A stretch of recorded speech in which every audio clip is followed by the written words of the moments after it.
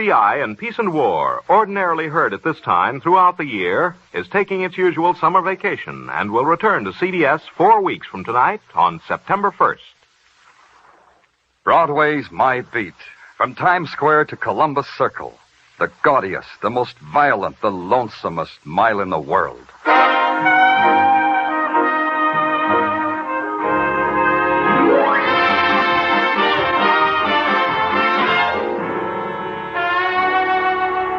Broadway's My Beat, with Larry Thor as Detective Danny Clover.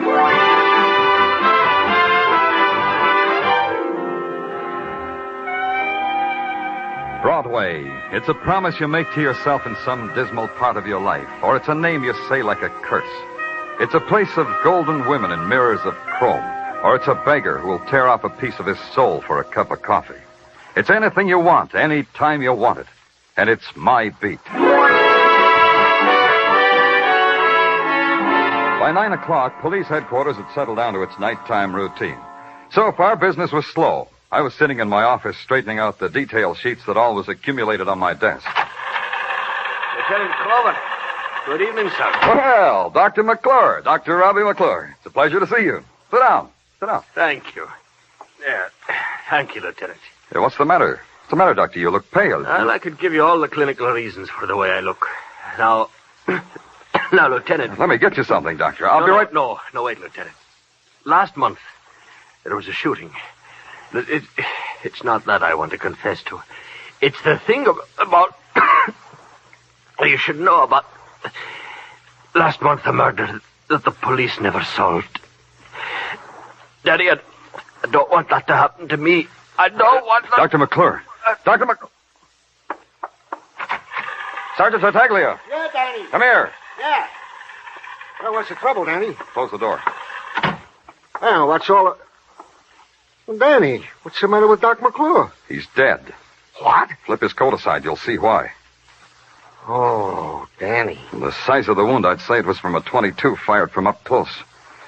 Tartaglia. Yeah? Call downstairs and tell him about Dr. McClure. Then get a detail to find out everything you can about the doctor. Friends, relatives, bank account, everything. Right. And in the morning, I want the files on every murder that happened about 30 days ago. Unsolved murders. On my desk in the morning. Right. Good. I'll see you. Now, where are you going, Danny? I'm going to wind back McClure's life. I'm going to find out why he had to die.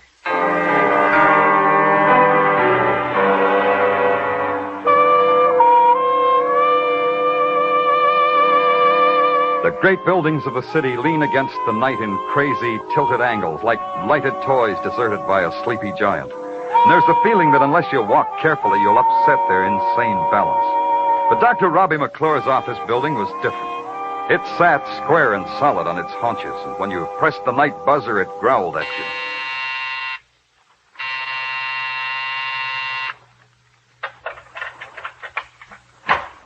Well, sure, my mare, but ain't any Clover the Torbert. Canter in, me boy, canter in. Same old Pippin. No, not the same, Danny. There are bald spots in me fetlock, and I ain't so quick to break from the starting gate like I used to.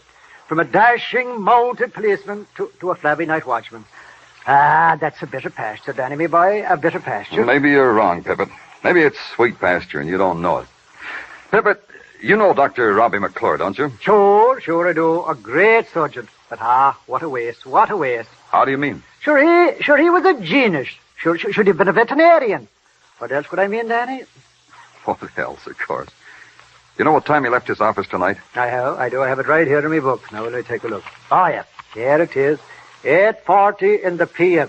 Was he alone? No. He was in the company of the sleekest, prettiest, raciest-looking filly. It's been my pleasure since I cavorted in the mounted police. Did you have her signature? Oh, no. She was the doctor's patient. Or guest, or best bet for tomorrow. Night watchmen are discreet, Danny. Some ladies, they don't ask to sign out. Well, ask him from now on, Pippin. Huh? I mean it. Have you got any idea where they went? No, Danny, but they took a cab from that hack stand out there in front. Did you see whose cab they took? Yes, I did. I opened the door for them. They took Irv Newman's cab. If you want Irv, you'll probably find him at his home. I know those hackish scriptures, you know. Well, thanks, Pippin. If you get a lump of sugar in the mail, it's from me.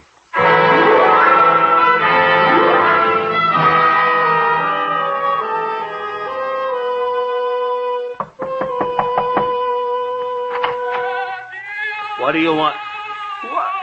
Hey, it's Danny. Hi, Irv. Hey, Rose, it's Danny. Who?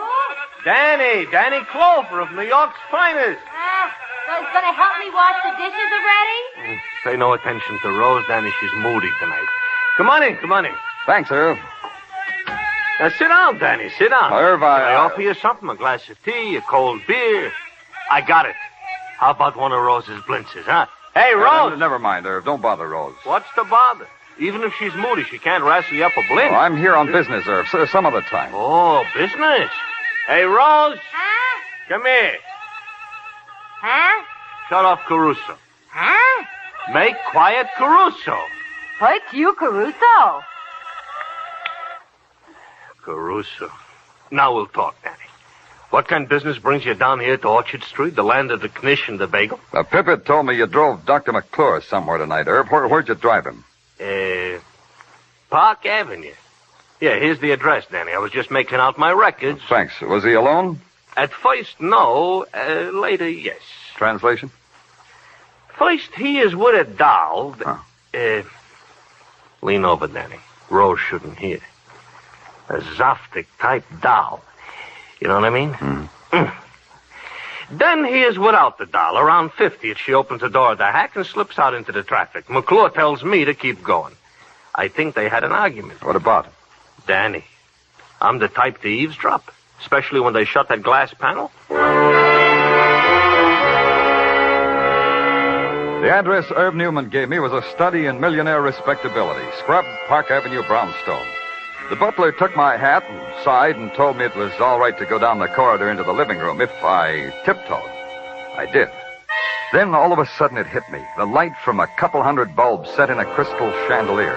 And when I finally squinted through it, I couldn't quite believe it. It wasn't the size of the room. That was only about 100 yards long. It was the walls, from ceiling to floor, and all the way the walls were decked with murals. Mother Goose murals.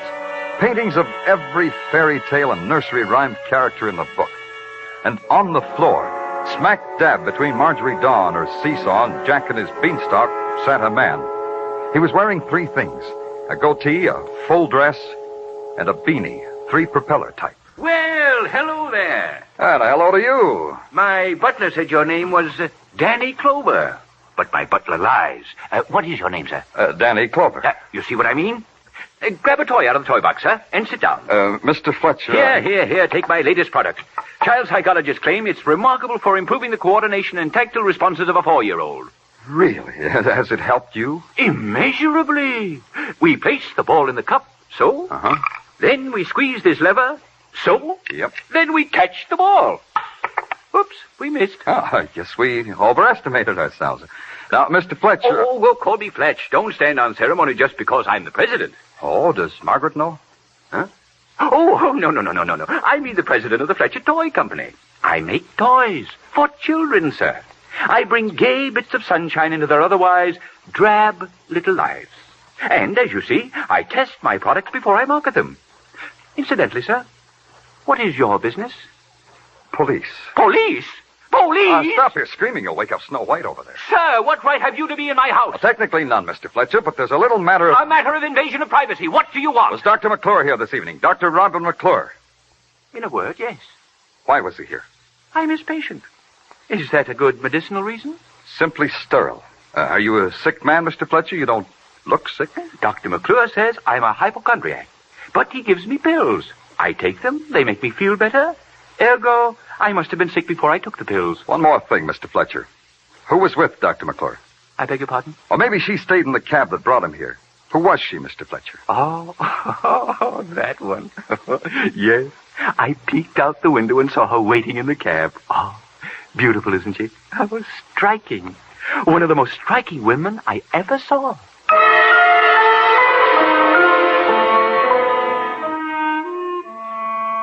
I blew at the top propeller in Fletcher's beanie, and then the butler came in and ushered me out in the downdraft. Lying must have been one of the little games they played in that $1 million house. Fletch said the butler lied. Then Fletcher lied about a girl he hadn't seen, a girl who was a question mark or an answer in the murder of Dr. Robbie McClure. If I was going to wind back McClure's life, I needed some sleep. All that got wound up were the sheets in my bed. And in the morning, I started it all over again in the good doctor's office. You're early. The doctor hasn't come in yet. You'll have to wait.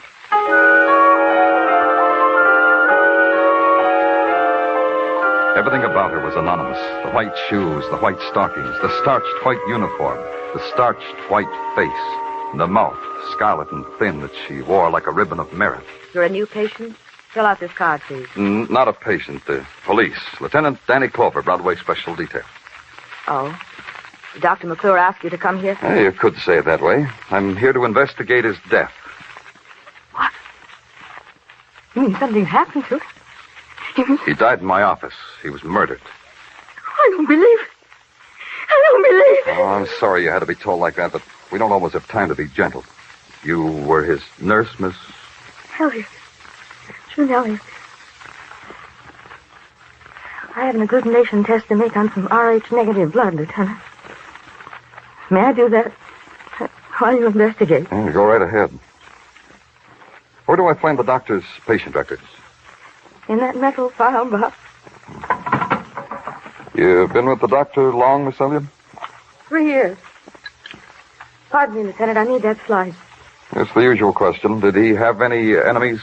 You knew him. What do you think, Lieutenant? Doesn't matter what I think. He was a fine man. Generous and kind. I'll need that microscope. Oh, sorry. This is strange. In the patient's file? What's strange, Lieutenant? This card has a name and a date. All the other cards are filled with case histories. All this has is a name and a date. Dorothy Rivers, June 29th. Isn't that strange, Miss Elliott? The files were the doctor's responsibility. He had his own way of keeping. Then you don't know anything about a patient named Dorothy Rivers or this date? Nothing, Lieutenant. May I take this with me? You're the police. You do anything you like.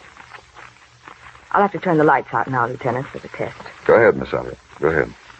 This will do for now. And thank you, Miss Elliott. Goodbye, Lieutenant.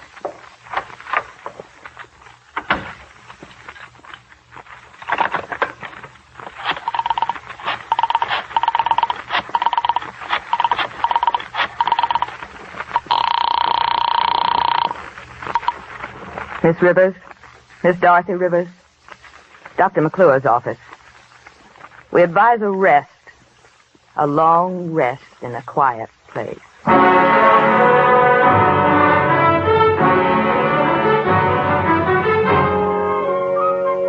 You are listening to Broadway's My Beat with Larry Thor as Detective Danny Clover.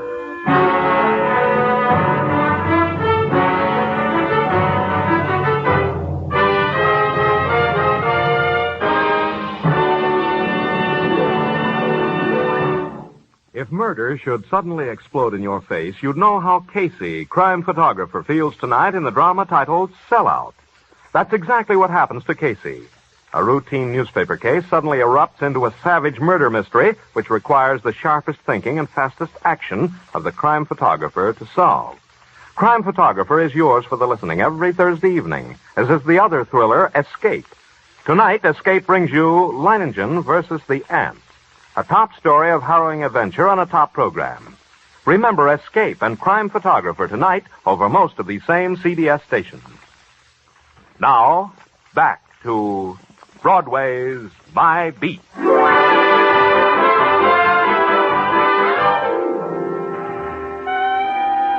There's this thing about Broadway. It can tickle you under the chin and make clucking noises, or it can slap you hard across the mouth and laugh.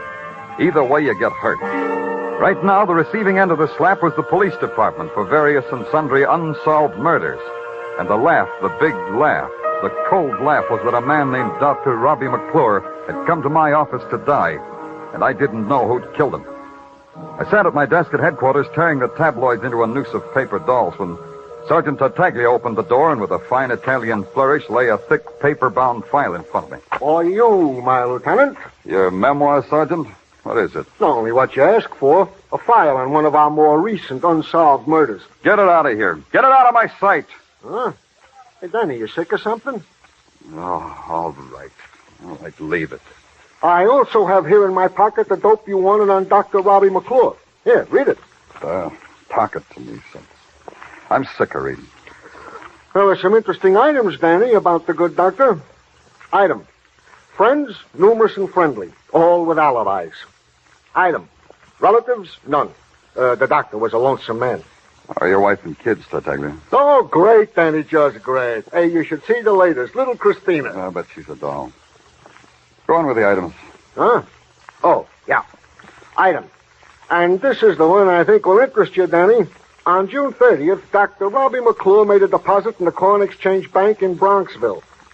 10,000 crisp, cool, clean dollars. June 30th, huh? Now you can talk to me about the recent unsolved murder. As follows. A man named Martin James was murdered in his Sutton Place penthouse apartment at a party night of June 29th. Yeah? He was asked to step outside, and he was murdered. Martin had a gun. He fired one shot. The bullet from Martin James' gun was never found. We figured it took off across First Avenue. Tartaglia, there's a doctor's patient card over on the table over there. Tell me what it says on it. Sure, Danny, sure. Says Dorothy Rivers, June 29th. See a name like that on the James guest list? Wait a minute, Danny. Yeah, here it is, Dan. Dorothy Rivers. In an alphabetical list with a lot of other girls. Is your address there? All the girls have the same address. What? Say that again. They all have the same address. The Tony Seville Model Agency. Tartaglia, here's a fin. Buy your doll Christina a doll or something. Oh, thanks, Danny, thanks. But there's something I think you should know. About Christina? About Dorothy Rivers. The records say she never showed up at that party. She was never there at all. Tony Seville paid rent for his model agency in the Empire State Building. For this, he received the privilege of maintaining a 10-room suite on the 40th floor and decorating it with orchids and genuine neutrils. The other decorations were too numerous to mention. Delicate shadings of blonde and brunette. When they crossed their legs, the silk whispered.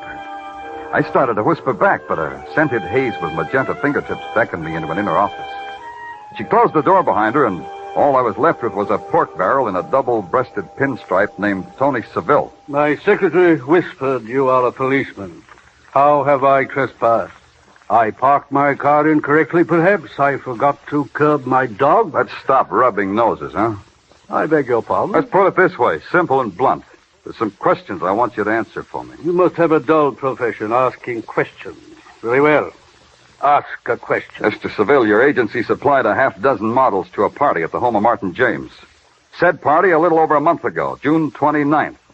Said home a penthouse on Sutton Place, right? Possibly right. However, don't underline your details with a sneer. My agency furnishes models as decorative baubles to any social function. One of your decorations on the evening I'm interested in was named Dorothy Rivers. How do I get in touch with her? You're a detective? Detect. What's her address, Seville? May I suggest a dragnet detective? Or any of the numerous machinations you police are oh so adept at? Her address, Seville. Where do I find her? You should be told. We only give the model's address to an approved client. I don't approve of you. Look, kid, sometimes I can forget I'm a cop. I can forget right now. I think you mean it. Yeah, try being cozy for one more second. I don't know where Dorothy Rivers is. I haven't seen her for a month. You can do better than that.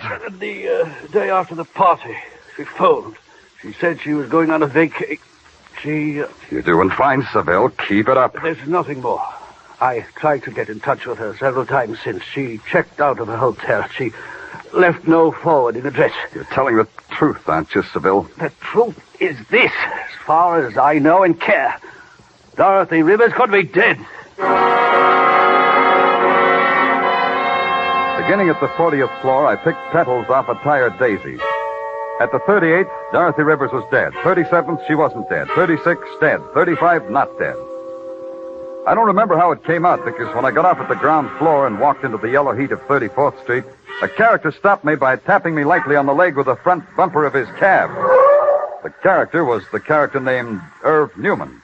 Don't look so scared, Danny. Brake psychotic. Could stop this cab on a thin latke. Latka schmatka, so long as I got my health. You're charming, Danny. Absolutely charming. Hey, told me at headquarters I'd find you around here. I got something for you. One of Rose's blinters? Maybe better than that yet. You know that girl he was asking me about? The one I picked up with Dr. McClure, the professional man? What about her? I spotted her for you, Danny. Where? Tell me where. So let me tell you. Happens I got a friend, Danny, a truck driver. He's a peach of a fella. His name is Clem. Every morning gives me a push with the truck so I can start this lousy hack. Where did you spot the girl there? So I'm telling you. While Clem is pushing me with his truck and I'm gliding along in my hack like in a gondola, I see this girl coming out of building. What building? 6 West 23rd Street. So I turn around, I wave to Clem. He should stop already. Danny! Danny, didn't let me finish!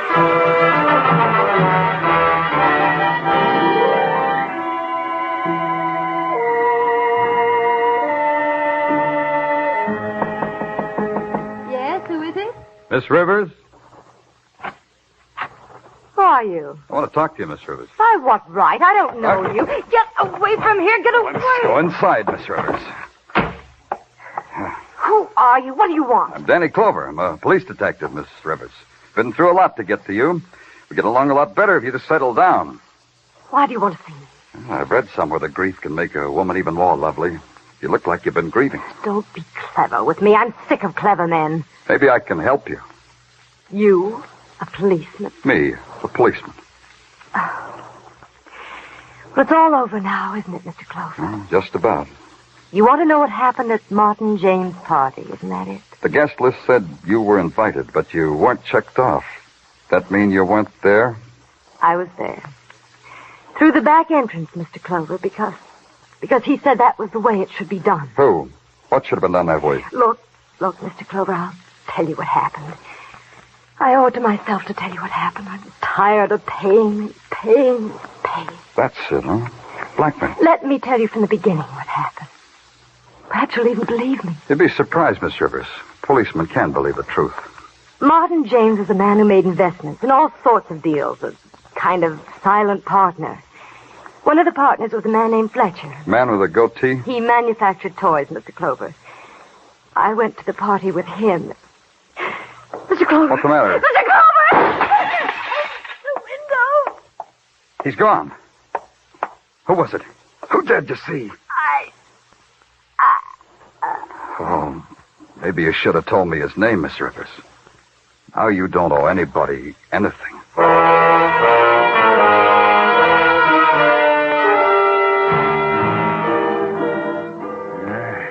Even as a coroner, I say it's a shame, Danny. Such a beautiful girl. Shame. Yeah, it's a shame. What I've been waiting for is your report. Yeah, Dorothy Rivers. Age about 24. Bullet entered left sternum, pierced pericardium. That's the heart, Danny. Dead on arrival. That all? This girl was shot once before. She's got a healing wound that, well, looks mighty like a bullet wound. It's right here, Danny. Yeah, that makes it all add up. That makes it add up just fine, Corner. Neat. Real neat. Hello, Fletcher. There's a friend, Fletcher. The payoff goes on just the same. Tonight, kid, 9 o'clock. So long, Fletcher. It took me 10 minutes to get to the Park Avenue palace that Fletcher had built out of psychological toys for kids.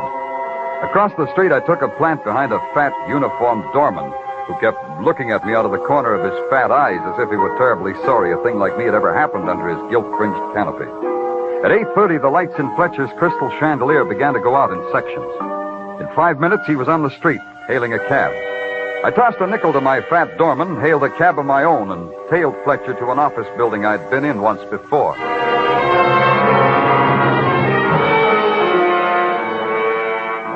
I watched him slip Tippett a bill and then walk down the corridor to a self-service elevator.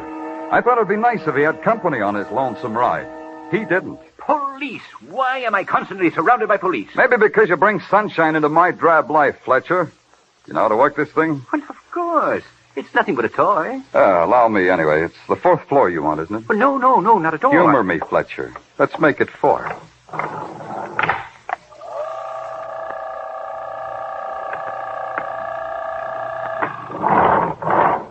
Right down this hall.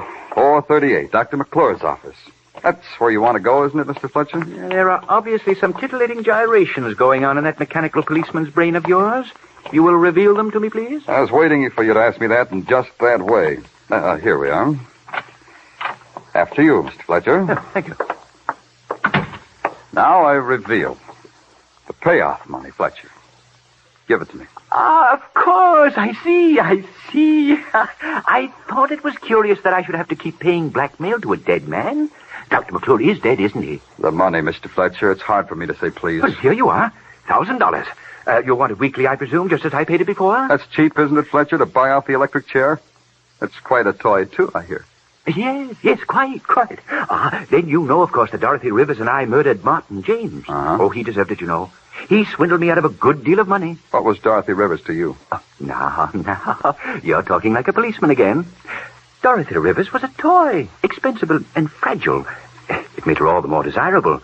That and the fact that I could make her do anything I liked. Could you bring her back to life? What? Hey. No, don't get up, gentlemen.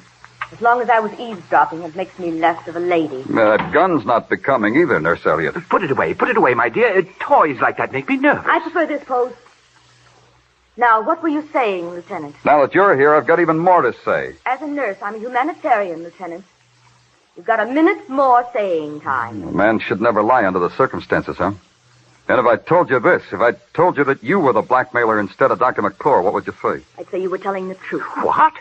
Then I've been paying all that money to this... Temper, Mr. Oh, Fletcher. Dr. McClure took the initial $10,000, all right, but the nurse here kept right on blackmailing you and Miss Rivers in the doctor's name.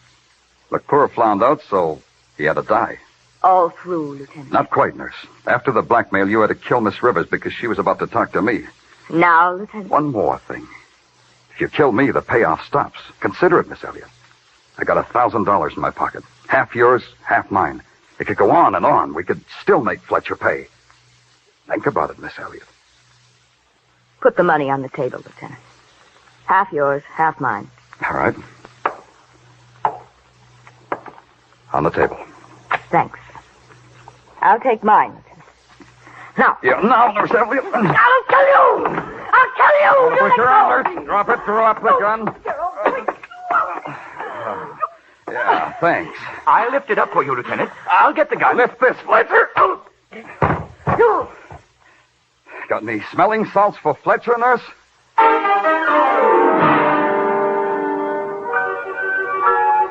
It took 3 police officers to carry Nurse Elliott away. She tore at their faces and screamed in a language she hadn't picked up in medical books. Fletcher? He was different. He settled himself in the Black Maria, pulled out a solid gold yo-yo, and played with it all the way down to headquarters.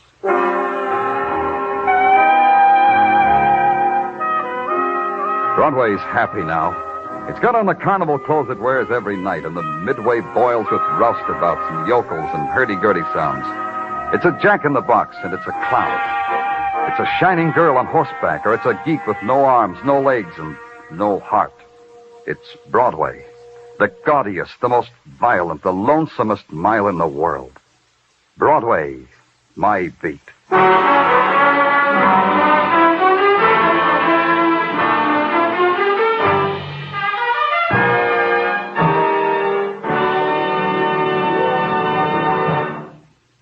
Broadway's My Beat, with Larry Thor as Detective Danny Clover, is produced and directed by Gordon T. Hughes, with script by Morton Fine and David Friedkin.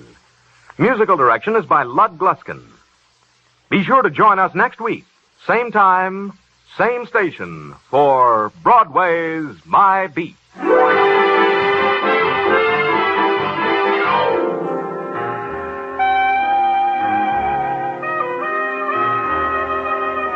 America can be proud. America is proud of the young men of our armed forces. Painstakingly trained as specialists in many fields, these servicemen will be the leaders in tomorrow's civilian life. Educational advantages open to today's servicemen are unparalleled if you can qualify. Look into the volunteer enlistment program now. This is CBS, the Columbia Broadcasting System.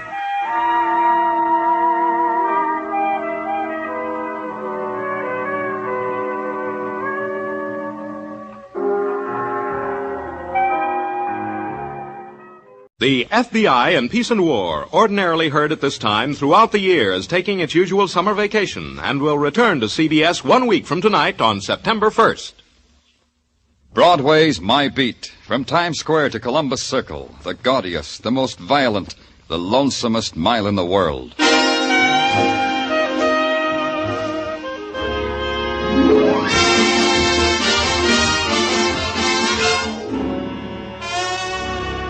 Broadway's My Beat, with Larry Thor as Detective Danny Clover.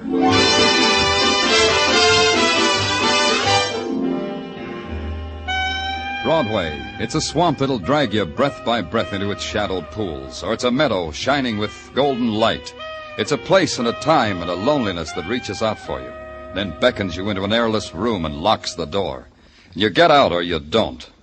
Either way, it's Broadway, My Beat.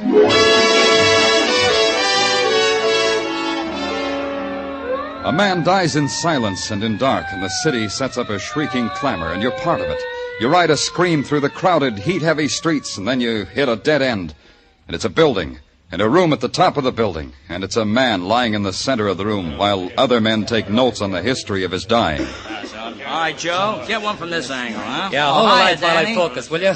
Hiya, Danny. Okay, that's good. Got it. Now get a shot of all that food. Oh, what a banquet this guy laid out for himself. Danny, come over here. This'll interest you. It never interests me, Doc. What have you got? Val Dane, the novelist. Ever read any of his stuff? No. Neither do I. The wife does, though. Says she's mad about him. But she went mad over Rebecca of Sunnybrook Farm. Well, let's have tea some other time, huh, Doc? Tell me about Dane. Yeah, well... Hey, first tell him about me, huh, Doc? Tell him about me. Oh, yeah. Danny, this is Clem Picasso. Yeah, that's who I am. Picasso. Picasso? Haven't I heard your name someplace? Sure you have. Clem Picasso, the painter. I paint flagpoles. That's where it was. You were painting a portrait of a flagpole for Dane, is that it? Nah, you don't understand. I'm the real article. Let me tell you about me. Yeah. If it wasn't for me, you guys wouldn't even know Dane was dead. Tell me more about yourself. Well, I was painting a flagpole on top of this building, see? All of a sudden came a gust of wind. I grabbed hold of the pole, dropped my pail of paint right through that skylight there, see? I look for spilled paint. I find a dead man. That is the experience that happened today to Clem Picasso, flagpole painter. Unforgettable. It'll live in my memory, too. You got anything to add to that, Doc? Only this, Danny. This room is a fortress. Dane must have built it on top of his penthouse for a retreat. It's ventilated by an air conditioning system. The only source of outside light is that skylight, and that's at least 30 feet from the floor. Mm-hmm. There's no phone, and the room was locked and bolted from the outside. Dane couldn't get out. This place is bare. No writing materials, nothing. Yeah, like a tomb. Maybe he needed this kind of atmosphere to think. Maybe. All the boys found when they broke in here was Dane and that table, loaded with food, all jarred. Fruits, chicken, all sorts of good things to eat. What's the matter, Doc? You hungry? Just tell me how Dane died. He died of starvation, Danny. Huh? Yeah, all that food, and he died of starvation. Curious man, this Val Dane. Huh, Danny? I could have dropped it right there. Val Dane, I told myself, had committed suicide by starving himself to death, thereby obtaining new material for his next novel. That's what I told myself. That's how much sense it made. That's why I couldn't drop it. In New York, hardly anybody dies in a vacuum. A man as famous as Val Dane never does. There has to be a close friend or relative to break the news to, and in a case like this, to question. It wasn't tough to find out that Val Dane had a wife, now divorced, and his city directory said she lived on West 79th Street. It was apartment 105. As simple as that.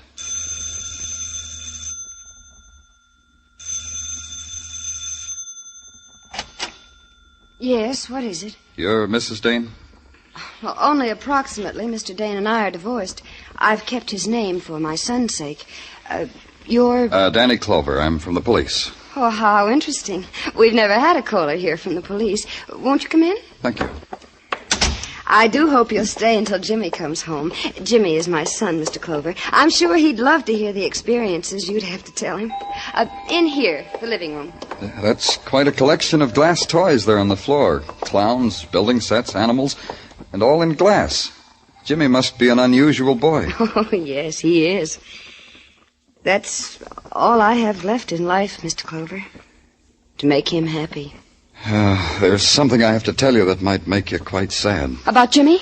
No, it's about your former husband, Val Dane. He's dead. Oh, I'm so happy. Well, I mean, I'm relieved. I was afraid with Jimmy being on the streets... Then it doesn't affect you, Mr. Dane's death? I think I should be more sad if I read in the papers that a man I never met had died at the age of 93. I see. No, you don't, really. How could I feel sorrow for Val Dane? He was a miserable 10 years thrust into my life. Why do you say that? Because he was a talented egoist. He cared nothing for Jimmy. cared even less for me. We lived for him. He lived for Valdane. When did you see him last? 2 years ago. In that horrible cabin in the Adirondacks. He forced us to go there so he could write. And one more thing, Mr. Clover. Yes? When you write your report about me, put this down. Put down Joanne Dane, Valdane's ex-wife. She's glad he's dead.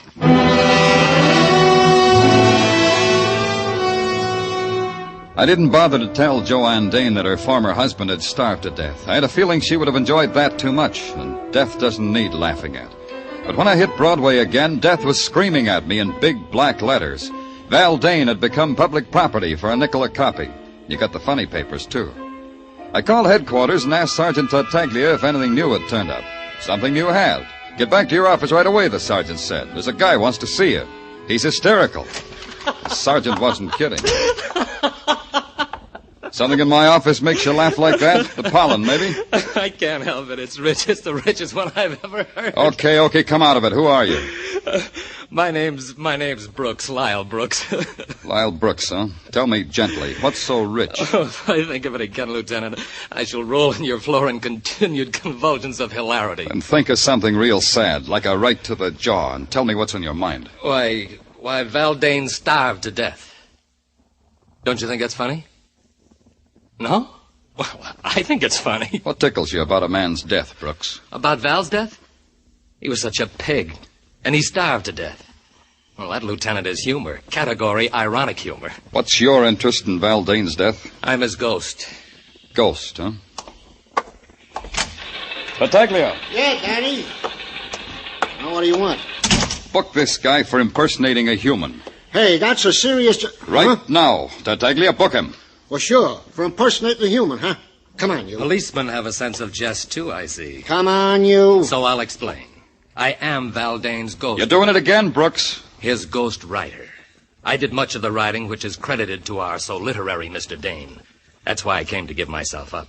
To give yourself up, huh? Did you have anything to do with his dying? Assuredly not. But you might think so. I hated him. Val Dane cheated me time and again.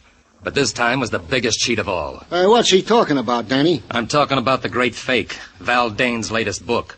I wrote at least half of it, you know. Got no credit. Val said I would get credit. What are you trying to tell us? Just this. If Val Dane met with foul play in any way, I should head your list of suspects. Me and Cynthia, of course. We mustn't forget Cynthia. Oh, we can't forget her. Cynthia who? Cynthia Troy. Why, everybody knows she's the woman in The Great Fake. Heavens, do you mean to say you haven't read the book, Mr. Clover? Mr. Clover hadn't, but Mr. Clover did. The Great Fake, new novel by Val Dane, available at your favorite bookstore, $3 the copy. I bought it, noted it carefully on my expense account, and went home and curled up with $3 worth of vitriol. Because that's what the novel was. A book of hate, a sneering book, a book without humor. There wasn't a person in it, only caricatures dipped in acid. And the leading woman of the novel had been dipped deepest of all. It tweaked me. The next morning, I just had to see her. I'd been expecting a call from the police, Mr. Clover. Drink? No, thanks, Miss Troy. Then you won't mind if I do. No. I realize it's before noon, but then I haven't had my breakfast yet.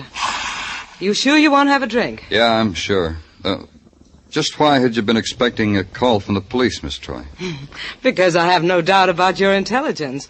One thing you must know in my business is never to underestimate anybody. You mind if I ask what your business is? The same as in Val's novel. I give parties, Mr. Clover. I arrange that the unfortunate rich be impressed by their leisure and their wealth. By opulent and clever parties, Mr. Clover. For an opulent price, Mr. Clover. Now the question, Miss Troy. Why were you expected, Mr. Clover? The answer is a question. How do you get a man to starve to death? I've been asking myself that. Do you think somebody got Val Dane to starve? Undoubtedly. Val Dane was a man whose only love was Val Dane. He was too jealous of his love to kill himself. He would never commit suicide. Then, do you think he was murdered?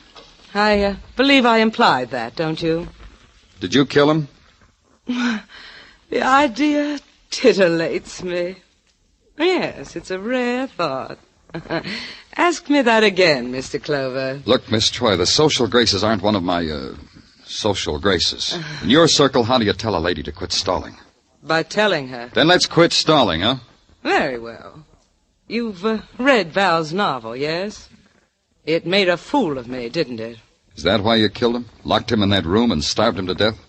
I should like to have done that, Mr. Clover. The idea... Yeah, I know. It titillates you. You've started a train of thought, Mr. Clover. I should like to have locked him in that room and spent days of ecstatic joy watching Val Dane starve. I went back to the clean, almost domestic air of the police laboratory and waited while the lab boys checked and rechecked the coroner's report. No matter how you shook it, it came out that Val Dane had died of starvation. Then it caught up with me what Cynthia Troy had said. It would have given her days of ecstatic joy to watch Dane starve. There was only one place anyone could have done that. That was from the roof and through the skylight of Dane's death room. I took a uniformed officer with me because maybe that kind of ecstasy leaves a clue. Danny, I've been over every inch of this roof. There ain't a particle of it that ain't intimate and familiar to me. I'm also sick of the sight of it under my nose. Okay, officer. You can get up off your hands and knees now. Thanks, Danny. You know, Danny, maybe it'd help if you told me what it is we're looking for. I don't know. Thread of cloth, a cigarette butt, the smell of hate. The smell... Huh? Hey, Danny, you dizzy from the altitude or something? No. You can go now, officer. I won't need you anymore. Okay. Hey, you know, it's kind of pretty up here. Huh. All the lights of the city. Gee, that reminds me. I think I'll take my wife to the top of the Empire State Building. It'll be like a second honeymoon. Well, so long, Danny. Don't stay too long in the night air. Yeah. There has to be something.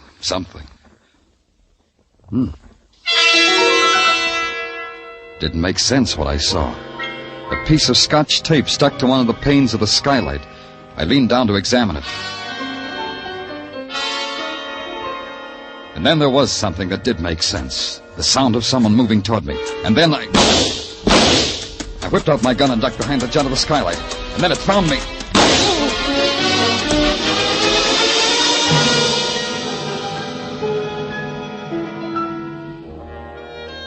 When I woke, a sickly dawn spread itself over the roof and over me. I took inventory and found I was missing 2 items.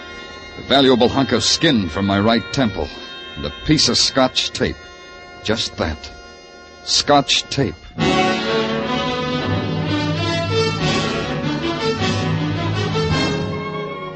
You are listening to Broadway's My Beat with Larry Thor as Detective Danny Clover.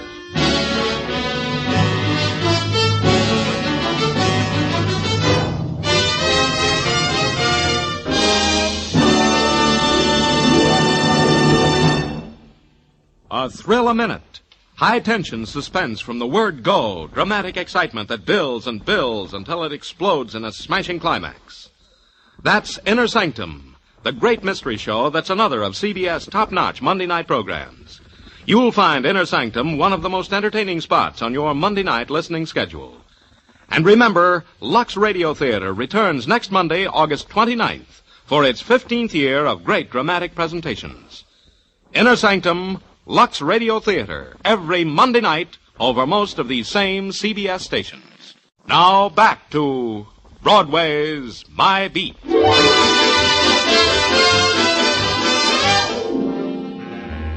Morning on Broadway is like any other August morning on 1,000 other main drags. People are caught up in a salary to be earned, baseball scores, and the heat. You keep moving and do the best you can. The best I could do was to try to push my way through a brick wall. Progress was practically at a standstill. But by now, one thing was obvious. I had a murder on my hands. Val Dane had been found starved to death in a locked room with a banquet spread before him. That in itself was something to nick the curiosity. But when I got too curious, somebody had taken a shot at me. Draw a line and add that up, and you get a 6-letter word meaning foul play. At headquarters, after I had my head bandaged, Sergeant Tartaglia was terse and intelligent about the whole thing. I can't figure it, Danny. Now, don't try, Tartaglia. If you could figure it, you'd become invaluable to the department. You'd never get your pension. Did you get what I told you to? Yeah, 1 piece of frosted glass, just like you said. Thanks. Where'd you get it? Now, Danny, where would you get a piece of frosted glass at police headquarters? Out of the men's powder room. You better hurry up with it. Yeah. Well, we'll tear off a piece of Scotch tape. Well, we'll paste it over the glass like this. What are you doing, Danny? Pasting Scotch tape on frosted glass. It's the latest craze. Now we hold it up to the light. Look through it, Tartaglia. Get up close and look through it. Hey, you can see right through it. The part of the glass with the Scotch tape on it, you can see right through. Hey, that's a neat trick, Danny. It's also a clue, Sergeant. The skylight to Val Dane's retreat was frosted glass. Somebody stuck that missing piece of tape on the glass so they could watch Val Dane die. Uh-huh. Tartaglia, suppose you were locked in a room loaded with food and you were starving to death. What would you do? I'd eat the food. Unless what, Tartaglia? Unless nothing, Danny. I'd eat the food. Unless what, Tartaglia? Danny, I said I'd eat the food unless it was poison, Danny. You're so right. Tartaglia, I want all the food found in Val Dane's room transferred to the technical lab right away. I want every piece of it analyzed for poison. I want the analysis on my desk as soon as possible. Right. Now, wait a minute. Yeah. Danny Clover speaking. Plainclothes Meshikov, sir, assigned to follow Cynthia Troy. Oh, okay, Meshikov, what do you got? At 9 a.m. this morning, Cynthia Troy entered the Fifth Avenue apartment of one Michael Green. Who? Cream. Michael Cream. C-R-E-A-M. Cream. You know, like in cream. So I took a plant in the hall. At 9:15, I heard loud voices, which at 9:20 become a heated argument. Who's this Merkel Cream? Oh, him I checked. He's a yogi. A yogi, huh? Oh, that's interesting. These guys go on starvation diets to get next to their souls. Thanks, Mechikov. Stick with Cynthia. Hey, Tartaglia. Yeah, Danny. Get my bed of nails. I'm calling on a yogi.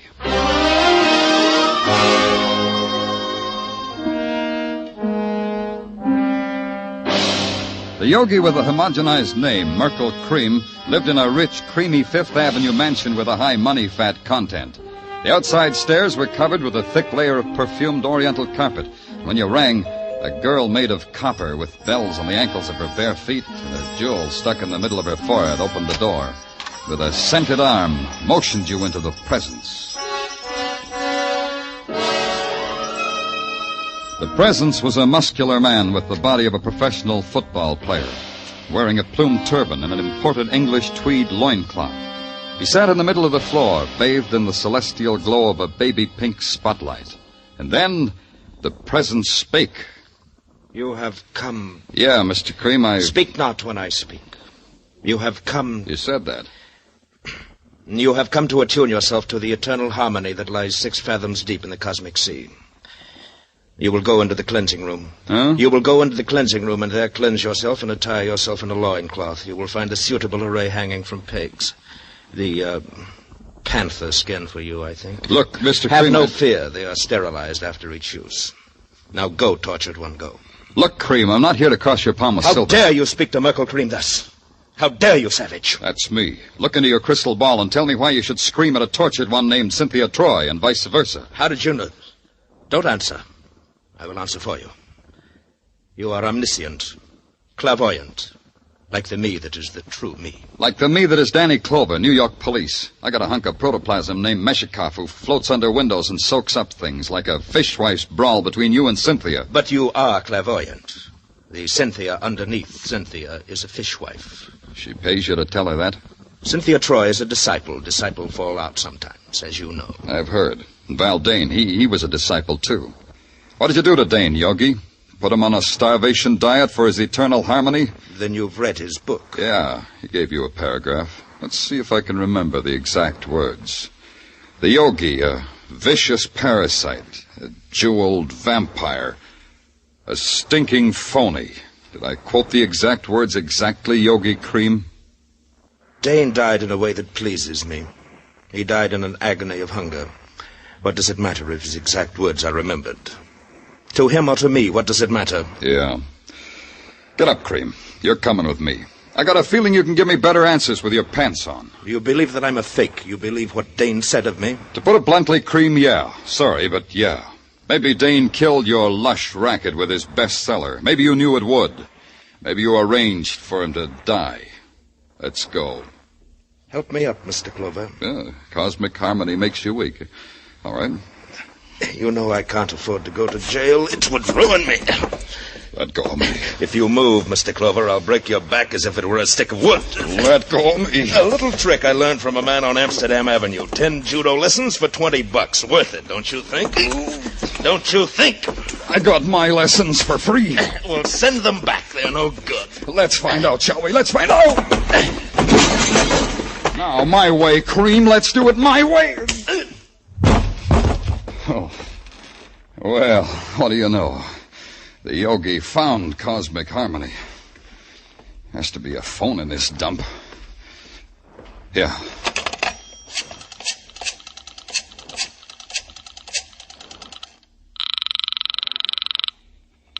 Headquarters, Tartaglia speaking. Tartaglia, this is Danny.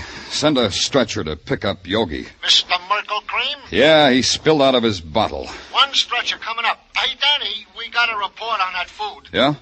Give it to me. I was about to, Danny. You know, it is very interesting. Tartaglia, if you don't talk fast, order a stretcher for yourself, too. What about that food? Well, that's what I'm telling you, so interesting. It was not poison, Danny. Valdane's food was not poisoned. Until the yogi was in condition to talk to me, I had to talk to myself. What kind of man was Valdane? That was the big question, the important question.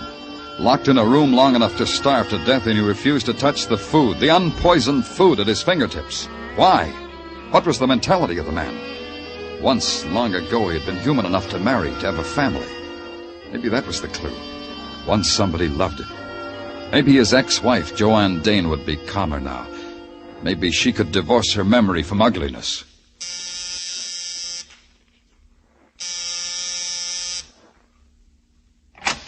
Yes? Who are you? I'm Danny Clover, police detective. Who are you? I'm the landlady. What can I do for you? I want to see Joanne Dane. Joanne's not in any trouble. She's a fine girl. What kind of trouble would she be in? No, I didn't say she was in any trouble. I just wanted to talk to her. Well, she ain't in. Where is she? Oh, Joanne's out for a walk. With Jimmy? Jimmy? What are you talking about? His son, Jimmy. Mister, you got the wrong address. Joanne's got no son. Nobody lives here by the name of Jimmy. Say, what kind of a detective are you anyway? Yeah. What kind, Clover? Let's go find out.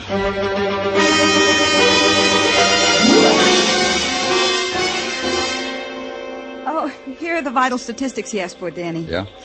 Hey, when are you going to take me to see South Pacific, Danny? Oh, any day now, doll. I'm just waiting for that inheritance. Oh, Danny, stop pulling my leg. Here. Know the vital statistics, Danny. Read it to me, doll, because your voice is like honey. Read it to me. Get him. James Dane, age 4, son of Val and Joanne Dane. Died June 22nd, 1947. Cause of death, accidental poisoning. Death spasms took 4 hours. Remoteness of cabin in Adirondacks made it impossible to reach boy in time to help. Signed, Dr. James Robeson. Hey, Danny, where you going? I haven't finished. Danny, come back here. I've got some things to settle.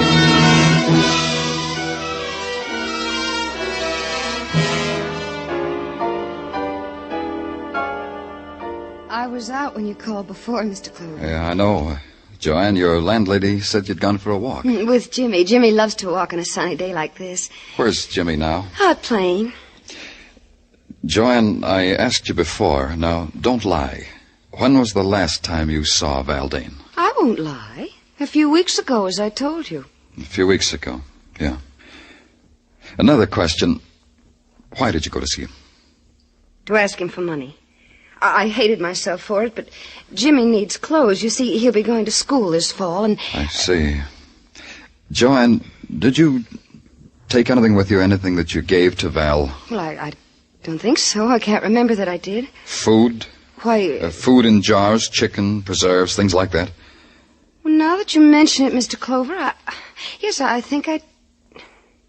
Yes, Joanne, you told Val that food was poisoned, didn't you? Just before you left, just before you closed the door behind you. You told Val it was poison, didn't you, Joanne? What are you talking about? Just before you locked the door and bolted it behind you, you told him that. You pointed a gun at him and told him that. Why should I do that?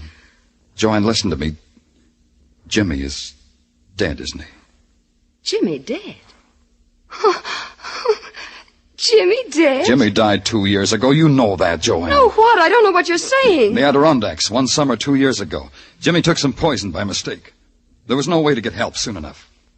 You and Val had to watch him die. You're making all that up. You blamed it on your husband. You blamed him for bringing you there because it was so remote. No, it wasn't that way at all. Yes, it was. You left that food with your husband, Joanne. You told him it was poisoned. You knew he'd never have courage to taste that food after seeing the way Jimmy died.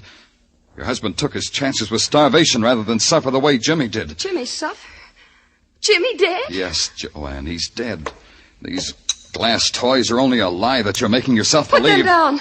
They're Jimmy's toys. Your final revenge, Joanne. You had to watch Val die. Yes. You came back each night to look through the skylight. Yes. Finally, when he was dead, you came back to remove that tape. That's when you saw me. Yes. And I wanted to kill you because I was frightened of you, Mr. Clover. That's the only reason. I didn't hate you then. You've got to believe me. I didn't hate you. Joanne. But I hate you now. And I've got to kill you now, Mr. Clover. I've got to. Joanne, put down that gun. I'll kill you. You broke Jimmy's toys. You broke them. Oh, Jimmy. Jimmy, all your beautiful toys broken. All your toys. Oh, Jimmy. How can you forgive me, son? I'm sorry. Oh, you're Hello? Give me the police department. This is Danny Clover. No, I don't want a riot squad. I want an ambulance and a doctor.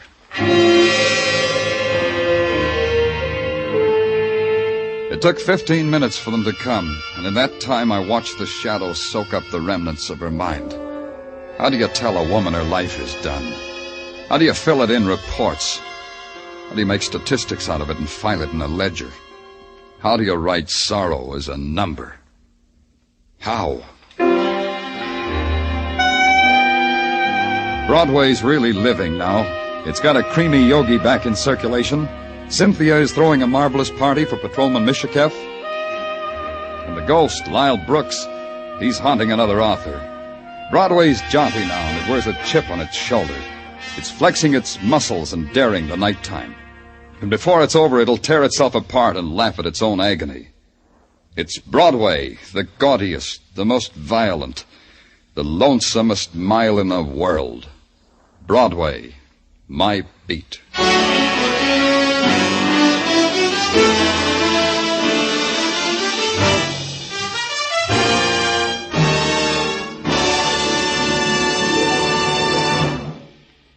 Broadway's My Beat, with Larry Thor as Detective Danny Clover, was directed tonight by Cliff Howell, with script by Morton Fine and David Friedkin. Musical direction is by Lud Gluskin.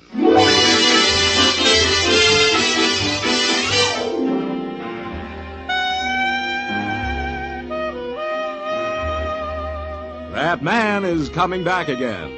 Yes, Arthur Godfrey is returning from his vacation, and he'll be helping some promising young performers up the ladder of success when Arthur Godfrey's Talent Scouts return to the air next Monday night over most of these same CBS network stations. Along with the Talent Scouts, you can hear such great shows as My Friend Irma, Inner Sanctum, the Lux Radio Theater, and the Bob Hawke Show, all on Monday nights and all on CBS. Stay tuned now for Mr. Keene, which follows immediately over most of these same CBS stations.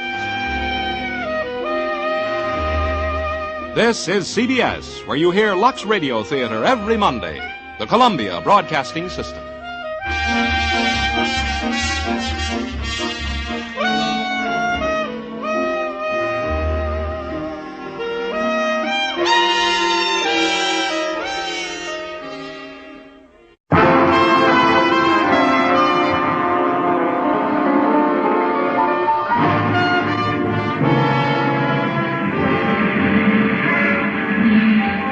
Broadway's My Beat. From Times Square to Columbus Circle. The gaudiest, the most violent, the lonesomest mile in the world.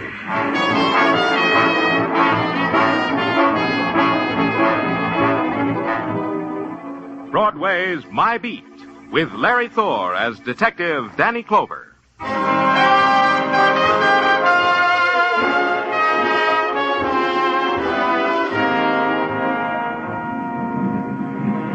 Broadway.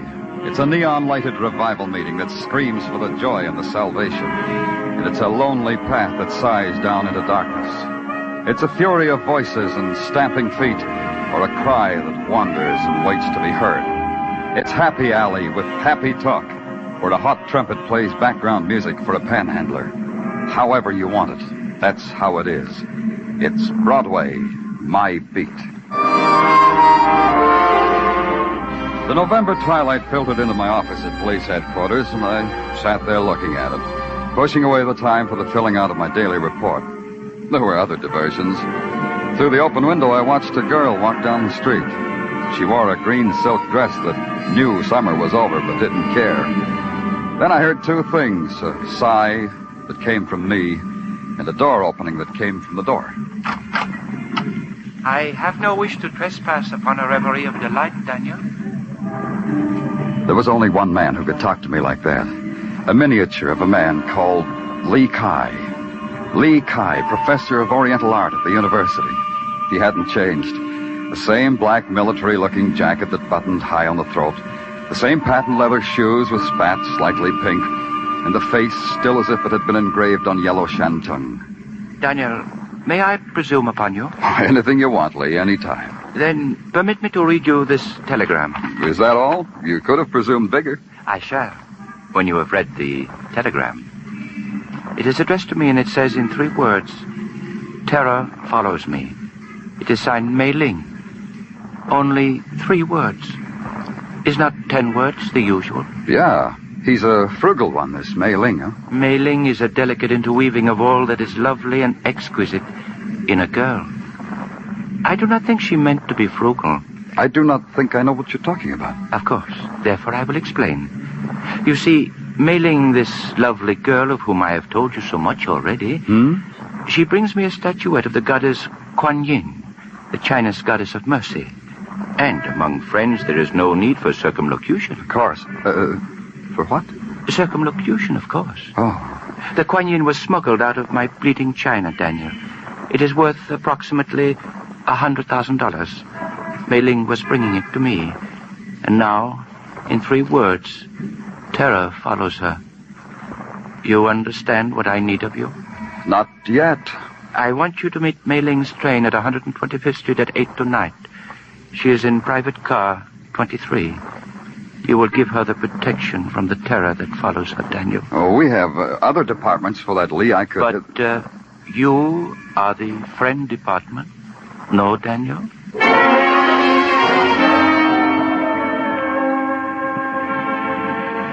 In the nighttime, the 125th Street station hangs over the edge of a glittering world. Arrival and departure have a special meaning in the dark. There are shadows between everything, and the talk is always whispers. I walked out on the concrete platform toward the light on the bulk of the train, and I saw him, the man in a conductor's cap, holding a lantern and looking down at his watch. I asked him a question. 23, next one down through this empty coach. Oh, thanks. Hey, wait a minute. Can't get in 23, private coach. That's all right. I just wanted... Nope, can't let you on. Nope. Sorry, but nope. Orders. Want to see something? Huh? Look at this for a second. Go on, hold it up to the light. Yeah. Police badge, eh? Yep. Yeah. Train pulls out in 7 minutes, mister. Oh, bury me not on a lone prairie. Oh, excuse me, mister. I didn't know where... Hey, you big enough to come from Texas. Are you from Texas? No, now, if you let me through here... Well, city fella, huh? You know how I can tell? City fellas are always in a hurry. That's how I can tell. Yeah, now, one side, friend. Now, in Texas, it's different. People are friendly. Just folks down in Texas. I'll show you what I mean here. You have a drink. Maybe you didn't understand. I said one side, friend. Hey, you meaner than a shote with a cut snout. No drink, huh? Well, Texan don't prejudice a man because he ain't no drinker. Let me tell you about Texas. Hey, I gotta prove it to you. Out of the way. Oh, you got the idea. Sure, I got the idea. See if you can get this one through your head. Oh. What are you...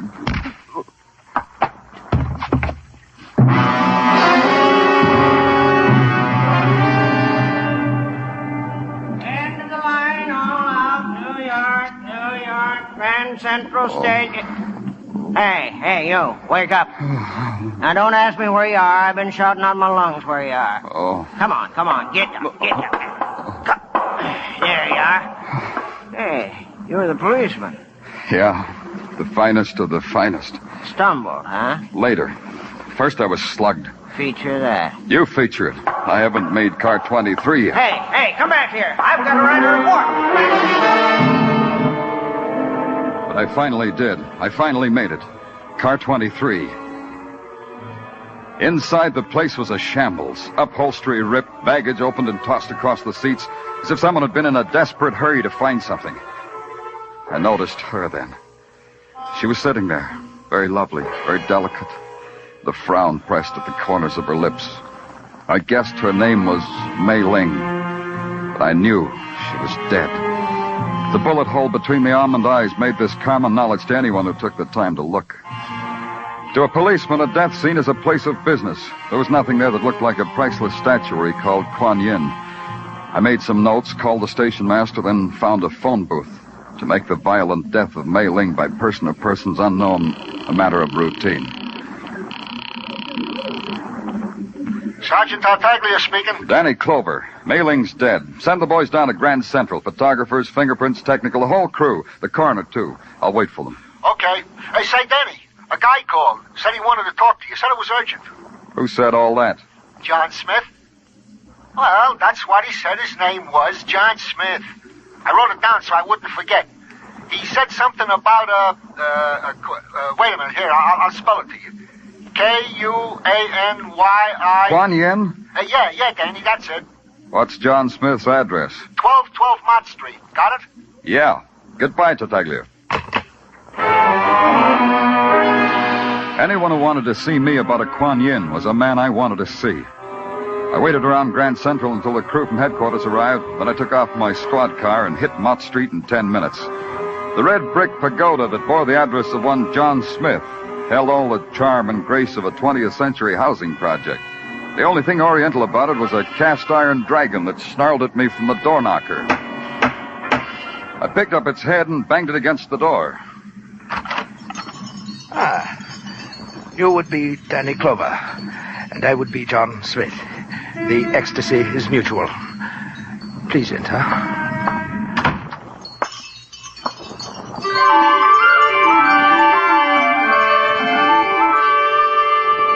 The thing that stood in front of me I didn't believe.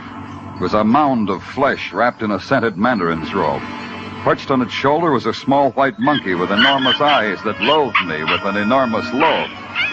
John Smith looked like a fat crock of Ming pottery, but he talked as if he'd spent a lot of time tilling the good earth around Harvard. You admire my monkey, Danny Clover. Rest assured, he admires you. I hate him. Get him out of here. You are frank, Danny Clover. We shall get along splendidly. Now, run along to bed, Max. It's way beyond, you know. I'll tuck you in later, Max. Now go. Revolting beast, isn't he? I say that deliberately. It depends on your point of view. Me, I find all the answers to all the mysteries of eternity in Max's eyes. You gaze at my house. You like it? Yeah, looks like you've collected all the loot in China. Cozy, though. Spurious loot, Danny Clover. It's all fake. These statuettes, for instance, tourist stuff. And all this rubbish, nothing so delicate or so desirable as the Kuan Yin image, an evanescent image, a will-o'-the-wisp image. You don't say. Tell me more. I shall. A most intimate source in Hong Kong has revealed to me that the fabulous, the priceless Kuan Yin has vanished. Do you have a theory as to where she might be? Should I have a theory? I thought perhaps the eminent Oriental art expert known to both of us as Li Kai may have helped you formulate one. Your most intimate source operates in New York, too. I have other intimates. Besides Max? Try one from Texas. Texas? What is that, a person, place, or object? You know I wouldn't know. Exactly. And now, Danny Clover, a word of caution. The Kuan Yin is a legend among my people, a fairy tale. Fairy tales are sometimes bloody. A most discerning observation. On a sensitive and intelligent mind, they can leave a most fatal scar. sometimes not only on the mind. It's sweet the way you try to scare me. The Kuan Yin is a goddess of mercy and compassion. If you know where she is, may she watch over you. If you don't, we have nothing further to discuss. And now I must tuck Max in. Au revoir, Danny Clover. I shook his hand, watched him wince, then bowed out of his fat presence. John Smith was a man who would keep. Now there was one place I just had to go, to the university, to break the news to Lee Kai. It was at this time in my life that I exploded the myth that the thirst for knowledge never ceases. The door to the Arts and Science building was locked. It took me a half hour to find the night watchman, go through the policeman's badge routine, and get ushered to the self-service elevator. Wait a minute. Hey, wait a minute. Thank you. Thank you very much. I feel silly saying this, but... Floor, please? The third. Oh, good, me too. I've never seen you about the building. What are you in, arts or sciences? I never knew which. I'm Danny Clover, a policeman. Oh? Mm-hmm. And you're in... Seismology. I'm Professor Higgins. Professor? Oh, here we are. Third floor. Oh, yeah. You, were saying? I was saying Professor of Seismology with a question mark after it. What is seismology exactly? Exactly. It's that branch of geophysics which has to do with earthquakes and their attendant phenomena. Mm-hmm. Here's my lad. Good night. Oh, before you go, and in non-scientific terms, could you tell me where Professor Lee Kai's office is? Lee Kai? Yeah. How nice. In the Argo, any friend of his is a friend of mine. Now we'll shake hands. I'm glad to know you. I'll show you his office. You've known Lee Kai for a long time. Why, he slapped my... He was in attendance when I was born. There were no doctors nearby then. In China, Mr. Clover. In the interior. Oh, and from that moment on, you became interested in earthquakes and their attendant phenomena. Pretty nearly. Understand, Mr. Clover, I enjoy seismology. A girl can always make her way in the world with a good, sound knowledge of seismology, I always say. I'll say the same thing. It does make for dull conversation, doesn't it? Well, Here's Lee Kai's office. Professor Kai. Professor Kai. Professor Kai!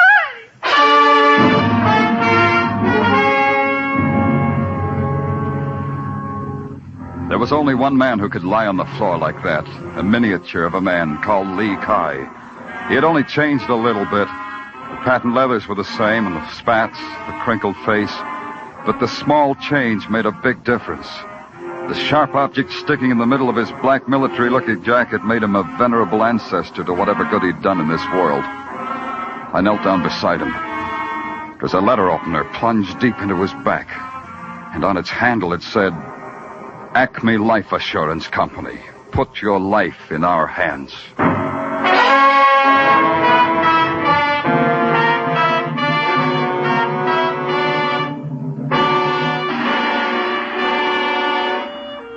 You are listening to Broadway's My Beat, starring Larry Thor as Detective Danny Clover.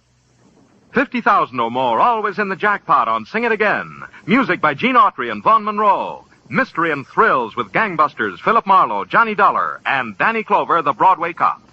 That's the one-way ticket to top fun on most of these CBS stations every Saturday night. This fall, when you hear them all on CBS, Saturday night promises top music, top adventure, and a chance at radio's top prize.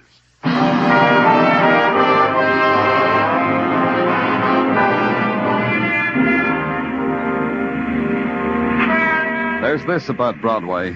It savors the exotic while it's taking bites out of a hot dog. The deaths of Mei Ling and Lee Kai were duly reported for the next morning's newsstands, were scanned by the crowd while reaching for their respective mustard jars. Then Broadway went about its business. You can't blame Broadway. It's got too many other things to consider, like T formations and mass substitutions, the weather, and making a buck. But a policeman with a murder in his hands has to make a world outside all that. Mine revolved about a specific Chinese statuette called Kuan Yin, and incidentally worth $100,000. It also included paying final respects. I took a ride down to a twisted alley off of Mott Street. The festivities for Lee Kai's funeral had already begun.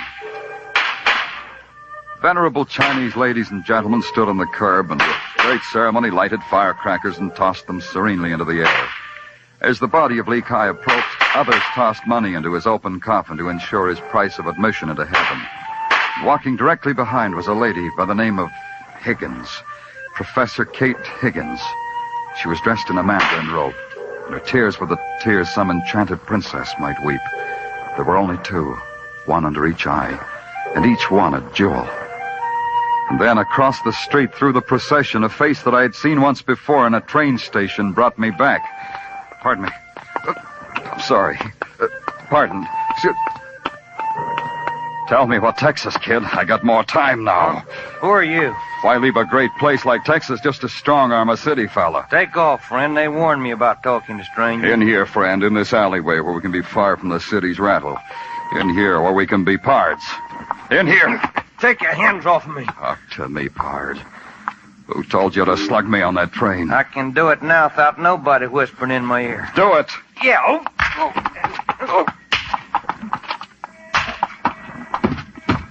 It's going to be a well-filled saddle tonight in the old hoosgow.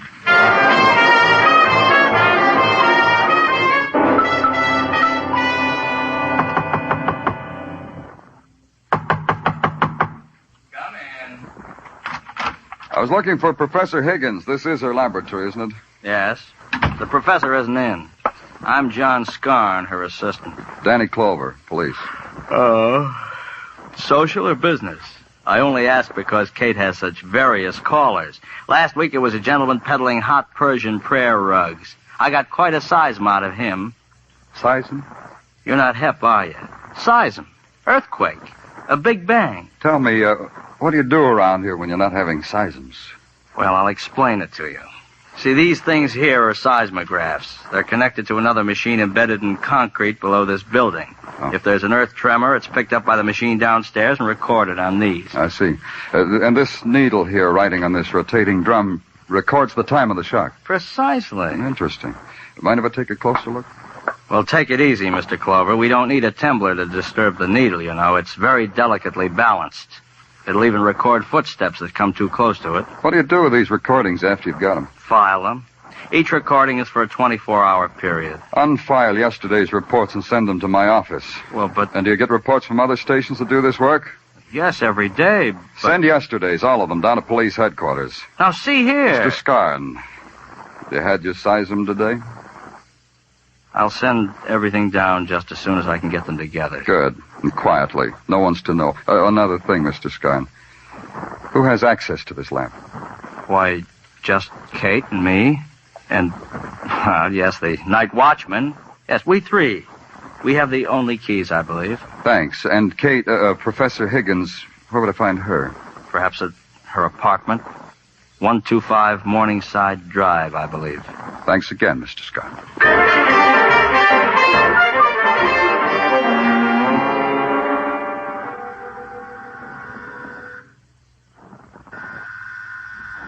Just a moment.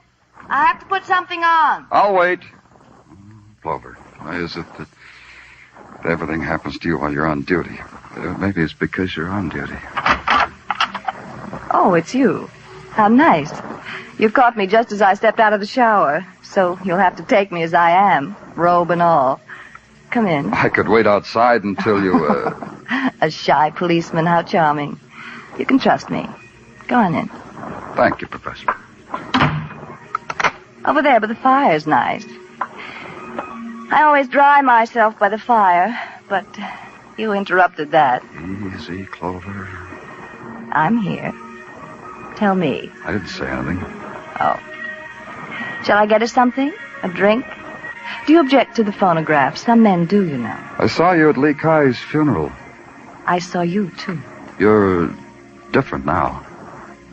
You're not? That's right. I'm still thirsting for knowledge.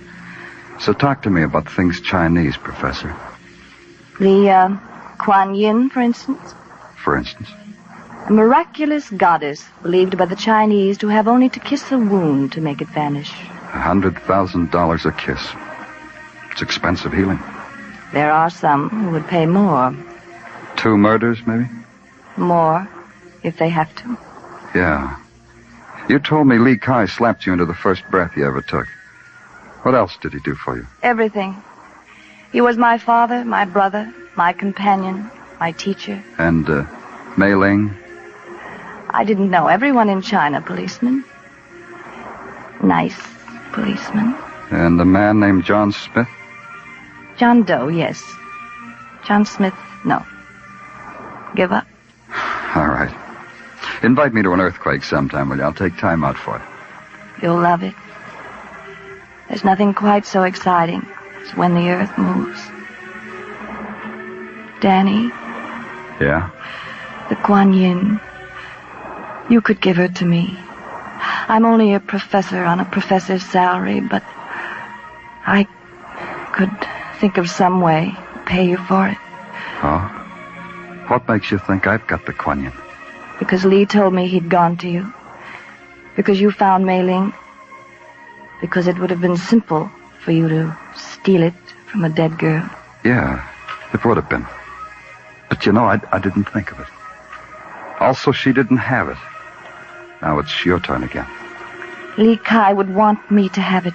No one else. I'll make a note of it, Professor. Now, would you unlock the door, please? I promised Mother I'd be home early. Of course. There's frustration everywhere, isn't there, policeman? Nothing but frustration. I think I remembered to tip my hat.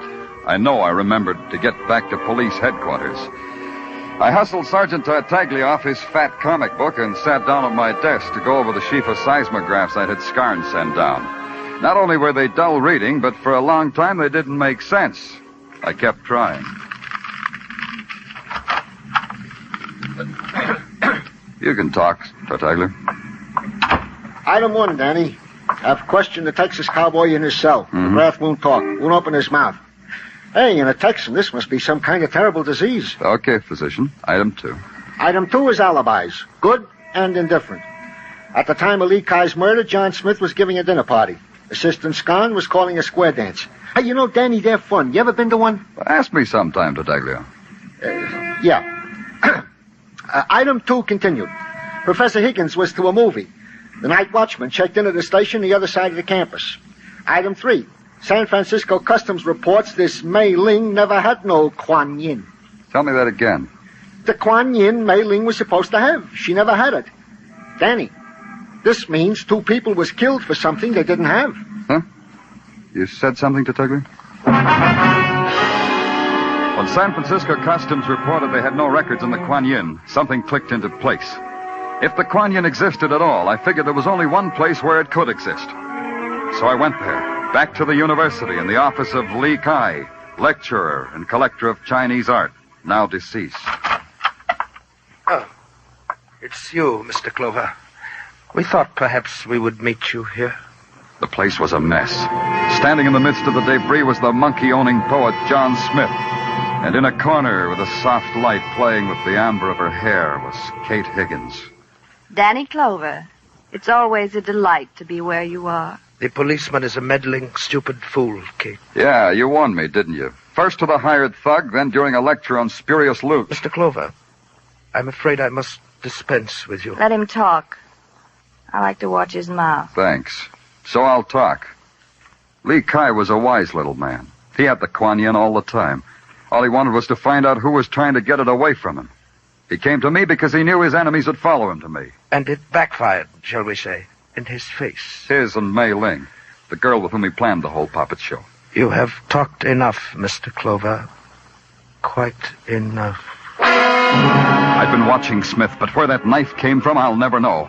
He held it low, slanting upwards for ripping, and then he lunged at me. I sidestepped and reached back, grabbed one of Lee Kai's art figures, and threw it at his head. He ducked, and the statue shattered against the wall. Kuan Yin. The Kuan Yin.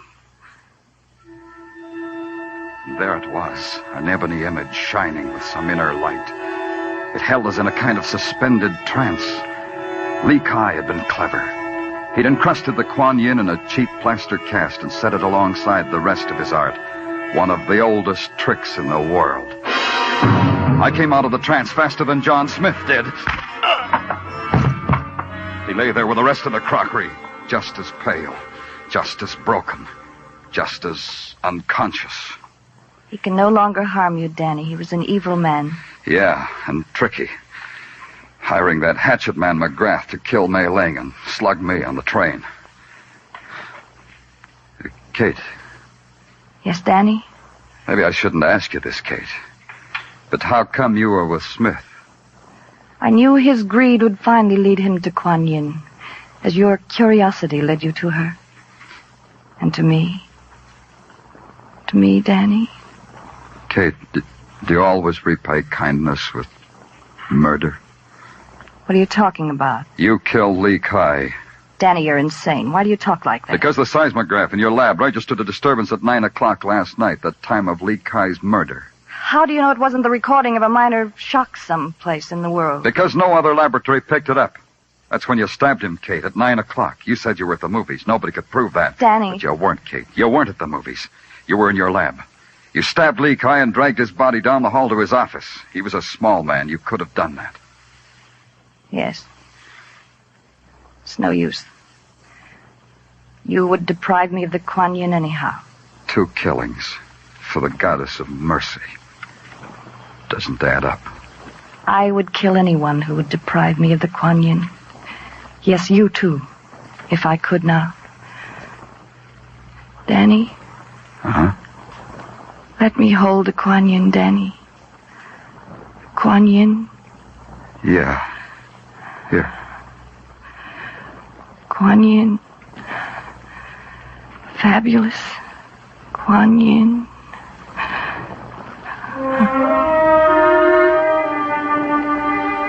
I watched her hand slide down the side of her cheek and her body go taut. Her eyes fixed and the Kuan Yin narrowed. I caught her before she fell to the floor. When the boys from headquarters came, it took 4 of them to heave John Smith onto a stretcher. And they started for Kate Higgins. I told them to mark her fragile. Even a professor of earthquakes can break.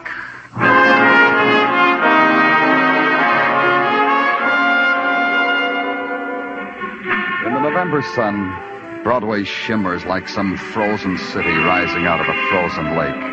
It's clear, crystal clear, and its air is fresh and clean. You close your eyes because you know it's a lie. The easy laughter that snarls when your back is turned. The spectaculars that advertise the grave. The welcoming hand that turns to ice in yours.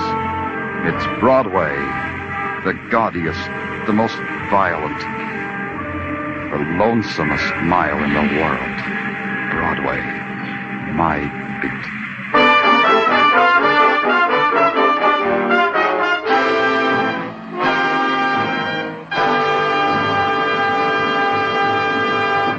Broadway is My Beat stars Larry Thor as Detective Danny Clover and is written by Morton Fine and David Friedkin. The musical score was composed and conducted by Wilbur Hatch, and the program was produced and directed by Elliott Lewis. The cast tonight included Mary Jane Croft, Charles Calvert, William Johnstone, Barton Yarborough, William Conrad, Junius Matthews, and Jerry Hausner. Stay tuned for Sing It Again, which follows immediately over most of these same CBS stations.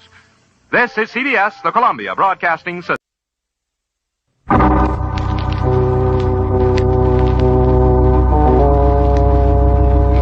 My name's Regan. I get 10 a day in expenses from a detective bureau run by a guy named Anthony J. Lyon. They call me the Lion's Eye.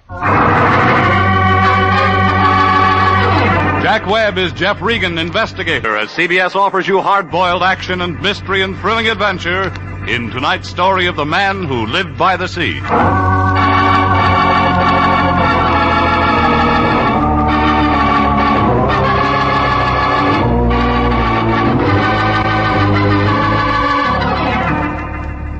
The next time you're out for a drive, pick up Olive Street along about the 700 block. You can't miss it. It's a big building made out of white granite. A cosmopolitan building. Anthony J. Lyon, the guy I work for, rents an office there. International Detective Bureau, Suite 308.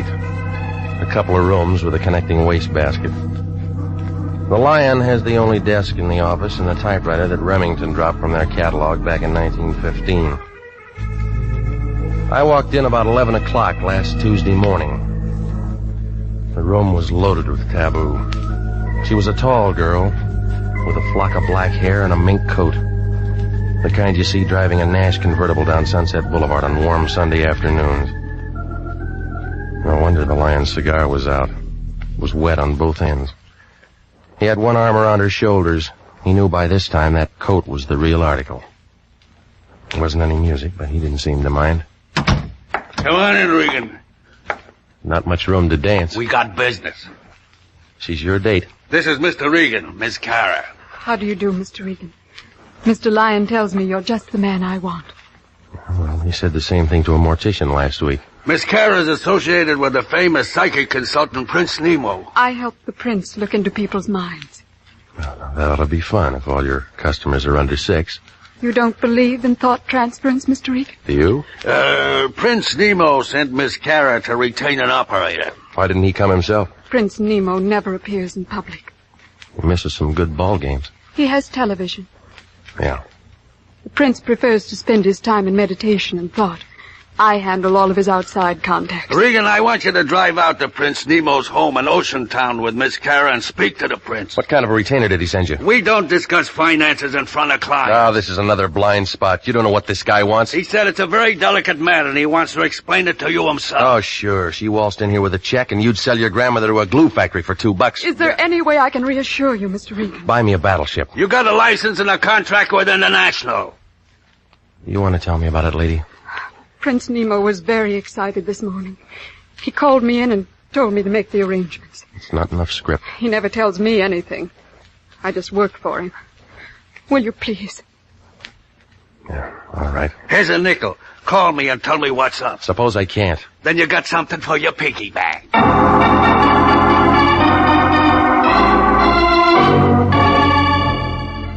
The Lion stood there and watched us leave. He looked happy, like a hobo in a bubble bath.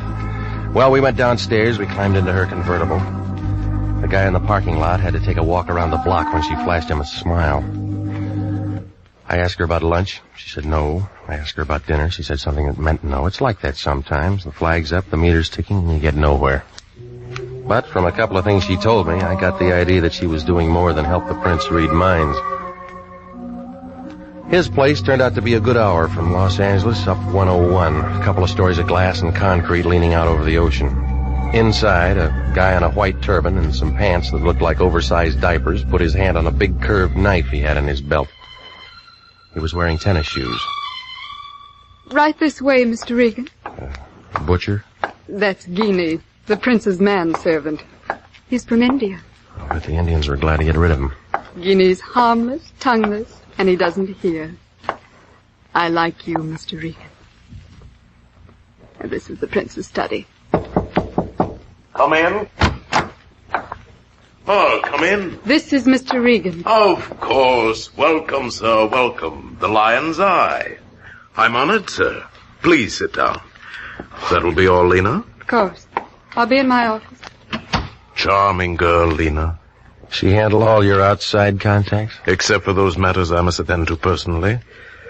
Mr. Regan, I'm in trouble. It's paid for. I want you to save my life. We'll look healthy. I am healthy, let me assure you. But my life has been threatened. They got police departments. I thought you understood. This is a delicate matter. We aren't here to discuss me. Who's the guy? It's a lady, Mr. Regan. A very beautiful and lovely creature. And she'd like nothing better than to see my carcass go out with the tide. How do you know? She's erratic, ill-tempered, and ruthless. Any more? Yes, she called me this morning and told me what she intended to do. You got a chance to reach for your gun. To reach for you, Mr. Regan. Now, I feel the entire matter could be settled amicably if you were to call on her and inform her you are my personal bodyguard and that you are here to protect my life. What makes you figure she'd go for that? It's worth a try. And besides, I'm paying. Mm-hmm. Now tell me how long you've been blackmailing her. Blackmail? What do you mean? Oh, your racket might last 6 months, a year, but not long enough to build a place like this. The answer's blackmail. My dear fellow, Okay, so I should have told you. Give it to me. Well, I can slip them into a trance. They spill a family secret or two. What kind of secrets? Any kind. They want their minds read. I read them. $25 a hit. Where does the shakedown come in? When I tell them what they told me. You been putting a squeeze on her? She's an actress. She was in on a deal at the studios. And she won't shake. She said she'd blow my head off. Look, I'm in a spot rig, and she's the kind who'd do it and make love to the jury. Give me a name. Doris Patrick. Never heard of her? Where's she live? Palisades. Here's her address. All right. You going over to talk to her now? Well, she isn't gunning for me. Oh, thanks a lot, Regan.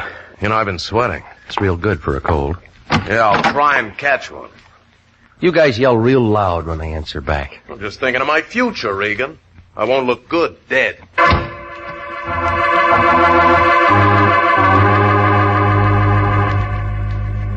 I left him sitting there scratching his bald head under his turban. He looked unhappy, like somebody'd fed him a Vaseline sandwich.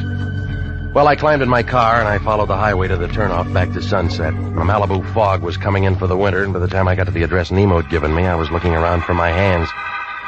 Doris Patrick's place was too big for a marble game and too small for football. There was a wire fence all around it and a sign every 15 or 20 feet or so that said, "Not to trespass." I parked in the boulevard and walked up the driveway. It was about then that a guy in a blue suit showed up. He was tall and heavy, and he thought a lot of his hat. He pulled down on the brim, blew smoke in my face, and kind of nudged me with his shoulder. Move on, Pilgrim. We don't want any. How do you know? We're waiting for the 49s. Scram, huh? You aren't even on the list. All right, we'll wait for the 50s. Blow. I came to see Doris Patrick. Yeah, what for? You her? Sure. What do you want? Business. Shop closed. You always like this, or you missed lunch today? Look, I don't know who you are, Pilgrim, but you don't understand English. Well, I know you. There's something about a guy in the lineup. Yeah? He memorizes easy. Cop? Private. Private or city, you all smell the same to me. Hunting season's over. You always carry a .38, do you? Oh, that's showing? Well, maybe you got a broken rib. Well, I met all kinds of funny guys. I said I wanted to see her. Ain't in. Watchdog? Now you're getting smart. Well, you aren't. What kind of crack is that? Just this. I'm going in. Trick I learned a long time ago. You shoot a guy in the knee and he don't ever walk straight again. Never done it, punk? Oh, sure. That's how I learned. That's when I learned, baby.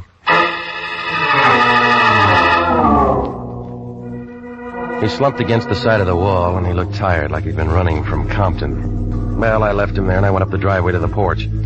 Coming around a blind corner, I bumped into something that kind of relaxed and rolled into me. It was a blonde girl, about 25, in a white polo coat.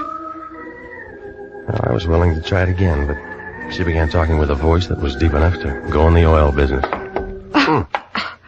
I thought you might be running interference, but you look like the whole team. Whose side are you on, lady? I keep score. Doris Patrick? You're on the right field. Where's the locker room? Maybe I like you. Where do you come from? Right here. Didn't know we raised your kind anymore. Or did you grow wild? Do I pass? What'd you say your name was? Regan. Welcome. Mm-hmm. Which highway? Straight ahead. To the den. Nice place you got. When's harvest time? I said welcome. That isn't what the tall boy said. Tall boy? A blue suit with a .38 and a hat. That'd be Jesse. I was married to him once. What about now? Oh, he hangs around like that sometimes. I never see much of him. Trouble? No, not much. You got a lot of size, mister. Must have been good. Do that kind of thing often? Only when I have to. Sit down. How do you like it? Soda or water? Your way. There now. Isn't that better? I don't know. This is my first drink. You'll get another. It's a cold day. Not in here. You're quick. Must have a good straight man. His name's Prince Nemo. Must we talk about him? He thinks you're dangerous stuff. What do you think? Right now, or when I'm a couple of feet away? Now. Hey, now look, remember me? I just got here. Your name's Regan, and we're gonna get along. Yeah. It's in the cards. You got a fast deck. Go ahead. Deal. All right.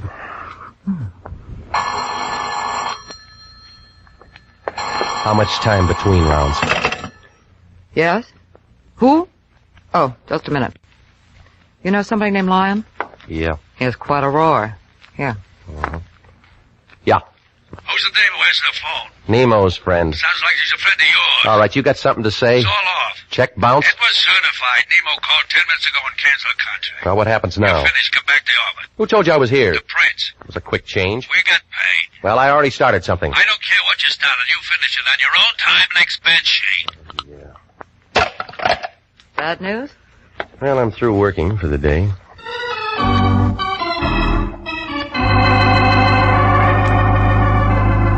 Well, I was an old friend of the family when I left. She didn't want me to go, but I was thinking about Prince Nemo and the way that nothing made sense. Oh, the whole thing looked phony, like an undertaker in a white derby. It didn't take 20/20 vision to see that somebody was getting anxious to make a play. Well, by the time I got home, I figured I was out of it. But my company had other ideas. It was Jesse, and he had friends. You should lock your door, Regan. Why? You'd crawl under. All right, fellas. Friends? Yeah, I just hired him. You got a parade permit? Stan, say hello to Regan. Hello, stupid. What about Skinny? Hiya, Grogan. Name's Regan. He's a detective. Isn't that right? You're pretty good with your women, Regan. You know, you look lonesome, Jesse. You got something to say? Stay away from it. You're shaking. You want a drink? Already had one. Stan, Skinny, set him on a bed. Let go. Oh, Regan, once more. Once more. Stay away from her. You said that before. I want to make sure you understand. Stan, Skinny, hold his arms. I've said all the right words. Maybe my punctuation's bad, huh? Lay off. Period. Lay off. Period. Lay off.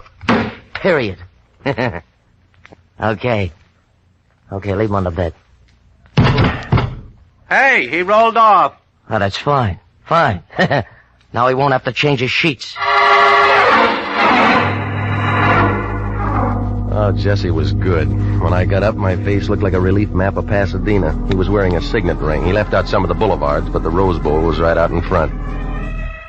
I found a drink in the cabinet, and I started for the mirror to see what was left. It was about then I heard a knock on the door. He was a little guy in a cab driver's suit. It figured that he got the job because they ran out of big uniforms. They double-crossed him on that cap. If it wasn't for his ears, he'd have been wearing a snood. Hiya. Yeah? Football? What do you want? Your name, Regan? That's what it says in the mailbox. I met a friend of yours today. Get to the point, will you? A dame. Named Lena Cara. Yeah, Lena Cara. Some dish. All right. You're in the register. Wait, that ain't all. She wants to see you. What about? Didn't say. Just said to see if you was home. You home? Yeah. I got her down in my cab. We'll send her up. I don't think she can make it. What do you mean? She looks kind of funny. Maybe you better come down?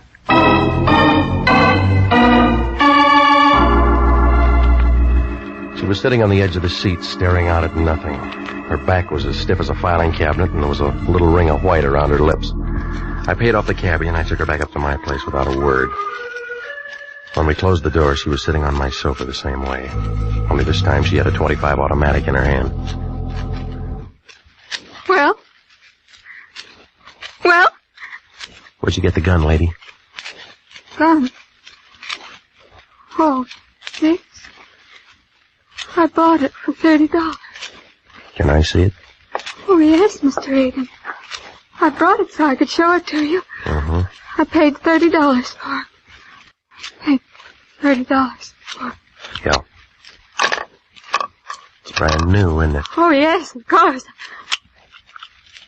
Did you know Prince Nemo was my husband? Since when? Long time now. Not many people know that. Did you come here to tell me that? No. No, I came to tell you that you don't have to worry anymore. About what? About what my husband hired you for? Well, I've already been called off. Oh, I didn't know that. Did you meet Doris Patrick? Yeah? And it was about her. What do you want, lady? Nothing. Nothing at all. Just that we don't have to worry anymore, do we? Tell me about the gun. Doris is very pretty, don't you think? Seen her on the screen many times. I think she's quite pretty. Could hardly blame the prince at all. could hardly. Why'd you bring the gun? Imagine the air would be cleaner there, don't you? What are you talking about? It's really very humane, they tell me. Come on, stop it. It's just like sitting down and never waking up. I read all about it. Just walk in and sit down. If you don't try to hold your breath. Stop it, sis, stop it. Now listen to me. What is it? What have you done? What are you trying to say? Don't try to hold your breath. You go right to sleep, don't you? You're trying to tell me that you killed him? They don't make such a great deal of noise, do they? I left him sitting there in his house by the sea. He looked very much alive, only...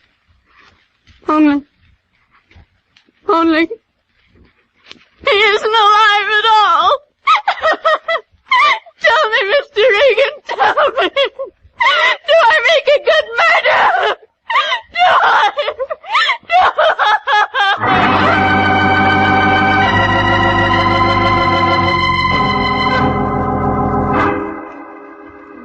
Well, after she got through screaming, she settled down to a slow, even kind of giggle that started somewhere around her shoelaces and didn't get past her knees. Gave me a feeling like somebody was unwrapping an atomic bomb under a Christmas tree. Well, she wasn't going to do any more talking, so I went downstairs and brought back a doctor friend of mine named Sammy Wing. He had his little black bag with him, and he gave her a shot of something. She wilted like last night's orchid and went to sleep. Sammy wrote down a couple of things, and then he looked up at me. Some playmate. Wish I'd have been here for the party. How is she, Sam? You know her better than me. Oh, is she going to be all right? In 4 or 5 hours, she'll wake up and want some water. And then what?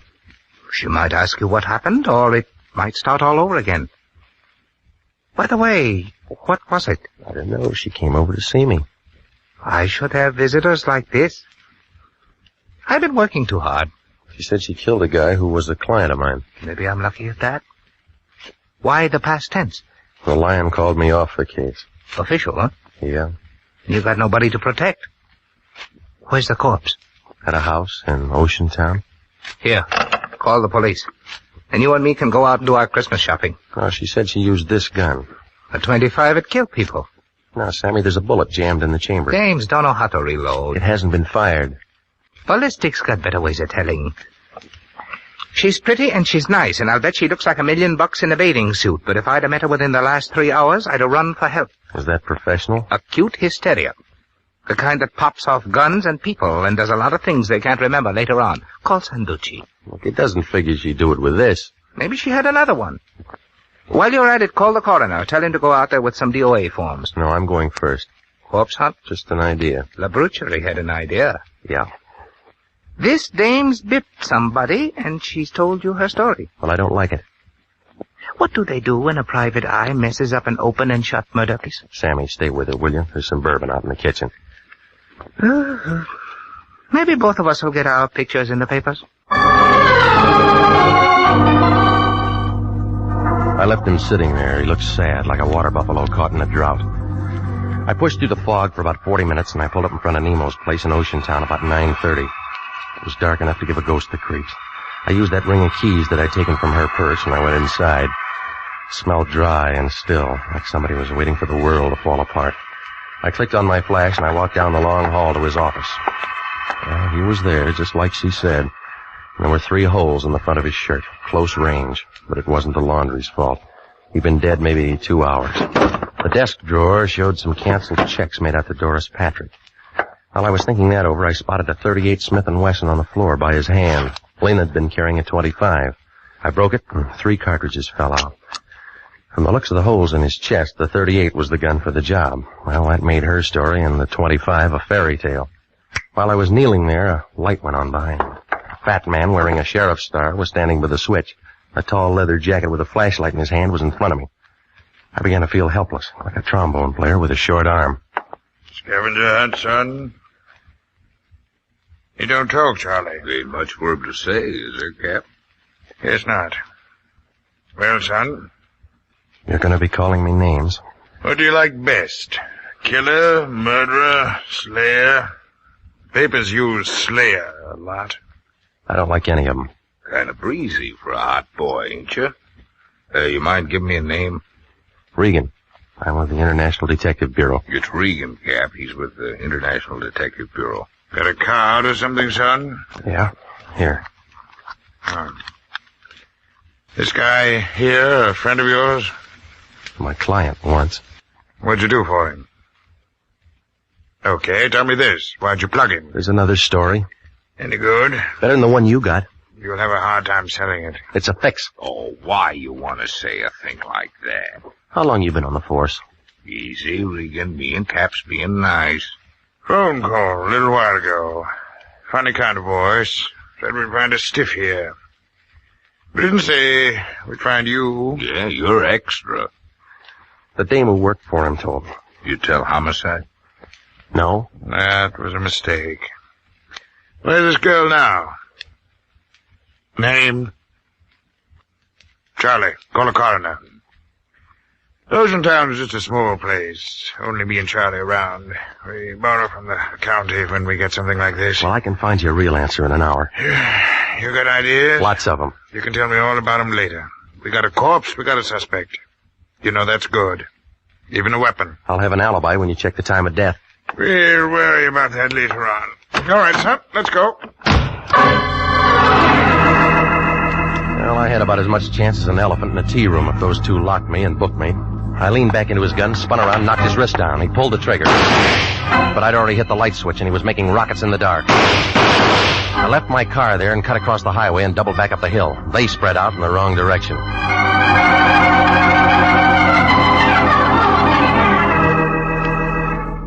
An hour later, I was standing in front of the lion's door.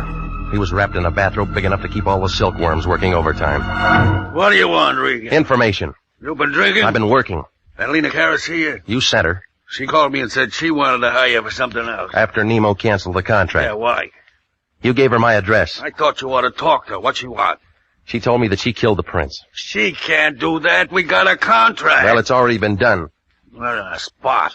Yeah, I figured that'd get through to you. They'll be asking me all kinds of questions. Well, why didn't you think of that before you signed? What are we going to do? You're going to find out where this 25 came from and if anybody fired it. Huh? She was carrying it when she came to me. I don't want to get involved. Well, you're in it up to your ears. I went out there and found the prince. Only a 38 might have done the job. Yeah?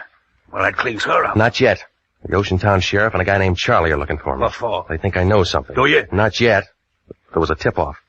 Somebody was supposed to be a patsy. Where's Kara now? My place with Sammy Wing. I'm going to get a lawyer. It'll look good. All right, give me the keys to your car. Why? I got a date. Find out who fogged Nemo and we won the championship. Yeah. You'll have to give the cup back. You cheated.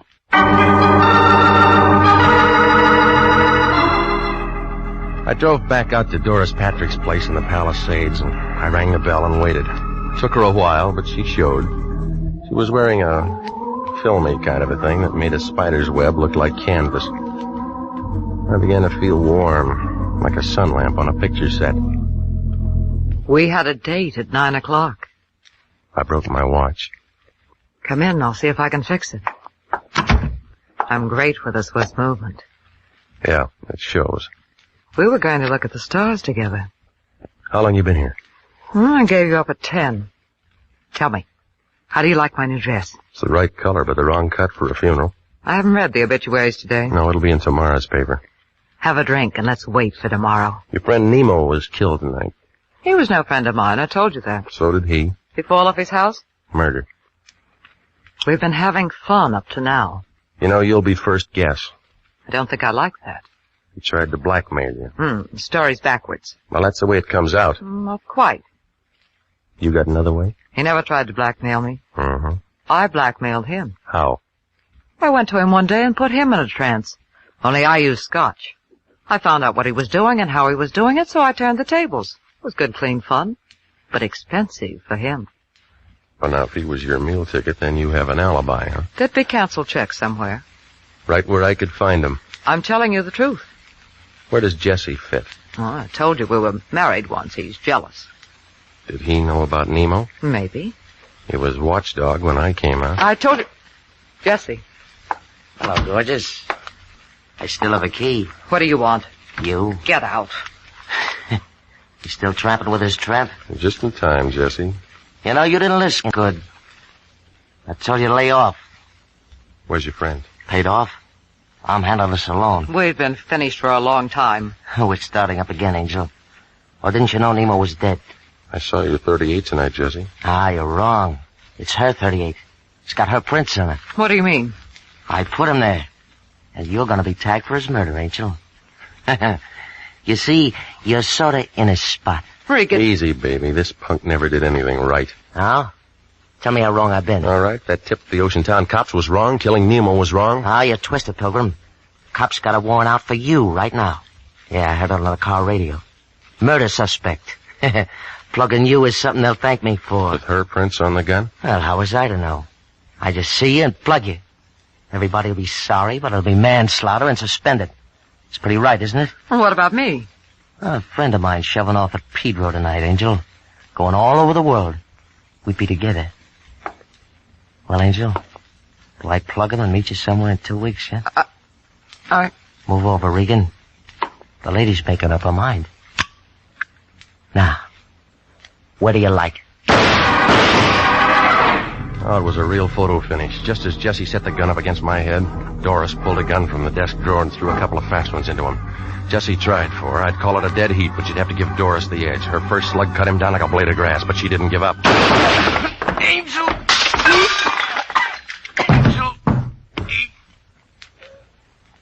Well, he's all used up. Never shot anyone before. You look like a professional. Give me the gun. He deserved to die. Didn't he? Didn't he? I don't know, lady. You knew him better.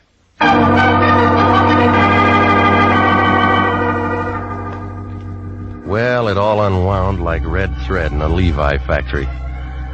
Nemo told me his phony story so he'd have a good self-defense angle when he finally got around to killing Doris Patrick some afternoon. Jesse worked for him to keep me out, but I bounced him and got inside. When Jesse phoned Nemo about it, Nemo called the Lion and had me jerked before we could compare notes.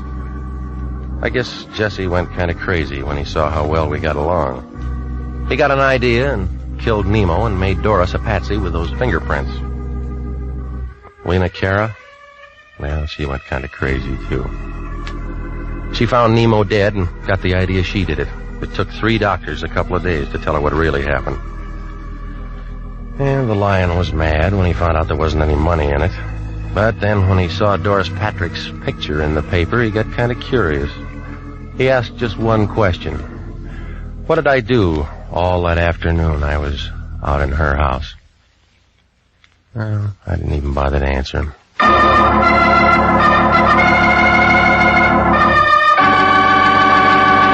Jack Webb is featured as Jeff Regan with Herb Butterfield as Anthony J. Lyon. The story of the man who lived by the sea returned tonight by special request and was written by E. Jack Newman, produced by Sterling Tracy. In tonight's cast, the role of Doris Patrick was played by Yvonne Patey. Also heard Sidney Miller, Peggy Weber, Paul Frees, Marvin Miller, and Barry Kroger. Music for this program is by Milton Charles. This is Bob Stevenson speaking. This is CBS, the Columbia Broadcasting System.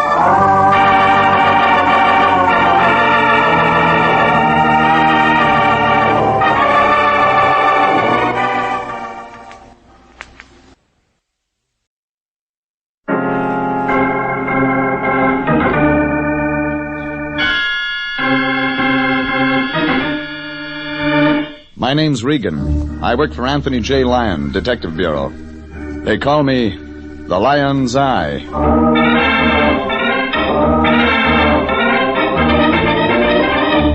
CBS brings you Jeff Regan, Investigator, starring Frank Graham as Regan with Frank Nelson as Anthony J. Lyon. So stand by for mystery and suspense and adventure in tonight's story, A Streetcar Named Schultz.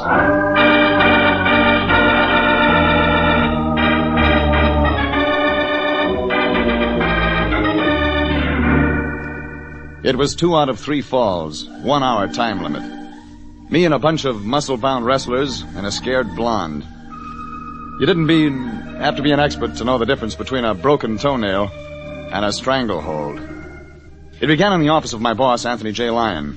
He'd called me in to meet a new client. Young guy, handsome, muscular, about 27 or 8, dressed in I did a take. He was dressed in a black cutaway coat, striped trousers, gray vest, and silk ascot. Without a program, you couldn't tell it from a wedding or a funeral. Jeffrey, come in. I want you to meet our new client, the Earl of Gardner. Hiya. How'd you do? Jeffrey, our client, the Earl, has quite a problem. Oh. Jilted at the church? No, of course not. This is serious, Jeffrey, very serious. The Earl is a famous wrestler. Surely you've heard of him? No television set. Yes. Well, perhaps I'll let the Earl tell you his own story. Well, I think that would be advisable, gentlemen. Okay by me. Start from the top. Well, last evening, Mr. Regan, I was engaged in a match with a chap who called himself the Atomic Assassin. It was 2 out of 3 falls, 1 hour time limit. Naturally, I won. Naturally. Shortly after the completion of the match, the Atomic Assassin suffered a stomach disorder. I'm not certain of the technical name for it. Well, we can skip that. The Atomic Assassin is no longer with us. He retired? He's dead. It was in the papers. The police have discovered poison in a post-mortem completed only a few hours ago. They suspected me of murder. That part wasn't in the papers. We must help our client, Jeffrey. He's given us a retainer of $100. You understand, Jeffrey, our client is innocent. Oh, sure. Yes, go on.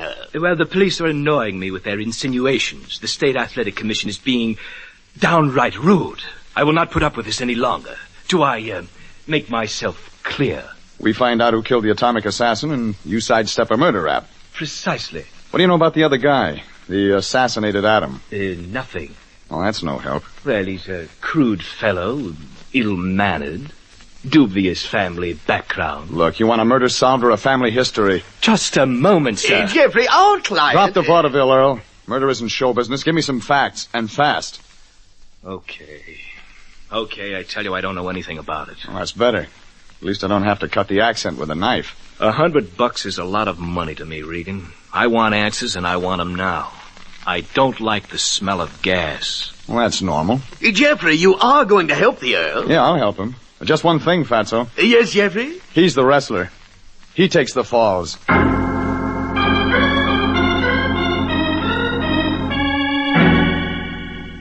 All I got out of the Earl was that he trained at Mike Turner's gym downtown. Mike was also the guy who promoted the fatal match, so I headed there. 20 minutes later, I'd pushed my way through jammed-up L.A. traffic and walked up 2 flights of stairs to Turner's gymnasium. It was packed with big muscles and cauliflower ears, the smell of liniment and the smell of sweat-stained leather. Somewhere behind the massive biceps, a little man came toward me. He was mopping his brow, trying to shake off the heat of the clammy room. Hiya, want to work out? Looking for Mike. For why? For reasons? Whose reasons? My reasons. Okay, so I'm Mike. The name's Regan. Lion Detective Bureau. Ah, the lights are. Yeah. You promoted the match last night? What match? The Earl of Gardner versus the Atomic Assassin. Oh, that match. What can you give me on it? What did I get? Trouble. Please, Regan, let a guy live and forget, huh? What about the assassin? Truck driver. I picked him up. Named Jay Morley. No family, nothing. Just a guy. Enemies? No. Nobody knew him around here. He just started in the business a month ago. Came from Toledo, I think. Let's try the Earl of Gardner. Schultz? Oh, that's different. Meaning what? Enemies. Enemies all over the place. Nobody likes him, but nobody. His name's Schultz? Yeah, Stanley Schultz. I gave him the title Earl of Gardner. Good, huh? He kind of fit. He used to be an actor. Then a streetcar conductor. He needed the dough, so I picked him up. He draws a crowd. 2 guys wrestle, one of them turns up dead. It's too simple. There's more somewhere. Yeah, there's always more. Listen, maybe a workout will help you, huh? I'll get you some trucks. Some other time. Okay. Take a look around, Regan. The joint is yours. I got work to do. Big match coming up tonight. The little man walked off, mopping his brow. I decided to take his advice, look around. I watched a barrel-chested guy in black tights grapple with a heavy bearded character in a turban, both practicing groans. Near the wall, a big guy, big even in that place, stood raising and lowering a 200-pound barbell. I walked over. His big arms flexed as the black weights went up and down, but his breathing was easy. There was something about the guy you couldn't help notice. His hair. It hung down his back almost to his trunks, in 2 long braids. I turned my back to him. That was a mistake. Hey, Regan, look out! I stepped aside in time to miss the 200 pounds of solid iron that fell from the big guy's uplifted hands. Fell and crashed 6 inches from my head. Regan, you okay? Sure, Turner. I feel great. King, come here. You want me, Turner? Yeah, King, I want you. What's the idea letting that barbell slip like that? You could have killed Regan. Regan? Go on. Tell him you're sorry. Sorry. Save the tears. What'd you say? He didn't understand you, Regan. Yeah, but I understood him, and I don't like the joke. Now, he's okay, Regan. Okay. Sure, you're okay. You just happened to drop 200 pounds of cast iron when my back was turned. You're okay. Regan, it's no use in getting sore about it. King didn't mean it. Now, go on, King. Get back to work. Work? Yeah. That's... He's just a big, dumb stoop, Regan. He didn't mean nothing. What's his name? Harry Walsh. He calls himself King Cobra. He fixes up those braids when he goes into the ring. They look like snakes. He draws a crowd. Yeah, so would my funeral, Turner. Only the gate receipts wouldn't do me any good. Well, no, it's no use being sore, Regan. The King's a little over-anxious, that's all. Got a big match tonight. Who with? The Earl of Gardner. What? I'll say that's right. You were asking about the Earl. Yeah, him and the King are set for the feature go tonight. Should be the match of the year. How'd you get that? Oh, didn't I tell you? They hate each other like poison. House is sold out. Should be nothing short of murder. Thanks a lot, Turner. Maybe that's an idea.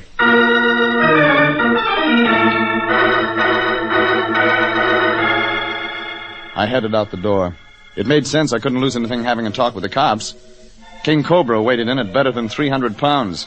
And it made more sense. I wasn't going to continue the argument with him. It was late afternoon, half-empty streets. I was heading toward my car when I picked up the footsteps. High heels, walking fast to keep up with me. I slowed, they slowed. I picked up the pace. So did the high heels.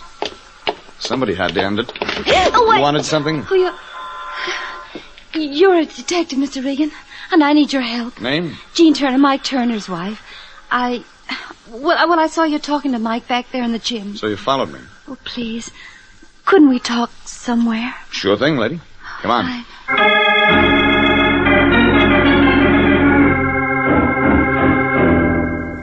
It was a combination bar and cafe. Baffo's, the sign said.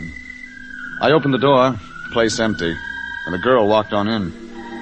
She was maybe 5'4", blonde, young, good-looking. Seemed straight on nylons on nice legs.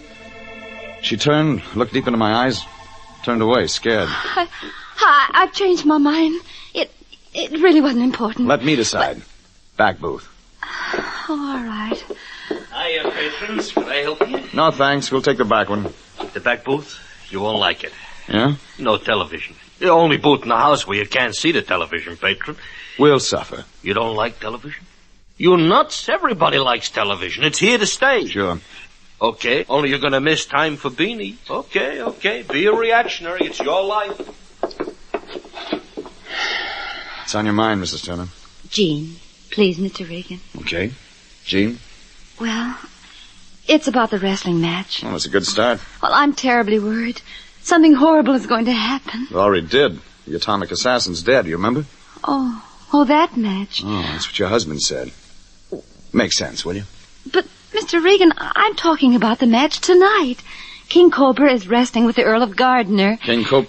Well, what's that got to do with the murder of the guy last night? Well, I don't know. Maybe it has nothing to do with it, but Mr. Regan, if you don't do something, there's going to be another murder, I'm sure of it. Now... So you don't like television, huh? Maybe you'd like to hear what happened to me with television?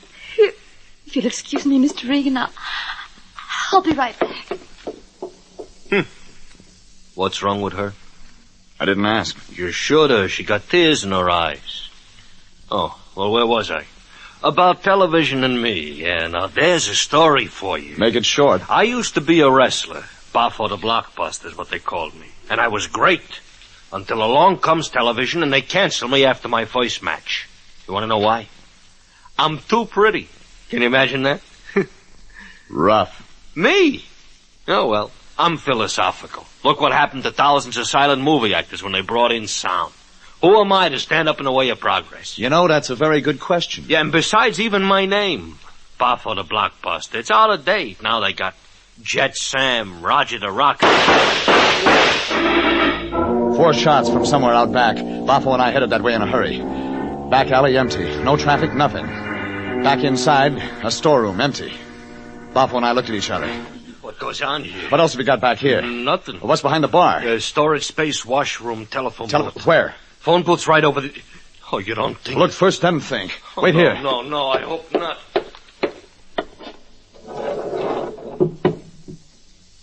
No, that's not true. My place. Shut up. Jean Turner. 4 holes in her back. She was right, Boffo. There was going to be a murder. Hers.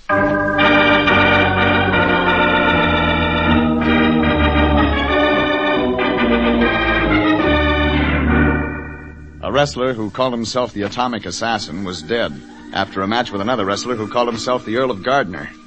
That's when the Earl hired my boss, the Lion, and me to find out who done it. I met a promoter named Mike Turner and another wrestler named King Cobra. Finally, I met Turner's wife, Jean. Only our acquaintance didn't last long. She wound up in a phone booth with a lot of slugs in her back. It made sense Lieutenant Candid of Homicide would have some comments. Hello, Regan. Have a chair. Oh, thanks. Which one's yours? The Earl of Gardner? Him. You don't like my client? Made a pass at my telephone operator. I saw her. Sure. What's on your mind? You got anything on the Earl? I mean, real? Maybe. That's no answer. Jean Turner makes a lovely corpse, Regan. What about the Atomic Assassin, Candid? 2 murders fit. Somewhere. Sure, maybe they do. Takes time, Regan. It's a shame a guy'd kill something as nice as that Turner dame. Phew. It's a shame. Try once more. What about a wrestler named King Cobra? Doesn't interest me. What about the husband, Mike Turner? Nope. Okay, I'm sorry I asked. Don't get sore, Regan. You know how these things are. It takes time. Then you're going to let the Earl wrestle tonight? Why not? Maybe he'll get himself killed. Save the taxpayers a lot of expense. Tell him for me, Regan. If King Cobra doesn't break his neck for him, maybe somebody else will. I headed for my car outside. Candid was playing it close, all right. It gave me nothing. But I did have a wrestler who makes passes at a cop's telephone operator. My client, the Earl of Gardner, alias Schultz. About as popular as a case of measles. Chances were I'd find him at the arena checking in for the big match. I swung the car around in a hurry.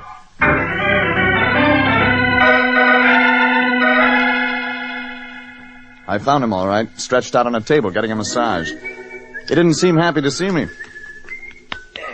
Oh, Mr. Regan, I presume. Questions, pretty boy? Something troubling you, Mr. Regan? You. Go on, Mr. Regan. What makes you so popular? Me? That's ridiculous. People hate me. Why? My job, Mr. Regan. I'm a professional villain. I'm paid to have people hate me. You're taking your work home with you. Other side, Oil. Oh, okay. I'm listening, Mr. Regan. What about you and King Cobra? He says he's going to kill you tonight. Publicity. Who's kidding who? Max. Huh? Max, you better leave. Okay, Oil.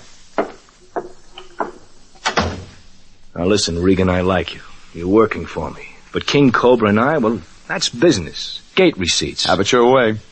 I think different. Well, I'm going to tell you something, Regan. Something maybe you ought to know about me. You got the floor. Oh, sure. Sure I'm a no-good heel. Out there in front of a crowd, everybody hates me. I make more money that way. It's my living. Ever try anything else? Plenty of things. I wanted to be an actor once. Like a lot of young punks, I came to Hollywood. I didn't get anywhere, Regan. I took jobs where I could find them. I ended up as a streetcar conductor. A streetcar named Schultz. Sure, why not? My father was in show business. I know what it's like to miss meals. It isn't fun. Go on. Well, Mike Turner spotted me on that streetcar. I got a good build, and he liked me. Mike's a square shooter, Regan. He gave me the title and the promotion. I eat now. Every meal. See what you mean. Huh? That's it. End of story. I eat now. Okay, Schultz. It's your business. I got business, too. To clear a murder rap and keep you out of hot water. Thanks, Regan. You know why anybody'd kill the Atomic Assassin? No. Honestly, I don't. I never met him before the match last night. We shared the same dressing room. He drank some water after the match. He was poisoned. What about Jean Turner? Well, I've seen her around here. Sweet girl. I like her, Regan. Used to walk her home nights Mike was busy. That's all you can give me? That's all. Okay, Earl. You wrestle and I'll watch. But be careful. I got a hunch King Cobra and you haven't been reading the same publicity notices.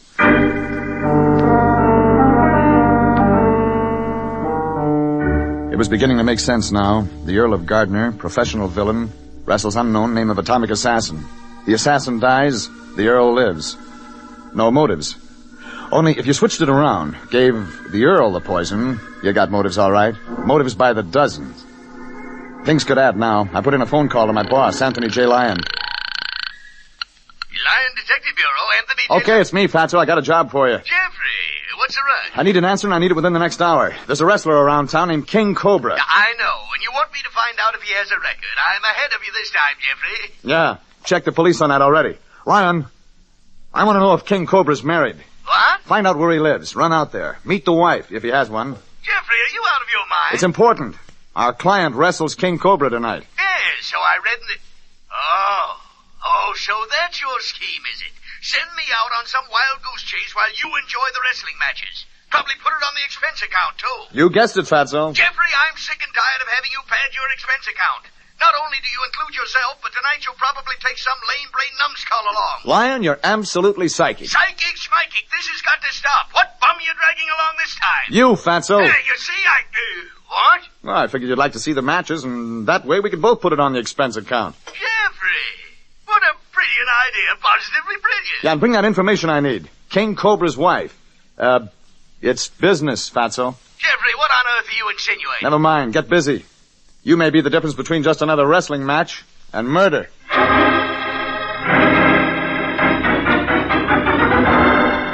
Things were moving now. It was after 8 o'clock by the time I finished dinner.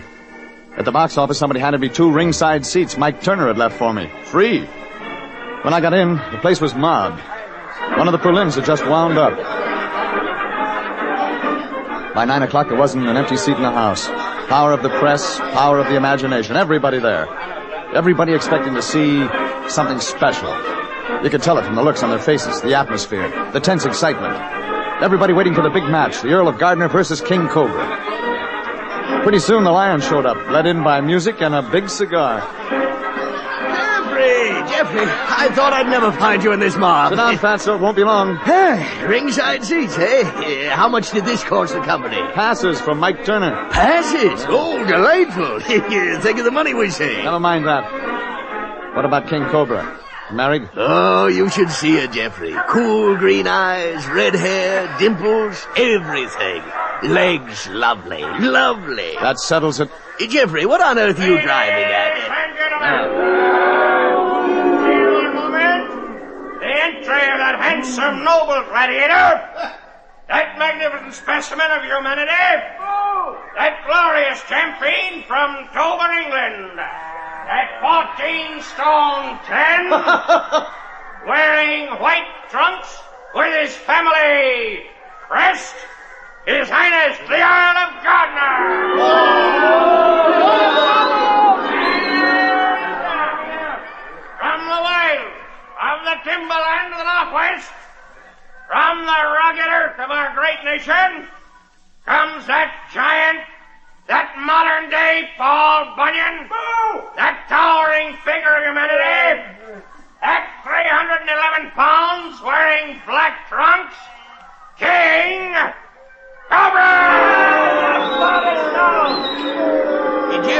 Jeffrey, you still didn't tell me why you wanted to know about King Cobra's wife. Later, Fatso. We came to see a match, remember? Hi, Regan. Mind if I join you? Oh, Lyon, Mike Turner. Mike, my boss, Anthony J. Lyon. Howdy do, Mr. Howdy, Turner. how are you? Going to be a great fight, Regan. Great fight. But your wife couldn't make it. What? Oh. See what you mean. Think it's funny that I'm here, huh? My wife murdered? Maybe. Why lie about it, Regan? Jean and I didn't get along. We were split up. She didn't love me. Let's watch the match. It was 3 falls, 1 hour time limit. The referee gave them their instructions. Brief, simple. Don't kill each other. But from the look on the face of King Cobra, he didn't hear good. They started. The Earl, the King. They didn't have to be an expert to throw out the publicity theory. The aloof look was gone from the Earl, the crowd forgotten. Both of them tumbling, spinning, twisting, fighting.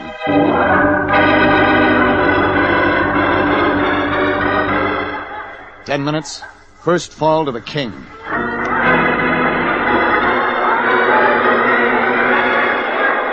20 minutes, second fall to the Earl. Both men growing weak, tired, cut, angry, fighting. Jeffrey, I don't like it. Something's wrong. Real wrong. Something should be done. Turner!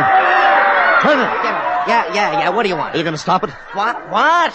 Stop the match? You're crazy. They mean business. Sure they do. They're good men. Great show they're putting on. That's no show, Turner. Huh? No show? You kidding? They're the greatest fakers in the world. They weren't faking. The crowd sensed it. The referee sensed it. Even the cops lining the aisles moved down a little closer to the ring. Everybody knowing what was happening. Nobody making a move. It was what the crowd came to see. Something special. 50 minutes gone, 10 to go. Two beaten men, evenly matched. The Earl, lean, fast, clever. King Cobra, massive, powerful, slow. Nobody winning, both of them losing. The referee long since just another guy watching. The Lion on the edge of the seat. The crowd on its feet screaming. Then it happened. 5 minutes to go. Mike Turner got up. He hurried to the referee. They pried them apart. Turner talked to King Cobra, and then to the Earl. 5 minutes left. Match even, one fall each. And it looked like it was over. The crowd didn't like it. Neither did the wrestlers. And then Mike Turner signaled them to go back into the ring. And that's when I decided to move. Jeffrey, come back here! I got to the ring in a hurry. The police tried to stop me. The spectators tried to stop me. The referee tried to stop me, but I got there. I got there and grabbed King Cobra. What you doing? Give me that. I'll kill you for this. Give me what's in your hand, King. I'll kill you for... the police. All right, men. All right, grab him. Let go. I'll take the evidence, Regan. Sure. Here, Candid. Okay, Regan, clear out of here before you get yourself killed. The police will handle him. 20 policemen, Lieutenant Candid, King Cobra, and Jeff Regan left the ring. Alive. The cops led the interference, and we made our way to the dressing room. All right, King, let's have it. I do nothing. Nothing. Yet. Only a couple of minutes and... Nothing. Hey, what's the idea of stopping the match, Lieutenant? I want Regan arrested. He's got no right to stop a murder, Turner? Quiet, both of you. Regan was out of bounds, Turner. We can take care of that later. But I want an explanation as to where your wrestler got a small sack of prussic acid.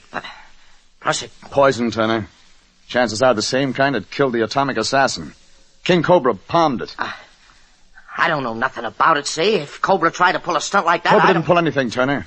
You gave him that poison sack when you went to his corner to talk to him. Yeah, that's why you interrupted the fight. That's nuts. That's right. Mike gave me sack. Okay, Turner. Talk. Look, you got nothing on me. You can't prove anything. You killed the atomic assassin, Turner, by mistake. He and Earl shared the same dressing room. You were after the Earl then, just like you were tonight. You got nothing. Nothing, do you hear? Just a bunch of lies. The Earl was a nice-looking guy, Turner. Women liked him. He used to be friendly with your wife, Jean. You drew some wrong conclusion about that. That's a lie. She and him were... Finish it, Turner. You killed Jean to keep her from telling what a jealous maniac you were. That would have been the real tip-off. You used the same stunt with King Cobra. Told him his wife was playing around with the Earl. Got him sore. Worked him up to a real anger. Almost got him to kill for you. That's right. Mike Turner told me that. Wait. He says my wife... King, shut up. Never mind, Turner. The police never let you out of their sight for a minute after your wife was shot. No. We got all we need on you. Regan just brought things to a boil. Oh, thanks, Candid. Thanks a lot.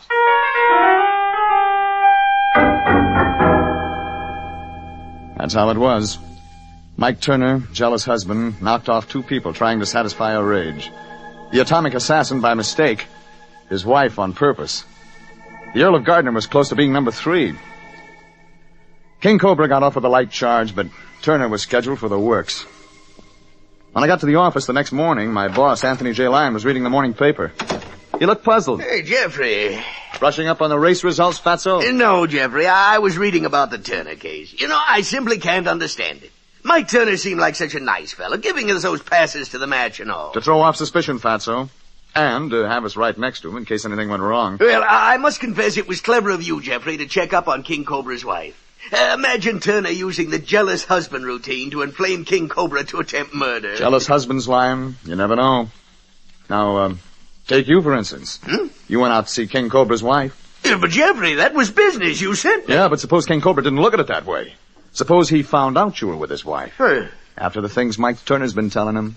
Well... Jeffrey, no, you don't think... Just a thought, Fatso. Yeah, but Jeffrey, it was business, simply business. You sent me out there to see the woman. Yes, and you said she was lovely. Cool green eyes, legs, things like that get around, Lion. Who knows? Maybe King Cobra's looking for you right now. Well, Jeffrey, you've got to get me out of this. You've got to explain it. It was... Phone's ringing. Yes, so it is.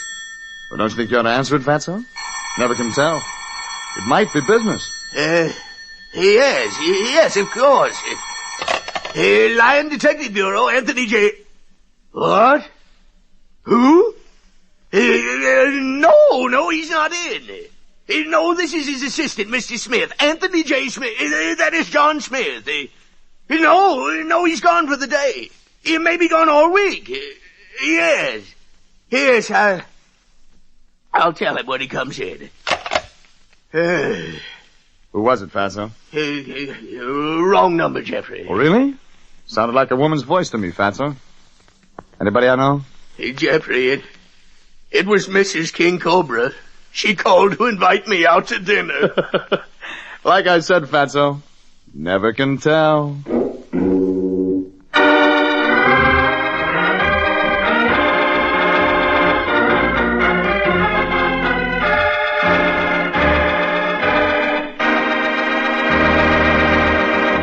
Jeff Regan, Investigator, is written by William Frug and William Fifield, produced and directed by Sterling Tracy, and stars Frank Graham as Regan with Frank Nelson as Anthony J. Lyon. Original music is by Dick Arant. Jeff Regan, Investigator, is heard each week at this same time. Bob Stevenson speaking, and inviting you to be with us again for more suspense and mystery and adventure with Jeff Regan, Investigator.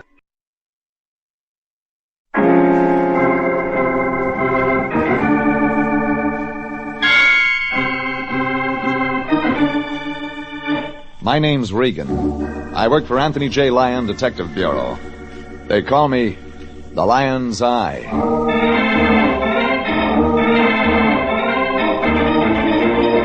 Jeff Regan, Investigator, starring Frank Graham as Regan with Frank Nelson as Anthony J. Lyon.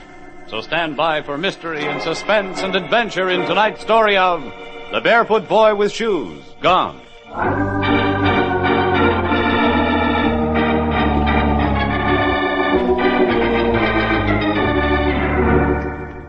There were 3 women in it, 3 guys, and 7 cats. It figured for an easy trace job. All I had to do was find a missing guy named Thaddeus Mink, a painter. Only before it was over, a couple of people turned up dead. And what made me think maybe I was trailing a killer with a screw loose was what happened to those 7 cats. The thing teed off for me when a letter came to the Lion Detective Bureau in the morning mail. My boss, the Lion, opened it. You could see the dollar signs in his eyes. Jeffrey. Well, look here. That rich uncle of yours finally kick off? What do you mean? You look so happy. Oh, it's not that. Jeffrey, listen to this. The Ezra Park Duffield Art Galleries, Pasadena, from the sanctum of E.P. Duffield. Already I don't like it. Oh, now, Jeffrey. Mr. Duffield encloses his personal check for $50. For which we do what? Yes, well, now let me see. No, find a missing person, Jeffrey. A man by the name of Mink, Thaddeus Mink, a painter. Mr. Duffield says we'll be doing an inestimable service to the world of art. Duffield say why he doesn't go to the cops? Well, he does mention that he has personal reasons for maintaining secrecy. They all say. What do you mean by that? Listen, Lion, the L.A. police look for missing persons free. Guy doesn't want the free service, he's got a reason. Maybe he wants a finger man, maybe it's a stakeout. Jeffrey, do you think that if I thought... Sure I do. You don't mean that. I mean it. Only count me out. I don't risk my private op license for $50. See you. Now, wait a minute. Mr. Duffield says in his letter he's coming here to the office himself this morning. Well, you see him, Fatso. I got a short thirst. Jeffrey! I'll be in Dugan's place on Hill Street if anything good turns up. You mean you won't take the case? You take it. All right, Jeffrey, I will. Well, that ought to be Duffield now. I'll let him in, and me out. How do you do? Are you Mr. Lyon? I'm Regan. That's Lyon behind the desk. I see. I'm E.P. Duffield. Yeah? Oh, come in. Thank you, Mr. Regan. Miss Duffield, come in. Shall I sit here, Mr. Lyon? Yes. Well, run along, Jeffrey. I'm taking this case, remember? You're waiting in Dugan's place on Hill Street until something good turns up. Yeah, that's right. See ya.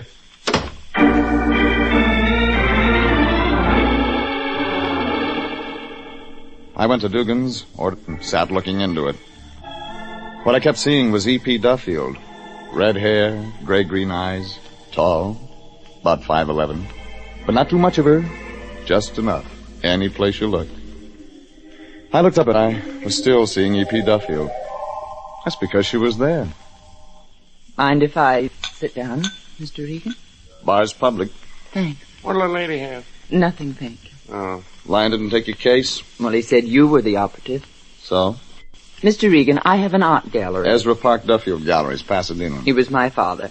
I'm Esther Patricia Duffield. You wrote a letter, said you wanted somebody to find a missing person. Painter named Thaddeus Mink. That's right. You didn't go to the cops. Why? Cops trace missing persons free. Well, but you see, Mr. Regan, I couldn't. They wouldn't help me. Give me more. I've never seen Thaddeus Mink. I don't know what he looks like. Keep on. It's true. You see, he's a painter.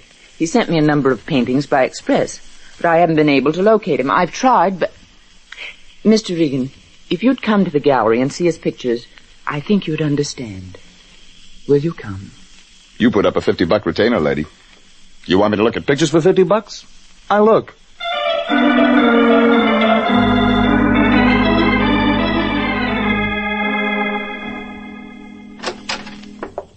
In here, Jeff. With you, lady.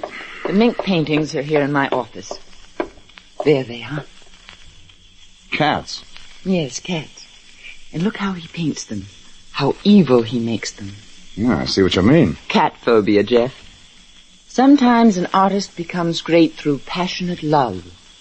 And sometimes through passionate hate. And Mink hates cats. Is that it? It's made him a great painter. Is that why you want me to find him? I have just these few canvases. I want more. They'll be worth thousands of dollars. You paint those circus pictures, too? No, I did. You? A few years ago. I traveled with the circus, but my paintings aren't much good. Mink ever paint anything except cats? One picture. It here? I have all his pictures. But you've never seen him. I told you he sent them express. I tried to trace him, but I couldn't find him. All I have are the paintings. These are the cats and the one other. All signed the same way.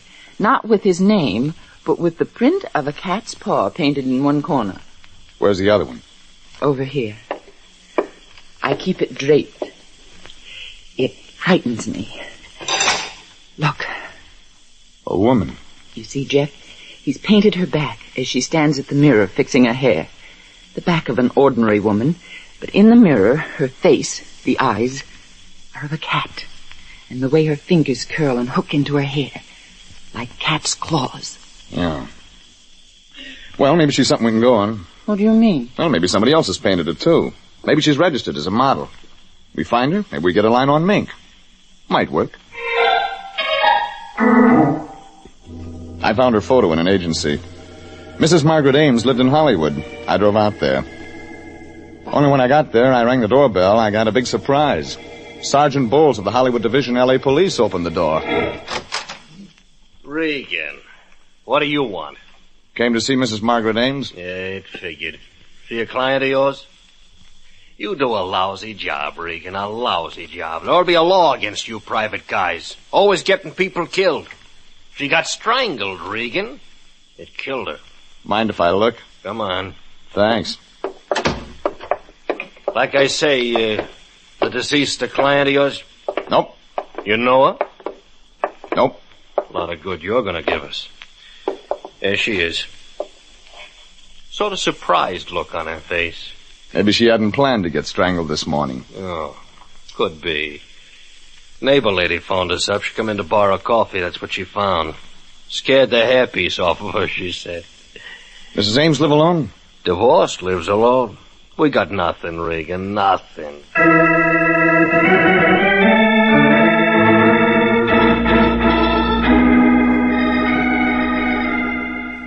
And so the the police haven't a line at all on who might have killed Margaret Ames, Jeffrey? No. Here, let me check the late edition. No, yes. Here you are, my boy. You think they may have turned up something by now, huh? No, Sergeant Bowles wouldn't have phoned me if they had. No, I suppose not. Jeffrey, here's an interesting item in the second section of the paper. Yeah? It says that in a place called Mountain Crest on the mountains near Los Angeles, Lion. somebody's been putting out poisoned meat. Yeah, but here's the strange thing. The pieces of meat have been tied up in trees. Huh? Yes, and several cats have been poisoned. Hey, wait a second. Poison, meat up in trees? That could be it. It could be what, Jeffrey? Maybe the poisoner ties the meat in trees so dogs won't get it. Only cats. Why, Lion? Well, I don't know, Jeffrey. Maybe because he hates cats. Jeffrey, you mean that that cat painter, Mr. Mink... It's worth a try. Mountain Crest, you said? Yes. We'll keep in touch with the Margaret Ames murder, Lion. I'm going to Mountain Crest.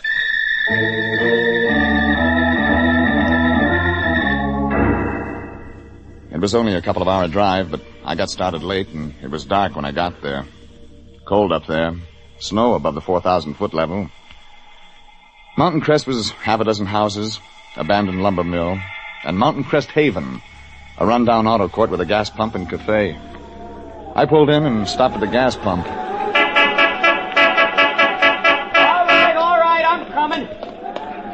Sorry to keep you waiting, but we didn't expect no customer up here a mean night like this. You run this place? Oh, gosh, no, I work here. I'm Jimmy. Everybody around here knows me. That is, everybody there is around here. Some gas, mister? What it'll hold. Hey, you ought to go inside and warm up. Have a cup of coffee while I fill her up. Yeah, it's a good idea. Bunny will serve you. Bunny? She come up here a couple of weeks ago. She's the waitress. Ah, your girlfriend, huh? No, she ain't. I went inside. Maybe I saw why Jimmy's face clouded up when I asked him if Bunny was his girlfriend. Bunny was behind the counter, ordinary, pretty kid, corn yellow hair, about maybe 19. But on a counter stool talking to her was a slick-looking guy, 25, thin-faced, pinstripe suit. I walked over, slow. What are you hot for? You got no right to butt in. Well, I butt in. Listen, you can't talk to me like that, Art Jones. Oh, no? You think you want something? You want something? Oh. Yeah, I could use coffee, Bunny. How do you know my name? Jimmy told me. I'll see you later, Bunny. Bill collector? Him? That's Art Jones. He's in one of the cabins. You like the cold weather? He doesn't know what he likes. Cream or black, mister? Black. He didn't look like your type, Bunny. He takes me places. Dancing down to Anaheim. Sure. Here's your coffee. Anything else? No, not now. Why don't you go with Jimmy? He hasn't got a car. Yeah, but the next time I will. I don't know where Art gets off just because Mr. Mink gave me a... Mink? Yes. He gave me a painting. He's a painter. But that's no reason for Art to get sore. Why, Mr. Mink is old. He must be 35. Yeah. Oh. You live around here, Mink? In a cabin up on Lime Peak. Far from here? Couple of miles. You live alone? Mm-hmm. He's sort of funny. I think he's scared of people. But I guess he likes me. You know him, mister? By reputation. He's a very sweet man. What I hear. He gave you a painting of a cat, huh? Yes, he did. Cat's paw painted in a corner? Yes. It was a picture of a dead cat. A dead cat?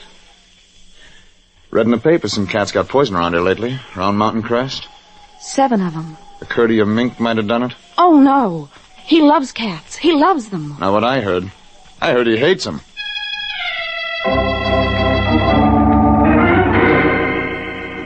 I phoned the Lion and told him what I had.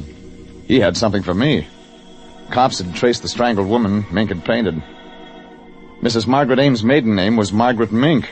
She had a brother someplace, cops said. His name was Thaddeus. Next call I made was to Pasadena. Hello? E.P. Duffel speaking. Hello, Esther. Jeff Regan. Oh, hello, Jeff. I located your painter, baby. Thaddeus Mink. You have? Yeah, in a cabin up here in the mountains. I'm near there now. Where are you? Place called Mountain Crest. Mink's cabin's up a couple of miles from here. Well, That's fine, Jeff. Jeff, I want to see him first myself. He's very queer and temperamental. I'm sorry, baby. I've got to go up there first thing in the morning. Mink's may be mixed up in a murder.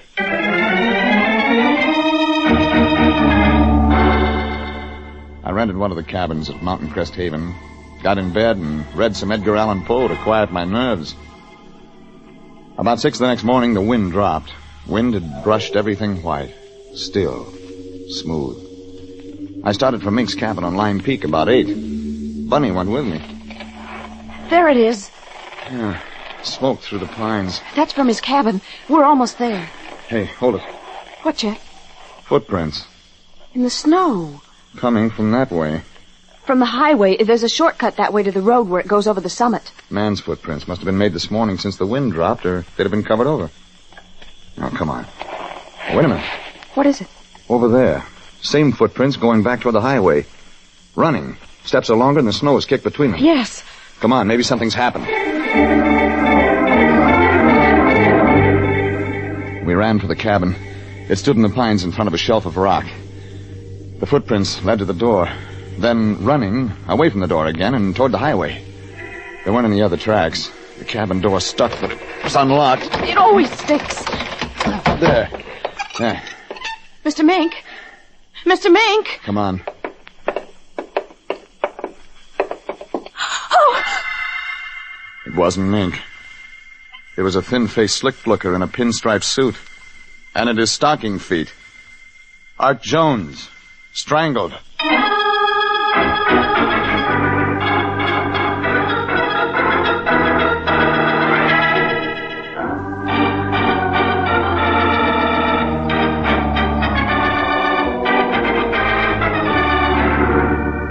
"5'11" of beautiful red-headed dame, E.P. Duffield, Duffield Art Galleries, Pasadena, hired me to find a missing cat painter named of Mink.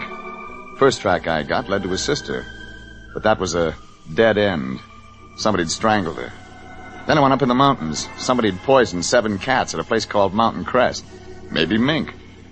Yeah, Mink lived up there, only when I got to his cabin, there was a corpse on the floor. Art Jones, Bunny's pal in the pinstripe suit.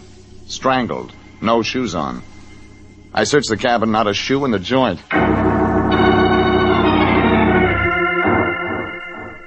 Half an hour later, Bunny and I got back down to Mountain Crest Haven, the combination gas station and auto court where she worked as a waitress. Ooh, this is better. Mm-hmm. I'd better get you some hot coffee. You're not used to the cold. Yeah, after I phone the sheriff. Where's the nearest place I got one? Meridian Township. Yeah, I'll be back for the coffee. Jeff. Yeah? Jeff. Mr. Mink couldn't have killed Art. Funny.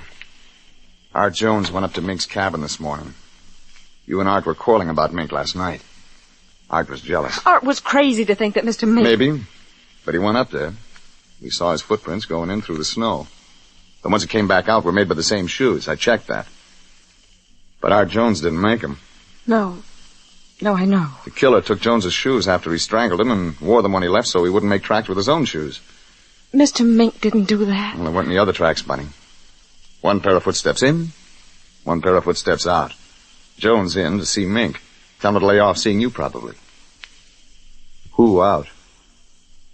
I'll get you some hot coffee. Sorry, kid.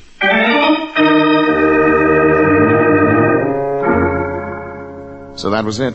Case just about wrapped up. Mink must have strangled Jones. Jones was strangled just like Mink's sister. If there weren't any other tracks in the snow, it didn't make sense anybody else had been there. I phoned the sheriff at Meridian Township. It took 5 or 6 minutes to get him on the phone. His name was Lyle. Sheriff Jasper Lyle, what can I do for you? My name's Regan, private investigator from Los Angeles. Yeah? You better put out a description on a Thaddeus Mink, Sheriff. I can give details. Short, about 35 years. That's out already. Huh? Out already. Mink, wanted for questioning, homicide, L.A., connection, strangulation of his sister, Margaret Mink Ames. Oh, yeah. Yeah, that's right. On the wires at 4 yesterday. Don't think he did it, though. Don't seem the kind. Sitting right here beside me in the office. Give me that again. You got Mink there in your office? Nah, we ain't got cells, Bob. Ain't big time, you know, like you folks down the Yeah. Sheriff, tell me one thing. When did you pick Mink up? Yesterday.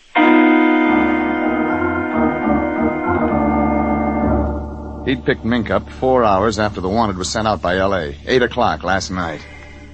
Mink was in the Meridian General Store buying cat food. Yeah, and he told the sheriff a sad story. He loved cats. Loved them. Had 4. But they'd come down with something, suffered. Mink had to put them out of their misery. And when he found out they'd passed the disease around Mountain Crest, he put poison up in the trees to save the cats of the town the misery his cats had suffered. He'd bought a new cat, though. That's why he was buying cat food. So that made everything fine. Case all wrapped up. Yeah. Like a hot rod around a telephone pole. Sugar, Jeff? Jeff? Oh, yeah, thanks. Here. Thanks. Anyway, I'm glad it wasn't Mr. Mink. Yeah, Mink didn't strangle Jones. Couldn't have. Sheriff had him. Well, I'm glad. Jones went up to the cabin to see Mink. Sorry about Mink giving you the painting. That part still holds. Made tracks in the snow. Didn't walk back out. Got strangled. But his shoes walked out. Somebody in him, you think, Bunny? Not Mink, not Jones. Somebody with a motive to kill Jones? You didn't like him. Well, did you? Art Jones? Yeah, you went with him because he took you places, only maybe you didn't feel good about it. He wasn't your type. I guess he wasn't. He wasn't. And then he began to crowd you. Mink business, for instance. You figured he didn't have any right to butt into your life. Well, that's true, but... What about Jimmy? Jimmy? Yeah, the kid that works around here. More your style. You seem like a nice kid. He is. Yeah, only Art Jones got in between you. What are you thinking? I'll tell you what I'm thinking. I'm thinking somebody must have been in Mink's cabin when Jones got there this morning. Somebody that had gone in before the wind dropped, so the tracks covered over. Somebody that would have killed Jones. And you think You sleep in one of the cottages here at the outer court? Yes. Sleepwalk, maybe? Jeff, I don't like Now, you. listen, baby, the sheriff will be getting up to Mink cabin in the next 10 minutes on my say-so. Half an hour later, this joint here's going to be jumping. Only not with customers. With cops, deputies, asking questions. Now, let's get ahead of them, huh? Well, I didn't kill Art, if that's what you want to know. I know you didn't. What? Well, then... No, you couldn't have. You couldn't have done the job, strangled him. Strangling's not a girl-sized job. Well, then why did you ask me all those questions? To get answers, baby. About you and Art Jones. And Jimmy. Jimmy? Yeah. Only 2 people had a motive to kill Jones. You and Jimmy. Look on her face said she was scared, but that might be it. Jimmy liked her, didn't like Jones. I started to look for Jimmy. What he was doing when I found him didn't help. He was stealing my car. Hey, get out of that car. Jimmy, get out of that car. You won't get away. Come here. Come out. All right, this'll hold you. What are you trying to do? Come here. Let me go! I got an arm lock on him. All of a sudden, he quit. Fear had worked 2 ways on him. Made him fight, made him quit. You better talk, Jimmy. Like fast, huh? Wait till I shut off the motor. We'll go inside out of the cold. And then I want answers. What I saw on the seat of my car when I reached in to shut off the motor stopped me. A pair of shoes. Art Jones' shoes. Still wet from being in the snow. I took Jimmy into the cafe, sat him on a stool. Bunny came in. Jimmy, what did you do? I didn't do anything. You tried to steal my car. You stole the keys out of my cottage. You'd have gotten away if the motor hadn't been cold. Jimmy. Why'd you want to steal my car? Because I had to get away. Because you killed Art Jones? No, I didn't kill him. I... Go on, kid. Get it out. I had to get away. I had to. Jeff, please. Keep out of it, Bunny. You think a lot of Bunny, Jimmy. Well, Yes, I do. You didn't like Jones? No, I didn't. Where'd you get his shoes? I found them. Yeah? In the snow by the highway. Look, the sheriff will want a better story than that. You'd better practice up on me. Well, I got up early. You sleep here someplace? I've got a room in the kitchen. Go on. I went up the highway a ways. I was trying to think. Well, because of Art Jones and Bunny. I didn't think I had any chance with her, I guess. But then I saw the shoes in the snow by the highway. I brought them back. Anybody see you coming or going? Why, yes. Yes? Well, they were scraping the road. There's where I found the shoes.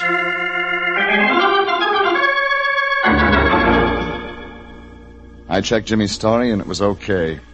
He had a snowplow crew of witnesses. So that made it great. 2 people had a motive to murder Jones, Jimmy and Bunny. Bunny couldn't have strangled Jones, and Jimmy didn't. Well, if nobody with a motive to murder Jones had murdered him, then it had to be this way. Somebody without a motive to murder him had. I walked back up to the cabin where Jones was strangled. Sheriff Lyle and his deputies had been and gone. They'd made tracks in the snow. But then I saw some tracks they hadn't made. They were the paw marks of Thaddeus Mink's new cat. I asked myself where I had seen cat's paw marks before. That gave me the answer. I went back down to Mountain Crest Haven and made a phone call. I got the right answer. That left me just one place to go. It took a while to get there.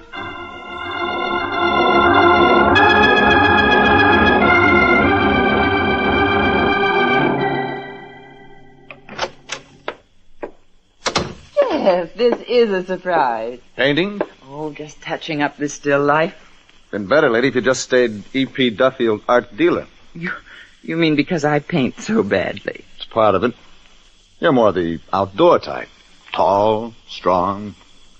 I suppose that's so. The circus painting's over there. You painted. You showed me yesterday. Yes. You were in the circus. Strong enough for that. Jeff, just what are you trying to get at? Not trying. I've got. I phoned the model agency from Mountain Crest a little while ago. Model agency where I got the track on Margaret Ames Mink, Mink's sister that got strangled. You'd gotten her address a couple of hours before she was murdered. That doesn't mean anything. You wanted to be a great painter. Yes. Yeah, but honey, you didn't have the stuff. What happens? Thaddeus Mink sends you his paintings. He is a great painter. Go on, Jeff. Sure.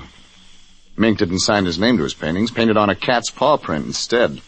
So? Mink was a shy guy. He found out nobody knew him. Nobody knew he'd painted the great paintings of his you had. Except his sister. She'd posed for one. You killed her. And, Jeff? And that left Mink. Him dead, you'd be the genius that painted the pictures. Yes. Well, he is dead, Jeff. And I am. You went up to Mink's cabin after I talked to you on the phone last night. Nobody home, but you waited. Guy came in early this morning, you strangled him. Wore his shoes to walk out. I said, Mink's dead. Mink's not dead. You'd never seen Mink, and you strangled the wrong guy. A guy named Jones. Jones? Not Smith. Jeff, I'm not a fool. You're lying to save your skin. My skin? Your skin. Hasn't it occurred to you that there's somebody else who knows who painted the cat pictures? Hey. You mean Regan? That was in it from the first, Jeff. Jeff, bursting in like this into my office, perhaps trying to make love to me. You shouldn't have done it. Not when I happen to be armed. Put that gun down. Oh, no, Jeff. There. Now, stay still. Go! Esther, you should stick to strangling. It's more accurate.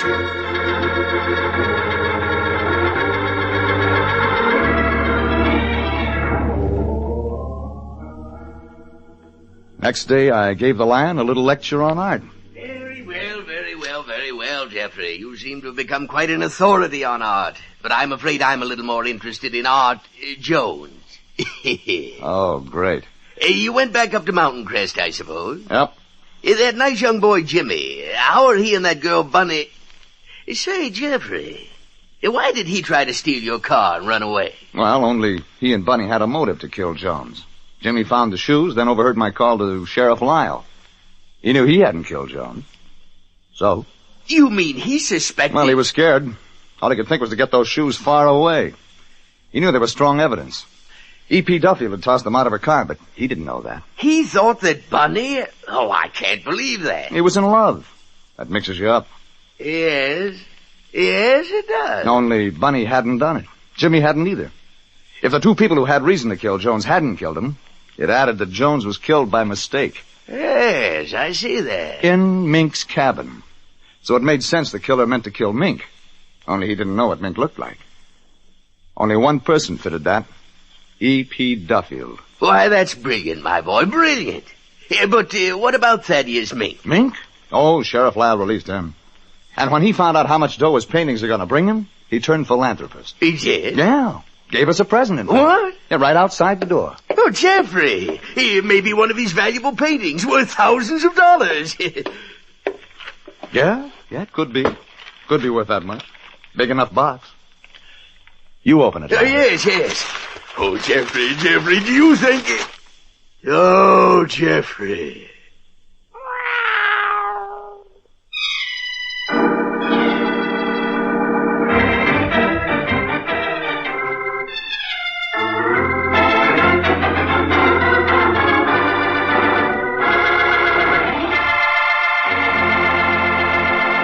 Jeff Regan, Investigator, is written by William Frug and William Fifield, produced and directed by Sterling Tracy, and stars Frank Graham as Regan, with Frank Nelson as Anthony J. Lyon. Original music by Dick Arant. Jeff Regan, Investigator, will be back next week at this same time. Stay tuned for Nero Wolfe. If the chimes shudder a little on Sunday afternoon, well, they know there's mystery in store Sunday with men of action like Mike Waring, better known as the Falcon, who brings his fearless and romantic touch to the solution of another mystery. After the Falcon, it's high adventure. Then the big guy steps in. The new private eye Charlie Wilde concludes with a few casual homicides. The chimes mean mystery and action this Sunday afternoon on NBC. Transcribed. My boss is the smartest and the stubbornest, the fattest and the laziest, the cleverest and the craziest, the most extravagant detective in the world, Nero Wolfe.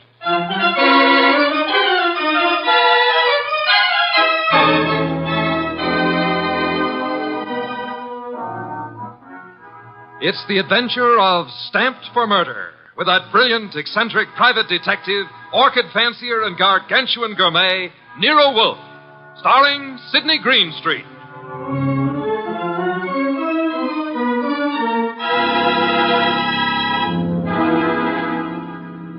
Instructions for this morning, Archie. Your notebook, please.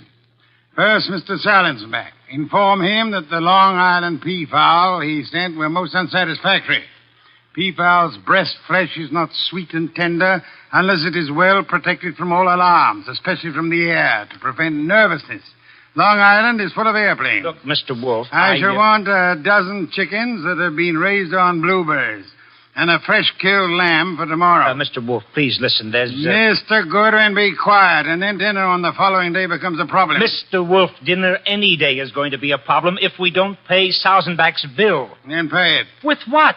The bank account's empty. Ridiculous. There were $4,000 yesterday. But you bought that shipment of orchid bulbs from Weinold Gluckner. Mr. Wolfe, we need money. You've got to stop eating and drinking beer long enough to earn some. Shush. You're an alarmist.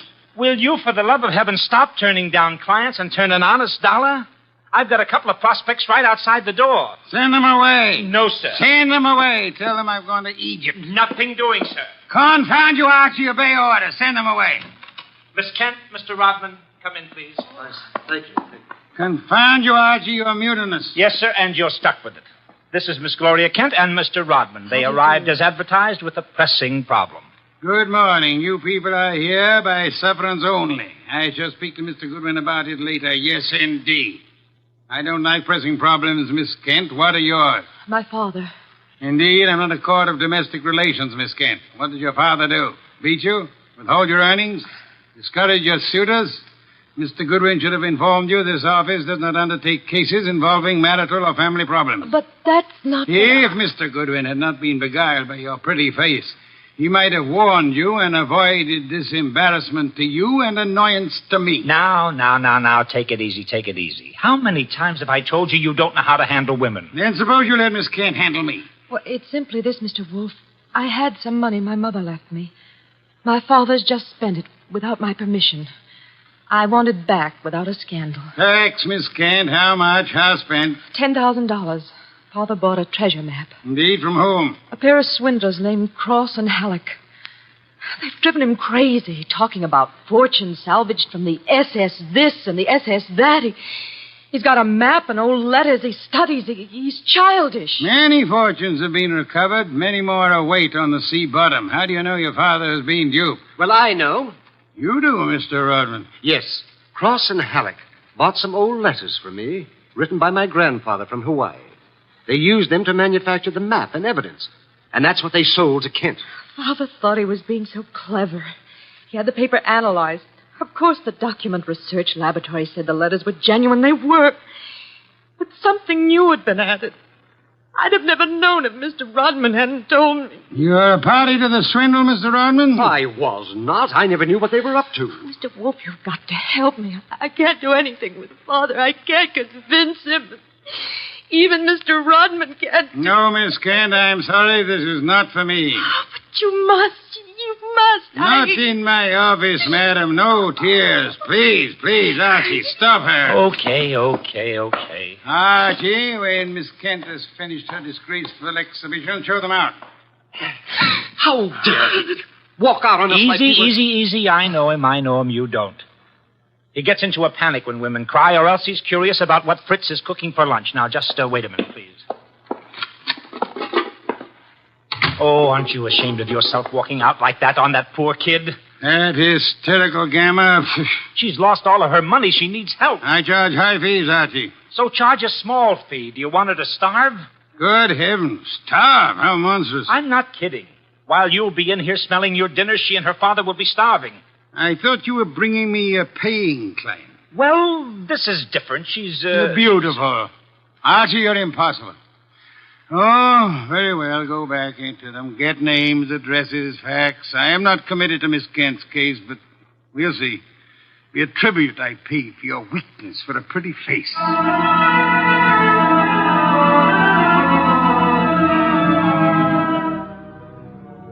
Rodman and Gloria Kent were gone, however. So all I had were the few facts they'd given me before they met Wolf. I felt guilty about that when he came back into the office and sat down in his specially built chair. He closed his eyes, and I glared at him. Well, how much of you is awake? Mr. Wolf. Well, they disappeared. Did you tell me you were going to help this girl just to get her out of the office, or did you mean it? You're a gadfly. No, sir. You made a promise, and you're stuck with it. What did you get from Rodman? Name, address, occupation. He's a librarian, that's all. Very careless, Archie. You missed a significant point.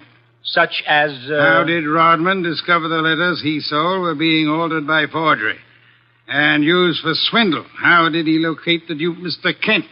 I guess you're right. I'll ask him next time. But what about now? Are you going to get Gloria's money back? I assume you call Miss Kent Gloria solely in order to annoy me. It does. Stop it. Get Cross and Halleck. On my way. You'll find them at the Hotel Bogart. Wrong, sir. According to my notes, their address is... Never mind their address. The Hotel Bogart is the headquarters for successful, confident tricksters. They celebrate their victories there while the money lasts. You will possibly find Cross and Halleck drinking whiskey or lunching, probably both.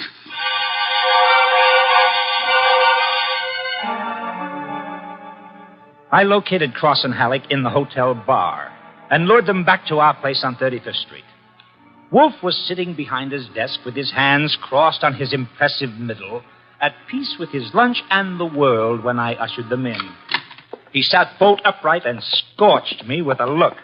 Good afternoon, Mr. Wolf. The tall one's name is Cross, the short one is Halleck. They want to help me invest my money.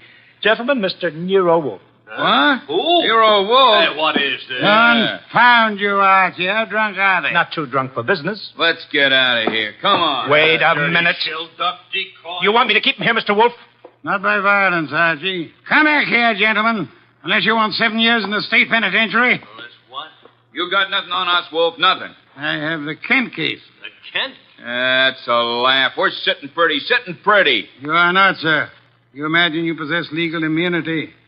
Mr. Kent believes you are grotesque balderdash and will not sue for fraud. Miss Kent cannot sue because she is reluctant to accuse her father of wrongfully obtaining her money. Ergo, you think you are invulnerable. Now, listen. But you forget me. I'm a detective with a fee to earn. A big fee. Quiet, Archie. I am determined to get that fee. Therefore, as Miss Kent's agent, I can and will bring action against you. I'm indifferent to her tears or her father's disgrace. I'm indifferent to anything outside of money. You will return the $10,000 to me at once, sir, or you will be in jail by morning. You mean that? I do, Mr. Cross. Alec, come here.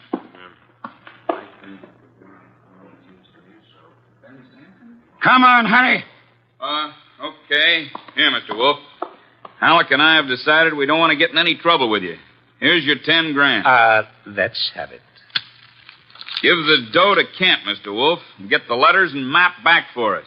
You've got a reputation for being tricky, but honest. We trust you. Come on, Alec, let's go. Well, how about that? Preposterous. No, sir. Take a look. $10,000, genuine coin of the realm. That man crosses a fool. Does he imagine I'm to be fooled so easily? What do you mean he left the money? He surrendered too quickly, Archie. Too easily. And that money in the envelope he was carrying all ready to refund. Why? Well, maybe he's got a better sucker. I heard him mention a Ben Sanford. Nonsense. Does he need Kent's forged letters and map to cheat this Ben Sanford? Couldn't he prepare another set? I guess you're right. Something's fishy. In any event, it's no concern of mine, thank heaven. Why not? I'm not committed to Miss Kent in any way. As a favor to you, I undertook to regain her money. I have done that. You may take it back to her and obtain the forged papers in return. But, Silence, Mr. Goodwin. Go to your red-haired charmer. Leave me in peace. I intend to spend this afternoon with my New World Atlas.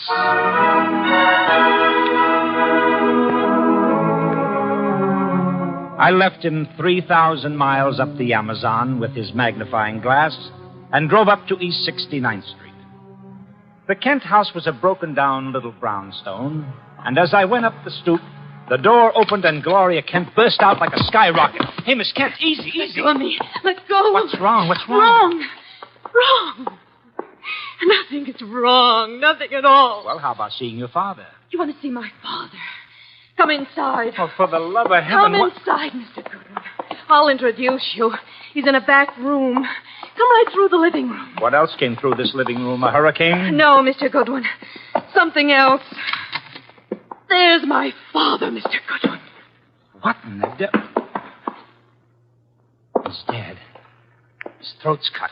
Father, this is Archie Goodwin from Nero Wolf's office. He and his boss refused to help while they could. Maybe he can help you now. Stop it. All I'm good for now is revenge, that's all. Stop it and look at me. When did it happen? I don't know. When did you find him? Just now. Keep looking at me. Who went through this house like a hurricane? You? No. Where did you go after you left the office? To the laboratory. What lab? Document research. The place that checked the map. How long were you there? Until an hour ago. I was with Mr. Rodman. Keep looking at me. And then? I had lunch. With Rodman? Alone. And then I came home. All right. All right, now listen to me. I want you to go to Mr. Wolf's house right now. Have you got cab fare? Yes. All right, take a cab. I've got to stay here, but I'll call Mr. Wolf and tell him you're on the way. Now get.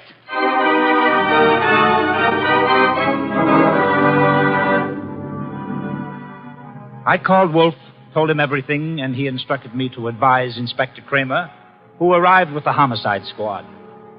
I gave the inspector everything while the squad photographed and measured, print dusted and detected. At 3:30, Kramer took me back to the house on 35th Street for a fight with Wolf. It's a great story, Wolf. Great. Kent buys a phony treasure map. Everybody knows it's phony except Kent. But Cross and Halleck try to buy it back, and Kent gets himself murdered. Did you find the map and letters in the house, Inspector? No, I didn't. The killer was after the map. A phony map? Certainly. Why? Well, if we knew that, we would know why Cross and Halleck so willingly paid back the money and why Kent was murdered. Maybe it's not phony. I'd better see the girl now. No, you fancy her for the murder. Well, I'll know after I ask a few questions. Tonight. She's had a shock, Mr. Kramer. She needs rest. Look, Wolf, I want her. Why bother with her when there's so much to be done? Yes, such as? Cross and Halleck, find them. And the mystery man they spoke of, Ben Sanford. These are the men you want now, not this poor, overwrought girl. Yeah. All right. The girl will be here for questioning tonight, though, huh? Tonight, Mr. Kramer. Okay. You'll hear from me later on. Well, you buffaloed him out of that, okay. Say, why don't you want her questioned? Is she guilty? I don't know. Well, what did she say when she got here? She said nothing. She never arrived. She never what? She never arrived. Well, then why did you tell Kramer she was resting? Would he have believed the truth? She must be found. More important, we must learn why forged letters and forged map produces turmoil. Find the killer and you find the map. You said so. I said the reverse, which is an altogether different statement. Archie, I want a photograph of that map. Get it. Oh, sure. Any particular camera you want me to use? You'll find the photograph at 200 Vanderbilt Street. Are you kidding? The lab cannot check the authenticity of old papers without photographing them in ultraviolet light, infrared light, and so on. If this document research lab has examined those papers, they will have photographs. Get them.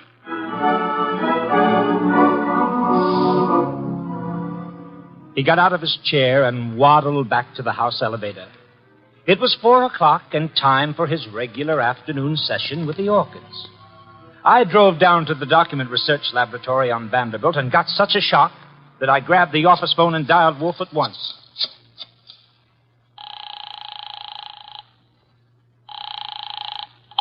This is Nero Wolf. Mr. Wolf, Archie here. What's the matter? You lost? No, sir, but I found something. Photographs? No, Mr. Wolf, I don't think you'll ever see any photographs of the Kent map. I don't think any were taken. Indeed. But guess who runs the document research laboratory? No, don't guess. You probably know. A man named Ben Sanford, and he's sitting right here looking at me. Bring him home with you. Home?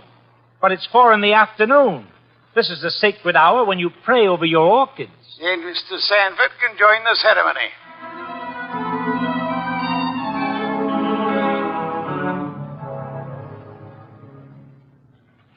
Hey, how about this place? How about it? There must be 1 million flowers up here. No, not flowers. Orchids only. Mr. Wolf has 10,000 plants. Never saw anything like it. And you never will again, brother. Hey, what kind is that on the bench? Oh, that's our pride and joy. Odontoglossum harryanum. Above them, the Van Petersirana, and the pink ones are the Coelogiani panduratas. Now, the large object, mulching flower pots, is Nero Wolf. Mr. Wolf, Ben Sanford. Good afternoon, sir. Hi. I came along to be obliging. I've got nothing to say about anything. How much have you offered Cross and Halleck for their treasure map? No comment. Mr. Sanford, I'm going to make some assumptions. I assume that you are not, in fact, a document expert, but an accessory to the fraud of Halleck and Cross. No comment. That you actually prepare fraudulent maps for those swindlers, and then in the guise of an expert guarantee their authenticity. No comment. But this you must answer. You did guarantee the authenticity of the map and letters Kent bought. It's on record. All right, I did. Then will you admit they were forged? What are you, a comic? No. You guarantee the value of the Kent map? Yes. As an expert? Yes. Then you've convicted yourself of murder. Murder? What is this? Mr. Kent was murdered, sir. Evidently for the map and letters he bought. But of all persons involved, you alone believe in the value of the map. No one else does. Therefore, you alone would have murdered Kent for the map. For the love of... Now, wait a minute. Chew it over, brother. Chew it over. Either way, he's got you. Okay, you want me to level? Here it is. Level, Archie? Okay, boss. Thief-type talk. It means tell the truth. It's like you say. The letters were bought from Rodman. I forged the map and evidence onto them. I guaranteed them to Kent. It was a swindle. The letters are without value? Oh, sure, they're old, that's all. From 1851. Just tired family gossip and stuff. Indeed. There we have the problem again, Archie. Mr. Kent is swindled with a map and letters that are known to be worthless. He alone believes the fantasy of the treasure. There isn't any treasure. Never was. Yet Cross and Halleck refunded the swindle money so eagerly. It is obvious they want those worthless documents back badly. Someone else wants them so bad he murders Mr. Kent. Why? I don't know. Archie, we must find the girl. There's a chance she turned to Mr. Rodman for refuge. I'm sorry, you'll have to go there at once. If the girl isn't there, bring Rodman.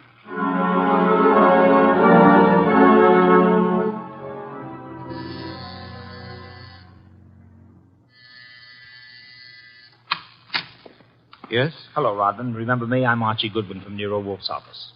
Oh, yes, of course. I came to get Gloria Kent. There's been a change in plans. Tell her to come out, please. Gloria? Well, she's not here. Why should she be? Haven't you heard? Heard what? Well, I guess you'd better come down and see Wolf. Mr. Goodwin, I'm afraid I can't. I'm rather busy. Look, Rodman, maybe you ought to know. Old man Kent was murdered. What? Yes, just after you and Gloria left us. Kent murdered? Well, But this is awful, Mr. Goodwin. You want to see Mr. Wolf now? Get your hat. Murder? Well, believe me, I never wanted this. I'm going to tell Nero Wolf the whole mess. Every word of it. Okay, then. Come on, let's go. Yes, of course. Just a minute. I'll get my hat in the bedroom. Murdered? Can't. I never dreamed. Oh. Come on, Rodman. Come on, Rodman. Come on. What? I didn't hear you. Oh, Rodman. What the... Rodman. Oh, Rodman. Good Lord. What next? Come on. This is Nero Wolf? Archie here. We've had a tough break. Yes? While I was waiting for Rodman at the front door, he went into the bedroom for his hat. The killer was there. How do you know? He cut Rodman's throat. Tell. The back window was open. It's a ground floor apartment. He was out and gone before I had a chance. Archie, where were your wits? Let me alone. I've had a man murdered 20 feet from me. You think I'm cheering? Mr. Kramer is here, and he has news for us, Archie. He could not locate Cross and Halleck in their apartment. They had not been home all day. The maid informed him that she was waiting for her weekly salary. Well, so what? She was most angry and peppery, Mr. Kramer informs me. Red pepper? Exactly. Okay, maybe I know what you mean. I'll try to deliver the goods this time. Goodbye.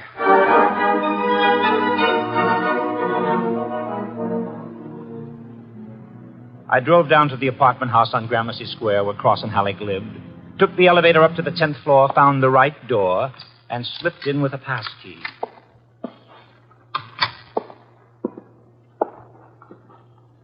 Come on out. Come out wherever you are. I know you're in here. You fooled Kramer pretending to be the maid, but you didn't fool Wolf. You'd better... Gloria! Cut it out, you idiot. Lay off. Archie, you dope. Archie Goodwin from Nero Wolf's office. Remember me? Go. Give me the gun, Gloria. Give it to me. That's right. Who did you think I was? Halleck. Oh, brilliant. So Wolf figured you out, huh? Well, you are a brave girl. They killed your father. You came up here and waited for them. You were going to kill them right back, huh?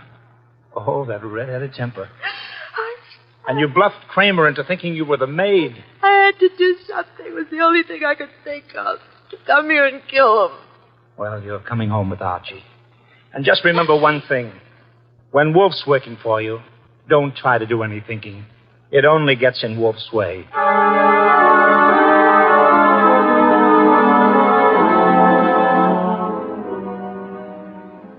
I got Gloria Kent back to the house at 7 o'clock. I parked the car, brought her into the office, and got the shock of my life. There was a convention on. Wolf was there, with Inspector Kramer representing the cops. Cross, Halleck, and Sanford were there representing the crooks. When Kramer saw Gloria, he scowled first at her and then at Wolf.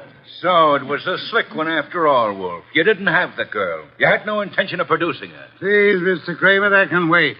There are other matters more important. I dine at 8. That leaves me 1 hour to solve your murders. Murders? More than one? Yes, 2. Elmer Rodman. By heaven, Goodwin, if you... Please, Mr. Kramer, not now. First, Miss Kent. Good evening, Miss Kent. I presume you have met these gentlemen, Cross, Halleck, and Sanford? Yeah, I'll take your purse, please. Well, why? Don't think me as naive as Mr. Goodwin, miss. When you left your home after the murder of your father, you took the map and letters with you. They are in your purse now. That's not true. Archie, the purse. Thank you. We have here an interesting situation. There exist some old letters and map, forged and fraudulent. They're worth $10,000 and more to Cross and Halleck, and worth 2 murders to a killer. Why? There must be something of great value in the letters. Yes, such as? Something which Mr. Sanford could not see, although he worked on the document closely. Yet something which could be made manifest. What is the answer, Miss Kent? You know it? I swear I don't. Secret writing, Archie. Bring the chafing dish from the dining room. Right. Secret writing? I saw nothing when I worked on those letters. Naturally, Mr. Sanford, the writing is invisible. But heat is an agent. It makes most forms of secret writing visible. The chafing dish, boss. Thank you, Archie. Place it before me and light it. Right.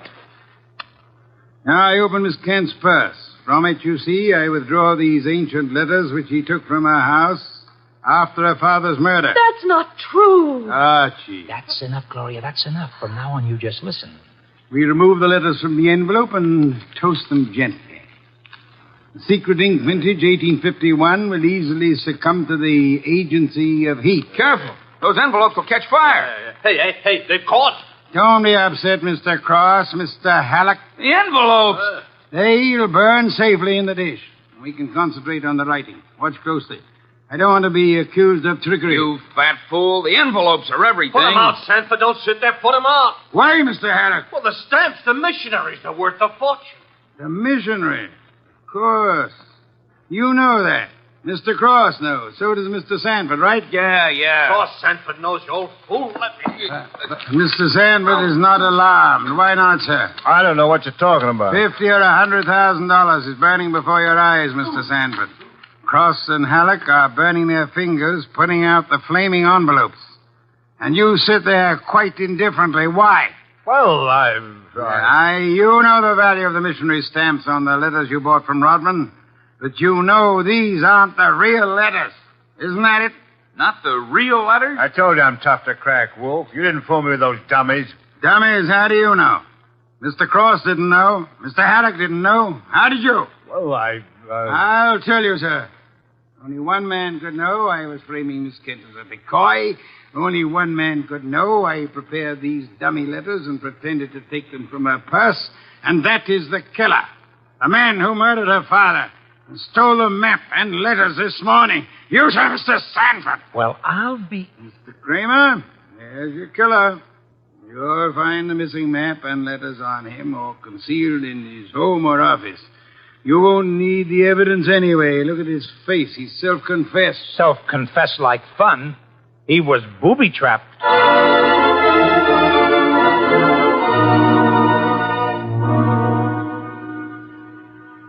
No, Mr. Crane. Not a complicated case, really. Very simple. Elmer Rodman sold a packet of old family letters to the swindlers for a small sum.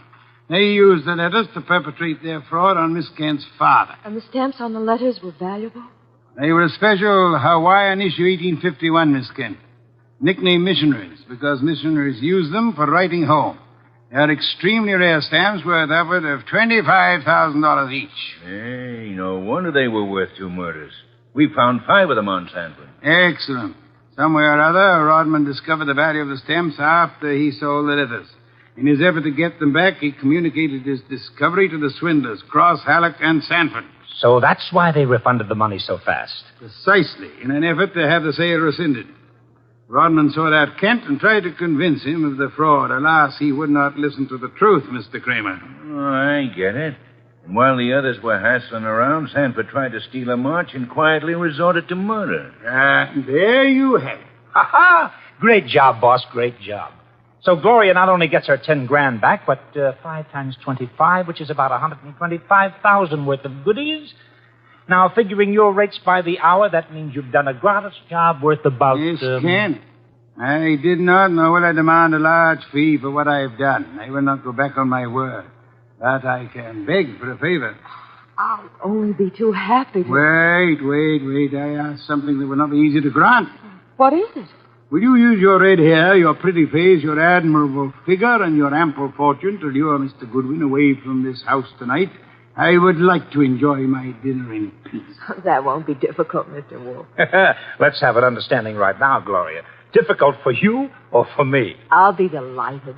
Indeed. To spend an evening with Mr. Goodwin, there is only one word for you, Miss Kent. Intrepid.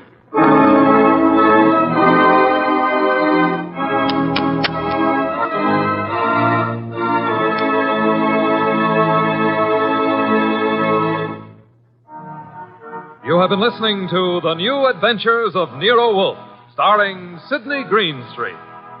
Tonight's story by Alfred Bester was based on the famous characters created by Rex Stout, produced by Edwin Fadiman, and directed by J. Donald Wilson.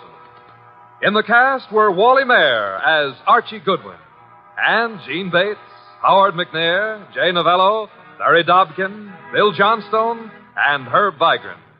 Music by Joseph Enos. Next week at this same time, Nero Wolfe and Archie will bring you The Case of the Careworn Cup. Don Stanley speaking. The preceding was transcribed. 3 chimes mean good times on NBC. The chimes ring for Dennis Day and Judy Canova tomorrow night on NBC. Also, Judy Canova prepares to go operatic tomorrow because her special guest is Ezio Pinza. This is Chester William Bendix Riley. The Man Called X follows on NBC.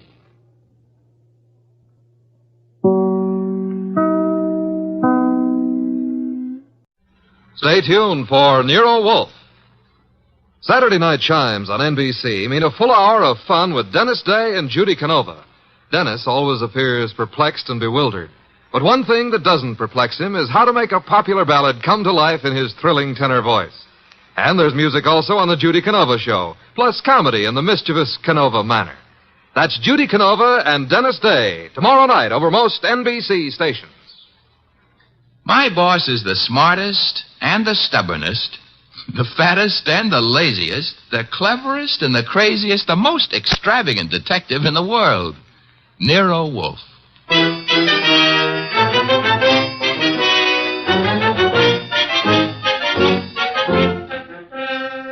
It's the transcribed adventure of The Case of the Careworn Cup, with that brilliant, eccentric private detective, orchid fancier, and gargantuan gourmet, Nero Wolfe, starring Sidney Greenstreet.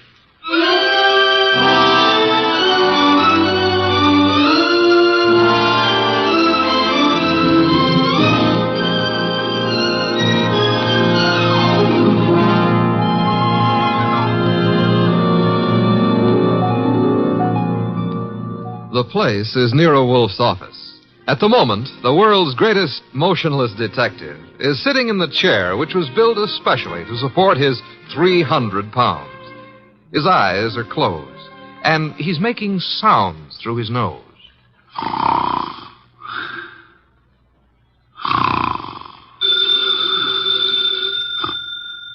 Archie. Archie. Archie! Yes, Mr. Wolfe, what is it? The phone, if you please, Mr. Goodwin. But it's on your desk, only 8 3/4 inches from your left elbow. All you have to do is lean forward. Found it, Archie. What do you think I am, an athlete? Hello. No, wrong number, mister. Well, I'm sorry, Mr. Wolfe, if that old phone awakened you. Wrong number, and I was not asleep. I was merely concentrating. On what? We're out of work. There's nothing to concentrate on. May have escaped your errant attention, Archie. But there are other subjects for thought besides murder. Mm-hmm. Sure, blondes. And blondes. You're right at that, brunettes. Phooey. That's not a nice thing to say about any girl, even if she does happen to be a brunette. Archie. Yes, sir? Go away. You annoy me. Suppose I did. It would get you beer for you. Fritz. Tonight happens to be Fritz's night off. However, you can always get your beer for yourself. Don't be an idiot. There are exactly 23 steps between here and the kitchen. As you very well know, I abominate strenuous physical activity. 23 steps times 2 is 46. You could walk very slow. Nonsense. Now that you mention it, I happen to be mildly thirsty, Archie. Would you... Now that I mention it, you'd better let the beer go for tonight. Why? Our stock is running low. You being careless? I've been careful, because something else is also running low. What? Money? Fiddlesticks, there's plenty in the bank. Sure, but very little of it is yours. Mr. Wolfe, do you remember that batch of orchids you bought last week? Course I do. Magnificent and very rare specimen. I got a magnificent bill for him this morning, too. It was large? It was large. Confound it, Archie. I shall have to do some work. You turned down half a dozen cases in the last few weeks. One of them may still require me. Most of them hired other detectives. However, there is a Mr. Wenceslas who might still be in need. His problem is what? As I remember, he's being followed by midgets. He wanted you to do something about it. Not that he minded the midgets so much. It was the elephants they were riding. The man needs a psychiatrist, not a detective. Anyone else? I can check my files, but I don't think... Ha-ha! Saved by the bell. Another cliche like that, and I shall... Answer the phone yourself? Assassinate you. See what it is. Okay. Hello? Yes, Mr. Wolfe is in. Yes, he'll be in. He always is. What? But... That was a Mr. Charles Porter. He was in a hurry. He's on his way over right now. Should be here in 10 minutes. Prospective client, I trust? $1,000 worth of prospective client. Splendid, Archie, my beer. Okay, but, look, I'm not sure you're going to accept his offer. Indeed, what does he want me to do for his paltry fee? That's the point. If I heard him right, he wants you to do nothing.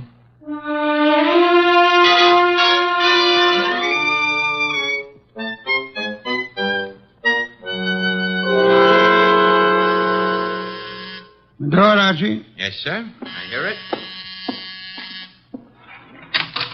Mr. Porter? Naturally, I'm Charles Porter. Who else would I be? It's a large field. Never mind. Come on in. I'm Archie Goodwin. Where is Wolf? Mr. Wolf is in here. Mr. Wolf, this is Mr. Porter. Good evening. Fat, aren't you? It's moderately noticeable. Archie, a chair for Mr. Porter. Don't bother. I'm too impatient to sit. When I've business to take care of, I take care of it quickly. Very well. Send him out of the room. Mr. Goodwin, nonsense. He's my assistant. He remains. I don't like it. Archie, show Mr. Porter out. Now, wait. There's no need to get temperamental. Perhaps I'm a little abrupt. Rude. I'm a worried man.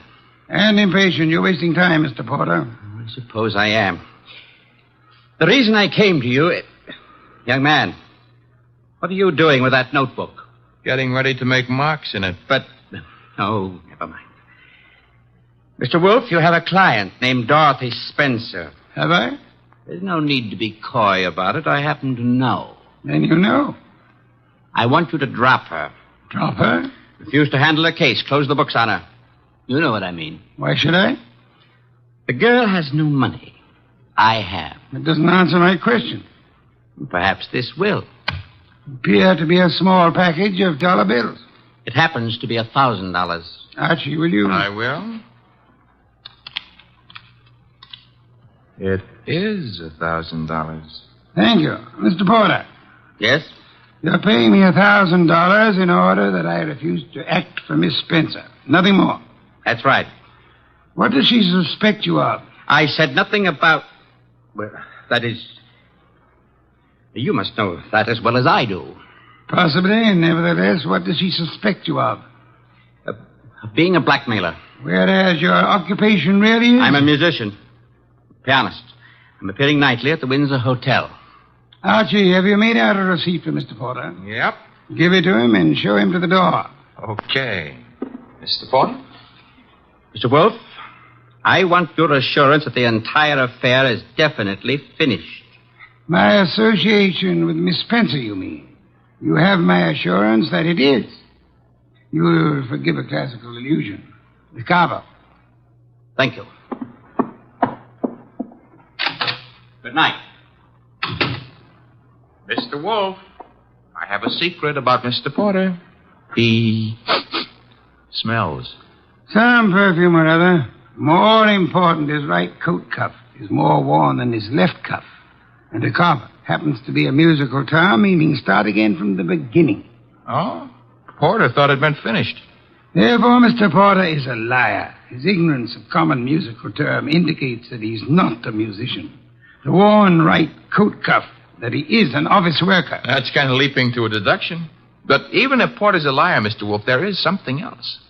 He paid you $1,000 to drop a client named Dorothy Spencer.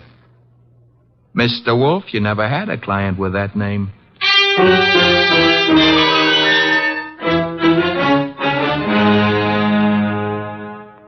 Well, that's that. Dorothy Spencer is not in. Anyway, she's not answering her phone. Mr. Wolf, I said... I know what you said. Ah. That a comment? I'm worried. Mr. Porter may have assumed erroneously that Dorothy Spencer had employed or was intending to employ me. That does not explain why he lied about his occupation. Maybe he didn't lie. After all, your deductions could be wrong. Phooey. Okay. Take care of that right now. I'm phoning her. Hello? Windsor Hotel? Get me the manager's office. Thanks. Could you tell me if a Charles Porter plays the piano at... Uh-huh. She sounds blonde. I see. Thanks a lot. What do you do after work? Oh, so long. She goes home and beats her husband. About Porter, Archie. Bad news. He does play the piano at the Windsor in the move room. So where does that leave your deductions? Untouched, of course. Let me think. Yes, naturally. Naturally what? I came to the conclusion that Mr. Porter was an office worker. We have just discovered that Mr. Porter is not an office worker, therefore... You were wrong. I am never wrong. Therefore, the man who was here is not Charles Porter. Mr. Wolf, do you think a man of your weight should climb out on a limb like that? Fiddlesticks. Look up Porter in the phone book and call him. Okay. Take a second. Archie, the phone company's best friend. Yep, here he is. What do I ask him? There'll be no need to ask Mr. Porter anything. Just phone. You're the boss. Yeah. Have to say something to the guy.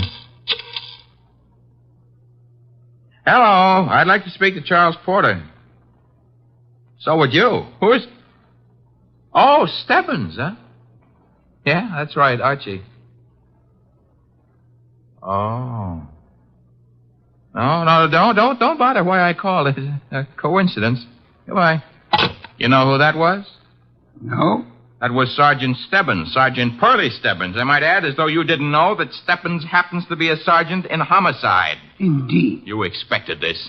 I still don't know what your conversation was about. It was about Charles Porter, who maybe was a liar, but who isn't going to tell any more lies on account of he was just shot to death.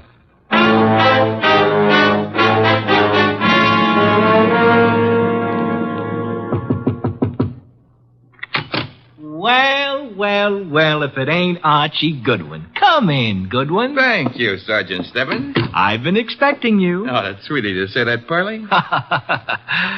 Why did you phone Porter? His right coat cuff was more worn out than his left. So for that, you had to kill him? No, actually, I killed him because he didn't know his da capo. Hey. Yeah, hey. He don't look good anymore, huh? Guys who stop bullets with their face never look good. Pearlie, you've been robbed. I did... That corpse is not Porter. Now, relax, Goodwin, relax. His fingerprints were on file and they check. His girlfriend says he's Porter. If he could get up and talk, he'd tell you he was Porter. And what makes you think he isn't? Well, because when he visited us earlier tonight, he looked different. Not much, but... You said girlfriend? Yes, I said girlfriend. She's in the next room mopping up. She kind of broke down when we brought her here. You brought her here? Now, don't tell me what her name is. Why shouldn't I? It's Spencer. Dorothy Spencer. Ooh, that's what I was afraid of. Sergeant, Oh. Ignore him. He comes with the woodwork. His name is Goodwin, Miss Spencer. Archie Goodwin. Find what you were looking for? What I was looking... Somebody's gone through this place like a minor league hurricane. You? What business is it of mine? None, maybe. On the other hand, Nero Wolfe might have other ideas. Matter of fact, I'm sure he'd have. Miss Spencer, why don't you go see him? The address is 601 West 35th Street. I don't see why. You want your boyfriend's murderer found, don't you? Now listen, Goodwin, the police are working on this. Sure, they'll see to it nobody harms a corpse. Goodbye, Miss Spencer. Don't forget that address, 601 West 35th Street. Believe it or not, you used to be a client of ours.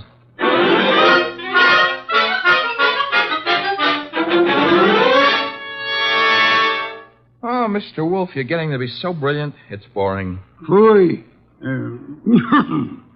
That is, All right, tonight you deserve it. I'll get you another can of beer. But this is the last one. What's your promise to do some exercise, like maybe standing up and sitting down 5 minutes a day? Thank you. And why should I indulge in such idiotic behavior? Well, after a while, you might be able to see your shoes. I've already seen them. Oh, that was 20 years ago. Things have changed. No more buttons. Hey, that must be Dorothy Spencer.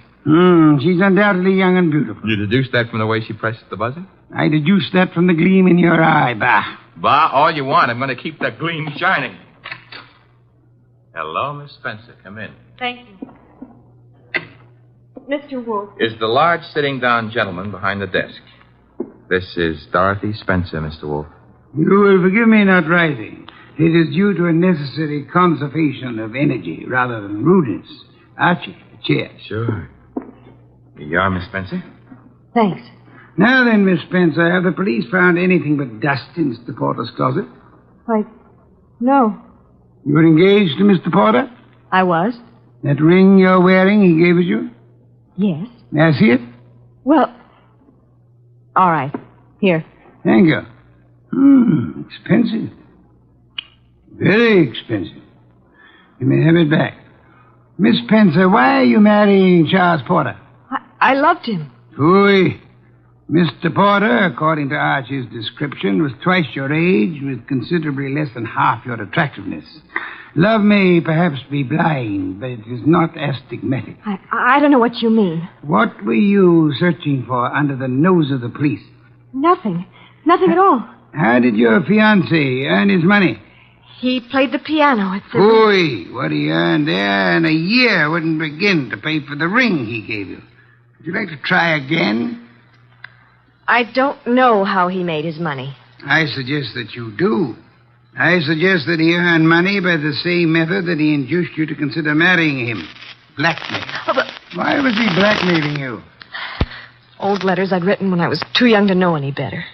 Your motives for murdering Porter would be twofold, then. Recovery of blackmail material and the avoidance of marriage to a man you dislike. I didn't kill Charles. Your doorbell, Archie. Get Miss Spencer into the kitchen. Once. Must be the police. Yeah, let's go, Miss Spencer.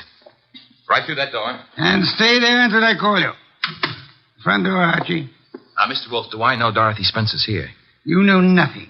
A simple role for you to play. I haven't got time to resent that insult right now, but wait until the next time you drop a collar button. Well, bless my soul, if it isn't dear old Inspector Kramer. How is the homicide department? Where's Wolf? Big surprise. He's sitting. Mr. Wolf? Good evening, Inspector. Where's Dorothy Spencer? This is not the Bureau of Missing Persons. The district attorney would like to talk to her. I shall tell her so the next time we meet. Yeah, that could be right now. She's in this house. I don't see her. Mind if I look around for myself? You have a search warrant, of course. It so happens no, but... Archie, the inspector's leaving. Okay, I'm leaving. I suppose by the time I get back with a warrant, she'll be in Hoboken. Hoboken? Where's that? Look, Wolf, you can go too far. One of these days you won't be able to talk yourself out of it. Trail me to the door, Goodwin, to show what a good detective you are. Ooh, Inspector Kramer doesn't love us anymore. Unfortunate. Archie, take Miss Spencer to a respectable hotel. Register her under an assumed name. She is to stay there until notified otherwise. Luckily, the good inspector neglected to inform us that she was the leading suspect in a murder case. Hence, we're not accessories after the fact, and I don't want her arrested for murder as yet. Her beauty has won you over. You will then return here immediately. Okay. What are you going to be doing in the meanwhile? I, Archie, shall be thinking.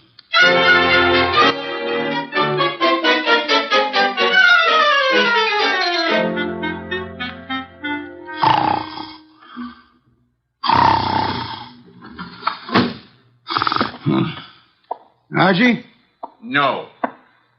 No, not Archie.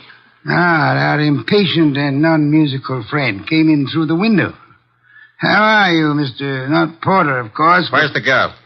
Question is beginning to bore me. I don't know. I think she's here. So did the police. I might add that they were slightly closer to the truth. Incidentally, what makes you think she was Porter's accomplice? She must have been. Nonsense, she wasn't. Porter was blackmailing her, just as he was blackmailing you. In her case, it was letters. In yours, a previous criminal record, perhaps, that your employers might be interested in. I want to know where she is. Maybe this would help you remember. Good heavens, don't point a pistol at me. It annoys me. The police, I should think, opened the door for them like a good fellow. Oh, no. I'm leaving. But if I don't find that girl, I'll be back. Knock the blasted thing down if it isn't open. All right, Wolf. I've got the search warrant. Also, no doubt, a fine tooth comb. Bah. By the way, Inspector. All right, boys, cover the house. All right, Inspector. Yeah, what did you want? As your men go through the house, will you have one of them shut the back window? I've just had a burglar, and I suspect he left it open. Unless the matter is attended to, the house might be filled with fresh air. Yeah, what's the matter with that? Fresh air, deadly poison. It clogs the lungs. And may I point out that the warrant you're clutching in your hot little hand is not a lease on the house. Finish your search quickly, if you please, and then... why not try Hoboken?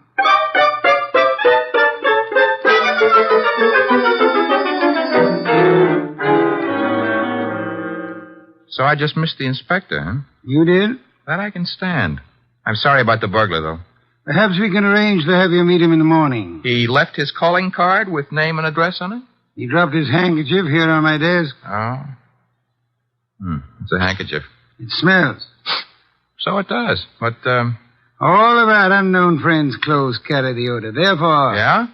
You will go out immediately to the nearest drugstore, buy a specimen of every cake of soap manufactured in this country.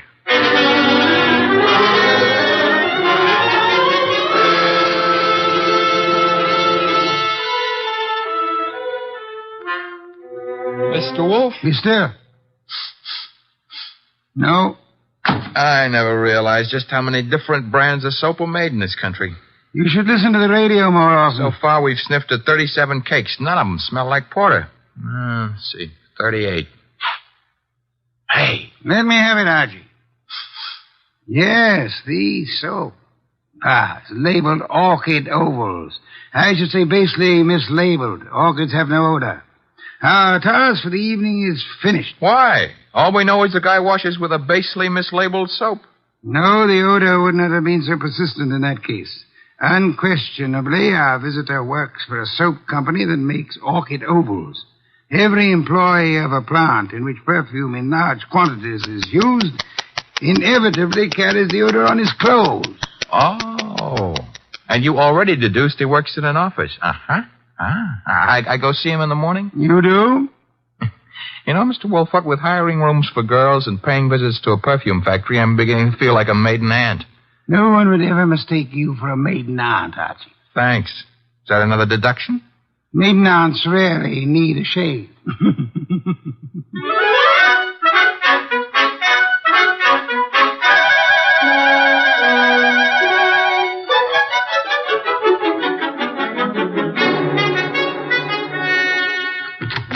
Orchid Ovals, good morning. One moment, please. Oh, can I do anything for you, sir? Yeah. That is, let's postpone that question and slip in another one. I'm looking for one of your office people. In his 40s, 5'10", brown hair and eyes, speaks in a sharp, quick voice. He owes you money, too. Who owes me money? Mr. Wheeler, the man you were describing. He owes everybody money, in spite of the fact that he's office manager and makes lots and lots of money. How much does he owe you? Oh, not an awful lot. It won't break me if I don't get it. Is he in yet? Well, he was, but he went home. He was sort of sick. Sort of? He got a phone call from somebody and rushed out. Too bad. Well, I better scram. Well, you didn't answer my question yet. I'm off at 5. My name's Gwen. Goodbye.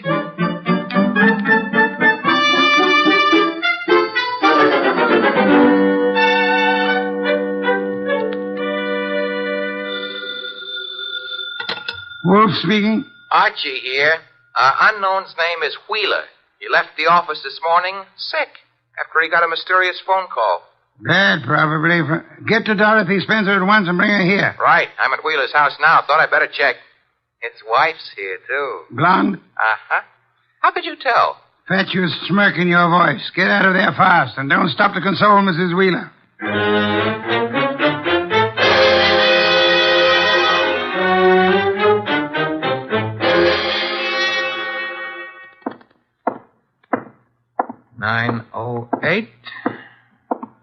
Room 909. Miss Dorothy Spencer.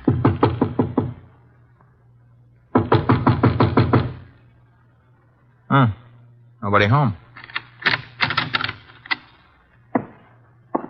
Shut that door behind you, Goodwin. What? Never mind pulling triggers. I'll shut it. Oh, Archie. I would prefer silence. Keep your hands high, Goodwin. It's unhealthy. All the blood had run into my head. Archie, he murdered Charles. He did. Tut, Mr. Wheeler. You really shouldn't have. It's against the law. Get into the bathroom, both of you. I already shaved. I phoned him. I thought maybe he had my letters. Porter couldn't keep his mouth shut about his other He victims. was going to force Dorothy to marry him. Did you find his material, Wheeler? Yes, in an office. He read it as a front. It's all burned. And why all the melodrama? You know about me, so does she. I can't trust anyone. Get into the bathroom, I said. Look, let's not lose our heads about this. Get moving, Goodwin. I like it here. All right, then. Here is where you'll get it. Hey, wait a minute. Something's wrong. I got shot and Wheeler fell down. I shot him, Goodwin. Stebbins. Dear Sergeant Stebbins. Oh, you little flat-footed angel. It's lucky for you my flat feet got staked out here in time. Just for that, I'll buy you a pair of arch supports for your next birthday. I'm beginning not to believe this. You had it all figured out? Well, not exactly. Well, that is, Wolf sent you here. Well, he kind of phoned in and suggested one of us shoot down here and do some rescue work. That old devil. Hey, you're not kidding. What are you laughing about? Wolf wasn't sure whether you'd need rescuing from Wheeler or... Stop killing yourself with your own jokes. Or whether Miss Spencer would need rescuing from you.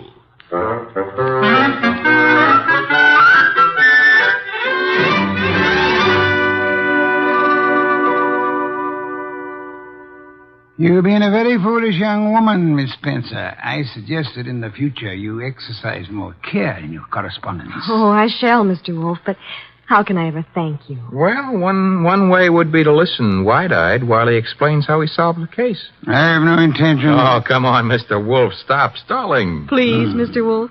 Well, I'd be very happy to. As a matter of fact, I'd like to see anyone try to stop me. A man came to me, offered me $1,000 to drop a client I didn't have. Why? Because obviously he wished to direct my attention to that client. Me? You, Miss Spencer. Now then, he identified himself as Charles Porter, a musician. But I tested him and discovered that he knew nothing of music. Ha! The Da Capo routine. Precisely. Therefore, he was an imposter. His purpose? Yeah? To indicate by no means subtly that enmity existed between Porter and Dorothy Spencer. Huh? Thus, when Porter was found murdered, I would presumably be convinced that Dorothy Spencer, balked in her effort to enlist my aid against Porter, had resorted to most foul and bloody murder. Most foul and bloody murder is very fancy, Dorothy. Shows he likes you. I thereupon asked myself, why should an unknown seek to convince me that Dorothy Spencer was Porter's murderer? And you answered yourself? One reason only, because he himself intended to murder Porter, as he did. For which peccadillo he has, thanks to Sergeant Stebbins' accuracy with a revolver, already paid with his own life. Quodirat demonstrandum. Latin for that's what you wanted to know. I think you're wonderful, Mr. Wolf, and I'm going to... Be careful. Kiss you. Archie, Miss Spencer is a very dangerous young woman. Today I feel brave. Do you, Archie? Very brave. What are you doing tonight? Nothing. Let's do it together. Bah. Oh, is that Mr. Wolf? I said bah. Would you very much mind conducting your romance elsewhere? I would not. And do so at once. I have a very important matter to attend to. Goodbye, Mr. Wolf. Goodbye. Night, sir. Very important. Very important.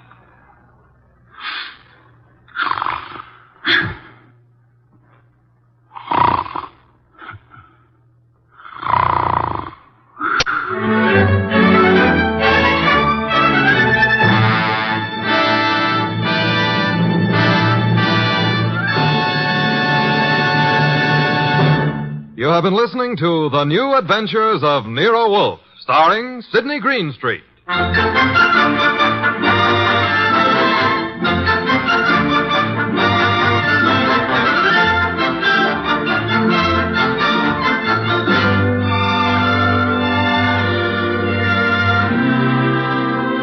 Tonight's transcribed story was based on the characters created by Rex Stout, produced and directed by J. Donald Wilson. In the cast were Lamont Johnson as Archie Goodwin, and Jane Webb, Peter Leeds, Bill Johnstone, and Wilms Herbert. Next week at this same time, Nero Wolfe and Archie will bring you The Case of the Dear Dead Lady. Don Stanley speaking.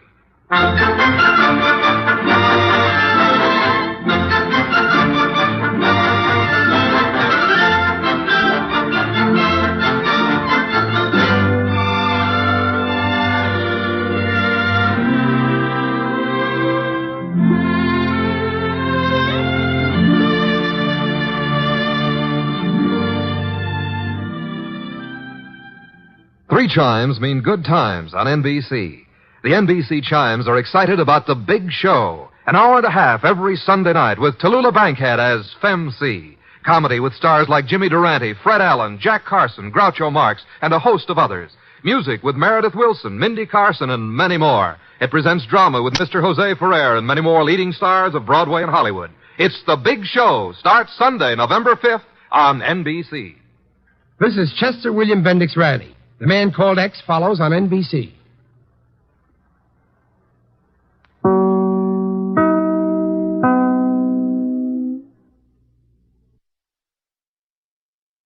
Stay tuned for Nero Wolfe.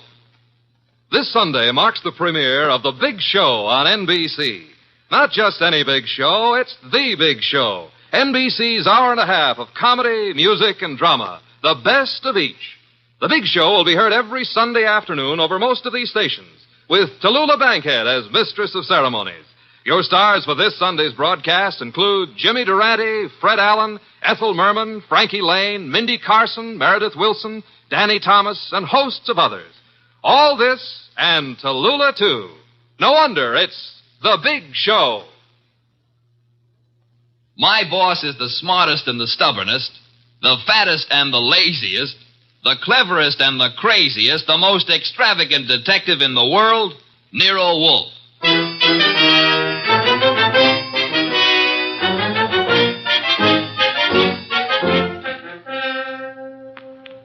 It's the adventure of The Case of the Dear Dead Lady, with that brilliant, eccentric private detective, orchid fancier, and gargantuan gourmet, Nero Wolfe. Starring Sidney Greenstreet.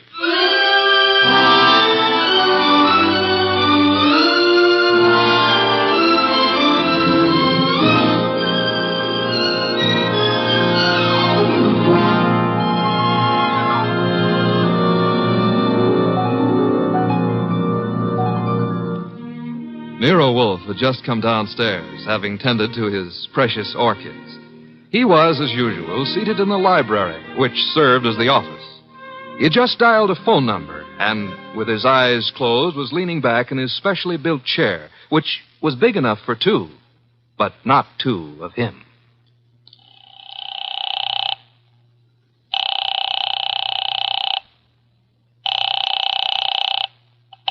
Halsbecker's Market, domestic and imported delicacies. Mr. Halsbrecker, this is Nero Wolfe. Oh, yeah, Mr. Wolfe. I was just about to ring you. Well, I have need of 2 pounds of duck liver. I do not, of course, refer to the commercialized Strasbourg pate. Well, I appreciate the order, Mr. Wolfe, but... Next, my cook Fritz informs me that we require 3 fine fat geese. Look, Mr. Wolfe, there's a little matter of an unpaid You bill. might add 12 cases of beer, a bushel of Vermont apples, green for stuffing, and a gallon of Marquesa Patricia Roman oil. Mr. Wolfe. In addition, Fritz has listed 6 dozen eggs, 4 braces of Sussex woodcock, and a few pounds of Westphalian ham. You have all that? Well, I can get it, Mr. Wolfe, but my bookkeeper... Thanks very much, Mr. Halsbrecker. That will be all. Now, now then, Archie. Yes, boss? You seem to be worried. Oh, I am. This means, naturally, that I'm supposed to handle Halsbrecker's delivery boy when and if he shows. I had thought of leaving that simple matter to you. And what about the simple matter of the money? Money? I hate to bring up a vulgar subject, but where is it coming from? Oh, of course. You're right, Archie. I should have said... Said what? Charge it. Boss, look, you don't realize I know, but we're into that truffle broker for $500-odd and change. All right. Then give him a check. Okay, I will give him a check. And I hope they'll let you keep the orchids in your cell. You're a wit, Archie. Mm-hmm. You know, I'm on the bank's mailing list. We got a notice this morning. You don't mean... Oh, but I do. Again? Yeah, you just can't take money out of an account, boss. Sometimes you gotta put some in.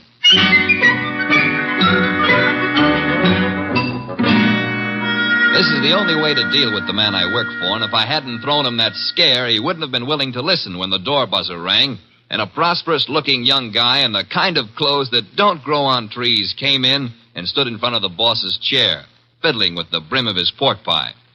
My name is Oliphant, Mr. Wolfe. Oliphant? Yes, sir, Oliphant. I am the spiritual leader and guiding head of a small religious group known as the Seekers of the Inner Power. I see. Also a man addicted to marrying neither wisely nor well, but often. You read the papers? I do.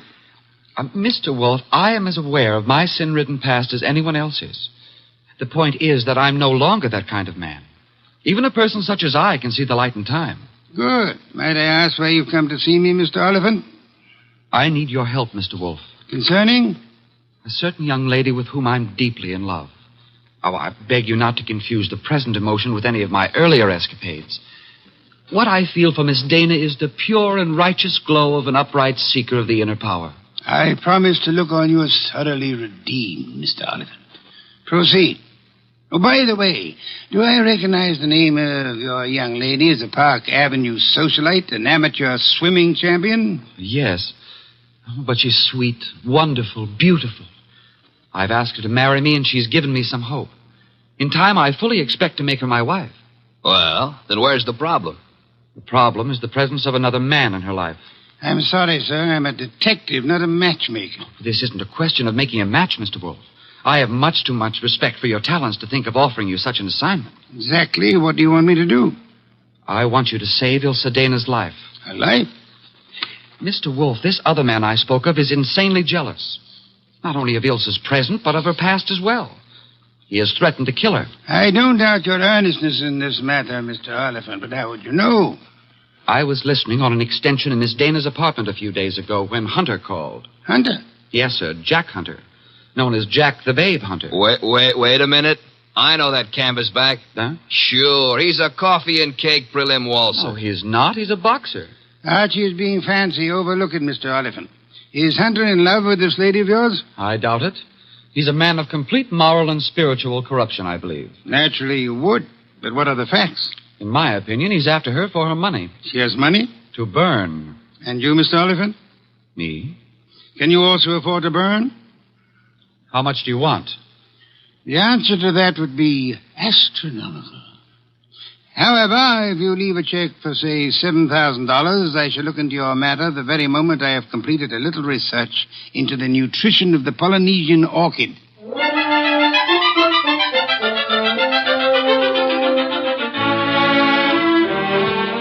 Oliphant's check gave our bank account a slight blood transfusion. I think it was the boss's plan to spend a week or two in the plant room before he got busy on the case. And he'd have done it, too, if that phone call hadn't come in about a little after 9, just after Wolf had polished off one of Fritz's dinners and was settling back with a stein of beer in his hand. Don't disturb yourself, Archie. I'll get it. Now, well, look out you don't strain yourself, boss. You got to straighten out an elbow to reach that receiver. You have an unfortunate flair for mixing humor with impertinence, my friend. Hello, Nero Wolf speaking. This is Ilse Dana, Mr. Wolf. How do you do, Miss Dana? We were discussing you only this morning. So I've heard. Through whom? Ted Oliphant. I see. The young man seemed to be quite worried about you. The young man should tend to his own affairs. Said you were in some danger. I know what he said, and not one word if it was true. Oh? I'd like to talk to you, Mr. Wolf. I'm sure it'll be an immense pleasure. Where do you live? I have an apartment at 22 Blanton Street. Could you be here soon? I could be there in a quarter of an hour, Miss Dana. By proxy, of course.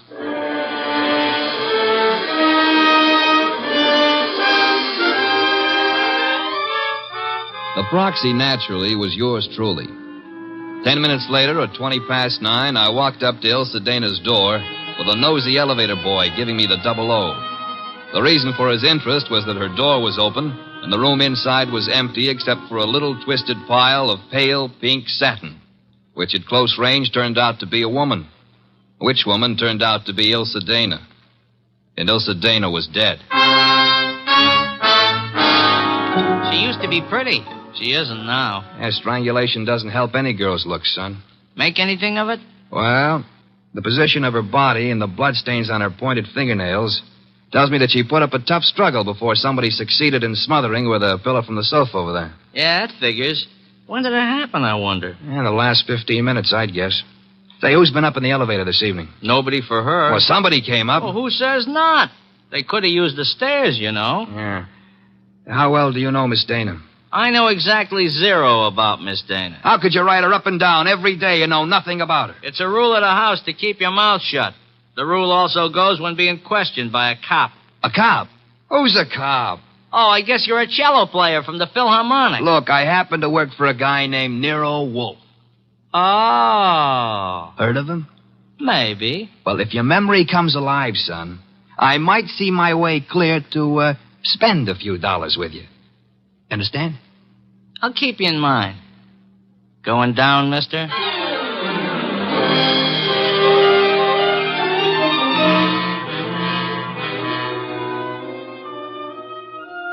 I spent time trying to get sense out of the superintendent and a set of chambermaids, but they were as quiet as a ballpark on Christmas Eve. Then I called the cops and told them about Oliphant and Hunter. By the time I got home, the house was dark and Nero Wolfe was sleeping. Next morning, I gave him the details while he drank 3 bottles of beer. When I finished, he sat for a long time and then started another bottle. The prize fighter. What about the prize fighter, Archie? Hunter? Well, I phoned the hotel he lives in before you got up. And? They told me he wasn't in. You know, I begin to think that Mr. Oliphant brought us a more absorbing case than he suspected. You know, I'm glad you like it. I don't like it. I don't like work of any variety. But this thing has its points. Well, what do we do next? Next, we investigate my client. What? Merely because the reformed playboy employs a detective doesn't exempt him from suspicion, Archie. Oh, now who's that? I'm afraid we have no choice but to open the door and see. My name is Young. Barstow Young. It's nice meeting you, Mr. Young. What do you want? I want to see Nero Wolfe. About? About a certain young lady with whom I am deeply in love. What? Will you repeat that? I want to see Mr. Wolfe about a certain young lady with whom I am deeply in love. Her name, please? Ilsa Dana. Is it possible that you entertain plans of making her your wife? Why, yes, but there's a problem involved. Another man? Yes. Well, do come in. Do come in. I think we've been waiting for you. Oh, Mr. Wolfe. Here's another one. Ah, Mr. Wolfe. You've come to me about Miss Ilsa Dana, sir? I have come to you, more specifically, about a man who has threatened her life. How unusual. He's the treacherous kind. Mild-mannered, you know. As we say in my profession, he underplays it. Your profession, then, is the stage. It is, sir. Go on, you interest me deeply. I was present recently when he told her that he would certainly kill her unless she mended her sinful ways. Sinful? No one denies that Ilsa has had, shall we say, a checkered career. But the man's attitude is totally fanatical. What's his particular brand of fanaticism, Mr. Young? Theodore Oliphant is a religious maniac. Well, what do you know? He's come to give Theodore a bad report card. I don't understand. I've come to ask Mr. Wolfe to prevent his murdering Miss Dana. Am I allowed a direct question, sir? Why, of course. Where were you between 9 and 9:20 p.m. last night? 9 and 9:20. Why do you ask? You said I was permitted a direct question. Oh, well, I was walking in the park, as I remember. Do you make a habit of walking in the park? I have lately. I'm preparing for an important role in a forthcoming production. What's so important about last night? From your point of view, a great deal, sir. Well, what do you mean? Last night, Miss Ilsa Dana was murdered. What? Mr. Goodwin here discovered the body. No. I'm afraid I must insist, Mr. Young. Why are you looking at me like that? Are you accusing me of... I have accused you of nothing, my dear sir. Well, now, look, you're making a mistake. Oliphant killed her. You may be sure of that. I have your word. I know him. He was trying to reform her, wanted to make her a devout follower of his cult, the Seekers of Power. I heard him tell her to her face that if she refused redemption, he would see to it that she didn't live on in her wickedness. You could produce other witnesses? Do you know, in your own smug way, you're as detestable a character as I have ever had. All right. Let's everybody take 5. Yeah? Nero Wolfe? He's busy. This is Archie Goodwin. You'll do, Goodwin. This is Jack the Babe Hunter. Oh? How are you? Great. Except the cops seem to want to talk to me about some murder fandango because, as I get it, you named my name. You got it wrong. I doubt it, and I'm coming over there to set you straight.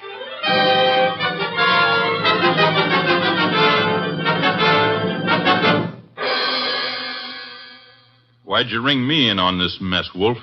You knew the girl pretty well. Me and how many more? Besides, what time was she murdered? Last night between 9 and 9:20. I see. So if you would inform the police where you were at the time, that should be that. Yeah. By the way, Mr. Hunter, where were you at the time? I don't see your badge, Wolf. I was only wondering. I haven't been near the Dana woman for over a month. But if you're really interested, I'll give you the name of the killer. Please do not keep us in suspense, Mr. Hunter. A couple of years back, Ilsa financed a guy in a big and lousy Shakespearean play that closed like a clam and nothing flat. Go on. It was money down the drain. The guy's got nerve. And he was in love with her, and he figured she'd do anything for him. So he comes back to her to finance him again. This time in Hamlet, no less. I see. I don't have to tell you what a flop that would be. You needn't tell me the actor's name either. You know? Mr. Barstow Young just left here. Yeah? Well, he's your man, Wolf. He got so sore when she told him she wouldn't toss any more moolah into his broken-down career, he went off his rocker and tore it down. Your reason for thinking so? I met him on the street one day, and he started beefing to me with blood in his eyes. That's all I could do not to punch him. The results might have been less fatal if you'd followed your instincts, sir. I couldn't. Guy's built like a broomstick. He's weak as a cat. Hit him once, he'd crack like dry plaster. I see. What's on your mind? This man you're accusing of Miss Stayner's murder, Mr. Hunter, he was very much in love with her. She was thinking about marrying him, he said. He said? Yes, he did. I heard him, too. He was talking through his skull cap. Ilsa wasn't going to marry anybody. No? No, she couldn't. Why couldn't she? Well, but she just couldn't, that's all. So long.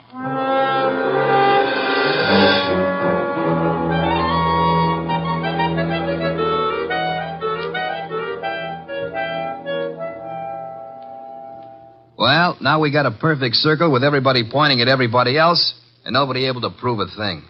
What Hunter says isn't impossible, Archie. You think Young did it? I don't think at all yet. But if there's anything more dangerous than a woman scorned, it's an actor scorned. We have another visitor. Yeah, who are you expecting? At this point, anybody. Hi. Oh, you. Yeah, I told you might hear from me. Come on in. Who's this? Fella runs the elevator at 22 Blanton Street. What do you got for me, kid? Postcard? Postcard? Here, the cops missed it, but I spotted the edge stuck under a rug. Nice of you to have delivered it. Or maybe he was just being curious. Curious? It's not every elevator boy who has a chance to see Nero Wolfe in the flesh. Oh, him? Come off it, High Pockets. I'm here because you mentioned something about spending a few bucks. Oh. I wouldn't cross the street to see the best gumshoe that ever breathed. Look, gumshoes don't breathe, and how would you like a sock? Archie, pay him and let him go. Yeah, pay me and let me go. Sure, Mr. Wolf. Here you are. Thanks. Don't mention it. Anytime, pal. Anytime. How do you like that fresh little punk? Archie, the lad has done us nobly. Yeah? A typewritten card addressed to Miss Ilsa Dana. Well, what's it say? Rather peculiar message. Have you prayed tonight? It's signed with a single letter O. Have you prayed tonight? Yes. Signed O? Exactly. Weird, isn't it? Well, what's weird about it? What could be plainer? Have you prayed tonight? Now, I ask you, who is the man in this deal who's interested in praying? All of us, I hope, are God-fearing. All right. But I ask you again, what does O stand for? It could stand for O'Brien, Obituary, Omaha. What about Oliphant? Oliphant, too. Look, what's with this indifference? The case is cracking and you slough it off. You remember what Young said? Oliphant threatened to kill her because she wouldn't join that cockeyed movement of his. Don't exhaust yourself, Archie. We have a hard night ahead. Yes, but I don't understand. But I don't mean to stifle your imagination, my friend. But if you'd reserve your deductions for a little while, you could lend me some much-needed assistance. What do you want? I want you to become a burglar. A burglar? I want you to hurry over to the dead woman's apartment on Blanton Street and ransack it. For what? How do I know? We need help. Anything may help us. Go through the place with a fine tooth comb.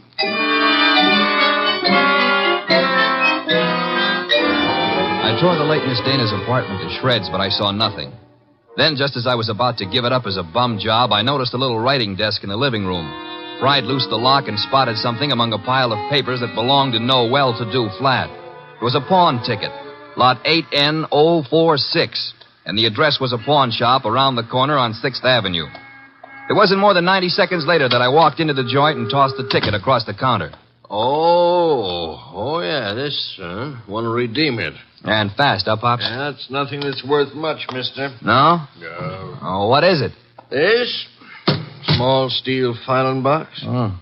Anything in it? I don't know. Come to me locked, never been able to get it open.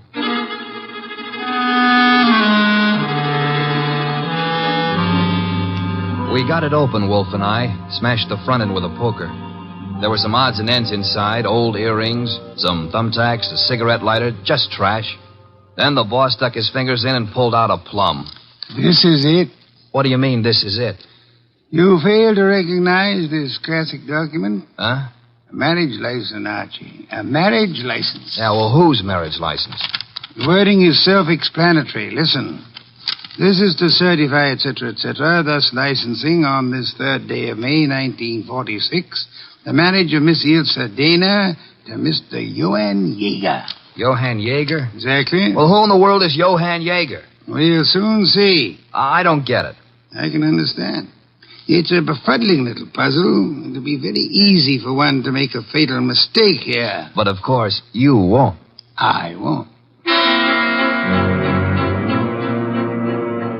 3 hours later, I'd herded all the suspects into the office, and he sat in his chair and glared at them. Oliphant, Young, and Hunter. It was tense and tight, and the boss let it stay that way, saying not a word to anybody while he calmly sipped his beer. It was Oliphant who cracked first. I didn't kill Ilse. I couldn't have. Jealousy is a very compelling motive, Mr. Oliphant. And you came to me, remember, complaining that there was another man in Ilse Dana's life? Whatever I complained about, and jealous as I was, I didn't kill her as the sacred power is my holy judge. Being unacquainted with your sacred power, I'll have to ask you for a better authority. Sacred power. Oh, it simply wouldn't have been possible for me to have done it. Why not? Yeah, why not? Because I was at Mickey's Night Owl Club last night from 7 until 4 a.m. Contemplating the sacred power, no doubt. That can be proved, Mr. Oliphant? Let me call now. Let the head waiter tell you. Well, you take your embarrassment as an indication that you're telling the truth. Hey, wait a minute. You can't let him off like that. Don't be bothersome, Archie. Yeah, but we got that card he wrote, the one about have you prayed tonight, signed with his initial. He didn't write that card, Archie. Now, look.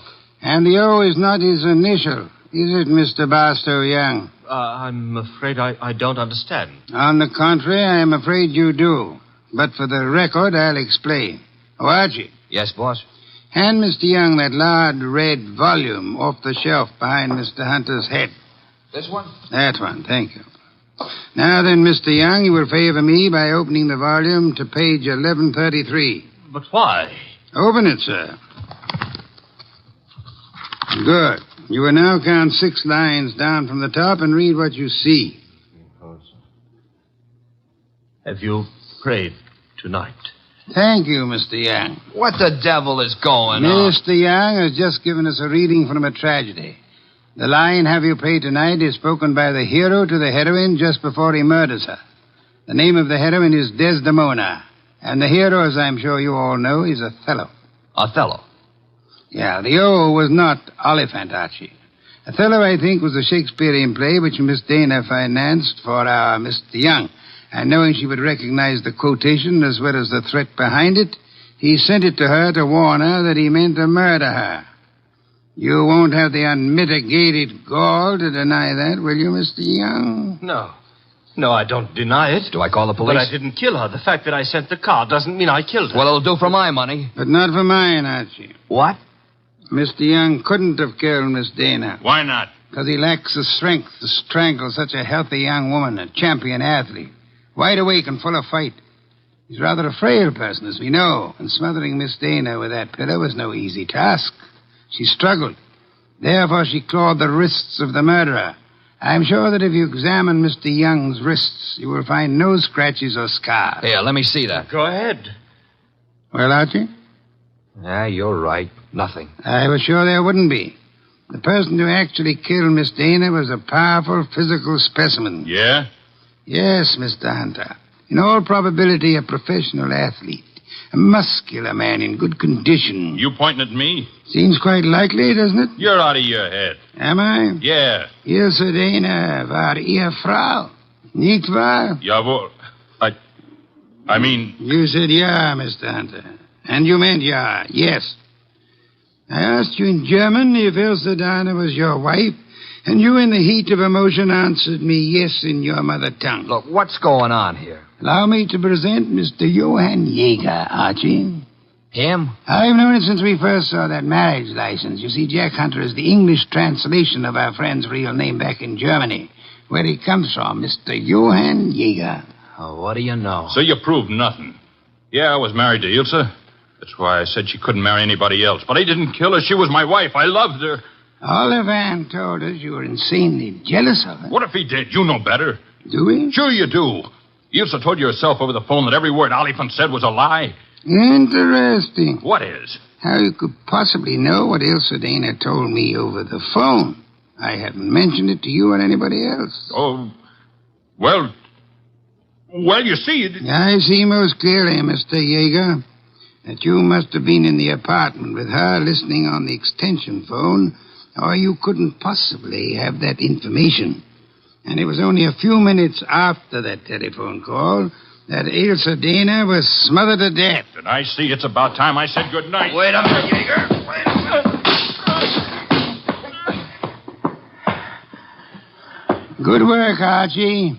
I advise you to sit still, Mr. Johann Jaeger Hunter. I was right. I told you he threatened to kill her. But why? I've only guessed at the story.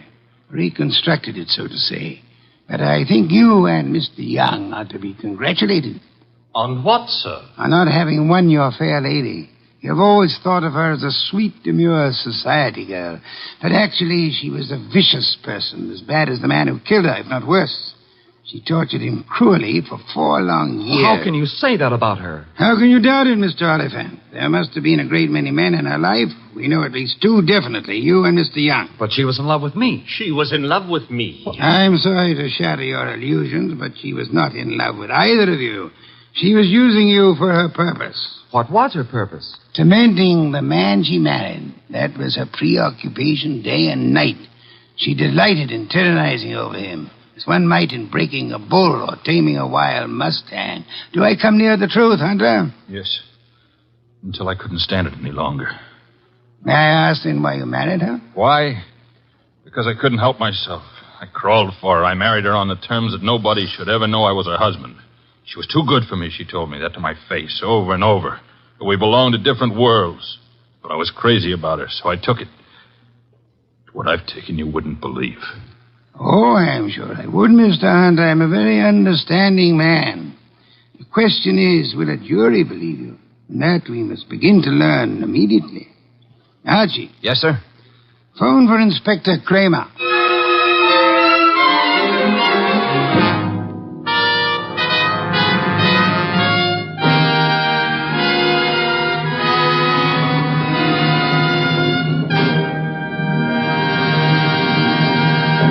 You have been listening to The New Adventures of Nero Wolfe, starring Sidney Greenstreet.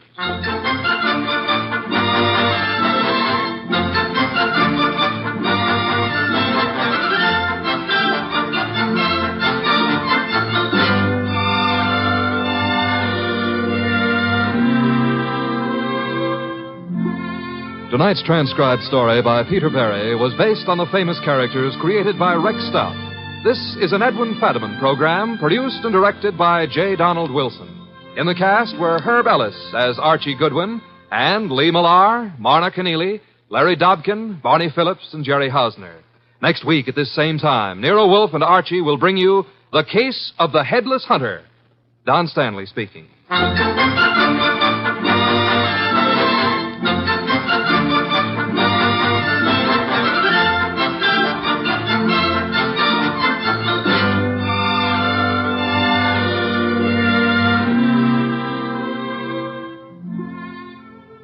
And don't forget, this Sunday marks the premiere of The Big Show on NBC. Not just any big show, it's The Big Show. NBC's hour and a half of comedy, music, drama, and the best of each. The Big Show will be heard every Sunday afternoon over most of these stations, with Tallulah Bankhead as mistress of ceremonies. Your stars for this Sunday's broadcast include Jimmy Durante, Fred Allen, Ethel Merman, Frankie Lane, Mindy Carson, Meredith Wilson, Danny Thomas, and hosts of others. No wonder it's The Big Show. And Theater Guild on the Air this Sunday presents Judy Garland in Miss Alice Adams. So don't forget, Tallulah Bankhead brings you The Big Show Sunday on NBC. Stay tuned for Nero Wolfe, which follows transcribed in 30 seconds. What's on the menu at Duffy's Tavern tonight? Well, there's a full serving of laughs with Archie the manager, played by Ed Gardner, and his unpredictable friends, Miss Duffy, Clifton Finnegan, and Eddie the waiter. It's Duffy's Tavern later this evening over most of these NBC stations. And this Sunday, the big show comes your way once again with Bob Hope, Jimmy Durante, Perry Como, Jose Ferrer, Mindy Carson, Eddie Cantor, Meredith Wilson and his orchestra, and many, many more. And, of course, your MC once again will be Tallulah Bankhead. That's this Sunday for the big show. Now, ladies and gentlemen, we take you to the most famous brownstone house in New York City, the one located at number 601 West 35th Street. Oh, Mr. Wolfe. Mr. Wolfe. Want something, Archie? Would you be interested in taking on a case involving a woman who was found stabbed to death in one of New York's fancier men's clubs? Can't you see I'm already occupied, Archie? My Oncidium hybrid is ailing. But, sir, cash. C-A-S-H. Remember, you need it to live on. Well, you're actually learning to spell. You'd better learn to count. We're broke. Thank you, Mr. Goodwin. Now, if you'll just go away and stop interfering. Oh, just a minute. Yes, sir? On your way out, switch on the fan.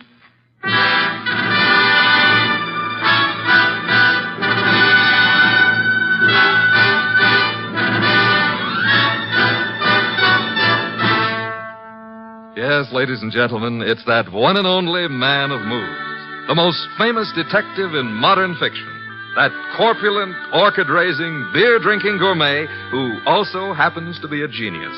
Rick Stuff's incomparable Nero Wolfe, starring Mr. Sidney Greenstreet. Tonight, Nero Wolfe's long-suffering assistant, Archie Goodwin, tells us of the case of the careless cleaner.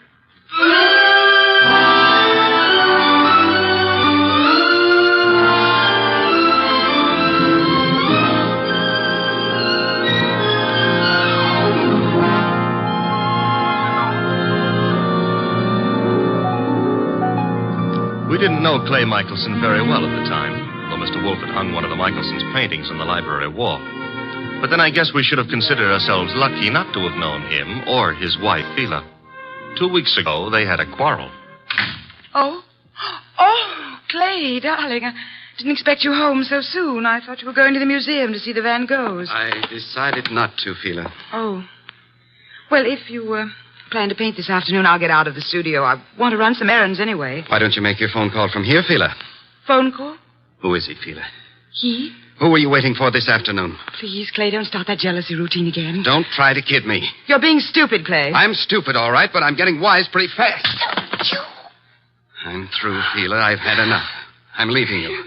So stay out of my way and keep your boyfriend out of my way, too, whoever he is, or I'll kill him.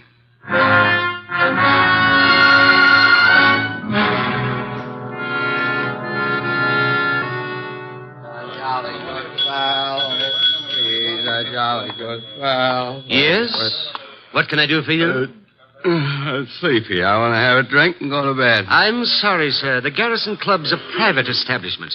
No rooms available to the public. You think I'm drunk? Oh, no, sir.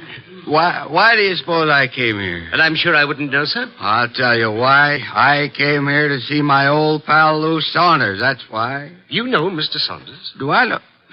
Look, I paint him. Lou sells them. Mr. Saunders is your agent? I'm Clay Michelson. Just call Mr. Saunders. Clay? What in the world? Lou, tell this guy who I am. But I'm sorry, Mr. Saunders. It's all right, Mr. Martin. You see? Let's go have a drink. Yeah, sure, Clay. Yeah. You know what, Lou? I left Phila. I walked out on her. Is there something I can do, Mr. Saunders? Yeah, have someone fix a bed in the other room of my suite. Mr. Michelson will be staying with me. At least for tonight.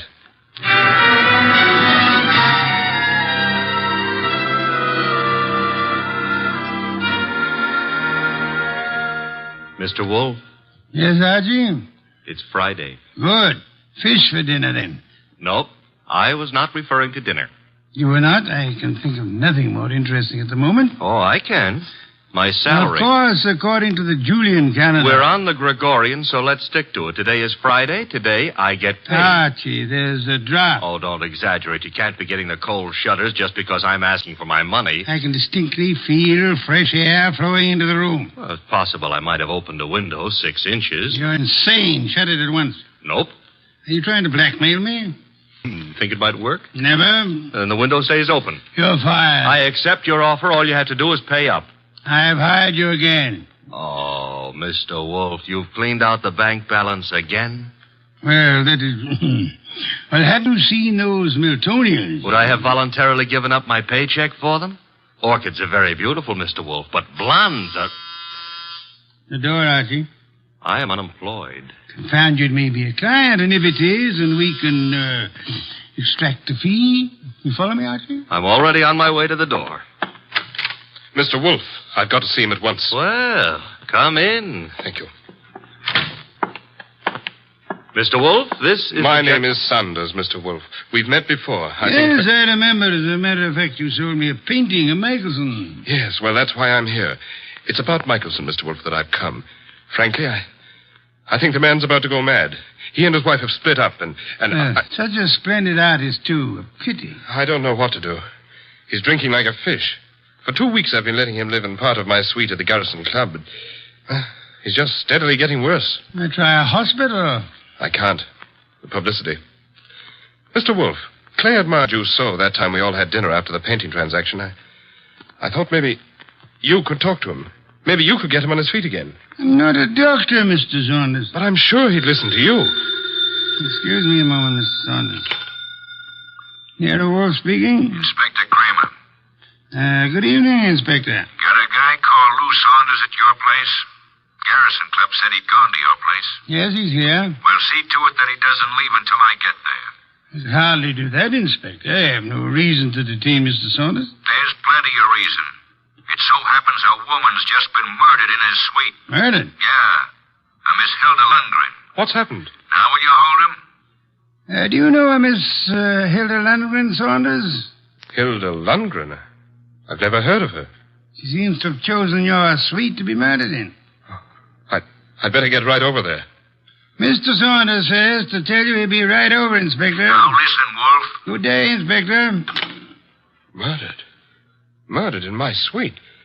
Mr. Wolf, you've got to come with me. Mr. Goodwin will accompany you. After the formality of a retainer, Mr. Saunders. Oh, anything you say. Here, I'll write a check. Good. 500. 500? Fine.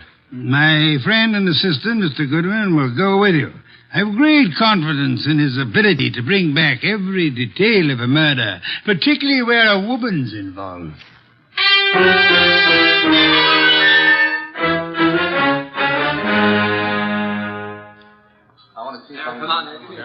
Okay, you photographers, picnic's over for tonight. Pick up your stuff and get out of here. You sound real mean today, Inspector Kramer. Well, if it isn't Nero Wolf's favorite stooge. What are you doing here, Goodwin? I got bored with my knitting. Look, I wasn't asking for humor. I'm Louis Saunders, Inspector. Saunders? Ever seen that woman before? Yes, I believe I have. I can't remember where, but the face looks familiar. Lovely-looking woman. Blonde and really built. Well, she ought to look familiar. She's one of the cleaning women here at the club.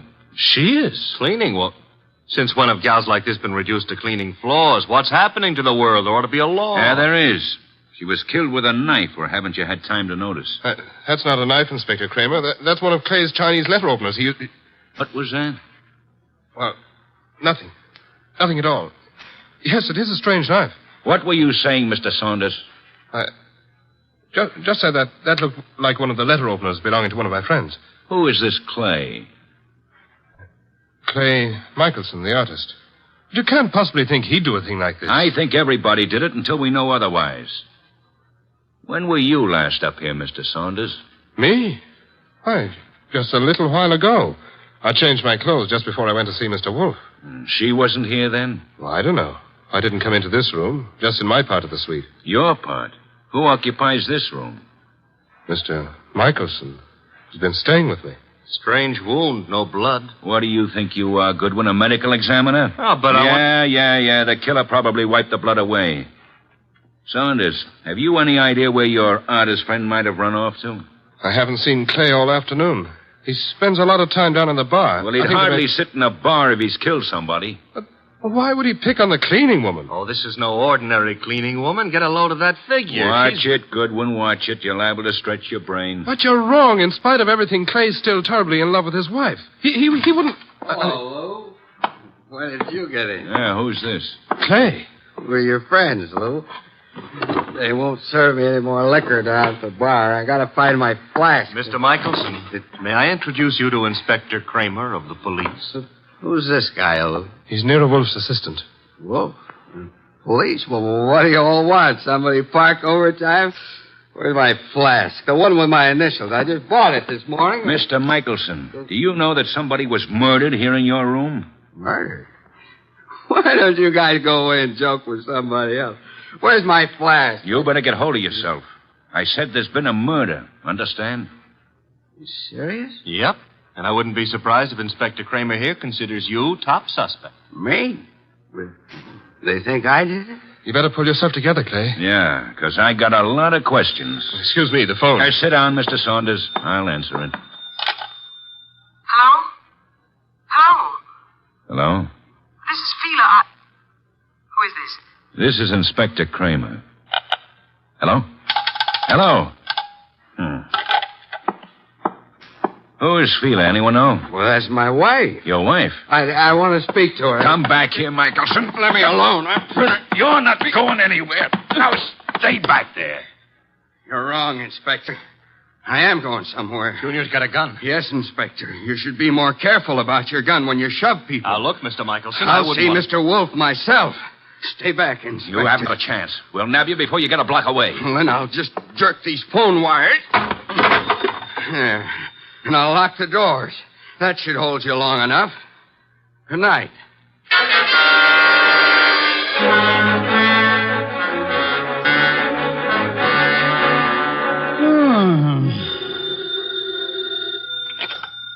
Here, Wolf speaking. Wolf Kramer. Indeed. Clay Michelson may be on his way over there. Hold him until I get there. Hold him, why? Not more than 10 minutes ago, he held me up at the point of a gun. He carries a gun. It was my gun. Careless of you, Inspector. Goodbye. Come in. Mr. Wolf? Yes? My name is Clay Michelson. Yes, I was rather expecting you. You've got to help me. They think I murdered someone. You shouldn't have run away from the police. I've been drinking a lot, but I wouldn't murder anyone. Fela'd tell you that. Your wife. Was she the model in that painting of yours I purchased? What difference does that make? I tell you, they're after me for murder. You obviously loved your wife deeply at the time you painted her. Oh, here you are, Mr. Wolf. Michelson. Clay. Good Lord, man. The police are on their way over here. He came for my help, Mr. Saunders. Oh, I'm glad he did, Mr. Wolf. But we left Inspector Kramer talking from a phone booth. He'll be here any minute. And we have only a minute to decide why anyone would want to kill a cleaning woman. I didn't kill anybody. She was a beautiful woman, Mr. Wolf. I gathered that, Archie, from your unusual interest in the case. She was stabbed with a letter opener from Mr. Michelson's house. Which might add Mrs. Michelson to our suspect list. Fila? You can't suspect Fila. You're very gallant, Michelson. Just how was this beautiful young cleaning woman, this Miss Lundgren, stabbed? In the heart. Her eyes were wide open, pupils dilated with shock. Details later, Archie. Kramer will be here shortly. At the moment, I would like to know where everyone was. Well, Mr. Saunders was here with us, you remember. I don't know where Mrs. Michelson was, but I could go see her and find out. No, it won't be necessary, Archie. Mr. Michelson, where were you? Me? Why, I'm not sure. I can't seem to remember. That's hardly what we would call helpful. I was drunk. Maybe I went to Fila's. I've been over there lots this week trying to talk to her. Yes, I must have gone over there. Have you ever seen the murdered woman before? No, I never saw her before in my life. I've seen her before, Mr. Wolf. Indeed, Mr. Saunders. I seem to remember your earlier statement to the contrary. Well, I didn't know her name, but when I saw her, I remembered her. I understand she was quite an alcoholic. Unfortunate woman. Beautiful and Well, look who's here, Inspector Kramer. Oh, here you are, Michelson. And as usual, you didn't have the courtesy to ring the bell, Inspector. And give you a chance to get this guy out of here? Nothing doing, Wolf. Now, come on. We're going to headquarters. Mr. Wolf, you can't let him take me. I didn't do it. I'm afraid there's not much I can do about it, Mr. Michelson. Come on. You come along too, Saunders. I got to get a statement from you. Of course. This way. Come on. Very well. All right. I just got an angle. Really, Archie? Sure, it's simple. Saunders been going for this beautiful cleaning babe. Clay worms in. Saunders kills her. Perhaps there was jealousy somewhere in this case, Archie. Here, Wolf speaking. Mr. Wolf, this is Sheila Michelson. You don't know me, but you once bought a painting from my husband. I've got to see you, Mr. Wolf. You've got to help me.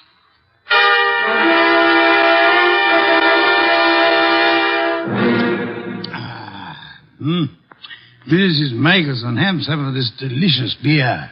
Another can, Archie. And now, Mrs. Michelson, may I ask how you found out there was a murder in the first place? A policeman came to see me. He told me what had happened, that they were looking for Clay. I don't know what to think. He's temperamental, he's jealous, and he's sometimes violent, but can't imagine anything like this, not Clay. Maybe some of those friends of his, but... You don't care for your husband's friends? No, they all live off him. They're leeches. Mrs. Michelson, did your husband come to see you this afternoon? This afternoon? No. You're quite positive? Oh, yes.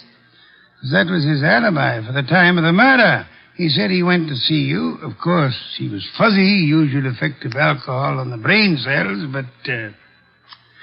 Mrs. Michelson, might I be a little indiscreet for a moment? Indiscreet? Have you been seeing some other man? I don't know what you're talking about. Please, Mrs. Michelson, I'm afraid your face gives away more than you tell. I thought we were here to talk about a murder, Mr. Wolf. Indeed, but your husband's jealousy might well fit into that category. Clay, imagine things. You're a very beautiful woman, Mrs. Michelson. Now, if you'll try telling me the truth, perhaps we can accomplish something. But I tell you... All right. So I thought I was in love with another man. Your husband suspected but didn't know, huh? No. Clay didn't know. He wouldn't have given me a divorce anyway. You sound as though you want your husband back. I did, but I didn't even know where he went. Indeed, Mrs. Michelson. Archie informs me that the murdered woman was quite lovely. What are you trying to suggest? You said yourself you wanted your husband back. Yeah, one woman jealous of another, that's always murder. Why, that's stupid. Clay wouldn't play around with a maid. That's stupid. Clay loves me. I'm not jealous of anyone. No one, do you understand? Archie, if you'll see Mrs. Michelson home... Yes, sir. Thank you. I can find my own way. I'd prefer Archie took you, Mrs. Michelson. You wanted my help, didn't you? Thank you. Thank you, Mrs. Michelson. If you will just wait outside for a moment, please. What have you got in mind, Mr. Wolf? Try exercising your own judgment just once, Archie. You mean she's the one who's jealous? Perhaps, Archie. Perhaps she may want us to think she was jealous. Perhaps she actually doesn't want her husband back at all, only to pin a murder on him. Oh. You see, in this case, it would be simpler than divorce. Yeah? Yeah, she might just be trying to get rid of him. She might, Archie. But then she's a woman, so don't count on anything. She might even be telling the truth.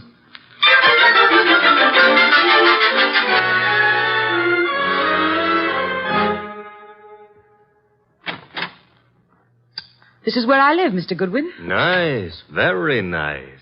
I like Greenwich Village. I'm trying to figure out why Mr. Wolf sent you along with me. I'm a sucker for beautiful women. I wonder. Archie, Huh?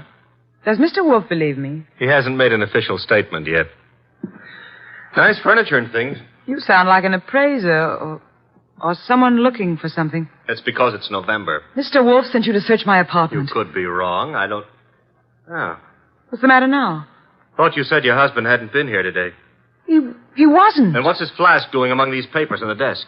Very prettily decorated with his initials. He was looking for it at the club. Flask? I don't know what it's doing there. Yeah, sure. You're trying to help, Clay. Right into the electric chair. But... His only alibi was his being here this afternoon, and you said he wasn't. Then what is his flask doing here? He said he just bought it this morning, so he must have been here today. I don't know what you're talking about. Where's your phone? Well, you've got things wrong. I don't know anything about that flask. Hey, the lights... Who switched off those lights? Fila, put those lights on. Put on those lights. Oh, the lights. Get to the lights. That flask. Gone.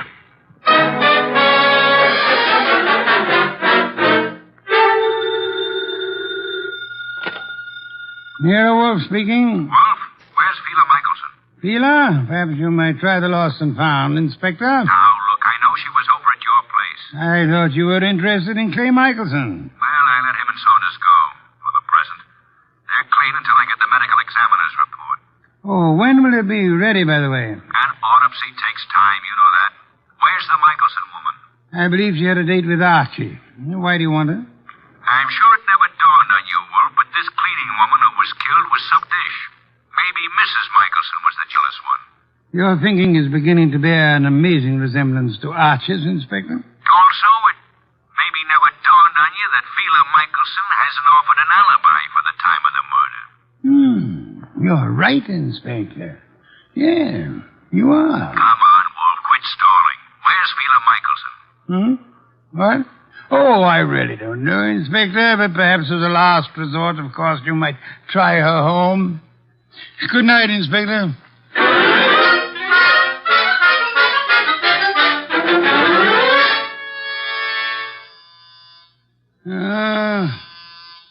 Inevitable. The moment I'm comfortable. Come in. Mr. Wolf.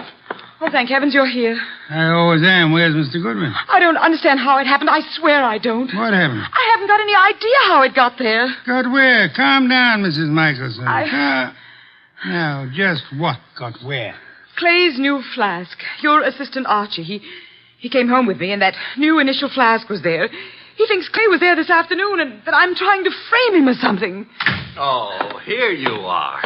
She's here, therefore. This is our gal, Mr. Wolf. She's been lying right down the line. I tell you, Clay wasn't there. Then why did you give me this clout on the head and grab the evidence and run? I didn't hit you. I ran, but I didn't hit you. And I didn't take that flask either. Oh, next thing she'll say there wasn't any flask.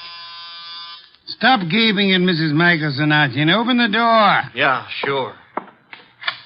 Well, Mr. Wolf, they let Clay and me go for the... Fila, what are you doing here? After your visit this afternoon, Mr. Saunders, she decided to come down and see me. After my visit?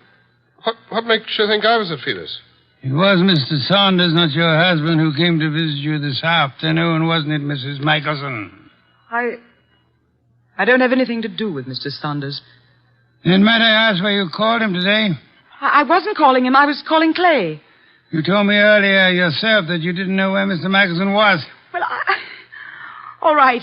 So what if it was Mr. Saunders who came this afternoon? As he has for many afternoons. What are you trying to get at, Mr. Wolf? Saunders? He and Fila? Yes, Archie. Mr. Saunders, the artist's friend and agent, happens to be the one who was making a fool of the artist. But that's all over. I told him. That's what I was talking to Mr. Saunders about this afternoon. I didn't want Clay to know. Clay would never have come back. All right, so it was Fila and me. I admit it, but that's not murder. I suggest that it is, Mr. Saunders. I suggest that one of you two murdered the cleaning woman. Whichever one of you carelessly left the whiskey flask in Fila's apartment. This is murder, Mr. Wolf. Not a joke. Not at all a joke. You see, our cleaning woman was not murdered by the knife found in her body. She was poisoned. What do you mean? Not by the knife? Poisoned. She undoubtedly drank from Michelson's flask while she was working in his room at the Garrison Club. But she was stabbed. True. However, Miss Lundgren was an alcoholic. Saunders mentioned that, and I checked with the club manager. But how does that prove there was poison in the flask? That she was poisoned? Archie, would you mind repeating your description of the dead Miss Lundgren? First, as to the wound. Okay. There was no blood. Someone advanced a fantastic theory about wiping the blood away. And now, Archie, the description of the body of Miss Lundgren. I mentioned the fact that her eyes were wide open, the pupils were dilated. Hey, dilated pupils? Yes, Archie. The lack of blood had already made me wonder about the entire affair. When you added the dilated pupils... What's special about dilated pupils? In death, that is a common symptom of poison by a certain vegetable drug of considerable potency. But what was the point of stabbing her? The poison did the job. However, the killer later used the letter knife in an effort to deceive the police. However, he unhappily forgot that the dead don't bleed. I think you're guessing, Mr. Wolf. Am I? All I can say is that I was at the pool in the early afternoon. You're very certain you were at the club pool when the murder was committed, Mr. Saunders? Certainly. From 1 until 3. Excuse me, please.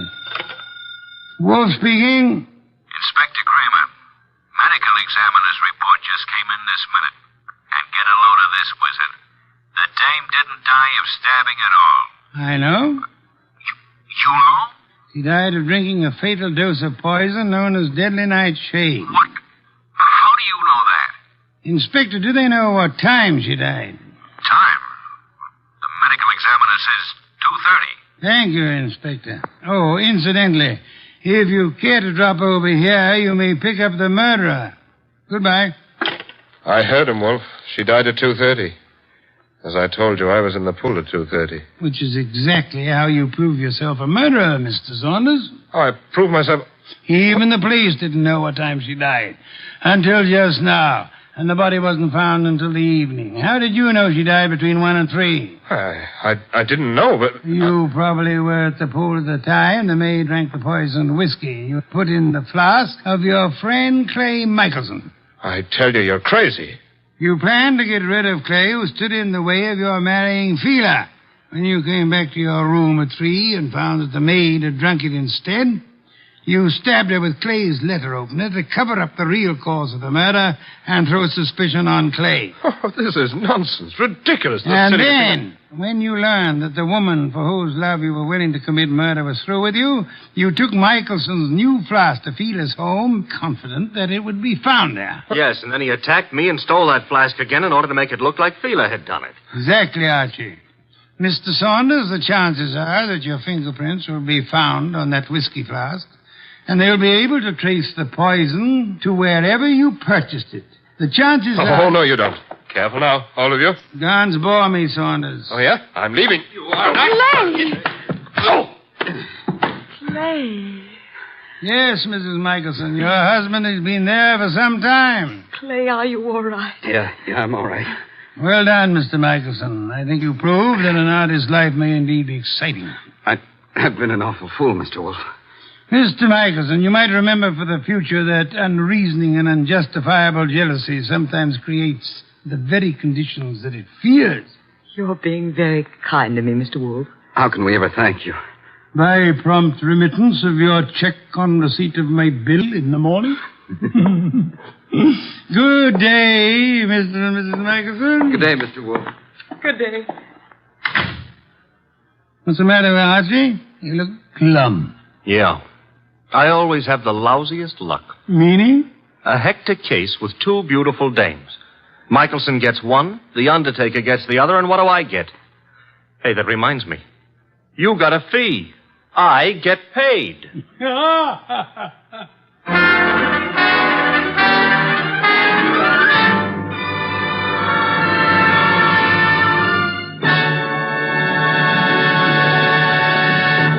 You have been listening to The New Adventures of Nero Wolfe, starring Sidney Greenstreet.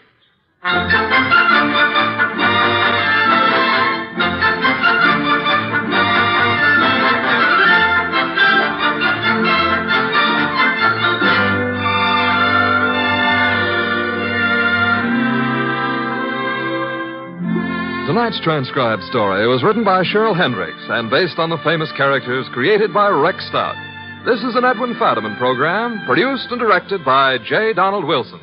In the cast were Larry Dobkin as Archie Goodwin, and Betty Lou Gerson, Howard McNear, Dan O'Hurley, Vic Perrin, and Bill Johnstone. Next week at this same time, Nero Wolfe and Archie will bring you The Case of the Beautiful Archer. Don Stanley speaking.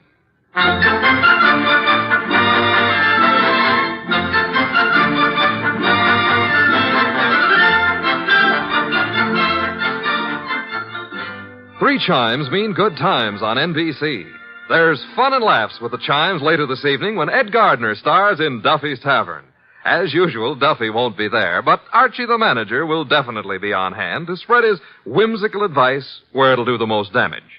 Tomorrow night, there's action on NBC with Herbert Marshall starring as the man called X in another exciting battle against the forces of international intrigue. Next, Sam Spade. Later, William Bendix on NBC.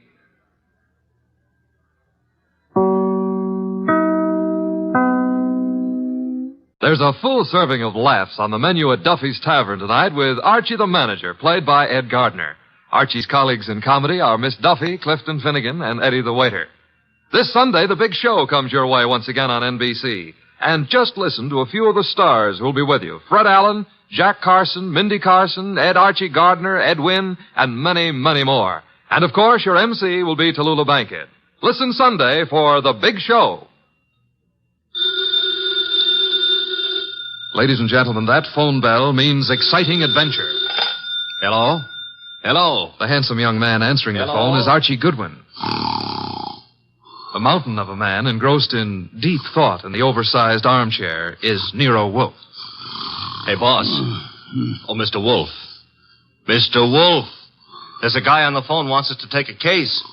Seems that someone was mad at a guy who was mad, and now this guy on the phone is mad, wants us to find out who did the killing. What do you say, Mr. Wolfe? We need the money. Hello? Yes, Mr. Wolfe says he'll be happy to take the case. Just present yourself and a check for $2,000 at 601 West 35th Street at 11 o'clock. Mr. Wolfe can't wait till you get here. He's dying to go to work. Goodbye. Greatest detective in the world. The only trouble is, he is.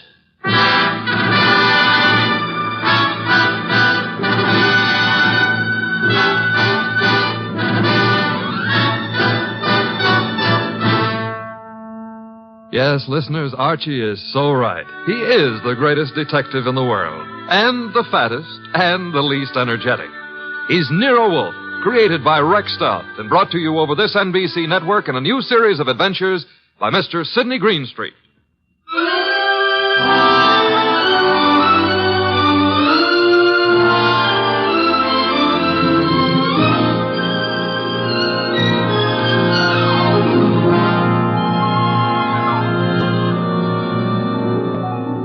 Tonight, it's The Case of the Beautiful Archer.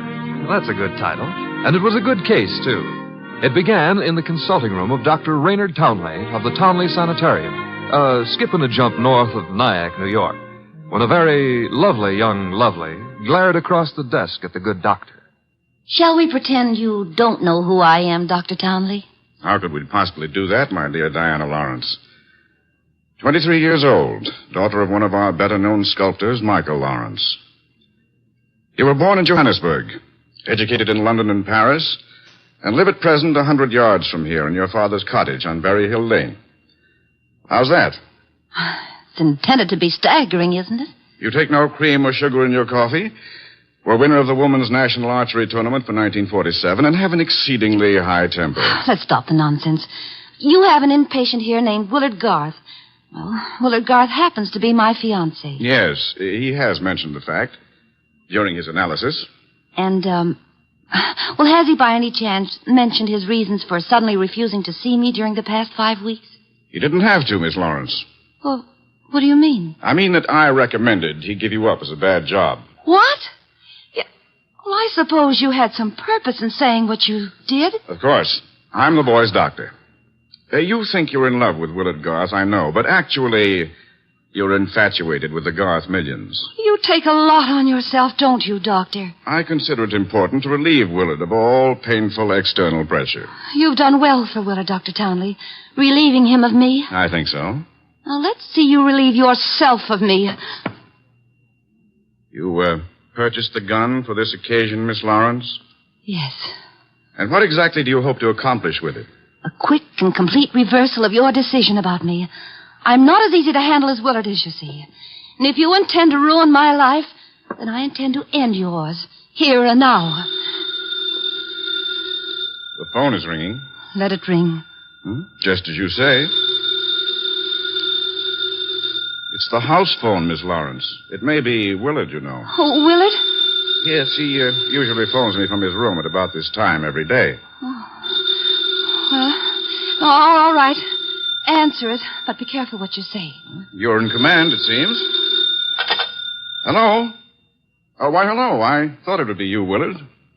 Look, my boy, Diana Lawrence is here. I've had a talk with her, and I've reconsidered my opinion. Yes, I'm quite serious. If you're at all sensible, you'll see her regularly and plan on a marriage as soon as you're discharged. Yes. Oh, you do? Very well. I'll see if she'll talk to you. Miss Lawrence. Yes? Do you want to speak with him? Give me the phone. Of course. Here you are, and I'll take this gun. There we are. Now, stand away, Miss Lawrence. But Willard's on the phone. Willard is not on the phone. No one was on the phone. The ring came from the push-button bell under my desk here. Oh. Sometimes I find it convenient to interrupt my consultations with a phone call. Oh, you smug, deceitful, self-sufficient... Murder is a vexatious business. You'll be grateful to me one day. All right. Give me my gun and let me go. The gun, I'm afraid, stays with me. Here in this Majolica cabinet. I'd scarcely feel justified in trusting you with it. And now, with your permission, or without it, the interview is ended.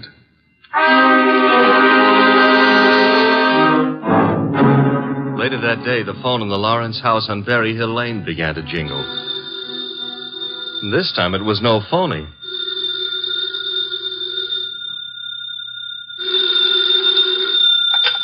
Hello? Diana? Yes? Willard, darling. Diana, darling, it's Willard. Imagine.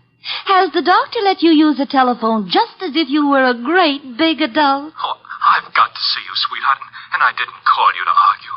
Love, beauty, understanding, that's what matters. Isn't it? Isn't it? Do I hear the overtones of a change of heart? Oh, Diana, what's happened wasn't my fault. He poisoned me against you. Then why don't you walk out of that amateur nut house and stand up like a man? I probably shall, Diana. Now, please listen to me. He's letting me have the limousine tonight from 8 until 12. I want us to go for a ride and talk and talk and talk until everything is clear. Clear as a bell, my baby. Don't tell me he's trusting you to drive. Oh, no. No, one of the handyman here will chauffeur us. Oh, say you'll come, Diana. Will you? Say it. Say yes. Say you will. Well, yes, Willard. I'll be glad to. 8 o'clock, then? 8. Oh, bless you. Bless you, my angel.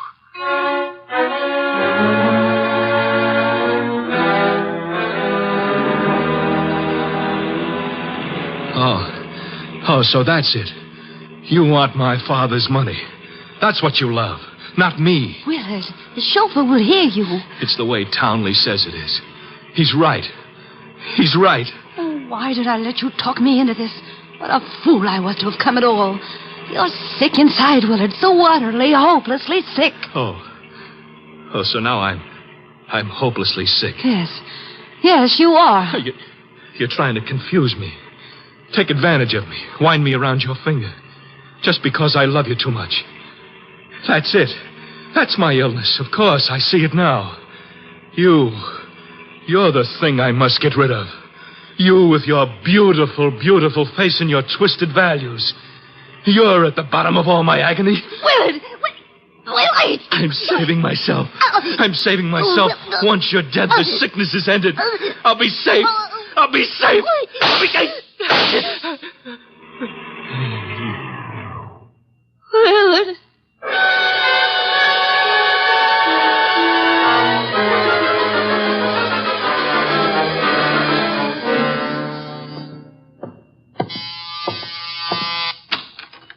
Dr. Townley?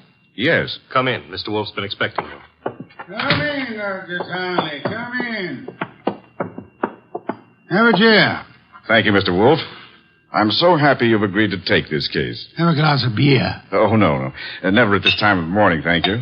Well, Doctor, the newspapers check with what you told me. The girl and young Garth went out for a ride in your limousine last night. The car was driven by one of your handymen. That's right. Haynes, his name is. And they never came back. Young Garth was found dead in the car with 2 bullets in him. The girl was gone, and also Haynes, the handyman chauffeur, huh? Correct, sir. Have you any idea where he could be? No, sir.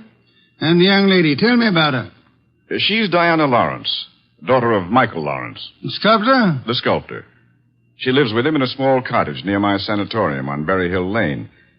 An extremely aggressive and self-centered female with more than a slight flair for violence. Your description might easily lead me to suspect her of this murder, sir. Well, I'm aware of that. And I don't think you'll be far off the mark. As I told you on the phone, she tried to murder me yesterday morning. The police have made no headway in locating her? No, the homicide division has contacted her father, but he's remained quite noncommittal. He simply says that he's sure she's incapable of killing a fly and that he hasn't laid eyes on her since 8 o'clock last night. Highly suspicious behavior. She was unquestionably in the car with young Garth when he was murdered. She wasn't alone in the car with him. You're referring to Haynes? Yes, but he can't be found either, remember? It appears that he failed to list his address on his job application. But somehow, Mr. Wolf, I'm quite sure he'll show up this afternoon. Somehow, Dr. Townley, if I were you, I wouldn't be quite so sure. We must begin by facing the initial problem of locating our suspects. Archie? Yes, sir? Get out the car and drive up to the house on Berry Hill Lane. And then? There you will ask Mr. Michael Lawrence to be sensible enough to cooperate with us in finding his daughter. And if the answer is no? I recommend, Archie, that you flatly refuse to take it.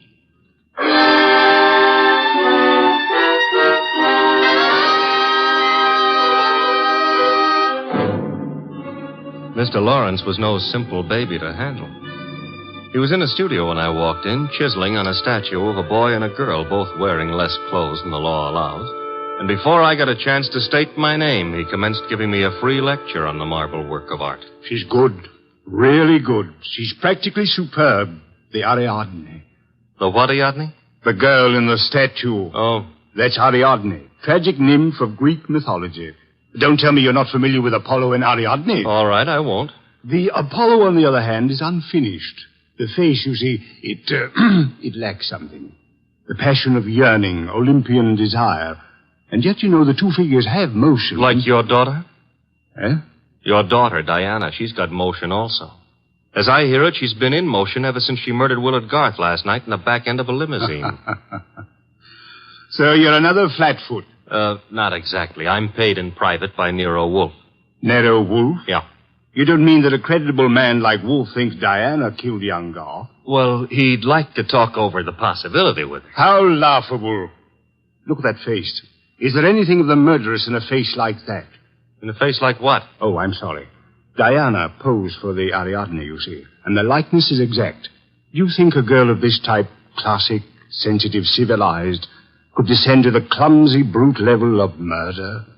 Well, it's a little hard to imagine. There. Even you agree with me. On the other hand... Shall we discuss the other hand over a cup of coffee? I'm quite exhausted. If you insist. I do.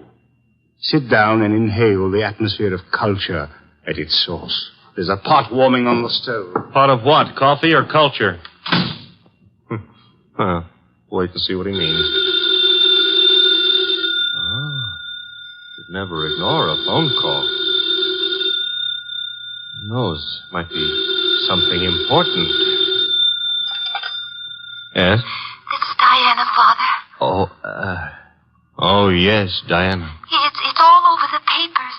Yes, I know. Well, I don't think they'll find me where I am, and I'm staying here until things quiet down a little. Where are you, honey? What did you say? I said, where are you? You said honey. Daddy, you never call me honey. I know it's because I'm excited. Where are you, sweetheart? Well, you mustn't let anybody find out. Not a soul in the world. Where are you? Well, you know where Tyne Pike turns off to the left beyond Bartsville? Yes? Well, I'm... Call me later, Angel. But, Father, Oh, get that motorman's number. You will live, my friend, but not long if you don't control your curiosity. You hit me. With that mallet you hit me. What was the big idea? Do you really have to ask that question? Weren't you trying to trick my daughter into disclosing her whereabouts? The police are pretty interested in her whereabouts. Then let them find her. But you can't be surprised, my friend, if I choose to protect Diana's interests.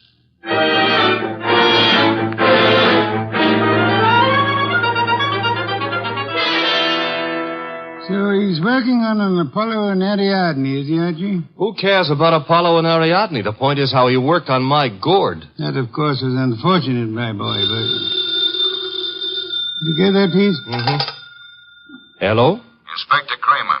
Hold it. For you. Here. Yes? Wolf, How are you, Inspector? I hear you're in on the Garth killing. Not very deeply, I am afraid. We are still trying to locate the Lawrence girl. Well, you can forget about that. Yeah? Yes, we've already located her and released her on a habeas corpus. That sounds interesting. Her father had a lawyer on our heads before she was in here 10 minutes. Too bad you couldn't have held on to her. Oh, I don't know. I'm not so sure we want her. Why not? Well, first of all, it's not likely she did it. No? No.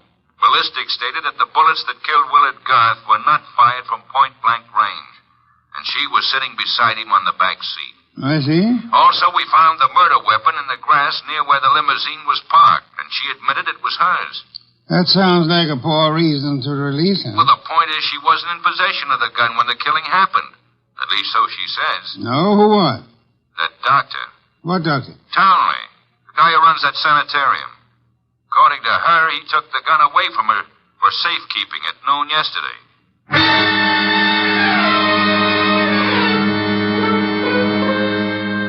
There was a little more talk between them, something about fresh cigar ashes that were found in the dashboard ashtray of the limousine.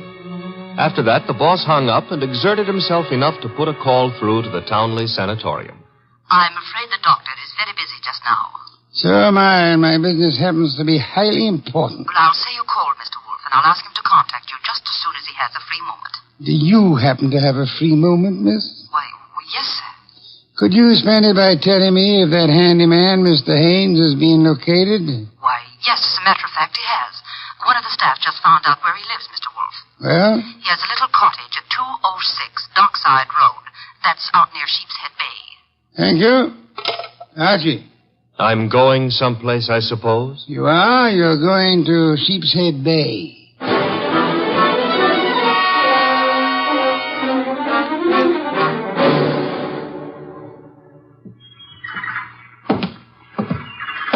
Hello there. Looking for a guy I can't find. Oh? Yeah, his name is Haynes. Stopped at the cottage up there, but there's no one there. I saw you here on the wharf fishing, so What did you say his name is? Haynes. Haines. Oh, Haynes. Yeah, do you know him? Well, there's a fella named Hines used to fish out here. No, not Hines. Haynes. Couldn't be Huntingburg? No, it couldn't be. The name is Haynes. Hain. Haynes! Give me a hand here, eh? Well, what do you know? Funny, huh? That guy seems to think my name is Haynes. Yeah, so do I. You do? Yes, I...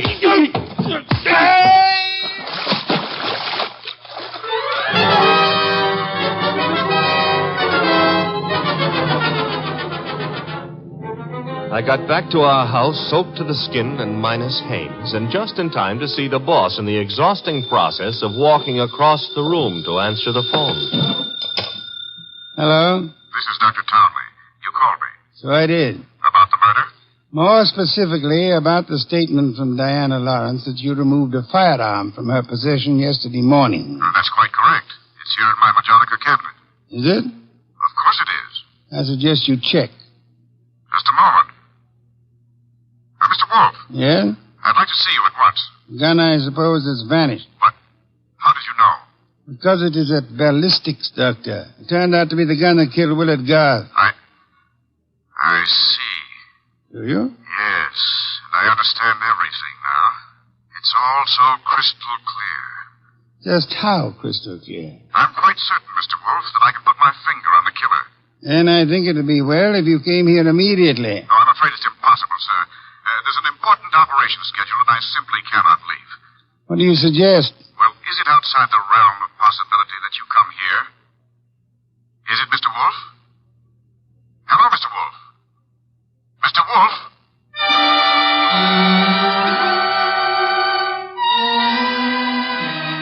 When my boss has to leave the house, it's a major tragedy. Sometimes he rages, sometimes he curses the whole detective business, lock, stock, and barrel. And sometimes he keeps very quiet and grips the side of the car desperately and tries not to inhale any fresh air. This was one of the quiet times. Just go slowly, Archie, but get there as quickly as you can. Oh, you don't want a chauffeur, Mr. Wolf. What you need is a magician. Keep your eye on the road and don't strain yourself to make superfluous witticisms. Why don't you try relaxing a little? I hear there hasn't been a man-eating tiger sighted on the Sawmill River Parkway in the last 500 years. Your liberty is out of order. Don't try to make light of a deplorable situation.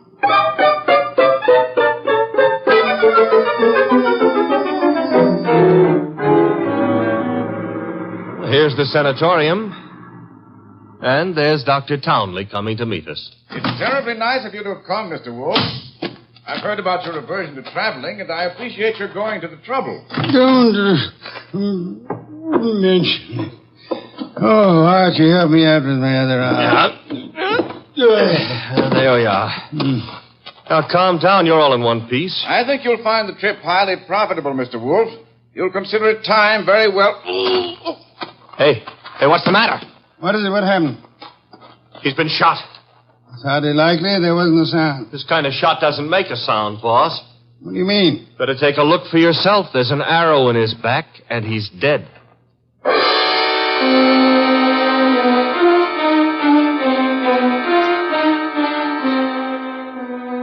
We remembered that Dr. Townley had said Diana Lawrence had won the Women's National Archery Tournament for 1947. The Lawrence house was visible through the trees 100 yards away, so we started for it and the sculptor's studio. There's no one around. So this is his latest effort, Apollo and Ariadne. Yeah. Done a little work on it since I was here. The Apollo's face is more finished and...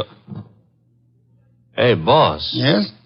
You know, somehow or other, Apollo looks a little familiar. I wouldn't be surprised, Archie. I think if you examine it closely... Mr. Wolf. Our host. You remember me, don't you? I met you once at a dinner party at your house, the time they opened the new museum on 67th Street. Of course, Mr. Lawrence. And to what do I owe the honor? It's not much of an honor. Dr. Townley has been murdered. No. I'm afraid Mr. Goodwin is being accurate. He's been murdered with a bow and arrow. And what does that mean to you, Mr. Lawrence? I'm sorry. I've been a fool. An awful fool. You can't blame yourself too much. If you'd cooperated with the police instead of looking out for your daughter's interest, the man would still be alive. But I assure you... Where's the girl? She should be here now. She phoned me a while ago and said she was coming by for passage money to Rio. You were looking for me? Boss, Diana. Put the gun down, Angel. And tie a rope around my neck? Might I inquire if your plan is to kill us all, Miss Lawrence? Oh, what would yours be if the world was after you for something you didn't do? Wouldn't you be willing to risk persuading a jury of that? Thanks, no. I'll skip that chance. Father, get me the money. Diana, sweetheart, don't make me a part of your murders. That's asking too much of love. Don't you know I'm not guilty? No, Diana, I don't. Leave that gun lay, Diana. Haynes. Looks like I walked in on the nose. That's him, boss, the guy who soused me. Take a little of your own advice. Relax, Archie. What do you want here, Mr. Haynes? I want to give up and try to straighten out this little deal. Mr. Lawrence. Yes? Here's your money back. You got a right to call me a welcher. I promised I wouldn't give evidence against the girl, and you paid my price. But enough is enough, and right here and now I'm unloading. Just what does this mean? It means I saw her do it. Oh, you stupid, lying, rotten... Oh, yeah. Grab her, Archie. Grab her. Get the pair of them out of here.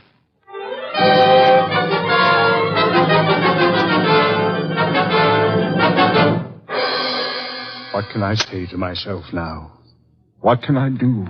I'm sorry, Mr. Lawrence, but it's not necessary to eat your heart out. Many fathers before you have done their best and failed. But I had a special duty toward Diana. Special duty? Yes. Well, you see, you'll find it out sooner or later, so I'd best tell you now. I'm not a real father. I adopted her 9 years ago when she was 14. I see. And I should never have done it. I realize now that I wasn't equal to the task. Well, all's not lost yet. They may not convict her, you know. Yeah? I said they may not convict her. But how could they fail to convict her? She killed Garth, didn't she? Did she? She shot him. But the gun was in Townley's possession. She could easily have stolen that. She could have broken into his office later. It wasn't locked. What wasn't locked? The Majolica cabinet. I believe you mean what you said, Lawrence, the Majolica cabinet. For the life of me, I can't see how you could know whether it was locked or not, unless you had the experience of opening it. Could it be that you went looking for the gun yourself after Townley said he had confiscated it?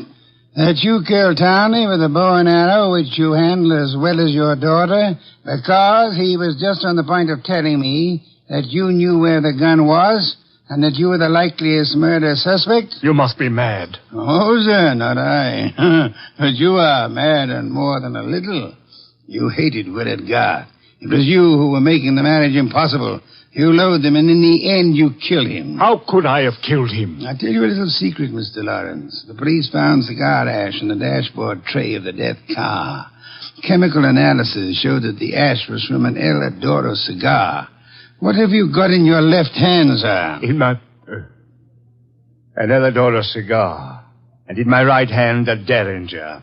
Powerful and admirable little weapon, Lawrence. I suggest you show proper respect for it by dropping all this here and now. You don't wish to hear me say the rest, that you were horribly in love with Diana, your own adopted daughter? In love and hopelessly, eternally frustrated?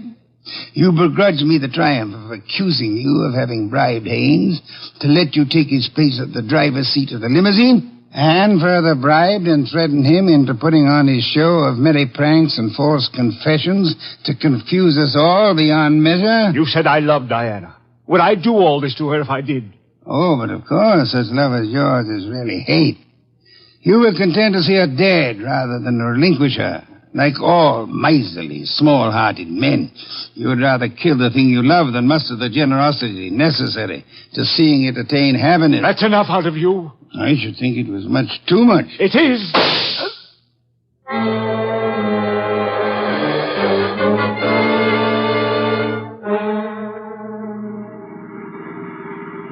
Archie, my boy, I'm grateful to you, both for coming back into the house when you did and for being such a good shot. Hope you remember that next time you feel like insulting me. Tell me, what's with that cigar ash routine? Who told you the ashes in the limousine were from an El Adoro, boss? I never heard anything about that. As a matter of fact, neither did I. No one could possibly have determined the brand by any chemical means in existence. I knew that, you see, and I took the long chance that Lawrence didn't. Uh-huh. But I still don't get the mainspring of the deal. How did you know he was in love with Diana? That was genius. I have to admit it. You see, it all hinged on the statue of Apollo and Ariadne. According to the Greek myth, Apollo fell deeply in love with the nymph, but because they were of different worlds, he was condemned to pursue her always and never to catch her. Well, what's that got to do with the price of eggs? Isn't it perfectly obvious? Didn't he tell you that Diana had posed for the Ariadne? Yeah, but I still don't... And you yourself remarked on the fact that the finished Apollo looked somehow familiar, didn't you, Archie? Yeah, I did, boss. Don't you know why that was? You mean that... I mean that Michael Lawrence unconsciously revealed the true state of his heart. He didn't intend to, I suppose. But precisely and accurately, he chiseled the features of the tortured God in his very own image. Oh. And speaking of torture... Yeah? Will we be home in time for dinner? Oh, boss, you can't be that hungry. Oh, yeah, I am. Good heavens, Archie. Do you realize that I haven't eaten since lunch?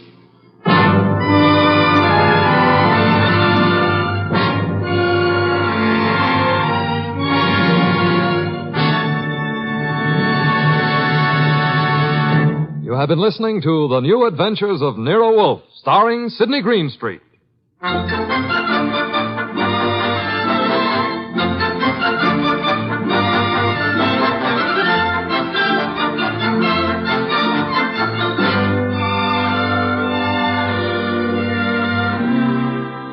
Tonight's transcribed story by Peter Berry was based on the characters created by Rex Stout.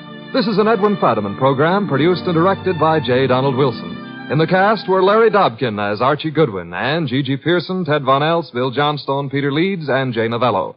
Next week at this same time, Nero Wolfe and Archie will bring you The Case of the Brave Rabbit. Don Stanley speaking. There's fun and laughs later tonight when Ed Archie Gardner stars as Archie the manager in Duffy's Tavern. As usual, Duffy won't be there, but Archie will be there, armed with his own whimsical version of the English language. Another Friday favorite you'll hear later is The Delightful Life of Riley, starring William Bendix as Chester A. Riley.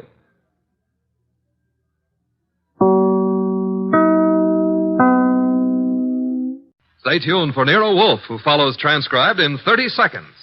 Later tonight, over most of these NBC stations, Duffy's Tavern comes your way. And on the menu at Duffy's tonight, there's a blue plate special of grilled English language, served up by the delightfully ungrammatical Archie. Plus laughs garnished with chuckles, brought to you by Archie's remarkable crew. There's no cover charge at Duffy's Tavern. Just keep your dial tuned to NBC. And this Sunday means another broadcast of The Big Show. And your guests include Fred Allen, Douglas Fairbanks, Danny Thomas, and many, many more. Tallulah, of course, is your hostess on The Big Show. Ladies and gentlemen, that phone bell means adventure. Hello? Hello? The young man answering the phone is Archie Goodwin. The mountain of a man engaged in deep thought in the oversized armchair is Nero Wolfe. Mr. Wolf, we've got a case. I'm not sure whether somebody's going to kill a rabbit or a rabbit is going to kill somebody, but either way, it's going to be murder. Please, Mr. Wolf, even orchids have to eat. Phooey. Yes, sir, Mr. Wolf will take the case. As a matter of fact, he's working on it right now. Money, work. Bah. Greatest detective in the world. Only trouble is, he is.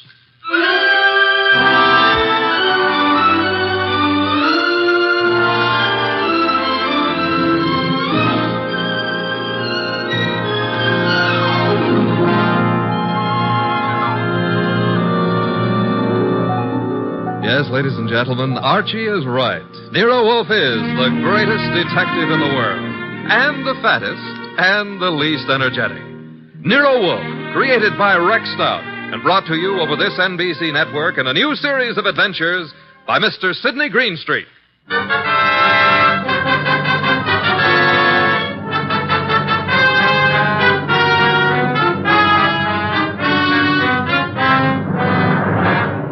Tonight, it's the case Nero Wolfe likes to remember as the case of the friendly rabbit. He sometimes prefers his proverb scramble. It began in lots of places. Let's take a look at a few of them. In particular, the richly appointed library of a man named Veek.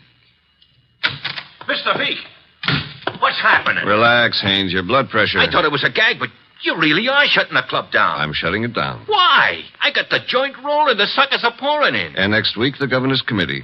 Huh? It's moving out of Baylor County. Our joint enterprise is in Baylor County. I think the club needs a rest. Crime committees so rarely admire gambling. Oh, that's different. So it is. The club needs a rest. You need a vacation. Florida, perhaps? I don't like Florida. Pick any place you like, just so long as you get out of reach of a subpoena. The heat's on, huh, boss? You've just coined a phrase that may very well catch on. Get out and stay out of the state until I send for you. Okay, Mr. Veek. Sure, Mr. Veek. Marshal? Yeah? That about covers us in Baylor, am I right? You're right. The dear governor's dear committee will be sorely disappointed. However, I doubt it'll give up quite so soon. I wouldn't think so. Therefore, have the truck driver deliver another shipment of carrots to the rabbit farm. Eh, Marshal? Okay, boss.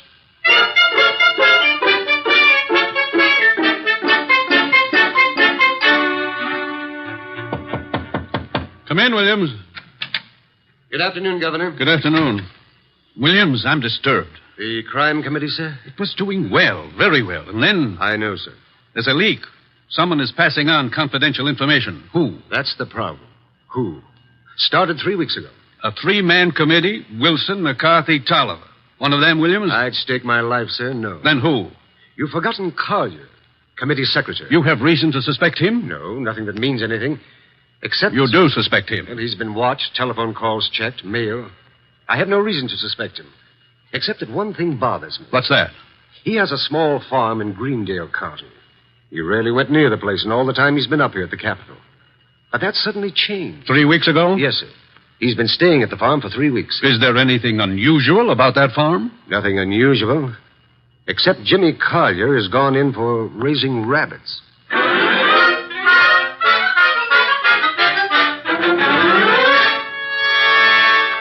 Jimmy, Oh, hello, Claire. you've been hiding from me. I've been out here with the rabbits. Jimmy, what's wrong? With what? You. There's nothing. You're lying. We grew up together, remember? We live next to each other, Jimmy. We were going to be married. Hey, wait a minute. We still are, last I heard. You haven't heard recently enough. What does that mean? It means we're not getting married. But, Claire... You've been avoiding me, and you've been getting money, lots of money from someplace. And in a shady way, I feel.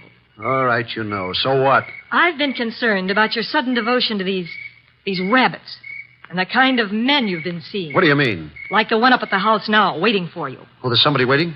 That's why I came down here after you. I'd better get up there. He's a crook, Jimmy. Look, all right.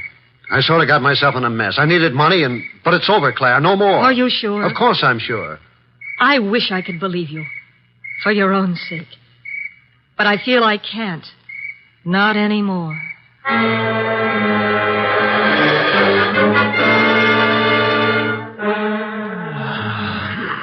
Archie. Yes, Mr. Wolf. Either stop breathing so heavily or... Take the evening off? Stop breathing. Old Dr. Tidmouse wouldn't approve of that. Who in blue and assorted blazes is old Dr. Tidmouse? My family doctor. Mavis keeps your puny mind, but you don't have a family. Answer the phone. Oh, but it might be a case. It might be very important. It might mean work, Mr. Wolf. Archie. W-O-R-K. You've got millions in the bank. Why worry? Confound you. Do you want me to answer that phone myself? Now you've got me. No, Mr. Wolf. Couldn't let you knock yourself out lifting a telephone receiver. Nero Wolf's office. Archie Goodwin speaking. What? Wait, Mr. Wolf is to go up to Greendale at... Oh, now, look, friend. Mr. Wolf does not go anywhere, and that includes Greendale. He wouldn't stir out of the house for anybody short of the... What? I see. Yes, sir, in an hour. Goodbye. Mr. Wolf, brace yourself. You've got an appointment with a Mr. Williams at the Starlight Hotel in Greendale for 1 hour from now. You're insane. No, I'll admit I've been tempted. Sure. Were it not for the fact that often the native hue of resolution is sicklied o'er with a pale cast of thought. Quoting Hamlet will get you no place. I would fire you. And then who would drive you to the Starlight Hotel in Greendale? I'm not going to Greendale. Nevertheless, in an hour you will be there. And who, may I inquire, Cecil? The governor of the state.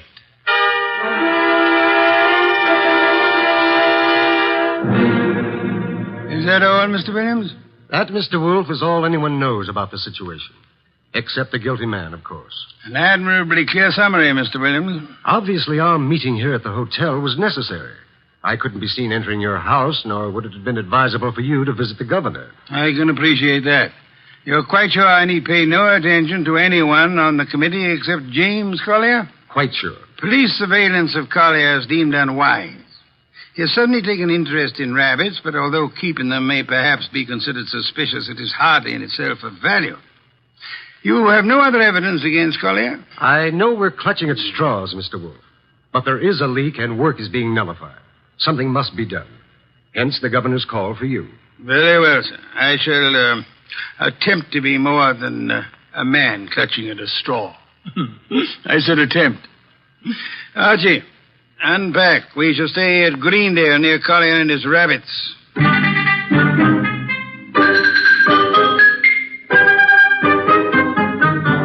Mr. Wolf? Mr. Wolf? Oh, naturally, I know that shutting your eyes and pushing your lips in and out indicates you're thinking feverishly, but there's nothing for you to think about. Three. Oh, I accept your correction. What are you thinking about? Hotel beds. They're notoriously flimsy. Oh, you gave up on the case so soon. Fiddlesticks. I already know exactly what role the rabbits play in our problem. Therefore... We're going to drive out to Collier's farm? You are. While you test the hotel beds. Fine. It'll be necessary for you to spend the night at Collier's place. You'll drive out there and pretend you've lost a cylinder or something. Oh, a lost cylinder. Oh, fine. Confound you, Archie. You can invent something plausible as a pretext, and if you are properly charming, Mr. Collier will, I hope, invite you to stay the night. And during the night I sleep, happily breathing the fresh country air. Trust not. Okay, Mr. Wolf, I accept the assignment. I will learn all I can from Mr. Collier's rabbits. Incidentally, remember the play Harvey? I do? Why? Harvey was an invisible rabbit, a figment of a man's imagination. I hope this rabbit venture is more tangible, Mr. Wolf. It is, Mr. Goodwin. Will you desist and depart? Okay. Oh, if anyone calls, just say I've gone out to Greendale to cross-examine a rabbit. Archie, I think you're going to be quite surprised. Yes.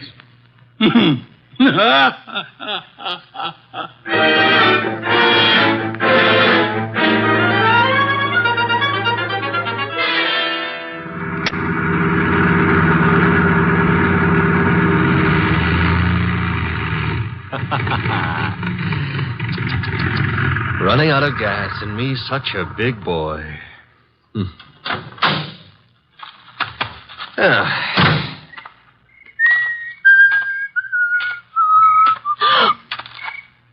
Hello. Hello? That tree a friend of yours? The tree? Yeah, the one you're clutching. Oh, I was leaning against it. It's an idea, but not a good one. Trees are notoriously skittish. The instant you really need one, they're out sowing wild oaks or something. You sound as if you know a lot about trees. Oh, I do. I was brought up in one. Look, now, if you really have to lean, I can recommend No, thanks. Huh? I tried. Nice moonlight we're having. My name is Goodwin, and blondes call me Archie. I'm not blonde. Brunettes call me Archie, too. And what do redheads call you? Oh, we'll just skip that, huh? And your name is... Claire. Claire. I approve. Now, you may not believe this, but I have just run out of gas. You think I might wangle some up at your house? My house? You mean Jimmy's house? All right, I mean Jimmy's house.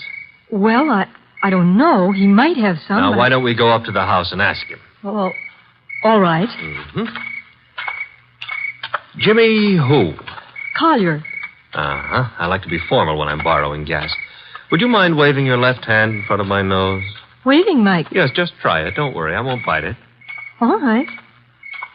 I did. And very gracefully, too. No ring on the third finger. You're not Mrs. Collier. There isn't any Mrs. Collier. Are you applying for the position? Mr. Goodwin, Now, remember what I confided in you about brunettes. All right. Archie, you're a little rapid. Maybe. But I always remember what old Dr. Titmouse said. What did he say? Gather ye rosebuds while ye may. Old time is still a-flying. Robert Herrick wrote that. He did? Dr. Titmouse is a liar. How much farther is this house? Well, it's just beyond those trees. What? There was something ran across the path. It brushed my legs. It frightened me so. Must have been a rabbit. I guess it was. Oh, I'm sorry. That was silly of me. Oh. Don't worry about it. Also, you will have noticed how much more satisfactory I am than a tree. We're clutching at it. Moments of stress, I mean. Archie. Mm-hmm. But you'd better let go now. And we'll get on to the house. See, I don't need a haircut, and you're not the right type for Delilah anyway. You mean something by that. Something nasty. Well, that depends. What I meant is you've already signaled whoever you're supposed to signal. Nothing frightened you back there. Why? That scream had a lot of carrying power. Oh, that's the house, huh? Looks peaceful enough. Archie, Who were you supposed to warn if anyone came up the path to the house? For no one. Something did frighten me. Honey, I've been lied to by experts, and you're not one. Oh. Think I ought to knock? No, we don't think I ought to knock. Dark inside, except for a handful of moonlight filtering in through the windows. Kind of early for Collier to turn in, isn't it? I wouldn't know. Let's go find out. Now, relax. Grandpa's making with the chimes. Time is... 10 o'clock. Oh, it's getting late. Come on. This would be the living room. Filled with early American furniture. The early Americans would be pleased. Nothing here. What's that door lead to? I don't know. Or won't tell? Smaller room. Dark as...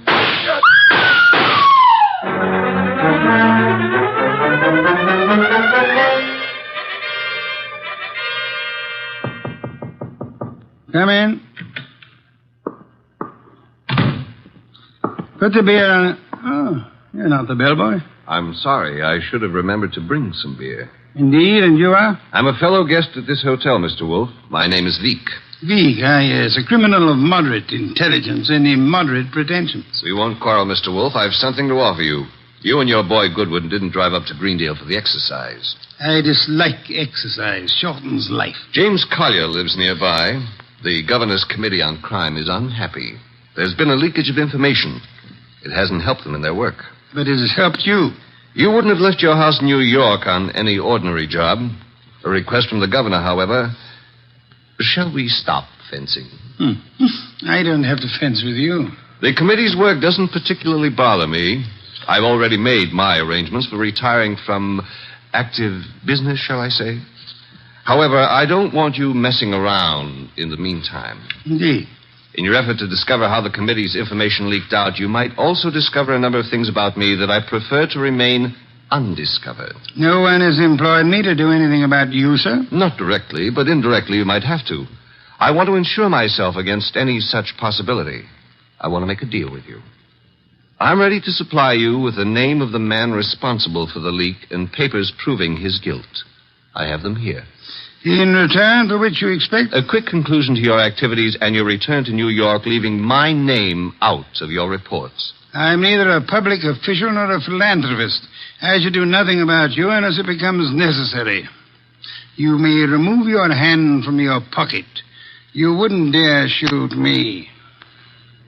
Now then, the name of the man. James Collier. Proof of his guilt?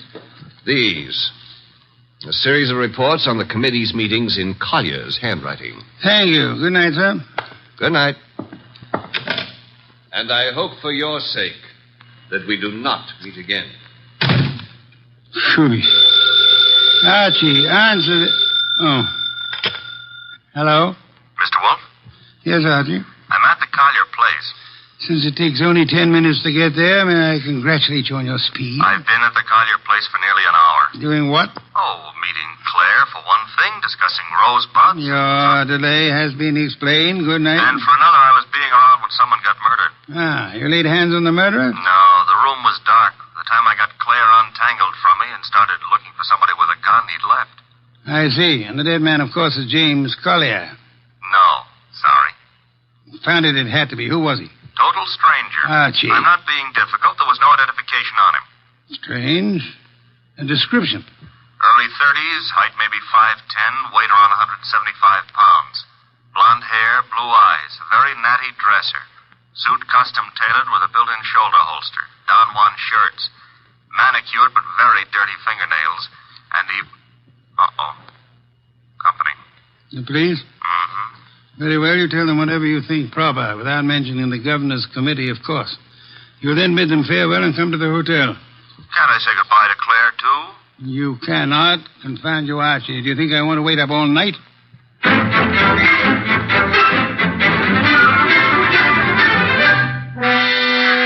Police were not happy about letting me go, but I threatened to tell you on them, so they gave up. You have told me the entire story of what occurred at the Collier farm, Archie? Mm-hmm. All details. If you like, I wouldn't mind repeating the parts about Claire. Phooey. You may call it phooey, I call it love. By the way, did you know that it was Robert Herrick who wrote that poem? Confound you, be quiet. Okay, push your lips around, but you've missed something. I have? Mm-hmm. The burning question of the day. Tonight, rather. Which is? Where is James Collier? Ah. Stop buying. The cops want him on suspicion of murder. The way it shapes up, he shot our unknown pal and then headed for the nearest border. Nonsense. Mean he didn't shoot our unknown pal? I mean Collier's whereabouts are not a mystery. You know where he is? I know where he is. I don't believe it. You couldn't know. You haven't been out of the hotel. You haven't had any calls. Archie, I use my intelligence. If you had used yours instead of holding the girl... I still wouldn't know where Collier is. Never mind. I'm impressed. What do I do now? You get Mr. Veek on the phone. Huh? He's staying here at the hotel. Oh, old home week. Operator. Mr. Veek, please. Hello? Hello, Mr. Veek? Who is this? Mr. Wolf wants to speak with you. Just a second. Here you are, sir. Thank you. Mr. V, where were you at 10 o'clock? Why, on my way to the hotel. You checked in at... 10:15, then came directly to your room. One other question. You have an employee, a man in his early 30s, blonde-haired, blue-eyed, and well-dressed. Am I correct? Yes, that is Marshall. No, that was Marshall. Good night, sir. Having done that, whatever it meant, we now go to sleep? So, we go to the Collier farm. Okay, but why? Because, Archie, the time has come to cross-examine the rabbits.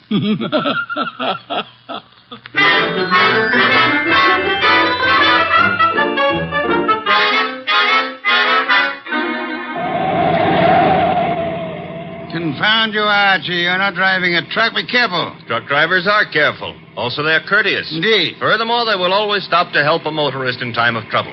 Archie, are you training to become a truck driver, or have you fallen in love with a truck driver's daughter? Her name is Susie, her hair the color of wheat fields at high noon. Never mind turning purple. I'm about to change the subject.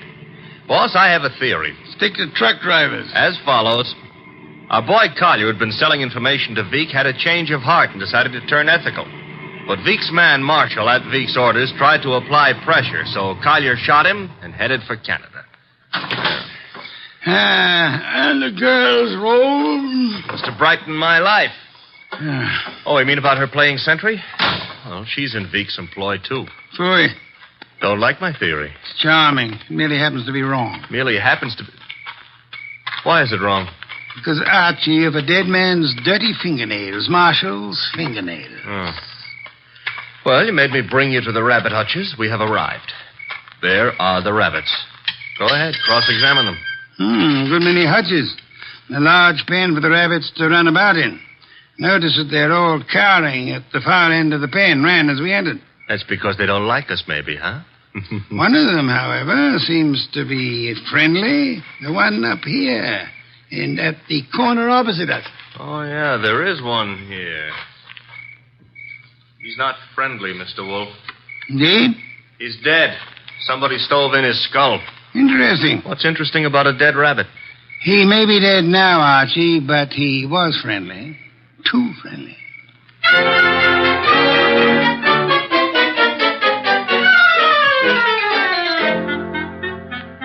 Claire, this is Mr. Wolf. Mr. Wolf, this is Claire.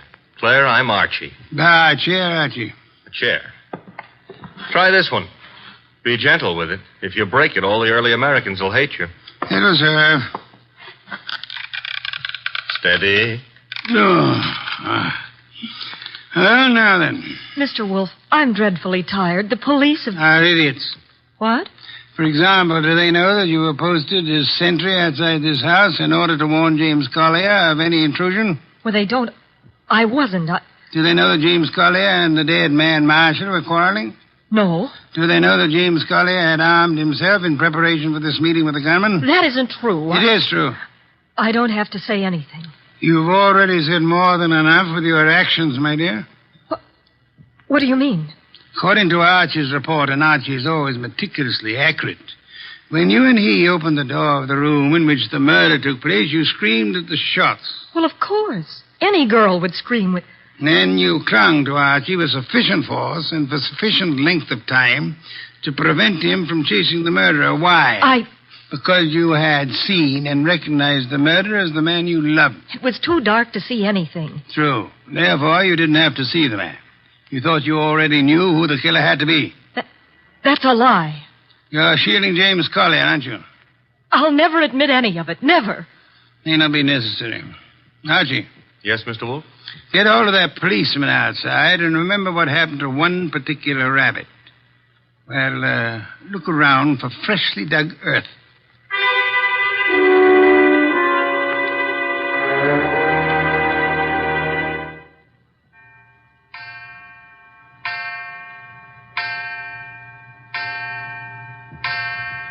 Midnight. What are we waiting for? A return? Archie's? No, it'll take him longer. Well, then whose? Mr. Veek's, of course, complete with revolver. Come in, Mr. Veek. It couldn't have been easier. No one outside, only the two of you here. I warned you, Wolf. Fiddlesticks, you merely tried to use me as a prop for an alibi and a rationalization for a motive. I don't understand. Mr. Wolf does. Indeed I do. Did you really think me fool enough to believe your proposal, Mr. Veek? It was plausible. It was nonsense. You pretended you were handing James Collier, plus the proofs of his guilt, over to me in an effort to keep yourself out of the picture. But your proposition was silly. No matter how much I might have wanted to help you, I would have been powerless once James Collier went before a jury. You're too intelligent not to know that. That couldn't have given you enough to go on. It didn't. You yourself gave me more. I did. When you came to my room, you told me you knew Mr. Goodwin and I had come to Greendale, checked in at the hotel. I did. However, when I phoned you later and asked for an account of your movements between 10 and 10:30, you replied that you had driven to the hotel, signed in, and came directly to my room. Obviously, you already knew of my presence in the hotel. How? Only one way you could have known. You'd seen Archie at some time prior to the time you checked in at the hotel. And the only place where Archie was here, at the farm. Yes, which told me Mr. Veek had been here at the time of Marshall's death. What was Veek doing here? Only one thing. Murder. Then he killed the gunman. No other possibility. But Jimmy, I thought he did it. James Collier couldn't have killed Marshall because at the time he was killed, James Collier was already dead. Archie! What's this? Me, Miss Coffee. Let's play. Undrop that gun first. My arm! That's nice and cooperative, so... You'll be quiet for a while. The cop is back in the rabbit pen, Mr. Wolf, guarding Collier's grave. Grave, Archie? Yeah, with James Collier in it. Oh, poor Jimmy. Veek knew the expose was coming. He had to shut Collier up.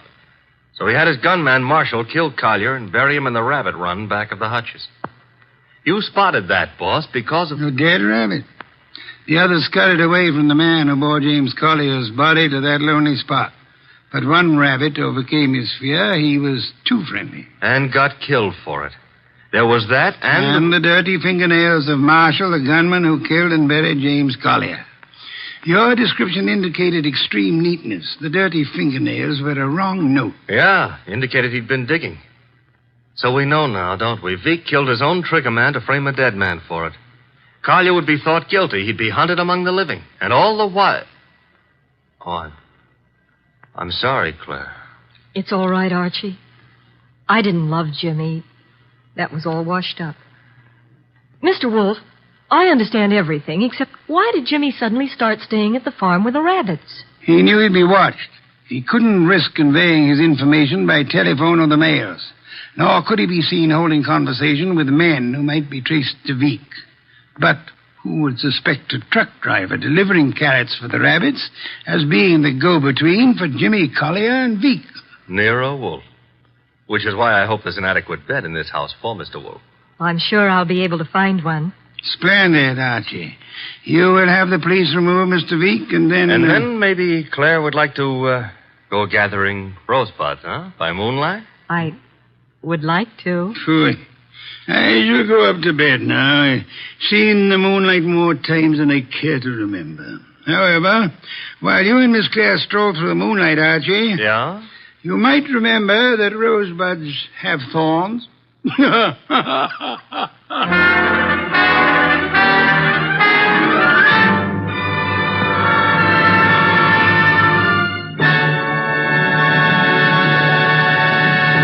You have been listening to The New Adventures of Nero Wolfe, starring Sidney Greenstreet.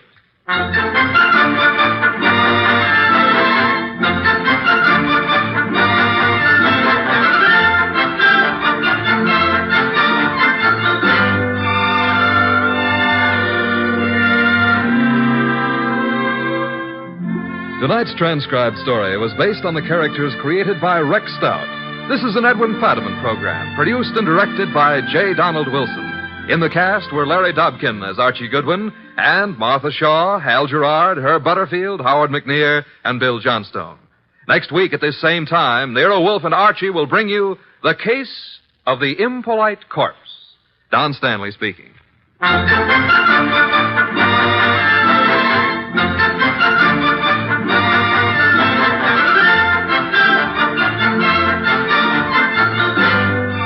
Three chimes mean good times on NBC. There's no cover charge at Duffy's Tavern. Just keep your dial on this NBC station this evening as Archie the Manager, played by Ed Gardner, and his remarkable friends serve up another blue plate special of grilled English language, fresh laughs and whimsy a la mode.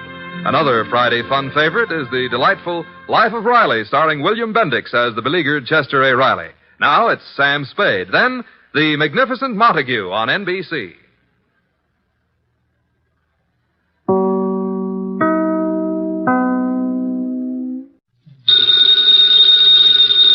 Ladies and gentlemen, that phone bell means adventure. Hello? Hello. The young man answering the phone is Archie Goodwin.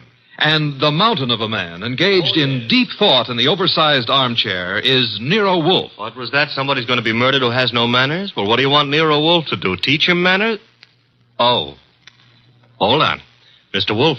Yes, Archie? We've got a prospective client. In case someone she knows gets murdered, she'd like you to do something about it. Very well. However, advise her. Yes? Not to get murdered herself. I never take a corpse for a client. Greatest detective in the world.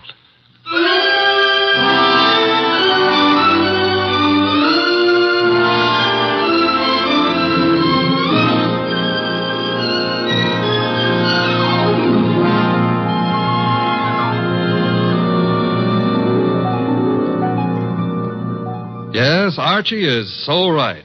He is the greatest detective in the world, and the fattest, and the least energetic. He's Nero Wolfe, created by Rex Stout, and brought to you over this NBC network in a new series of adventures by Mr. Sidney Greenstreet.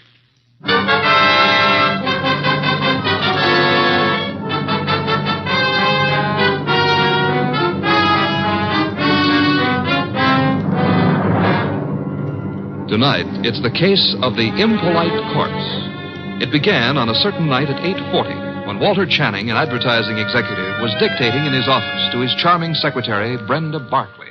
Brenda, take a memo. Yes, Mr. Channing. This is to be mimeographed and sent to the entire staff. The entire staff, yes, sir. Notice, effective at once, 1 hour lunch periods will be strictly enforced. Employees will post time of departure and time of return. Yes, what is it? Mr. Channing... Bennett, I'm busy. Well, I've got to see you, Mr. Channing. About this afternoon. This afternoon was unfortunate, Bennett, but it happened.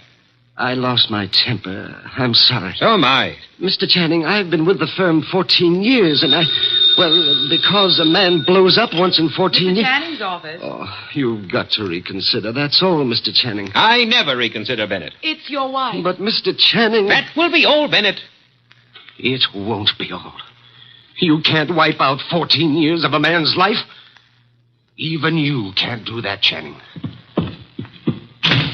It's Mrs. Channing on the phone. Oh. Hello? You're where? That's in this building. Since when has Dr. Ellis kept evening office hours? I told you there's nothing wrong with you. No, I can't. I don't know when I'll be through. And I don't want you hanging around up here. Well, take a cab or walk. I don't care what you do. What? I can't understand you. What? Goodbye, Doris. Where was I? Walter. Yes? You are going to reconsider about Tom Bennett, aren't you? Bennett was insolent this afternoon. I won't tolerate insolence. Yes? Shine, Mr. Channing? Shine? No. What's he doing down here this time of night? Half the staff's working overtime. Kelly's an enterprising shoeshine boy. Might have missed someone on his rounds this afternoon. Walter, about Tom Bennett. Forget Bennett. Oh, look, you upset the inkwell. Oh. Quick, blot the stuff. Yes, of course. Did any spill on you? Spot at my trouser cuff. Lucky it didn't get on the carpet. Walter, about Tom Bennett. I told you to forget Bennett. All right, Walter, all right. Though maybe you shouldn't. Maybe you'd be better off to use him as a model. A model? If he knows he's not wanted around here, he'll have the self-respect to get out. Meaning? Well, you've known for a long time you're not wanted. And you're still here. How you'd like to fire me. Denying that would be silly. I've been with this firm 15 years in January. Employees get a bonus of stock shares after 15 years' service. That's what I'm waiting for, and you know it. Suppose we get back to that memorandum. You'd like to get me out before I collect those shares, wouldn't you? I said let's get on with the memo. You'd be petty enough to do it, too, if you knew how. There may be a way. There isn't, and you know it. I'm too careful. You can't fire me without cause, and I've given you no cause, Walter. Nothing you can possibly dictate one of your vicious little memorandums about. Don't try my patience too far, Brenda. Walter, what? This can't be us talking like this, you and me hating each other. I find it remarkable there ever was anything between us except hate. Walter. I mean it. Look at you. You were flashy when I met you. You're getting flashier. That means cheaper, Brenda. Stop it. Too much lipstick? Too much rouge? Hair too bright? Dress too tight? You're trying too hard, Brenda. You're labeling yourself like a sound wagon. I wonder what it is that stops me from killing you. Cowardice, of course. Now, when you've stopped sniveling, we'll get on with a memorandum. You ready? Yes, I'm ready. Notice. In the interest of economy and efficiency, junior executives will confer in the conference room, not in private offices. Mid-afternoon coffee and personal phone calls and daily shoe shines will be eliminated.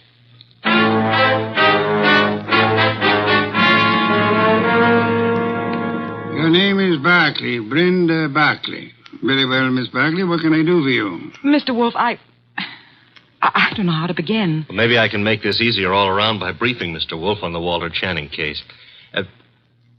Hey, that's funny. What? Violet eyes. I always thought they were something the poets made up. Archie. Huh? Oh, the Channing case, yes. One moment. Miss Barclay, look this way, please. To me, an eye is functional object found in mammals, birds, fish, potatoes, and horticulture. Thank you. Go on, Archie. Walter Channing was the boy wonder of advertising. At 33, executive vice president of Winslow, Hart, and Straightmeyer. Just 24 hours ago, they found him at his desk, shot through the heart. They? Who is they? A night porter and a shoe shine boy, is that right? Yes. He'd been dead about an hour. The bullet went through Channing, his desk chair, and lodged in the windowsill behind him. Police thought at first it was suicide. The gun? 38, found it on the floor, 10 feet away. No fingerprints, anyhow, no clear ones. Seldom are on a gun butt. You say suicide was suspected. Why? The gun was 10 feet from the body. It was the smudges. Smudges? Powder burns. According to the papers, he was sitting at his desk. There were no signs of a struggle. The gun was held against his chest and fired. But it wasn't suicide, Mr. Wolf. Walter Channing would never have killed himself. The police have already decided that, finally, according to the evening papers. And I presume you, Miss Barclay, are the suspect. No, not yet. But you expect to be. That's why you came to me. When the police talked to her, Her? Doris, his wife. I've been Walter Channing's secretary for 8 years. At one time, we thought we were in love. Mrs. Channing was aware of this? Yes. Oh, it was a long time ago. It was over. It was finished a long time ago, but she never believed that. Neither did Alan. Alan who? Alan Mielik, head of the media department at the agency. We were going to be married when Walter and I... Well, Decided you were in love. Miss Barclay, who finally decided you were not? You or Mr. Channing? He did. I see. Mr. Mielik believes you did not share this change of heart. Yes. Oh, he's such a fool. I dare say you fear Mrs. Channing or Mr. Mielik or both will reveal the ill-fated romance. You know what the papers will make of it, what the police will try to make of it. Miss Barclay, did you kill Channing? No. Oh, no, I swear I didn't. Oh, Mr. Wolf, I didn't. Please, for heaven's sake, no tears. Archie, put her in a cab. Yes, sir. Then come up to the plant room. There are some things I want you to execute for me. Yes, sir. Women. Bah! Yes, Mr. Goodwin, I'm Abe Jackson, the night porter. I was working late that night. Mr. Channing, his secretary, Mr. Bennett, Mr. Mielik, and his secretary. About 10:30, I met the shoe shine, Kelly, on Mr. Channing's floor. There was a light burning in Channing's plate. We went in to turn it off, Kelly and me, and there he was, sitting at his desk, a hole this big in his chest. Tell me, Mr. Bennett, did Channing have any enemies in the agency? Channing was a slave driver, Mr. Goodwin. The girls hated him, and men were afraid of him. He'd send out memos like this one around. Here, take a look at it. It's typical. No coffee, no shoe shines, no office conferences. If you want my opinion as one employee out of 150, whoever killed Walter Channing did the rest of us a favor. You're Amy Long, secretary to Alan Mielik. Now, what can you I can tell you plenty. How she jilted Mr. Mielik, took up with Mr. Channing, got thrown over by him. I wouldn't go so far as to say Brenda Barclay would murder anyone. But if she did, Walter Channing would be 1A. Channing get his shoes shined by you? I called the agency man, sir. You know, it was Jackson and me found him. Everyone else had gone and left himself, poor soul, sitting at his desk, dead.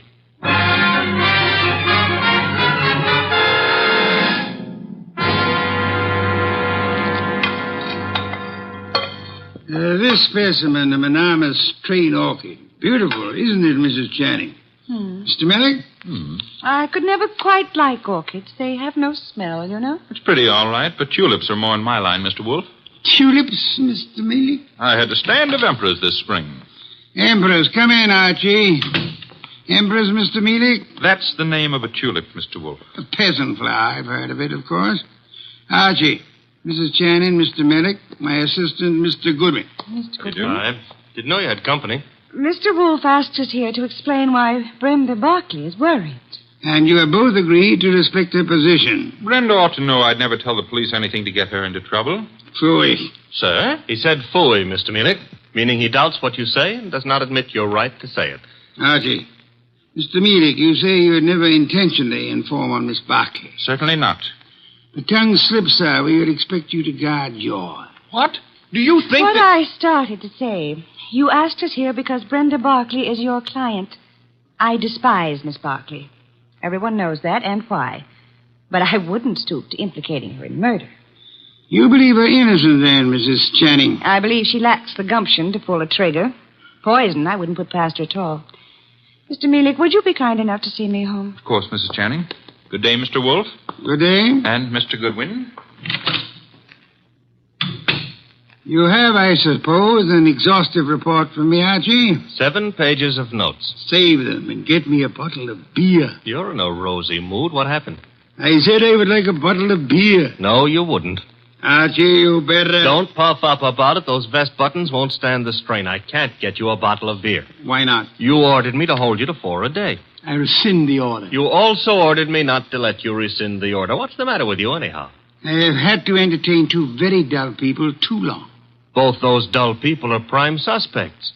Mrs. Channing is a woman scorned. Mellick lost his girl to the guy who was killed. I can't blame her for throwing him over. Archie, the man grows tulips. What? Tulips. Well, give me a report. I checked the agency, everybody who was working down there the night of the murder. Also, I dropped in on Inspector Kramer at homicide. Also, I visited the morgue. Why the morgue? Because if I hadn't, you'd have said, why not the morgue? Go on. I drew a blank there. Kramer let me look at the clothes Channing was wearing. There was an ink stain on the left trouser cuff. An ink stain? And a hole through his shirt front with plenty of powder smudge like the paper said. He was shot with a .38 at point-blank range, sitting down. An impolite corpse. What? Discourteous. He didn't rise to meet his murderer. That is most significant, Archie. I know. I've got a theory about this case. No theories, facts, if you please. But look, Channing owned a .38. That's a fact. It's disappeared. That's another fact. The murder gun was a .38 with the numbers filed off, and it could be Channing's own gun. Thereby proving what, Archie? That his wife had access to it. Your theory involves Mrs. Channing, then? And Mellick. She decides her husband is less trouble to her, dead than alive. A regrettable tendency of wives. Have you noticed? And she sells Mellick on the idea. Now, that wouldn't be hard. They figure to make it look like suicide, but Mellick loses his head and runs, drops the gun on his way out, and... Oh, you don't buy it. Enough of theories. The facts, Archie. Out of your notebook. 1. 9 people were on the scene that night, working late for one reason or another. Mrs. Channing tells me she was visiting a doctor's office in the same building, by the way. 2, every one of those people hated Channing. 3, here's a sample of why he wasn't popular. A memorandum, huh? Dictated the night he was killed. The staff got it the next morning. A whipcracker, Mr. Channing. Fact 4, the ink stain on his trouser cuff was partly rubbed out. With what? Cleaner of some kind. I didn't get the brand. Fact 5, there's a spot on the carpet near Channing's chair. Spot of what? Ink? Blood? Looks like ink. It looks like ink. Well, I didn't analyze it on the spur of the moment. My chemical set isn't working so good, boss. Phooey. Archie, I want 2 things. Yes, sir? Get over to headquarters. The police have Channing's trousers. Suggest to Inspector Kramer that he have the stain analyzed. Suggest also that the spot on the carpet be analyzed at the same time. Be around him when the information arrives. This is Be Kind to the Police Week? Phooey. I never have sought to beat the police on matters of fact, only on interpretation, deduction. Get going. Oh, and Archie, Yes? when you return, I should discourse upon the sanctity of deskhood. The sanctity of what hood? Deskhood. Now be off with you, and please remember you're tracking a murderer. Don't stub your toe.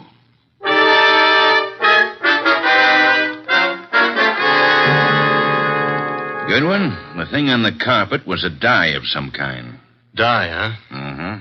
How long will it take the lab to give you the analysis on it, Inspector? Oh, not very long. I've got the report on what was used on the trouser cuff right now, though. And? They found traces of carbon tetrachloride. Wait a minute. This goes in the notebook. Okay, carbon tetrachloride. And something else. Goodwin, what's Wolf after? Interpretations was what he said, Inspector. You object? No. Maybe I'll get an interpretation, too. The something else was perchlorethylene. Perchloreth... Why, Inspector, such language.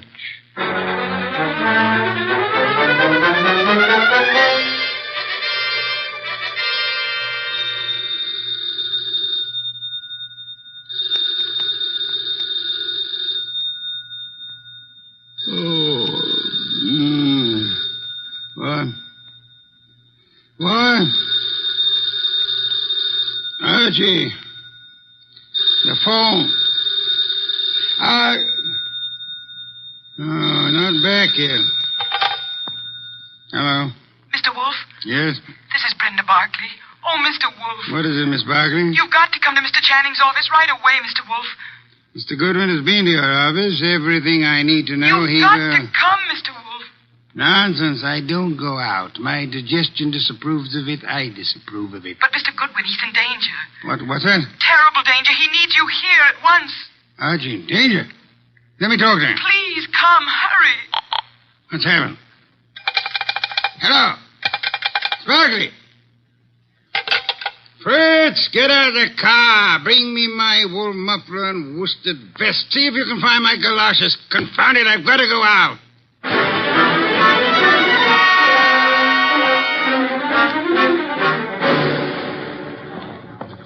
Going up. Step to the rear of the car, please. Mister, will you please step back? I'm back as far as I can go. You are? Elevators, contraptions for little men. Come, take me up, young man. Hold it. Hold that car. I'm late for a date with a blonde. 16th floor, buddy. Evening, Mr. Goodwin. Good evening. I was told you were in danger. Danger? Mr. Wolf, what are you doing out down here? Sparkley's idea. About me being in danger? Obviously, she was lying. I suspected at the time. But I fell in with her suggestion. I'm anxious to end the case. My presence here is needed. Don't understand why she'd do such a thing. And why is your presence needed? 16th floor. It's a matter of, perspective. Brenda's got a very nice perspective. She'll be around here someplace. The agency's got this whole floor. Her office? Down this corridor, next to Channing's. Well, Kramer came through on those reports from the lab. That smudge on the carpet wasn't ink. It was a dye. Powdered aniline. Brenda. Oh, Mr. Wolf, thank heavens you're here. Hey, I'm here, too. The police, they questioned me again this afternoon. I'm so frightened, Mr. Wolf. You've got to find the murderer before they... Baby, take it easy. Well, oh, hello, Archie. Hello. What's the idea of trying to pull a fast one on Mr. Wolf? Well, I just had to see him. Please understand. Is this Channing's office? Yes. You told him I was in danger. At last, the place to sit down. I had to tell him something to get him down here. He's not happy. You comfortable there, sir? Miss Barkley, come here. Mr. Wolf, I can explain. I thought if you were here, where it happened, I mean, if you could see for yourself, then you'd Young woman, there are many things I'd like to say to you. Oh, now, wait a minute. She was scared, boss. However, I am too short of breath to do them justice. Archie. Yes? Round up everyone concerned with this case. Right now? Including Mrs. Channing. Get them in here. Yes, sir. You help him, Miss Barkley, and close that window. Yes, Mr. Wolf. Fresh air. I've had enough today, thanks to you, to last me a lifetime. If after all that exposure, I live a lifetime.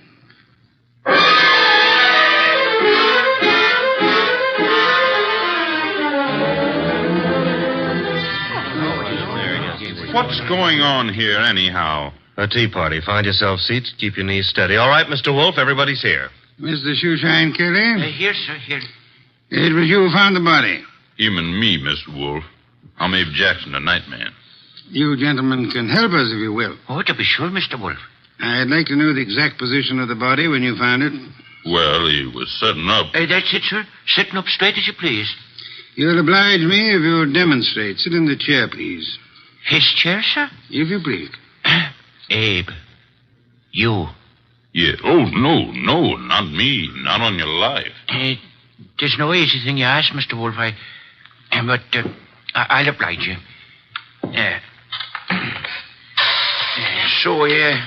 It was like this, I'd say. You agree, Mr. Jackson? A little more to the right, maybe. Yeah, that's the way it was. Archie. Yes, sir? Help me with a brief recapitulation. Well, so far as we know, Channing made no outcry. Therefore, he could not have been startled by the appearance of the killer. There were powder burns on the body. Therefore, the gun was against Channing when it was fired. His own hand couldn't have held it closer. Nobody heard the shot, probably because this office is soundproofed. The gun that killed him was lying on the floor 10 feet from the desk. In the direction of flight through that door. Go on, Archie. The killer was almost certainly well known to Channing, or Channing wouldn't have let him come that close without a struggle or an alarm. Also, the killer had access to this office. Another proof that he's not a stranger. One more point, if I may, Archie. The killer, he or she, is present here now. Quiet, everyone. We come now to the point I mentioned to you last night, Archie. The point I call the sanctity of deskhood. Sanctity of what? Deskhood, Mrs. Channing. Explain, Archie. Still figure it's so important? Absolutely essential. Well, I wrote it here somewhere. Oh. Deskhood refers to that area behind a desk where a man earns his livelihood, makes his career, builds his reputation. You mean here? Where I'm sitting? So long as a man sits at his desk, he enjoys a curious area of privacy. He is remarkably safe from intrusion. That's it, Mr. Wolf. The sanctity of deskhood. Think about it a moment. You'll see what I mean. Nonsense. I've gone around that desk hundreds of times. I'm sure she has. Many more hundreds. If you mean what I think you mean, Mrs. Channing, you... Please, ladies. Mrs. Channing, when you approached your husband at his desk, what did he do? What did he... Why, he stood up and... He stood up. Sparkley, you agree? Well, yes, he'd have to stand up. At least he always did. But for his murderer, he did not. Archie, resume from your notes, please.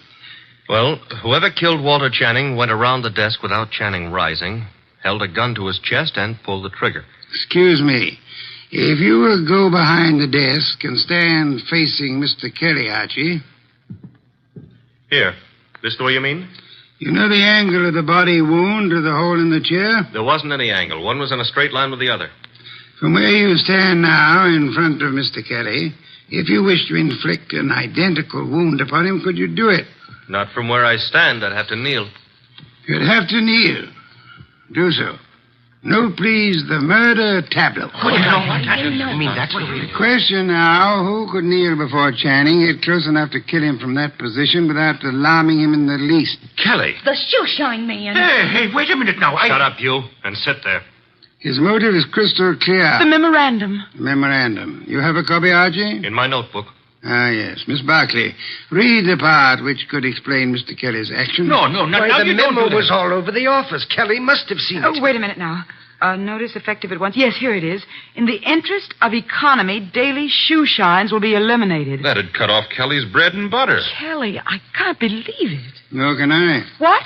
It's obvious Kelly murdered Walter Channing. Mr. Wolf, now listen, I did nothing to... But the obvious can be too obvious. Meaning what exactly? Archie? Yes, sir? Brief these people on the ink-stained trousers. Channing spilled ink on his trouser cuff the night he was murdered. Somebody tried to clean the spot off. With what? According to the police analysis, carbon tetrachloride and perchloroethylene showed up. Both non-inflammable ingredients used in many commercial cleaners. Exactly what are you getting at, Mr. Wolf? One moment, Mrs. Channing. Mr. Goodwin also has an analysis of the spot on the carpet behind the desk. Archie? A powder form of dye, aniline dye. Used in what, perhaps? Well, the lab suggested a shoe dressing. I got no powder dye. I swear I ain't, Mr. Wolf. I'm sure you haven't, Mr. Kelly. You'll find this particular type of dressing is used on women's shoes, suede shoes, usually. I don't understand. Wait a minute. Yes, Archie? If a woman... Now, suppose a woman knelt in front of Channing to clean that ink spot off his trouser cuff. That smudge could have rubbed off the tip of her shoe onto the carpet. Exactly. I believe you'll find a typewriter cleaner contains tetrachloride and perchlorethylene.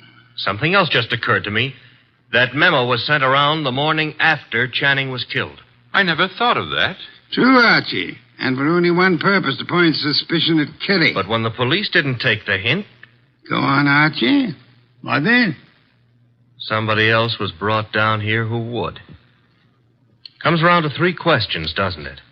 Who knew about the memo? Who had access to Channing's file where he kept his gun? And who made sure Nero Wolfe would see the evidence against Kelly? 3 questions, Archie, with one answer that spells the name of the murderess. Our own client, Brenda Barkley.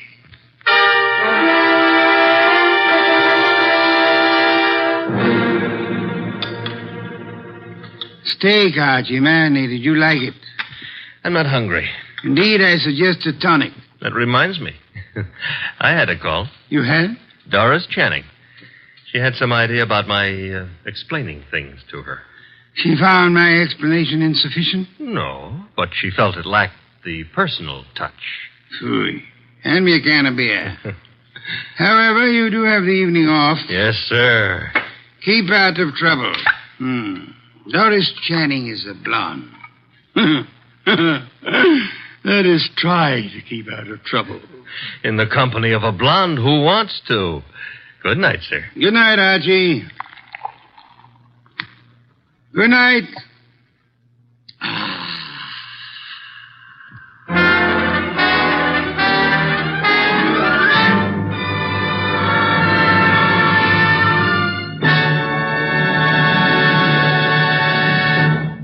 You have been listening to The New Adventures of Nero Wolfe, starring Sidney Greenstreet.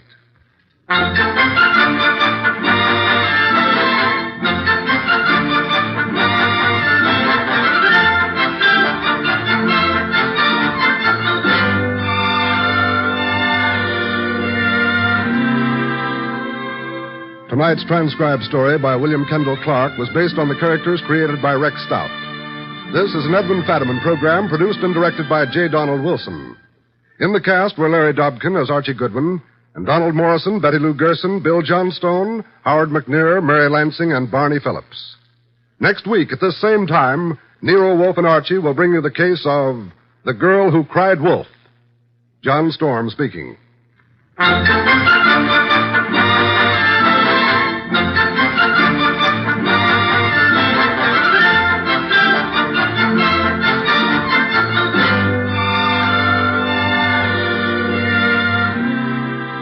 Nero Wolfe, Archie, and all of our cast hope that our listeners have taken time out from this busy Christmas season to help brighten some youngster's Christmas day.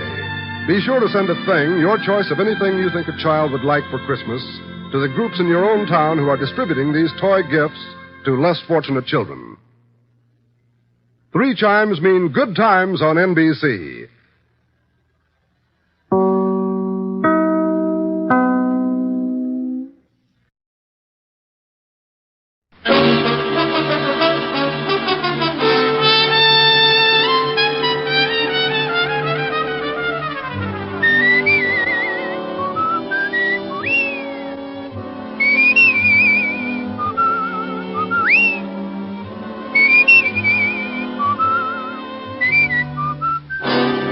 Broadcasting Company presents Dick Powell as Richard Diamond, Private Detective.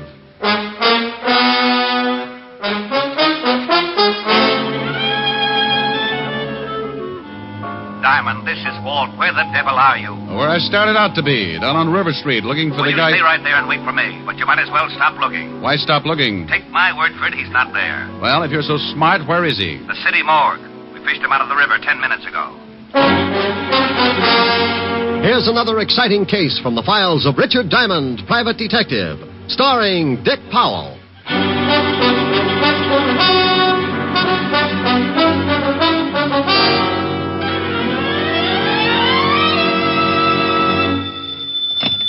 Diamond Detective Agency, first over the bars. That's nice. Oh, hello, Helen, baby. Busy? No, why? I'm lonesome. Can't you come over? Honey, I'd love to, but you can never tell when...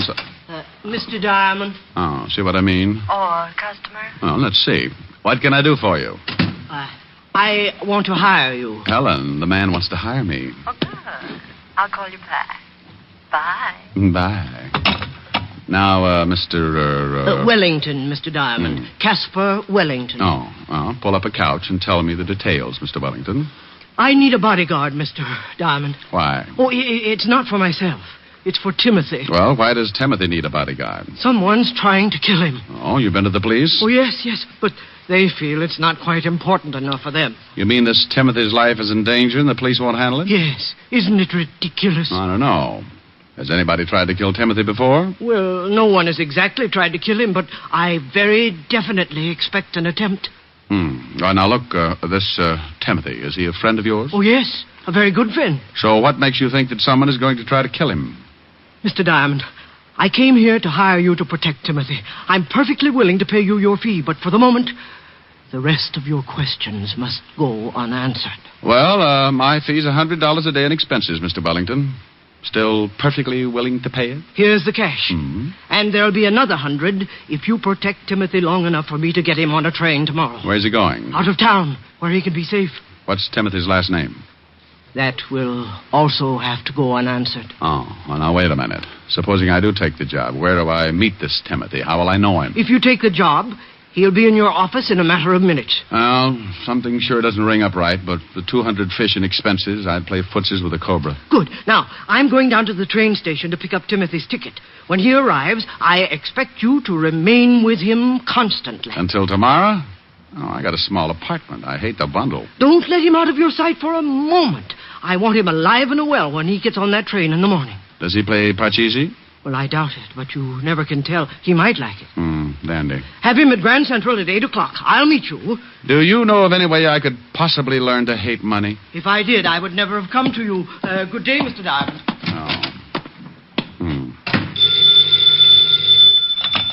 Atlantic Bone and Fertilizer. Oh, that's a pip. Just wondering how a new business would work out. Now what's wrong? I have a very unhealthy feeling that I've just let myself in for something I won't like. Oh, the client? Well, kind of. I've got a guard, a friend of his. What's the matter with that? Oh, I'm not going all through that again. The client just came on like Secret Service. I got the name of the guy he wants guarded, and I know that someone's going to try and kill him. And that's it. Rick, you be careful. Honey, the client shoved $200 in my rural hot hand. Oh, good. What do you want me to do? I'm trying for capitalist this year. Didn't your client go to the police first? Sure. He went to the police, but then... Hey, you. Me? What? Yeah, you. Rick, are you listening? Yeah, I'm listening.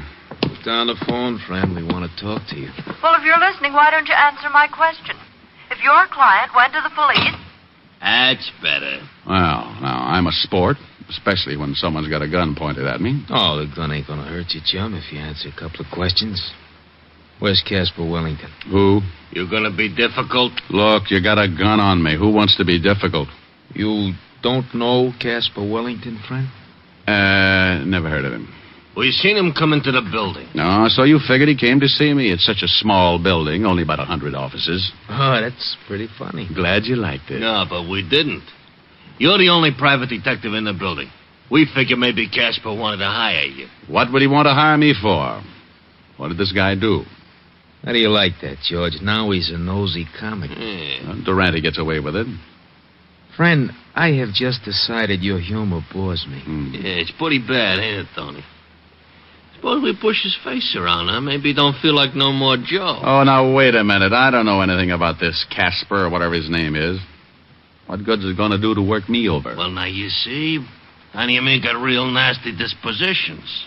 We've been crossed, and then you make with the jokes. We don't like being the only ones unhappy, so we think maybe you ought to join us. Now, look. Hold it a second, George. What for? He's a setup. Oh, wait. We mess him up, the law comes. We gotta find Caspar. We ain't got no time to play patty cake with the cops. Just one across the mouth. Forget it. Look, friend, you sure Caspar Wellington didn't come in here? I couldn't be more positive. Okay. Put down the rod, George. That don't look so unhappy. Maybe the shamus is lying. If we catch him telling a fib, just think of the fun you can have later on, huh? Come on. We'll leave him? Yeah. So long, friend. And for your sake, I hope you've been leveling. Yeah. See you around. Yeah, bye. This is Fool's Fancy Shop Soy Power. Now, you listen to me, Richard Diamond. The next time you hang up on me, But I'll how- never speak to you again. But- and you but- better have a pretty good excuse for doing it this time. But you know I take a lot of things from you, Rick, but never once have you hung up on me. Helen, please. And I think it was rude and inconsiderate. Helen. And I want to know right now, this minute, just what kind of a poor, lame brain excuse you're going to come up with. Helen! Well? Now, look, baby, I don't know what's going on. This is like doing business in a roundhouse. The only reason I hung up on you was because two guys strolled in here and shoved guns in my face. Rick! And they were looking for the guy who came in earlier and hired me to look after someone named Timothy that I haven't even seen yet. It sounds awfully confusing. It is. Oh, hold the phone. Here's somebody else. Come in with your hands up. You Richard Diamond? Yep. You got a crate here addressed to you. Well, that figures. Bring it in.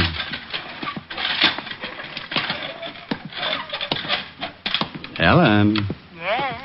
you sent me maybe a present? No. You want me to?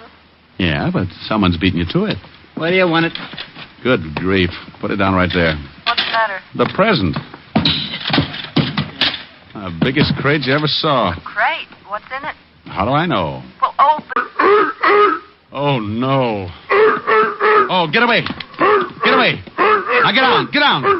Don't come up here. Don't. Oh, Helen. Rick, what in the world's the matter? Helen, if this is your idea of a joke. Please calm down and tell me what's wrong. What, can't you hear it? Well, I heard something, but I thought you must have eaten your lunch too fast. Well, I'm standing on my desk trying to fight off a monster. What? Call up Charles Adams right away. A monster? Yes. I'd swear it was a seal, but I know my friend's better than that. This thing has got to be poisonous. A seal? Yes, a seal. Hey, he's not so bad. He's applauding. You must have liked that remark about Adams. Now you stop it. Do you expect me to believe all this? She doubts you, fella. Say a few words. Rick, who in the world would send you a seal? I don't even need to look. This has got to be Timothy. Oh, it is Timothy. When he heard his name, he made like a curtain call. Sounds like one Richard Diamond. Hey, that's pretty... nothing. I'll call you back. Where are you going? I'm going to take Timothy right back to Mr. Casper Wellington and tell him that... Yes? Oh, for the love of...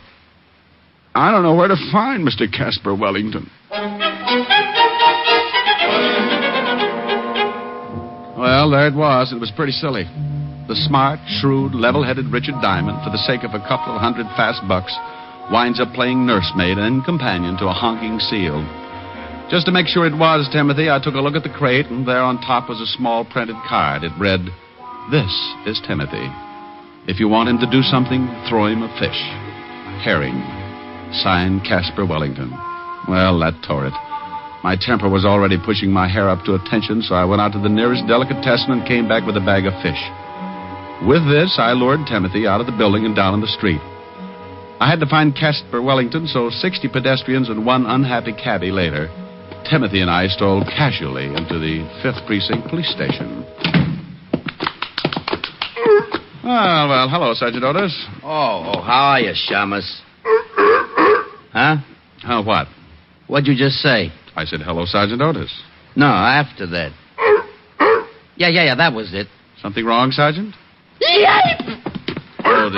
Otis, say hello to Timothy. Timothy, this is Sergeant Otis. Lieutenant! Go on over and kiss the Sergeant, Timothy. Go on. Oh, no. Get him away from me. Get him away. Oh, Otis, he's not so bad. Lieutenant! Help! Now, Otis, come down off that desk. You look sillier than I did. He's trying to eat me. Oh, be quiet. You too, Timothy. You'll wake up the lieutenant. Here's a fish. Throw it to Timothy. Not for you, Diamond. You'll probably take my arm along with it. Get away. Help! What the devil is going on out here? Otis, what are you doing up there? Hello, Walt. What are you doing to my sergeant? And you shut up, Otis. That wasn't me. What do you mean it wasn't you? Of course it was you. Walt, meet Timothy. How do you... I'd hate to think what would happen if someone wandered in here with a walrus. Come on, Timothy. Let's go see the brave old head of homicide. Yeah. Get him out of here. Oh, relax, Otis. Timothy's as scared as you are. Oh, yeah? What makes you say that? He's probably thinking there's more like you. That would be a horrible shock to anyone, even a SEAL. Come on, Timothy. You get that thing out of here right now, Diamond. Everybody's standing on something. You'd think it was a steam bath. Up till now, I've had 2 reported homicides and a couple of fat robberies. And if you think you're going to wander in here with that thing and confuse the whole department, you're mistaken. Now get it out of here. Oh, Walt, it's only a seal. Have a fish. I'm not hungry. No, Walt, it's for Timothy. Feed it to him. He'll love you. Yeah? Do you think so? Sure, Walt. Go ahead, try it. Okay. Here, Timothy.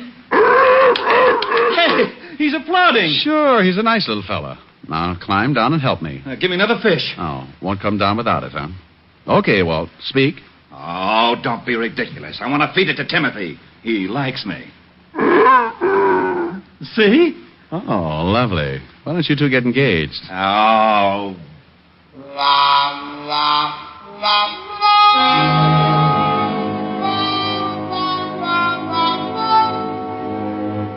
Well, after everybody got used to him, Timothy made the rounds of the whole department, with the commissioner being the only exception, of course. I told Walt the story about Caspar Wellington and the 2 gonifs who had come into my office looking for him. So Walt put Otis to work checking on the whereabouts of my missing client. Along about 3 in the afternoon, Otis pounced in with some news.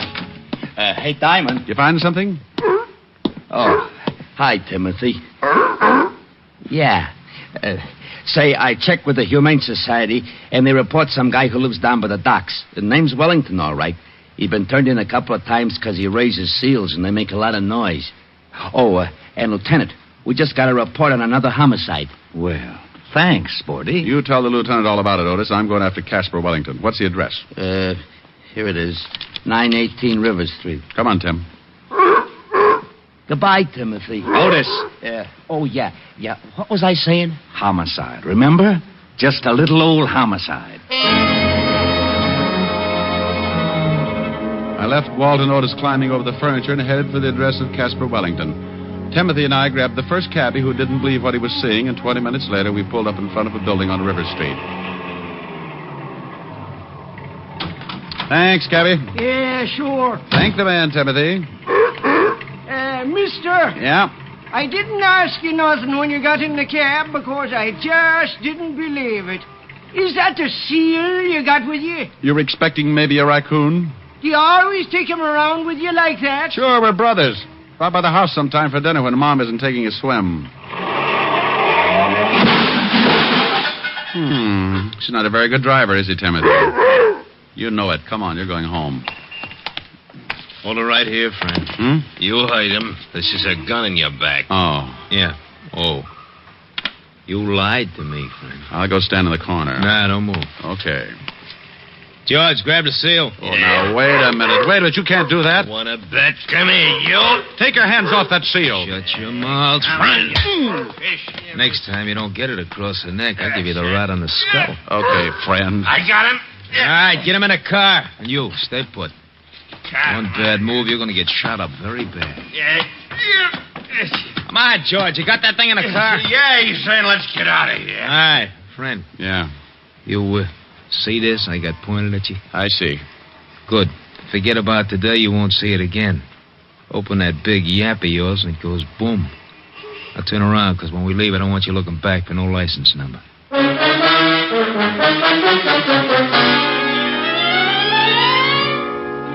Well, I stood there while they drove off with poor little Timothy.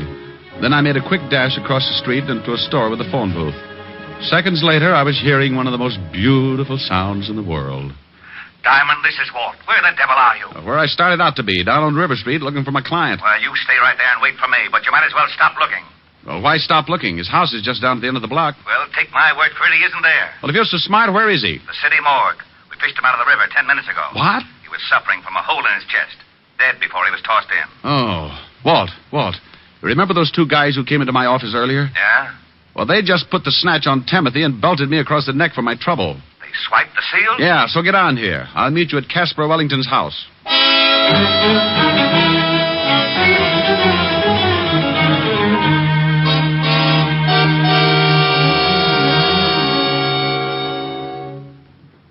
Anybody in the house, Rick?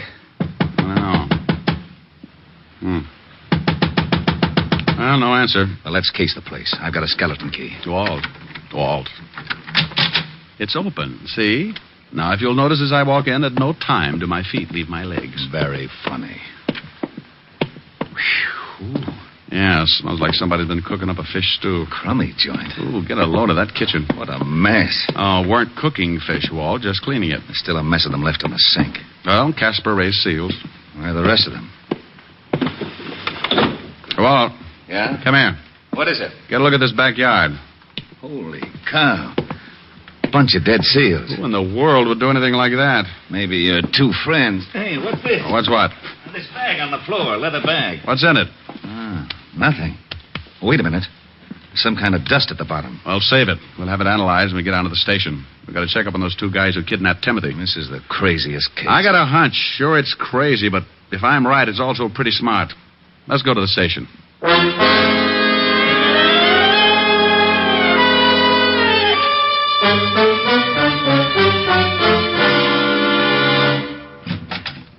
Hey, Lieutenant. Yeah, Otis?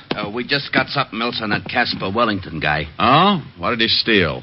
Hey, how'd you know? Just a guess. Well, what is it, Hammerhead? Well, it seems this Wellington guy used to work for David & Sons. David & Sons? Diamond importers. Oh, that ties it. Would somebody mind telling me what the devil this is all about? And, Rick, you stay out of it. Now, Otis, what about Wellington? Wellington? Oh, he ran off with a load of diamonds. Yeah, $50,000 worth. Hey, but you... Rick, will you please, for the sake of my sour stomach, tell me exactly what it is you know? I'd be glad to, Lieutenant. It's very simple. Wellington comes to me and asks me to guard Timothy. Two guys kidnapped Timothy. That we heard. Then we find a bunch of dead seals in Wellington's backyard and the remains of a pile of clean fish. So? So, the two guys who kidnapped Timothy were obviously after something, and the seal was part of it. Hey, maybe Timothy wasn't a seal after all. Now, what would he be, Otis? Well, if those guys wanted him that bad, maybe he was a mink. Oh, that bag you picked up, Walt. Have that powder in the bottom analyzed. I'll lay 6-2 and even that it's diamond dust. Well, you think... Yeah. I think Timothy's got a stomach full of diamonds. What? I think Casper was mixed up with the two guys who grabbed the seal, but in some way crossed them. Why? He had to hide the loot, so he stuck it in some fish and fed it to Timothy. Then he left Timothy with me for protection until he could get him shipped out on the train. And in the meantime, the two guys who found Casper killed him and went back to his house to find the loot. Mm-hmm. They figured out the fish like you did and killed the seals in the backyard trying to find the stuff. You, my friend, went a herring. Otis, have the powder in the bottom of this bag analyzed. Put out a 108 on Timothy. Yes, sir. Diamond here will give you the description of the guys who grabbed him. We'll never find him that way. You got a better idea? Maybe, yeah. Look, you said those two guys killed Casper and then went right over to the house to look for the missing diamonds. Yeah. All right, they knew where to look, but they didn't find anything. So they waited for me and Timothy. So? So Casper Wellington probably told them all about it before they killed him, trying to save his own life. All right, I'll buy that. So what? So by now they must know how hot those diamonds are. They're certainly not going to try to get rid of them here in town. And then they leave town. Yeah. And with that much loot, it would be a little risky if they tried by car. All right. How do they do it? The same way Casper thought of. Ship Timothy out on a train. Wait a minute, Rick. Otis. Yeah? Put in a call to all units. Tell them to cover the airports, train, and bus stations. Be on the lookout for a seal that's about to be shipped. Come on, Walt. Where to? Well, as long as Casper Wellington already made the arrangements by train, let's go down to Grand Central. Maybe our two seal nappers will keep the reservation.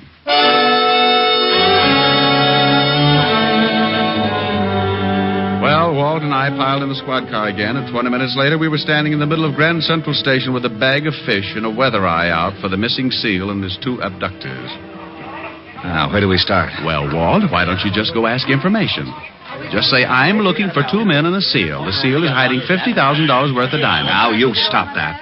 This was plenty silly before a jewel robbery and a homicide get into the picture, but now it's gotten ridiculous. Well, if I was a seal, where would I go? They have to crate him. The shipping department. And so, with their trusty bag of fish, the two brave detectives walked nonchalant. Shut up and let's go. Oh, no. Come on, let's go get something. Well, smile, Walt. This kind of case doesn't happen but once every 10,000 years. Think of your report to the commissioner. If you don't stop kidding with me, so help me out. Walt. Oh, now what? Look, those two guys. Where? Going down the ramp. Oh, they got a big box. That's it. Let's take them.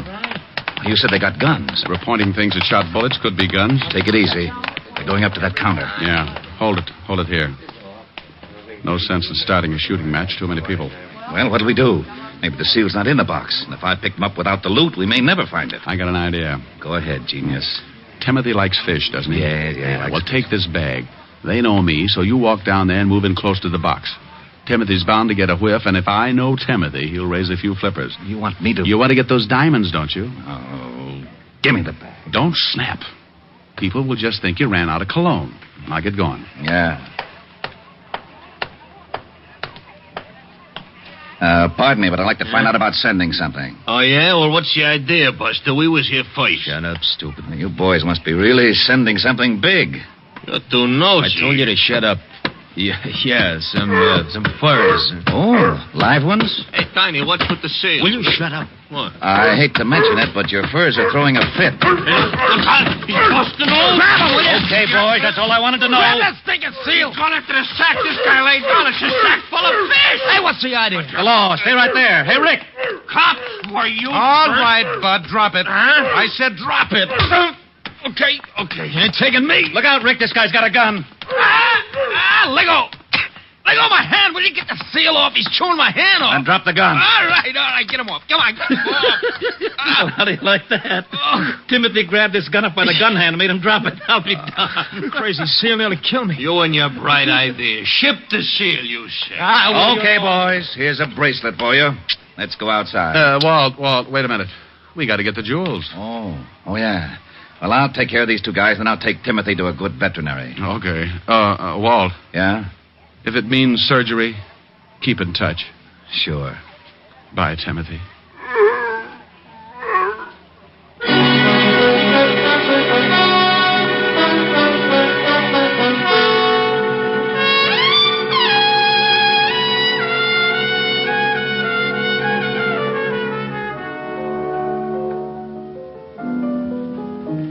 Rick. Huh? Now, don't be unhappy. Oh, how can I help it, honey? He's been in surgery for nearly an hour. Oh, but he'll be all right. They got a good vet. Oh, I hope so. I was getting attached to that seal. Oh, I got it. Yeah? Rick? Yeah, Walt. Yeah. How's Timothy? He had the diamonds in him, all right. Oh, but how is he? Well, Go ahead, Walt. You can tell me. I can stand it. he's very weak. Doctor says he thinks he doesn't want to live, no will. Oh, well, what's the matter? He was such a happy seal. I think he misses you, Rick. Every time someone mentions your name, he kind of honks and raises a weak flipper. I better come right down. He's sinking fast. Oh, you think maybe if he heard my voice, can you get a phone near him? Yeah, wait a minute. Okay, I got it next to his ear. Say something. Hello, Timothy. Oh, Walt. Yeah? Walt, ask him if he's seen a picture called Mrs. Mike. He says he saw it. Didn't like the leading man. Oh. Loved Evelyn Keyes. Oh. Ask him if he liked the music. Yeah, he liked that. Well, put the receiver next to his ear and I'll sing him the theme song. Well, go ahead and try. Anything in case of an emergency.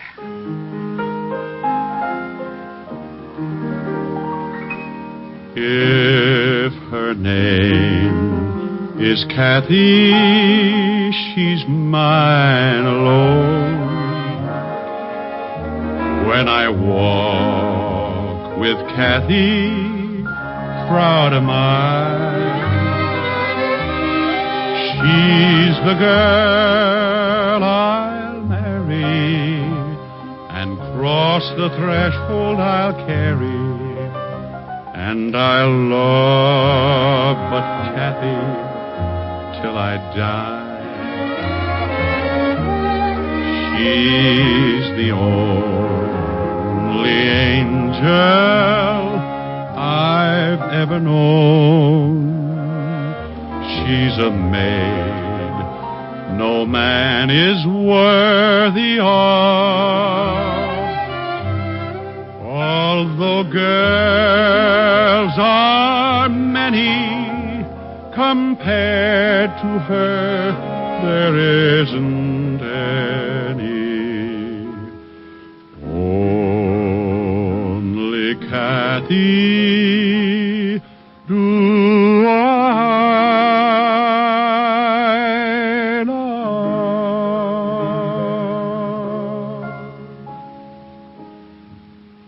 Well, Walt? I did it. He's better? Listen. Good old Timothy, that a boy. I guess the singing did it. What do you mean you guess? When I sang with the Peter Pan 5, we played 2 weeks at the Coral Gables Hotel in Florida. So what? So what? I'll have you know 5 minutes after I opened my mouth, every seal in the Biscayne Keys came in and sat ringside. That sounds like a pretty good act. Well, what'd you give it up for? Well, I got a sore throat one night, and the place was up to its ears in alligators. Rick. Yes, Wall? Bye.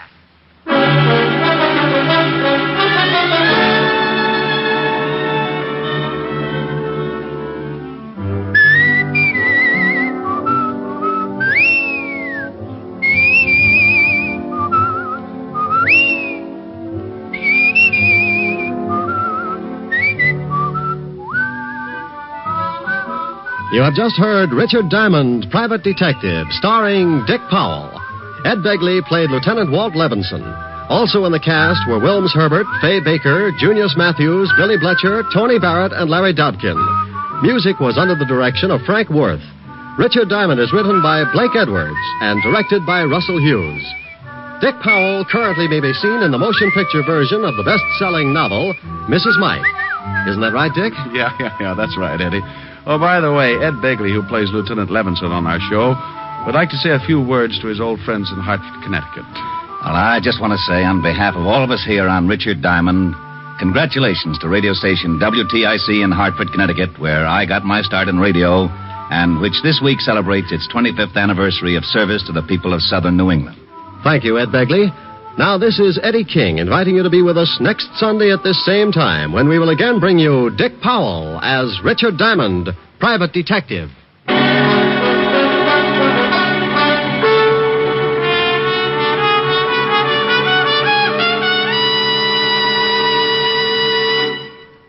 Governing a country is a pretty hard-headed business, and we don't usually think of our government as a dealer in dreams. But in one respect it is, because it's a dealer in savings bonds. Your particular dream for the future can come true through the judicious purchase of United States savings bonds today. As for buying United States savings bonds, the process is simplicity itself. If you're employed by others, use the payroll savings plan where you work. Your employer will set aside a specific sum from each paycheck for the purchase of bonds. If you're self-employed, use the bond-a-month plan where you bank. Either way, you'll be saving with regularity, with certainty, and with profit through the purchase of United States savings bonds. What's on NBC today? You'll hear Charles Boyer and Dorothy McGuire today on Theater Guild on the Air in Autumn Crocus. And there's the Phil Harris Alice Faye Show to add to your Sunday listening pleasure. Be sure to hear Charles Boyer and Dorothy McGuire on Theater Guild on the Air and the Phil Harris Alice Faye Show today on NBC.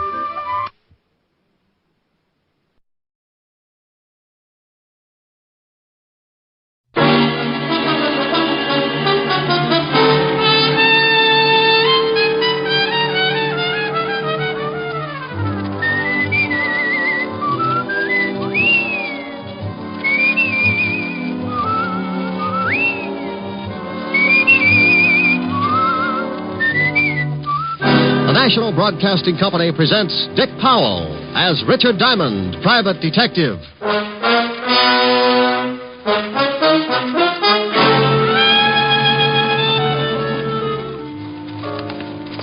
Walk this way, Diamond. If I do, well, I tell my friends.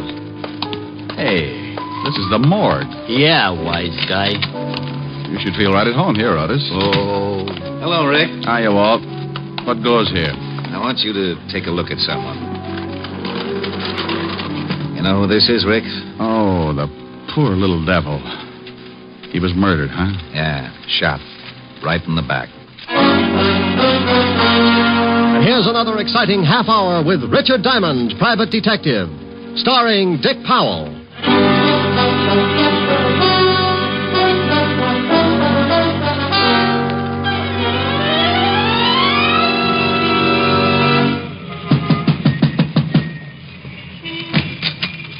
Yeah, you want something? How do you do?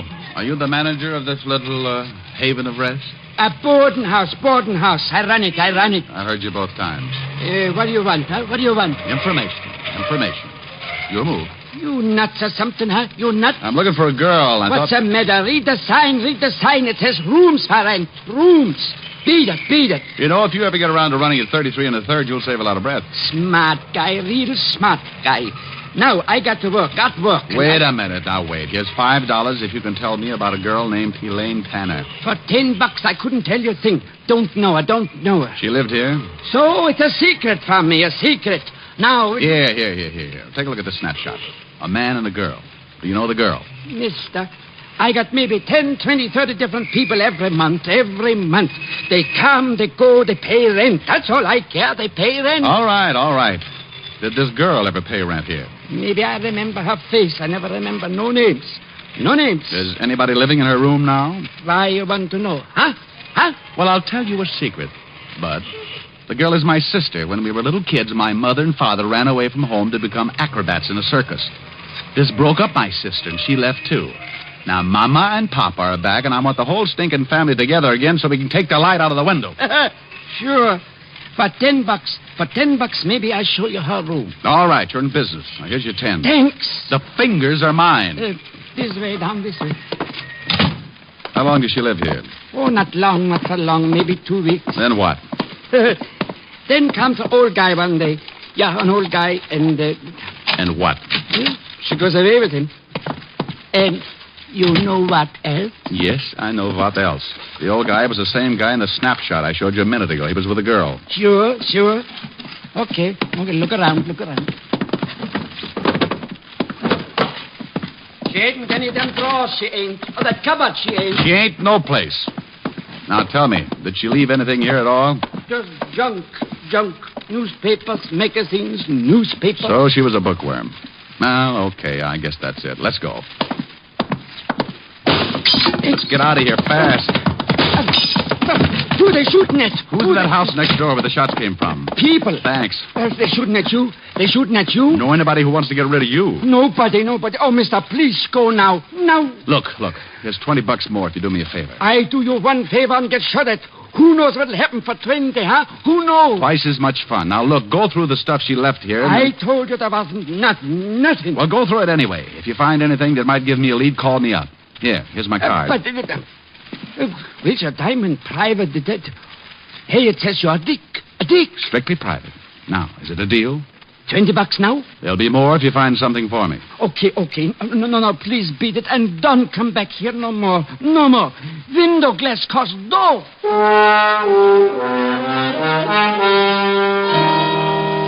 I knew it wouldn't do me any good to look at the house where the shots came from, because whoever played me for a clay pigeon would get out fast. Now, only one person knew I was likely to visit that boarding house, the man who sent me there.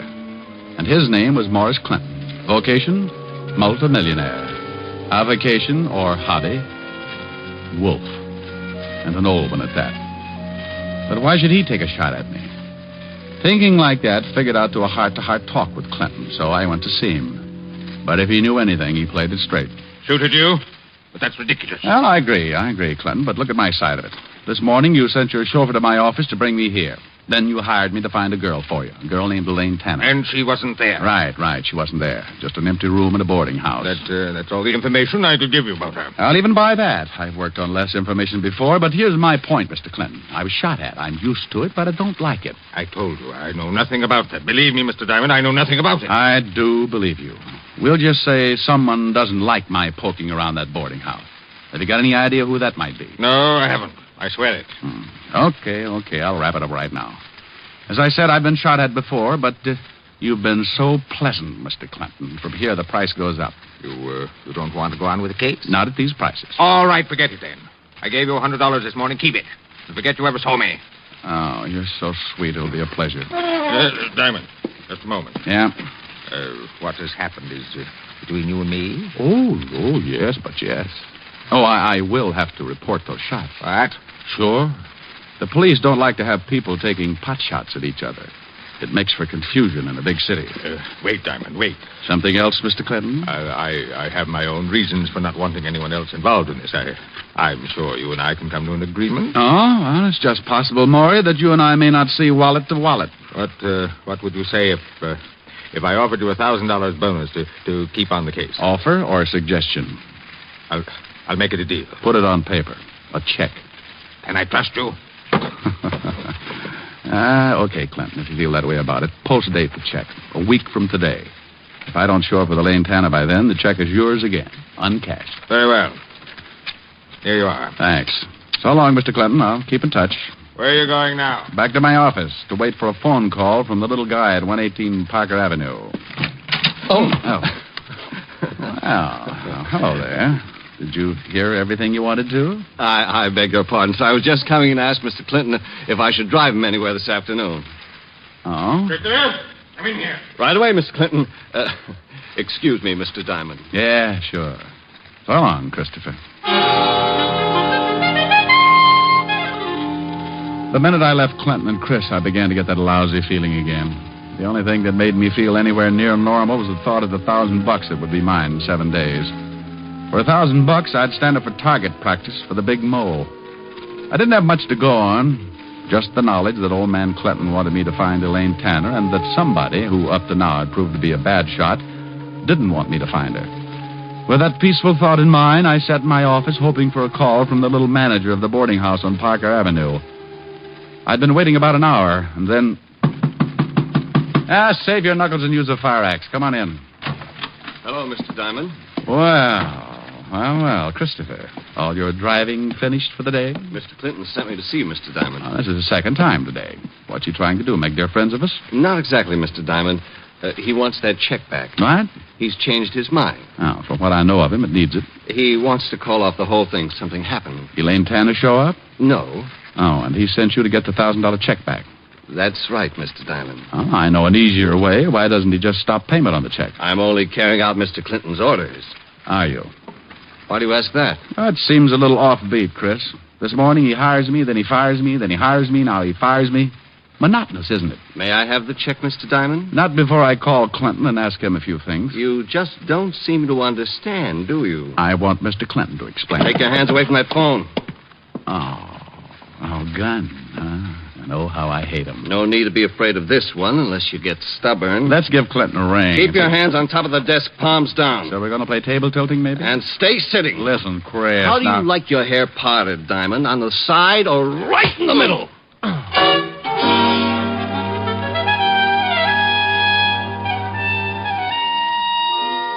When I opened my big blue eyes, my office was dark, and the neon light on the hotel across the street flashed the news that it was dark outside, too. I'd been out cold for a long time. When the room stopped spinning, I reached out, grabbed a piece of it, pulled myself up, went to the water cooler, splashed myself alive. I started toward the light switch when... This time I was going to be ready. I got behind the door and waited.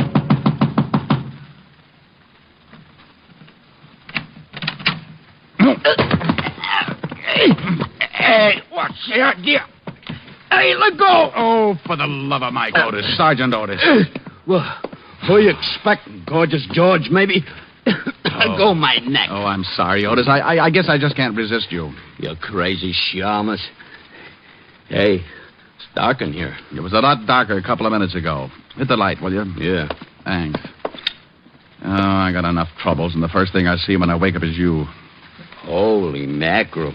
What you been doing with your head, Diamond? I got mixed up in a handball game. Oh? Yeah, some friends needed a ball. It's hard work, but you get used to it. Oh, got worked over, huh? Well, them bum jokes you pull catch up with you sometimes. Yeah, Hey, wait a minute. What are you doing here? I come to get you. Lieutenant Levinson wants to see you. Well, go back and describe me. That's all he gets tonight. I think you better come, Shamus. It's important. I think you better go, Otis. That's important. Now, look. Lieutenant Levinson sends me over to get you. There's something he wants to ask you. All I know is name, rank, and serial number. Now go back and tell Walt I don't want to play games. Yeah, Shamus. I got news for you. Murder ain't a game no more.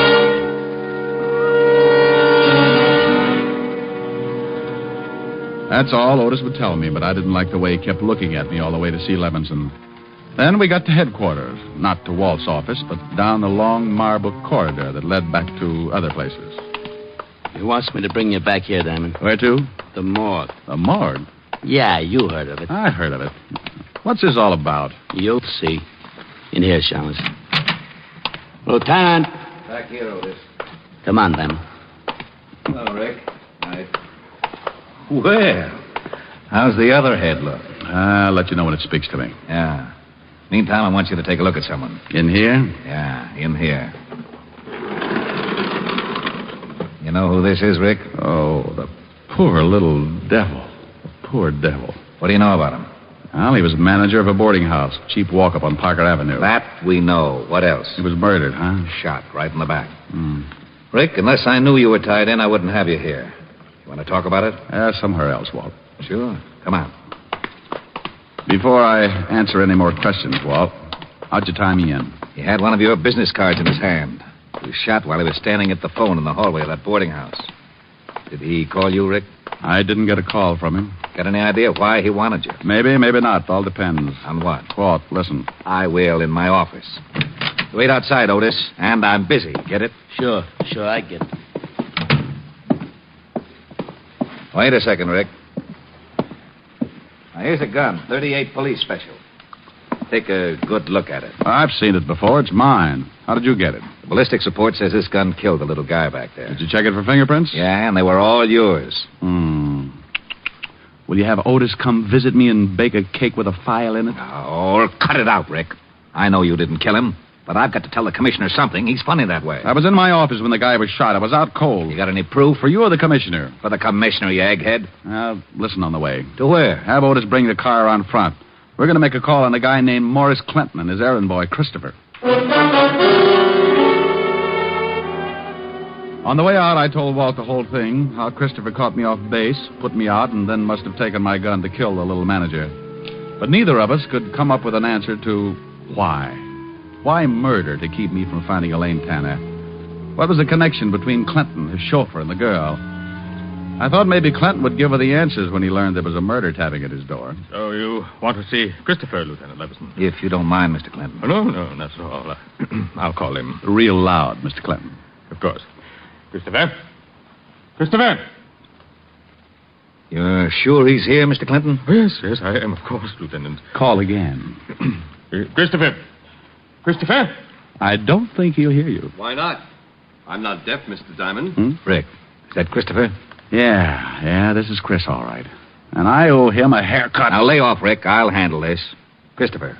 Yes, sir? Where were you about 2 this afternoon? Why, right here, working on the car. Correction. Working on me. I beg your pardon. Oh, come on. Let's have it straight. Mr. Clinton, what about this? Christopher is right, Lieutenant. Yes, he's right. Oh, you're scared stiff, Clinton, and you're lying. I'm not.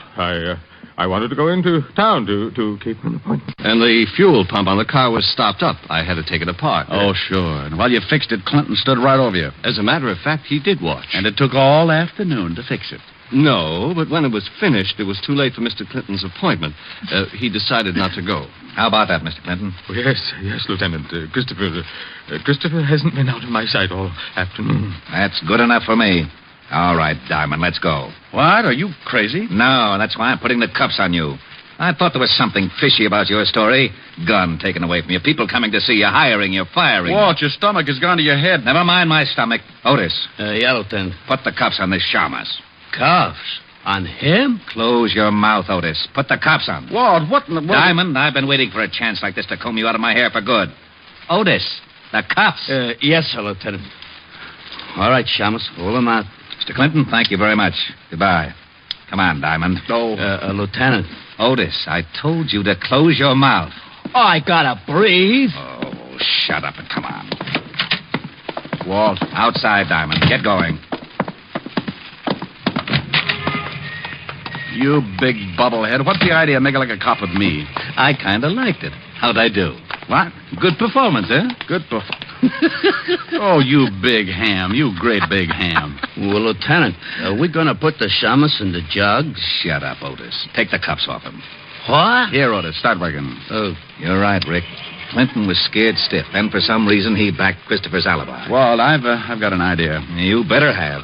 If I don't have something to tell the commissioner, I'll have to give up my ideas about a pension. I'm going back to that boarding house. Why? Well, the manager was going to call me. It's just possible he got a hold of a lead on Elaine Tanner, but Christopher killed him before he had a chance to tell me. Well, that makes sense. You got a man there? Yeah, a half. Oh, good. I'll see you later. Rick. On. Please. For the sake of my stomach, don't slip up. You're my only suspect without an alibi. Thanks, Walt. See you later. Yeah. Oh, Walt. What? Bottoms up on the bicarbonate.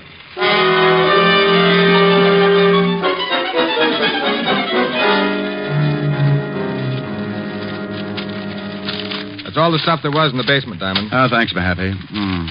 Everything neatly bundled but this one pile. The little guy must have gone through it. Got any idea what you're looking for? No, give me a hand, will you? Sure. Newspapers, magazines. Oh, Mahaffey. Uh-huh. No one's been in here since the murder? Nobody. I've been on the door. And the manager had nothing on him? Only your card. That's funny, very funny. He wouldn't have tried to call me if he hadn't found something. Maybe he came across something in this pile of stuff. Didn't take it out and then... Find something? Yeah. This sheaf of withholding tax statements. Mm-hmm. The kind that come on the bottoms of paychecks. Made out to Elaine Tanner, paid by the Blue Falcon nightclub. That ain't far from here. That's where I'm going.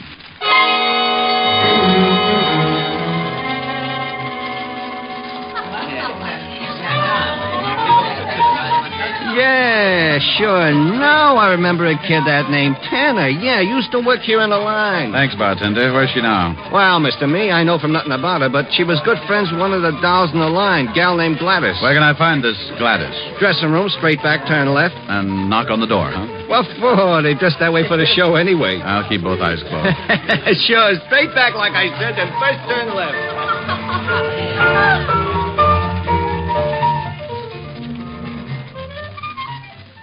What you want with her, Hanson? Why don't you get off here? You tipped me, sweetheart, but give me a rain check. Who waits for rain? But, why do you want to see Elaine? Well, maybe I ought to tell her about some oil wells that came in. Yeah? You don't look like the type talks about oil wells. Honey, don't let the tassels on my shoes fool you. Oh, you're cute. Yeah, I know where Elaine is. Want to give? Information? Sure. Oh, you've got a one-track mind. Baby, I can't switch it over yet. Okay, so I'll get a couple of days older meanwhile. Anyhow, I never did like her. So, I don't mind letting you know. No what, Gladys? Well, maybe a month ago she quit this job. This dump. All right, she quits. Go ahead. Yeah. But before she quit, she's acting funny. Like the night we're going home together, walking along, and she's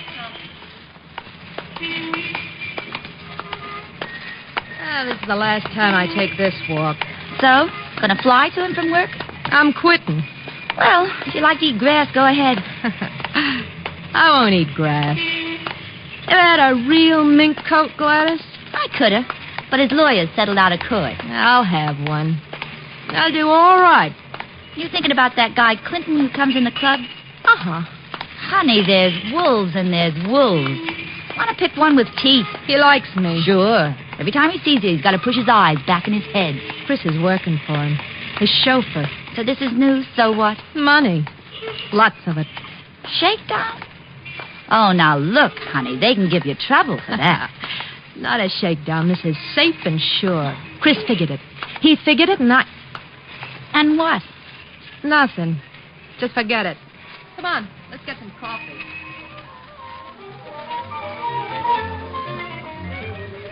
And that's all she says. Uh-huh. Now, where can I find her? Oh, I'll tell you where I think she is. Here's the address. I wrote it down. Thanks, Gladys. I'll see you again. Yeah. See more of me. Is that possible?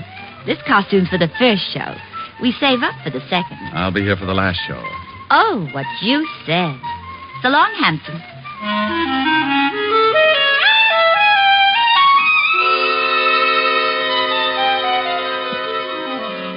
A little while after Gladys gave the address, I was buzzing at an apartment door. I kept my fingers crossed and then uncrossed them when the door opened. Yes? Hello there, Elaine. Who are you? Oh, the name's Hangtooth. Elmer Hangtooth. Who? Oh, I better come in. Hey, what's the idea? Can't hear a thing you say, honey. My hearing aid just shorted out. Now listen, wise guys. Oh, Elaine. Chris sent me. Chris? Yeah. He said to tell you everything's okay. The heat's off. How about that private eye? Diamond? Richard Diamond? Yeah, that's the one. Honey, you'll never be any closer to him than you are right now. I was afraid he'd quit. Hey, when's Chris coming? Soon, I hope. Oh. I've never seen you before. Have I? Well, you're young and life's full of surprises. Uh-huh. I like surprises. Right. Chris work you in on the deal? Yeah. I did him a favor. Took care of Diamond. Like doing it, too. Oh, by the way, what goes with you and Clinton? Honey, we had a common interest. Oh. Books, dearie. Books. He had one I wanted. When I finished with him, I could have walked out with the furniture. Yeah, I guess you could, baby. I guess you could. Think so? Why not? What did you say your name was?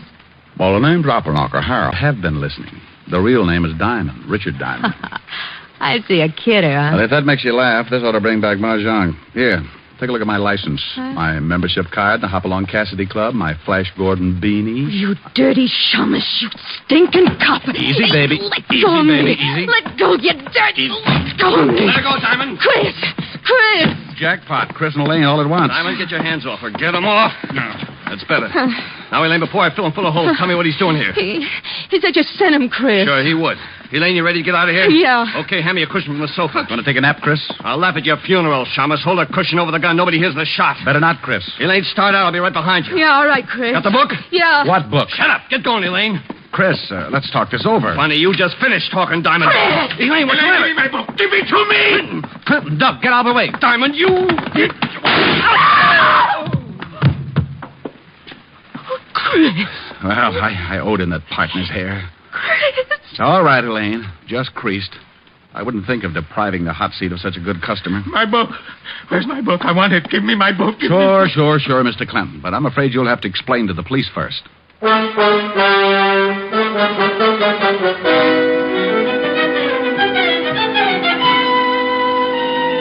telephone call to the 5th Precinct brought Walt and Otis to my rescue. Otis used the siren. Loved it. I told Walt the book old man Clinton kept screaming about had me a little confused, that I wouldn't be able to relax until he found out just where it fitted in the case. He promised to find out the answers as soon as he took Chris, Elaine, and Clinton back to the 5th Precinct. I told him to call me at Helen's. Rick, what about that check for $1,000?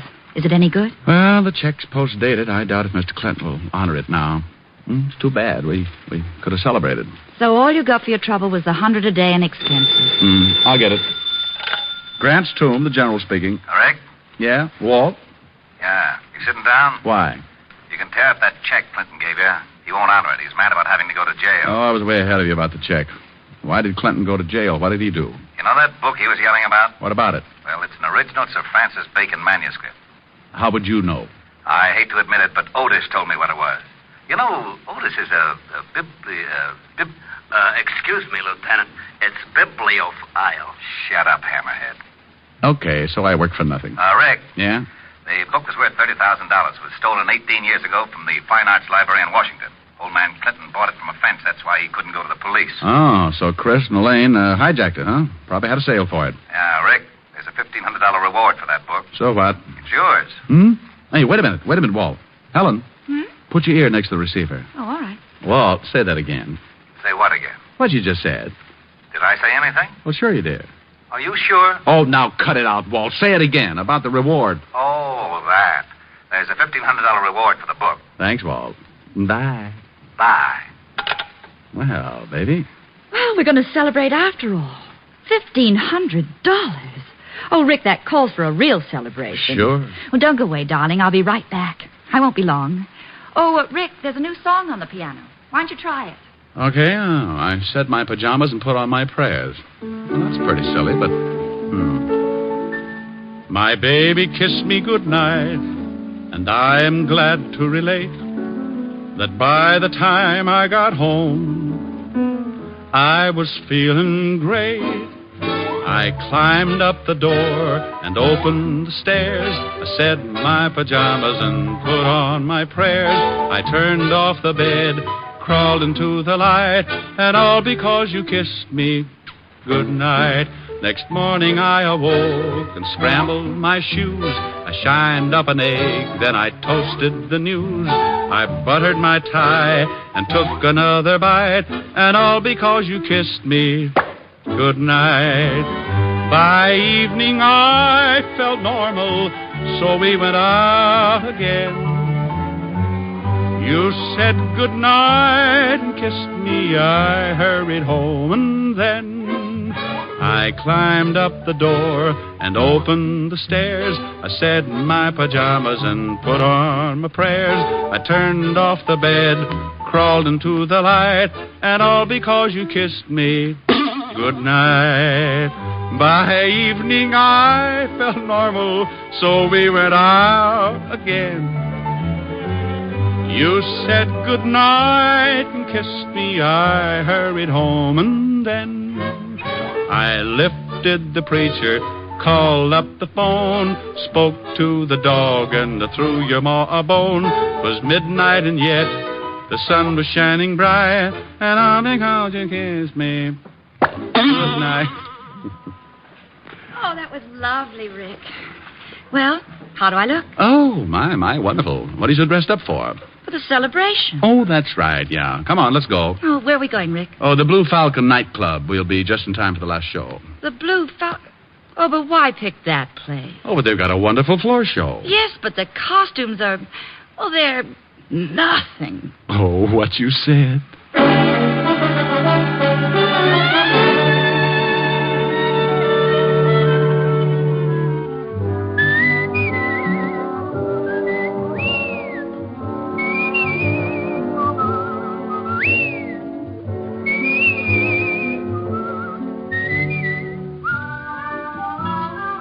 You have just heard Richard Diamond, Private Detective, starring Dick Powell. Ed Begley played Lieutenant Walt Levinson. Also in the cast were Wilms Herbert, Francis Robinson, Ted Osborne, Gene Bates, and Paul DeBove. Music was under the direction of Frank Worth. Today's show was written and directed by Russell Hughes. Dick Powell currently may be seen in the motion picture version of the best-selling novel, Mrs. Mike. This is Eddie King inviting you to be with us next Sunday at this same time when we will again bring you Dick Powell as Richard Diamond, Private Detective.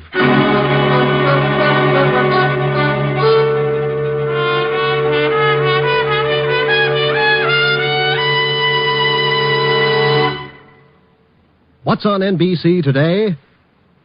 Ezio Pinza, dynamic singing star, plays his first starring dramatic role today on Theater Guild on the Air, with Madeline Carroll and Linda Darnell co-starred. And you'll also want to listen to the Phil Harris Alice Faye Show and the Adventures of Sam Spade right before Theater Guild. Don't forget, Ezio Pinza on Theater Guild on the Air today. It's all great entertainment today on NBC. Your tune for the stars on NBC.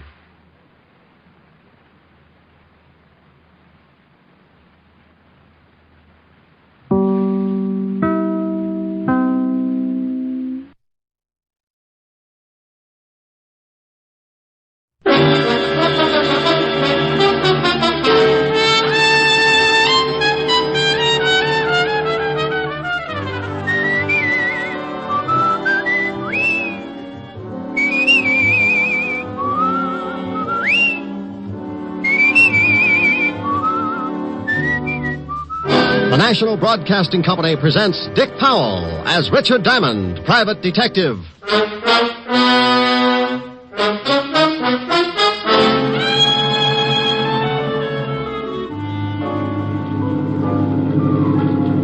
Sorry you're coming along, Diamond. Yeah, I'm beginning to be sorry myself. You should be. We're heading for open sea. Looks like it'll be a long ride. You don't know how long, Diamond. We're getting into open water. You're about to go swimming, deep sea style. How far is it to the shore? About 5 miles now. I can make it. With a hole in you? And here's another exciting half hour with Richard Diamond, Private Detective, starring Dick Powell.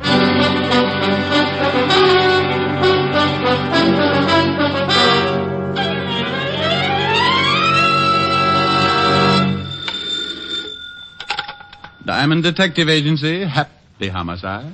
You know, that's pretty bad, that is. Oh, my goodness. Walt? Yeah. Well, what can I do for the shining light of the 5th Precinct? You can get right down here. I want you to do me a favor. I'm not going to help Sergeant Otis cross the street again.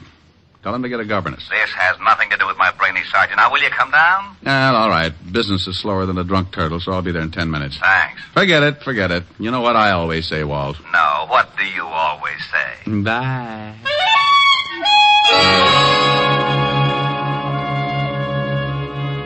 Well, sometimes that's the way things get started. The phone rings, and Lieutenant Walter Levinson, 5th Precinct Homicide, tells me to get down. One word from him, and I do as he pleases. So I buttoned my collar, pushed my tie back up into strangling position, and 10 minutes later walked into the squad room of the 5th Precinct, where, as always, the king of the jungle was on hand to greet me.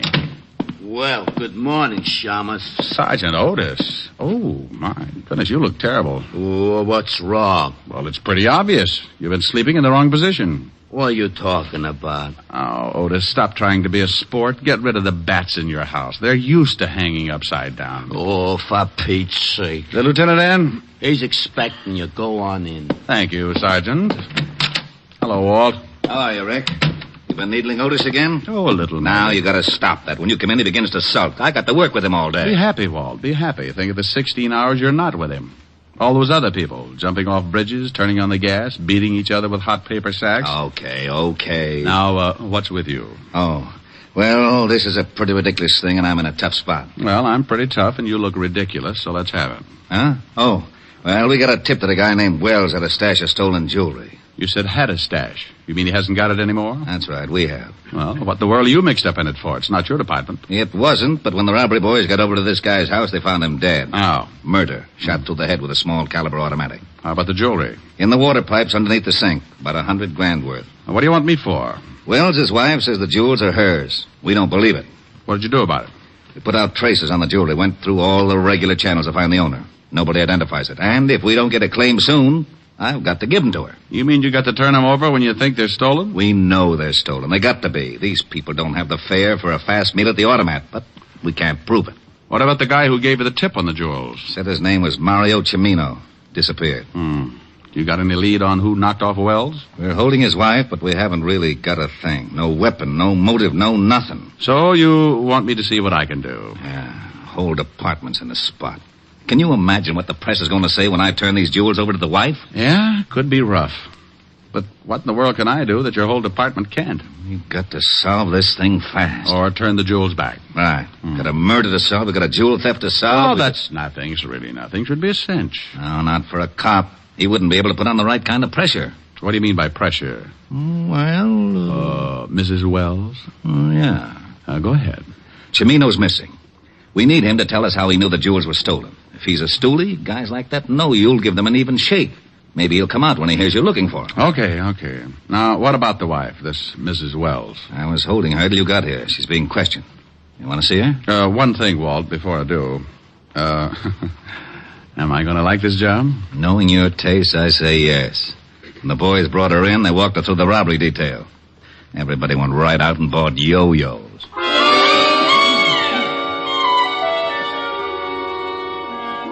Walt got up then, hid his yo-yo in the closet, led the way downstairs to a small room. It was dark, except for the single light burning near a desk. In the circle of light sat a young girl, late 20s, blonde and, well, you know. If the State Highway Commission built roads with that many curves, every driver in New York would need seasick pills.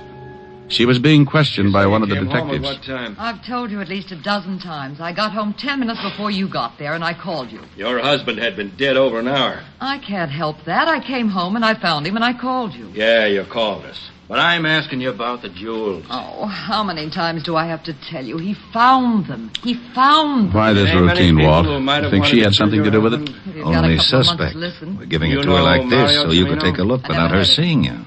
Where did your husband get the jewels? He told me he found them. Oh, please, look. I don't know anything about the jewels or how my husband got killed. What'd you do with the gun? I told you that, too. I don't know anything about a gun. I didn't kill him. You understand? Collins. Yeah? Come here. Give her another 5 minutes, then send her up to my office. You got to turn her loose. Okay, Lieutenant. Somebody bringing the rubber hose? All right, Mrs. Wells. Now, when did your husband find these jewels? Oh, please. How many times do I have to tell you? He found them 3 You heard days enough, ago. Rick? Yeah, let's go. Yes. What do you think? What do you want me to think? The girl doesn't seem too unhappy about the loss of her husband. Well, he'd been away for about 4 years, up until a week ago. In the Army. Occupation forces in Germany. No criminal record on him, huh? No. Well, let's see what I can find out. Oh, here's the information on the girl. Address, phone number. Thanks. Do some more checking on the husband, and I'll give you a call after I see the girl. How are you going to get in to talk to her? Walt, did I ever ask you how you got promoted to head of homicide? No. You want to tell me? Well, it's simple. Seniority, experience, hard work. Well, just lose the hard work, and you've got a fair idea of how I'm going to get in to talk to Mrs. Wells.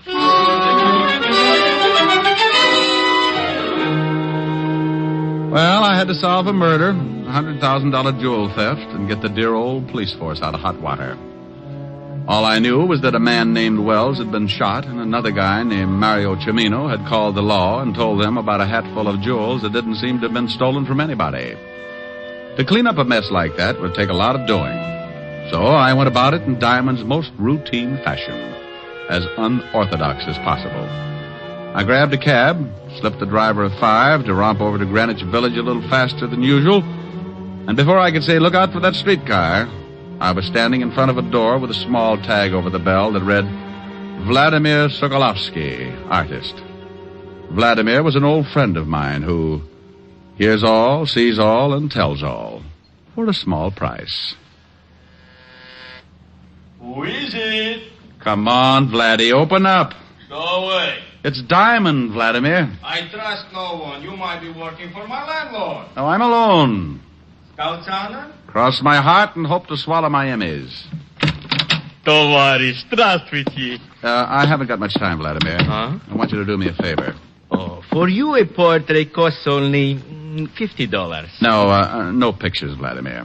Tell me, ever heard of a guy named Mario Cimino? Oh, but of course... No. Paid your rent? Same answer. I have a small $10 bill here. Tavares, you would attempt a lowly bribe. Well, what do you know? Here's another 10. I would ask you to stay for lunch, but Greenbaum won't even let me look in his delicatessen window anymore. You understand. 25? I only do it because Stalin and I do not agree. Mario Cimino. Peasant. What does he do? Keeps busy. An occasional stick-up bookmaking. Owes me $11.80. Marianne and the 8 at Hialeah by 8 lanes. Such a filly. Vladimir. Mario Cimino? Oh, yes, the lowlife. For him to find a friend would be like Rasputin running a Lonely Hearts Club. Where can I find him? I don't know. Vladimir. It's the truth. Scout's honor? But of course, if I knew where that peasant was, would I not collect my $11.80? Of course I would. Scout's honor, see? You hold up 3 fingers, Vladimir. Oh, a Cub Scout. When was the last time you heard from him? When he took my $2 that wins me $11.80. He was in the fish business. Oh, fish business? Yes, I know, because he brought me 2 halibut, which I promptly made into magnificent stew for my landlord. Was miserable. The stew? No, just the fish. Believe me, Tovarish, those 2 halibut were so old, they remember Jonah. Was he selling fish? Catching them. He had a boat. When I went down there to collect my $11.80, the bum wasn't there. Where did he keep the boat, Vladimir? A disgusting place called a schooner landing. Places like that should be in Siberia. Stinks. Well, thanks, Vladimir. Ничего, товарищ, до свидания. Oh, Chichonia, Greenbaum's Delicatessen, will you be surprised? Greenbaum's Delicatessen, Greenbaum's Delicatessen, Greenbaum's Delicatessen. Hello, Abe. Send up the works. Champagne, caviar, salami. I am a capitalist again.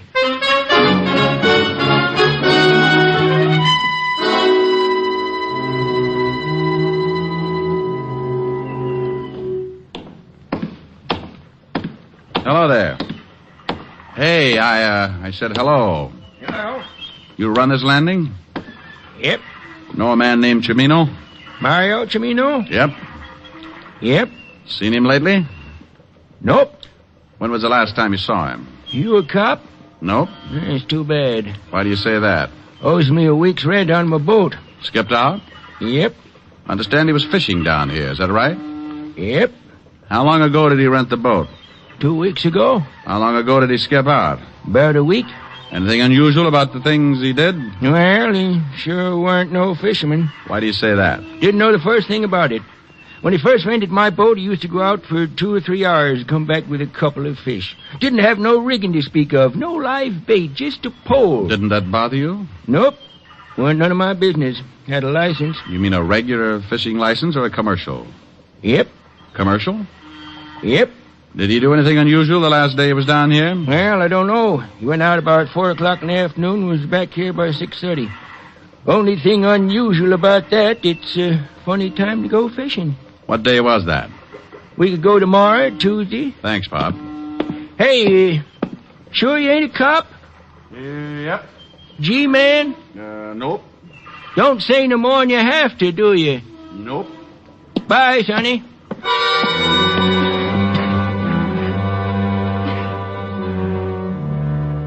Well, I left the old boy sitting on the dock trying to figure it out and headed for the city hall. Mario Cimino was closer now. I knew a little about him.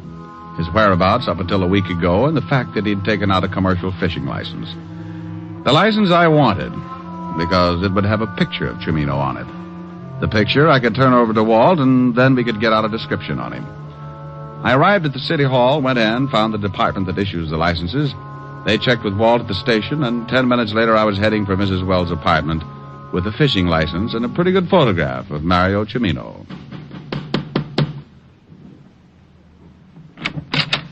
Yes? Yes. Well, hello. What can I do for you? That's a remark with a lot of answers. Right now, I want to talk. Go ahead. Oh, well, I get tongue-tied when I stand in the hall. You want in? That's it. Why? Ever see this picture before, Mrs. Wells? What? Come in. Seniority, experience. What? Oh, nothing. That man in the picture. Who is he? Don't you know him? I've only seen him once. Oh, we can sit on the couch, Mr. Diamond. Where did you see this man, Mrs. Wells? He came up to see my husband.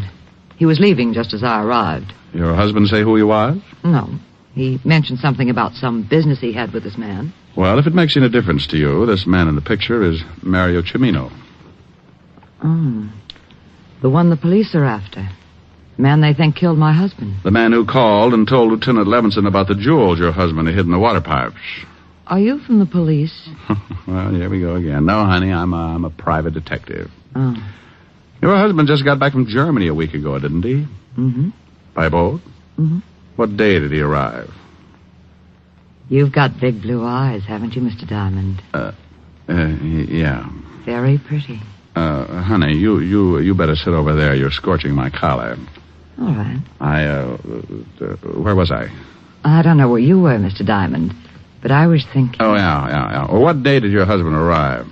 Last Tuesday. When did he... You must have a hard time combing your hair. Awfully curly, isn't it? I'll stop back when I got more time. We'll straighten it out. Please do. Well, Mrs. Wells. Yes? The time your husband's boat got in? In the afternoon, around 5. Oh, well, thanks, Mrs. Wells. Leaving? Going home and have another talk with Father. Please stop back. If he misses anything, I'll be glad to fill in. Maybe I'll send Dad instead.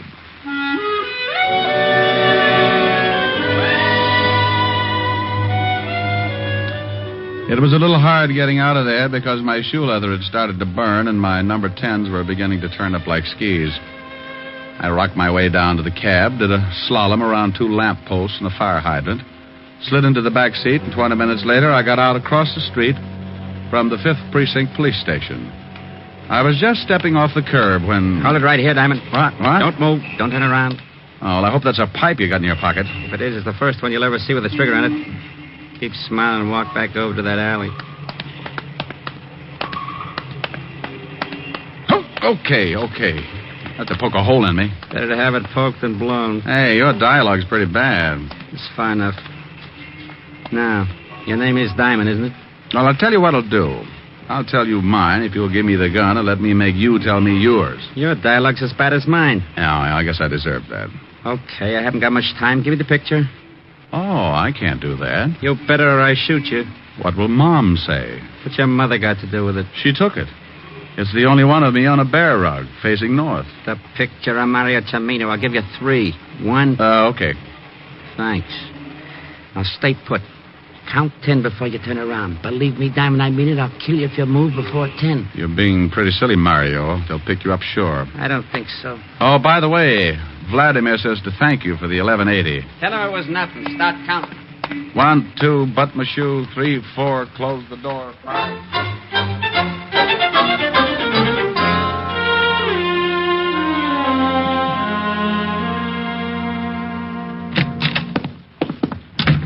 Oh, Rick, you find out something? Well, I sure did. This is the lousiest precinct of the city. Oh, yeah? Oh, yeah. Now, 2 minutes ago, I got stuck up right at your front door. What? Yeah. And I had that picture of Mario Cimino on the fishing license. He swiped that? You just know it. Well, don't yell at me. You haven't solved this mess, have you? No, but I'm pretty close. Well, that isn't close enough. I had to send the jewels over to the wife a few minutes ago. Oh, dandy. Well, I had to. Well, what about the newspapers? They haven't gotten wind of it yet. You still have a little time. Now, what about Cimino? How did he know you had the picture on the license? Well, somebody gave him the tip. Gave him my description, but just relax. It wasn't Cimino who stuck me up. It wasn't? Not unless he paid Vladimir Sokolowski $11.80 in the last hour. Oh, wait a minute. I don't understand. Well, you're not alone. I'm a little mixed up, too. Well, let's both get untangled, shall we? Tell me what you found out. All right. Now, listen. Wells arrived last Tuesday by boat in the afternoon around 5. This we know. Mario Cimino was being a fisherman then. Oh. He'd rented a boat, taken out a fishing license. Okay. The day that Wells arrived, Cimino went out in the afternoon, stayed about 2 hours, came back, and disappeared. And then Wells shows up with a sink full of jewels. Right. Probably had them on the boat. Avoided customs by dropping them overboard, and Cimino picked them up. And Cimino killed him for the loot. Why? Why? $100,000 in jewels? Why not? Wells was killed in his own apartment, wasn't he? Yeah. Well, if Cimino picked the jewels out of the water, why go and kill Wells? Why not just take off?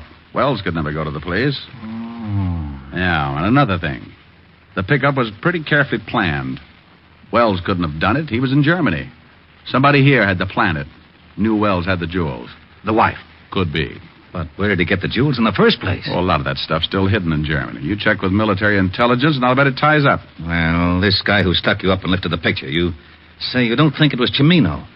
Maybe there's a third party. Could be, but I doubt it. I got a hunch, Walt. Take me down to the morgue. I want to take a look at Wells. Okay, let's go. You owe me $25. 25? For what? Oh, small bribe. Oh, well, here. What's this? It's as good as money. Tickets. Policeman's benefit. Oh, gee, Walt. You know something? What? You're a real sport.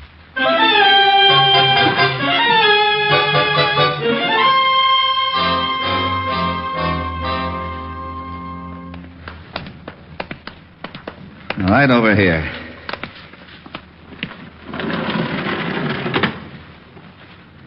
Well? Bullet didn't help his face. No. Why don't you get the Army records on Wells? Why? The wife identified him? Good for her, but she missed one slight detail. Yeah? Yeah.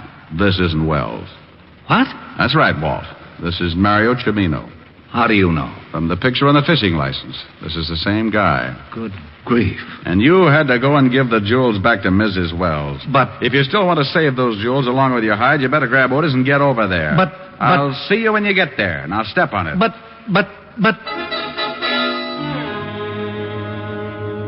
I left Walt in the middle of a butt and took off for Mrs. Wells' apartment in a hurry. On the way over, I went through the facts. Cimino was dead. The body in the morgue wasn't Wells. The jewels were undoubtedly the motive, and unless I was wrong, I'd have to move fast to stop them from leaving the state. I went out of the cab and up the steps to Mrs. Wells' apartment. I reached the door and tried it. No luck, so I went in anyway.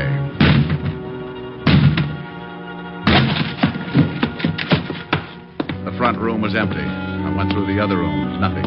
Clothes gone. Drawers empty. They'd taken off with $100,000 in jewels, but where to? They had to be smart enough to know they'd never get out of town by the usual means of transportation. So what would be better than to pay up the back rent on Cimino's boat and go fishing? I left Walt a note where I was headed and took off for Schooner Landing.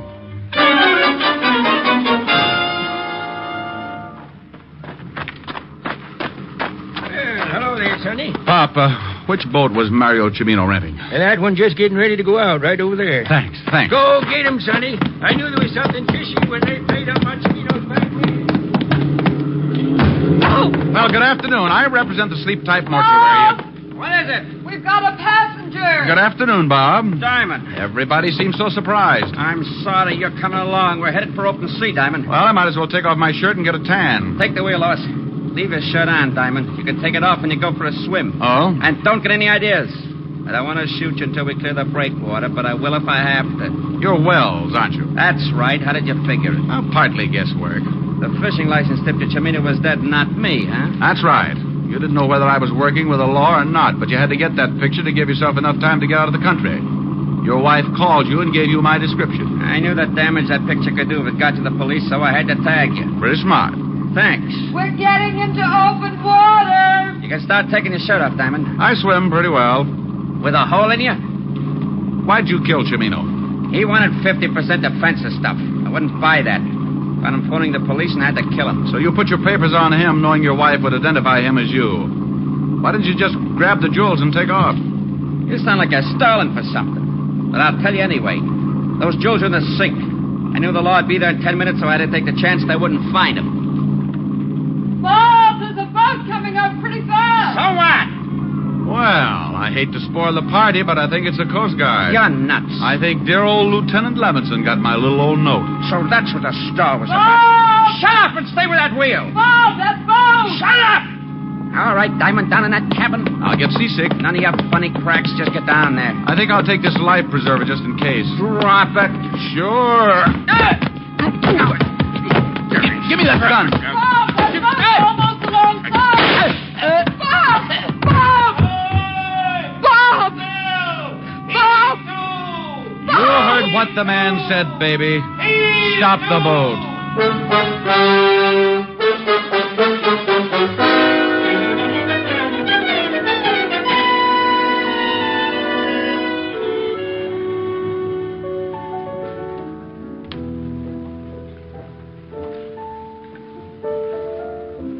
Rick, Yes, Helen? phone for you. Walt. Oh, thanks, dear. Hello? Rick, I just got a report from Army Intelligence. The jewels were stolen from a collection the Germans had evidently hidden during the war. What about Mrs. Wells? She admits the whole thing.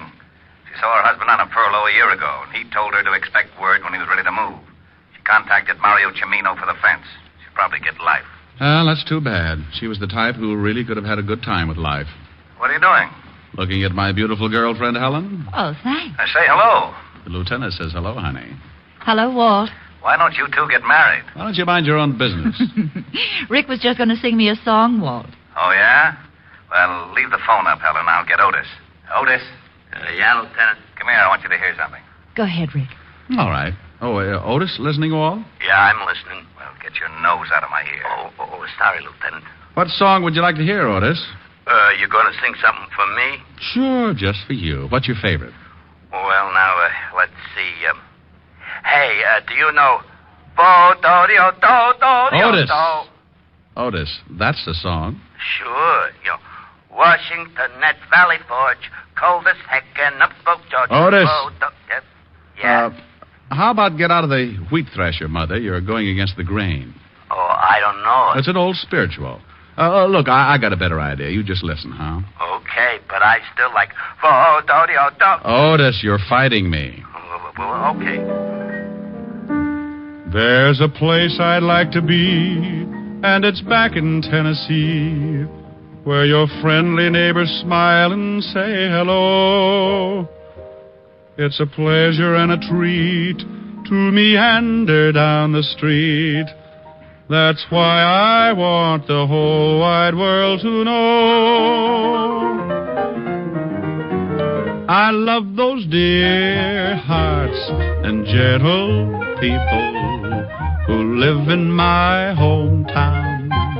Because those dear hearts and gentle people will never ever let you down.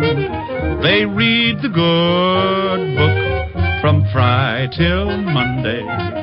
That's how the weekend goes.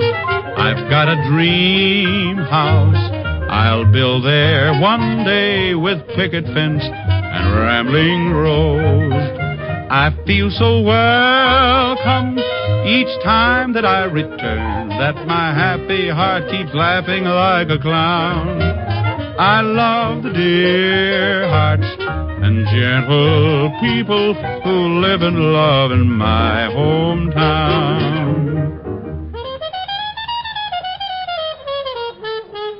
I feel so welcome each time that I return, that my happy heart keeps laughing like a clown. I love the dear hearts and gentle people who live and love in my hometown. Well, did you like that, Otis? Oh, Diamond, you're dreamy. Rick, Otis just swooned. Hi, Walt. Come here, Helen. Hmm? Aren't they silly? Yes, Rick. Oh, darling, you are dreamy. Oh, Diamond, you devil, you.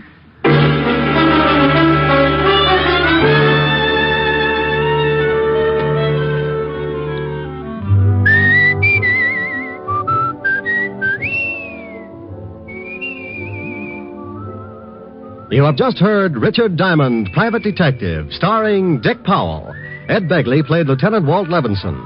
Also in the cast were Wilms Herbert, Francis Robinson, Jack Crucian, Yvonne Patey, and Charles Seal.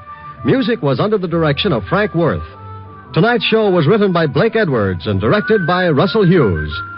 Dick Powell currently may be seen in the motion picture version of the best-selling novel, Mrs. Mike. Two other shows for Sunday on NBC that you'll want to hear tonight are the American Album of Familiar Music and Take It or Leave It. Together, they make up 1 hour of the very best in listening pleasure for you. Baritone Thomas L. Thomas brings you the songs you love best during the 30 minutes of restful reminiscence on the American Album. And immediately following this delightful musical show, Eddie Cantor comes romping into your radio with the $64 question on Take It or Leave It. There's a solid 30 minutes of question marks and laughs when it's time for Cantor, Sunday on NBC. Make it a point to hear both the American Album of Familiar Music and Eddie Cantor's Take It or Leave It tonight and every Sunday over most of these same NBC stations. There are 2 more of NBC's great lineup of Sunday shows. This is Eddie King inviting you to be with us next Sunday at this same time when we will again bring you Dick Powell as Richard Diamond, Private Detective.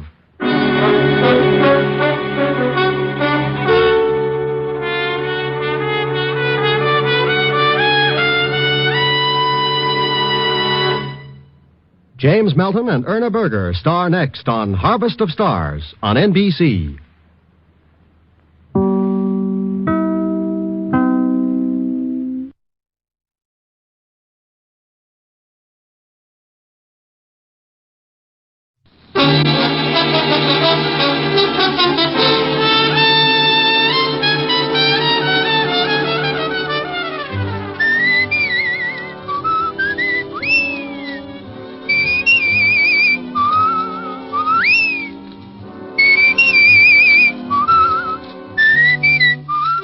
National Broadcasting Company presents Dick Powell as Richard Diamond, Private Detective.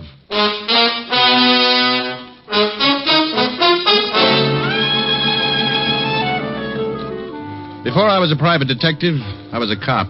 Homicide. Working out of the 5th Precinct. Homicide means murder. And there are a lot more murders committed in the big city than you think. More than make the headlines in the newspapers.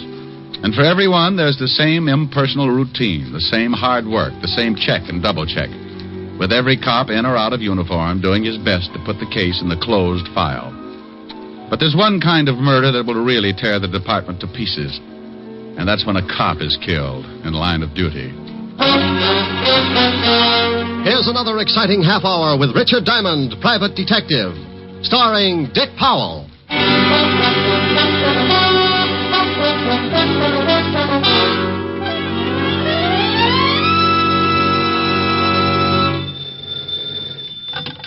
Diamond Detective Agency. If your husband's dead and you pull the trigger, Diamond will help, but the fee is bigger. Hello? Oh, Rick, what can I say? Hello. Hello. Oh, no, that's nice. Now try Hello, Rick. Hello, Rick. Oh, dandy. Call back tomorrow. We'll start on Hello, Rick. This is Helen. You idiot. Hi, baby. Hi. What's doing? Oh, I was just a little lonesome. Wanted to know if you were coming by tonight. Oh, you know it. Should be there around 8. How about a little... Hey, Rick, what's that siren? Is there a fire? Could be. Sounds like it's pulling right up here in front of my building. Wait a minute. I'll open the window. Now, Rick, if there's a fire, you get right out of there. Honey, if this building caught on fire, I'd be Mr. Unquintine of 1950. Well, what is it? Ambulance. Oh. Oh, and here comes a prowl car. Must be a traffic accident or something. Well, thank goodness. Well, somebody probably playing in the traffic. Oh, Rick. Okay. Some guy forgot to step down getting into his new Hudson. You know, I make remarks like that. I'm not trying to be... Oh, wait a minute. No combination, friend. Just turn the little old knob and push. Who is it? Somebody at the door. Well, Pop. What? Pop Scholes. Oh, the nice old blind man who sells pencils on the corner. Yeah. Hello, Pop. Please, Mr. Diamond, I've got to talk to you. I ain't got much time. What does he want, Rick? Oh, to talk to me. I'll call you back, dear. Bye. Bye. I'm sorry to have bothered you, Mr. Diamond. Well, not at all, Pop. Not at all. What can I do for you? I can't stay long. I have to hurry, but I was wondering if you'd come to my place later on. It's pretty important. How important, Pop? I can't explain now, but I got a big trouble. I sure could use some help for old time's sake. Huh? Sure, for old time's sake. Where do you live, Pop? A little shack on the waterfront end of River Street, 622 and a half. When do you want me to come down? About an hour. I got to be going now. Okay. Oh, wait a minute, Pop. Here, let me give you a hand. Thanks. I could make it with this stick, but it takes time. I ain't got a lot of that. Ah, there you are, Pop. See you in an hour. Thanks, Mr. Diamond. Name's Rick. Okay. See you in an hour, Rick.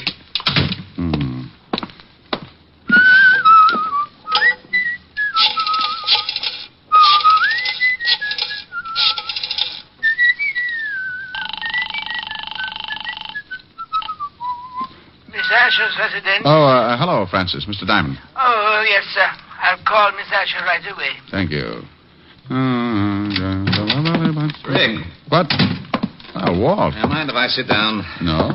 What are you doing down here? Hello, Rick. Hold the phone, honey. Came down on a homicide. Homicide?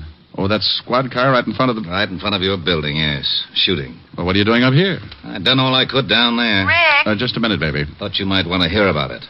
Bill Walton. What? Friend of yours, wasn't he? Yeah, darn good one. Hello, Rick. Somebody put 3 slugs in him. Rick, I can hear somebody talking. What's going on? Oh, I'll call you back, baby. What? Helen? Yeah. You know, I worked with Bill on robbery for 3 years. Got any idea who did it? He left the robbery detail 2 years ago. Been with the narcotics division.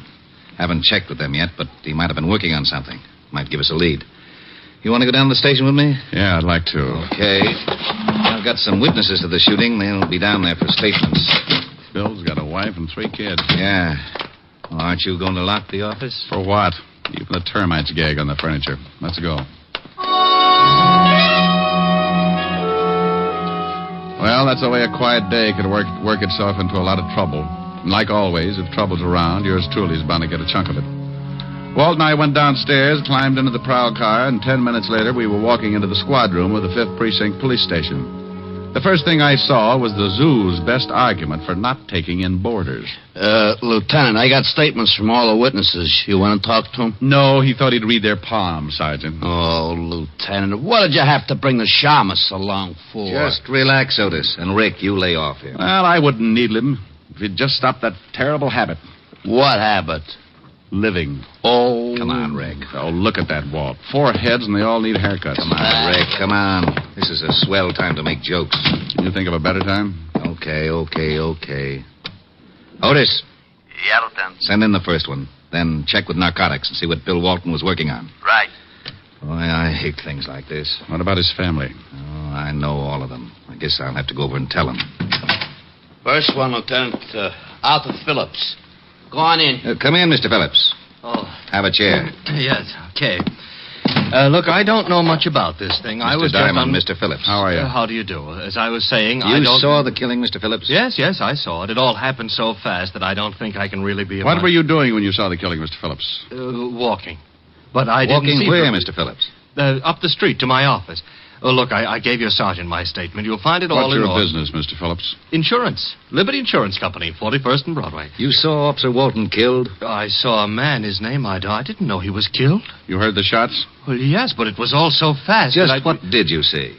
Well, like I said, I was walking down the street. To work? Yes, Liberty Insurance We've Company. got that. Oh, yes. You were walking? Yes, and I heard this noise. The shots? Yes, but I didn't know it at the time. It was just a loud noise, but it made me jump, and I looked. You just jumped, Mr. Phillips? Yes. Well, then I saw this guy grab his stomach and fall flat on his face, and then I saw the guy with the gun. What did the guy with the gun look like, Mr. Phillips? Well, it all happened so fast. Sergeant Otis showed you our rogues gallery. Did you see anybody who looked like him? No, I didn't see anybody that looked like him. I didn't get a good look at his face. How tall was he?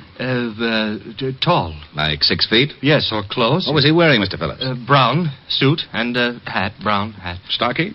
Well built? Yes. Anything else, Mr. Phillips? No, Thank you, Mr. all. Phillips. We may want to talk to you again. Don't leave town on a business trip or anything. Oh, I can go? Good day, Mr. Phillips. Thank you again. Oh, anytime. Oh, if you ever need any insurance, Lieutenant. Liberty Insurance Company. Yeah, I'll remember. Yeah, well, so long. Cigarette? Thanks. We still work pretty well together, Rick. Why don't you come back on the force? Lieutenant. There's your answer, Walt. What is it, Hammerhead? Well, I went over and talked to Fisher. He told me Bill Walton was working on a narcotics case, but he had no leads. Stuff's been flooding the city. Bill must have picked up a lead and got shot for it. Well, that's all, Otis. Fisher doesn't know anything else. Walton just started on the job. You got some more witnesses? Yeah, a lady, Mrs. Margaret Walker. Okay, you can come in. Thank you. Come in, Mrs. Walker. Take a chair. Thank you. Anything else? No. This is Mr. Diamond, Mrs. Walker. How do you do? How do you do, Mrs. Walker? Do you work, Mrs. Walker? All the time. I'm a housewife. You saw the officer killed? Oh, yes, but I didn't know it was an officer. He wasn't in uniform, you know. Would you mind telling us just exactly what you saw? Well, it all happened so fast. I was standing on the corner and just... What corner, Mrs. Walker? Why, the corner where the poor man got shot, of course. 51st and Broadway. Just standing, Mrs. Walker? Young man, the traffic was very heavy. I was waiting for the signal. Sorry. I just want you to understand, I don't usually just stand around on street corners. Go ahead, Mrs. Walker. Well, I was standing there and I noticed an old man selling pencils. An old man? Yes, he was blind. Hey, Pop Scholes did time about 15 years ago for peddling junk. Yeah, that's right, he did. I don't know what all this talk is about, but if you don't want to hear my story, I'm sorry, Mrs. Walker. Of course we want to hear your story. Please go ahead. Look, Walt, I just remembered something. I was supposed to see a client in an hour, and the hour's just about up. What? I'm sorry, Walt, but this is business. Now, you wait a minute. I'll talk to you later. Well, I never... Now, that's only because you don't have any friends named Diamond. All right, Mrs. Walker. Go on with your story. I went out of that station like Noor in the stretch. The minute the little old lady had mentioned a blind beggar, I remembered Pop Scholes in my office, and I grew the biggest hunch of my career. Something had really been bothering Pop, and a cop killing could have been it. I grabbed a cab, and 20 minutes later, I was standing in front of an old weather-beaten shack at the end of River Street.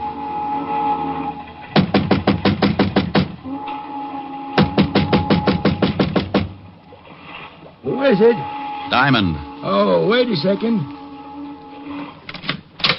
Am I late? Look, Mr. Diamond. Rick. Yeah. Look, Rick, I'm sorry you came all the way down here, but, well, You wanted some help, didn't you?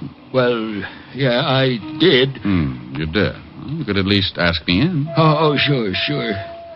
I'm sorry, but you see, I don't need no help now. No?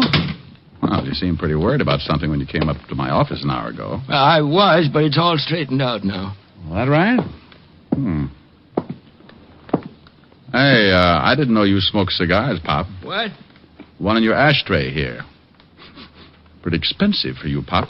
Oh, well, you see, I kind of splurge now and then. Come on, Pop. Somebody been here and changed your mind about talking to me? No, that's my cigar. What makes you say a thing like that? There was a cop killed right in front of you today, Pop, a good friend of mine. What's that got to do with me? I'm going straight. He was after somebody who's been peddling junk. I don't touch this stuff anymore. I don't go near it. Don't you, Pop? No, I put it down 15 years ago. You did time for it, too. Sure, and lost my eyes in stir. You think I want to go back to that? You think I'm a fool? There's a car pulling up out in front. That should be the law. I didn't do nothing. I swear I didn't. Better tell me quick. Who's throwing his weight around, Pop? I had nothing to do with that cop killing. I'm clean. You can't prove a thing. Come on, open up. It's the police. You're sure you don't want to tell me anything? No, I got nothing to tell. Busted in, Pop. Come on in. It's open. Okay, Pop, you're coming. I might have known it. Why didn't you wait for me, Rick? Oh, believe me, Walt, I had an appointment with Pop. That's right, Lieutenant. He did. Oh, sure. Talk over old times, huh? Otis, take Pop out to the car. Come on, Pop. Sorry I got you in trouble, Rick. Forget it. Just what have you two been stewing up? What did he tell you? He was showing me how to throw darts in the dark. Oh, that's a pretty bad one. Yeah. What did Mrs. Walker tell you about Pop? I don't know why I should tell you. Well, don't be so grouchy. I've just been trying to find the guy who killed Bill. Pop's had it pretty tough already. I thought maybe I could make it easier than having you third-degree him all over the office. Well, you sound like I'm going to use a hose on him. But the way you're burning up, you'll probably hit him with Sergeant Otis. No, I'm going home. Now, wait a minute. What for? To watch you blow up like Old Faithful? Mrs. Walker told me she saw some guy walk up to Pop like he was going to buy some pencils. Then another man busted through the crowd. That was Bill. Grabbed this guy with Pop. The guy pulled a gun and shot Bill, and then he beat it. Did Mrs. Walker give you a description of the killer? Sure. Short, dark, Just the opposite of the one the insurance man gave us. The only thing that fits, they both said the killer wore a hat. Oh, dandy. Where are you going? Now, back to my office. Pop knows something, Walt. Don't work on him too hard. Okay. Been over to Bill's family yet? Right after I get through with Pop. I'm sorry I got sore. So we all get sore. So what? I'll give you a call. I got back in my cab and headed for the office. On the way over, I kept trying to reason it out. Somehow Pop was mixed up in this thing, and he was scared stiff of something or somebody. I paid the cabbie off in front of the building and took the elevator up to my floor.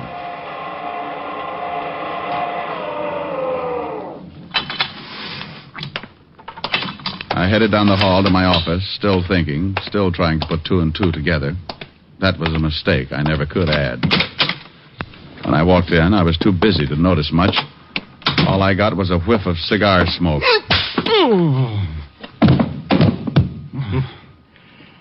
You fall easy, Shamus. Now let's see how you bruise.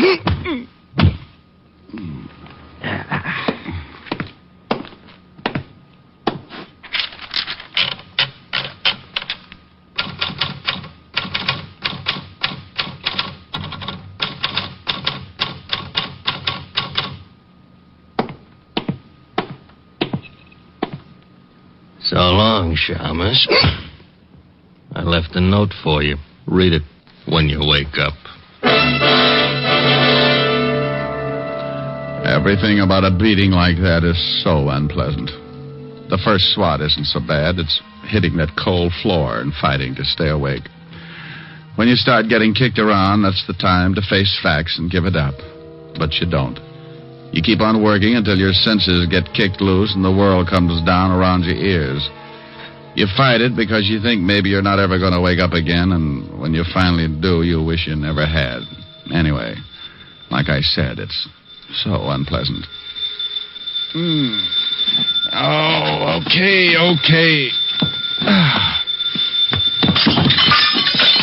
Oh, well, that lamp was pretty silly anyway. All right. Don't jump, but you're talking to a ghost. Rick? At the sound of the groan... What's the matter with you? Well, that's a pretty good question. I don't know how to answer it without a head. What happened? Somebody worked me over. Oh, and how they worked me over. You want me to send an ambulance? No, just a shovel. What's this? What's what? There's something in the typewriter here. A note.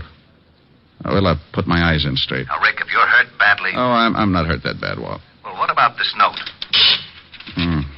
Says, lay off the cop killing. That's all. Oh, and, yeah, look at this. Find something else? A souvenir. Butt of a cigar in my ashtray. There was one just like it in Pop's place. Well, hang on to it. All right, sure. What about Pop? Won't tell us a thing. Well, I'm getting sick and tired of this. Now, I got an idea. Wait 10 minutes and then take Pop back to his house. Look, Rick, if somebody knows you're working on this thing, they must have found out when you went to see Pop. Probably spotted you going in. They certainly must know that we picked up Pop, and if they think he told us anything, they'll sure try to get him. I know it. Now, you drive Pop home, pretend to leave, but don't. And what'll you be doing? I'll be inside when he walks through the door. Okay, but I hope you know what you're doing. So do I. 10 minutes, Walt.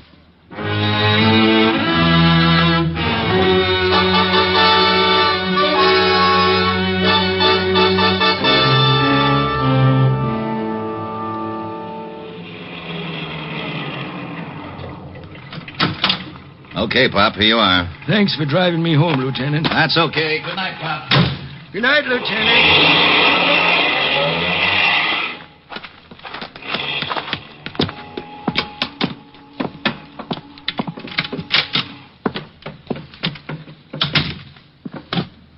Who's in here? Who is it?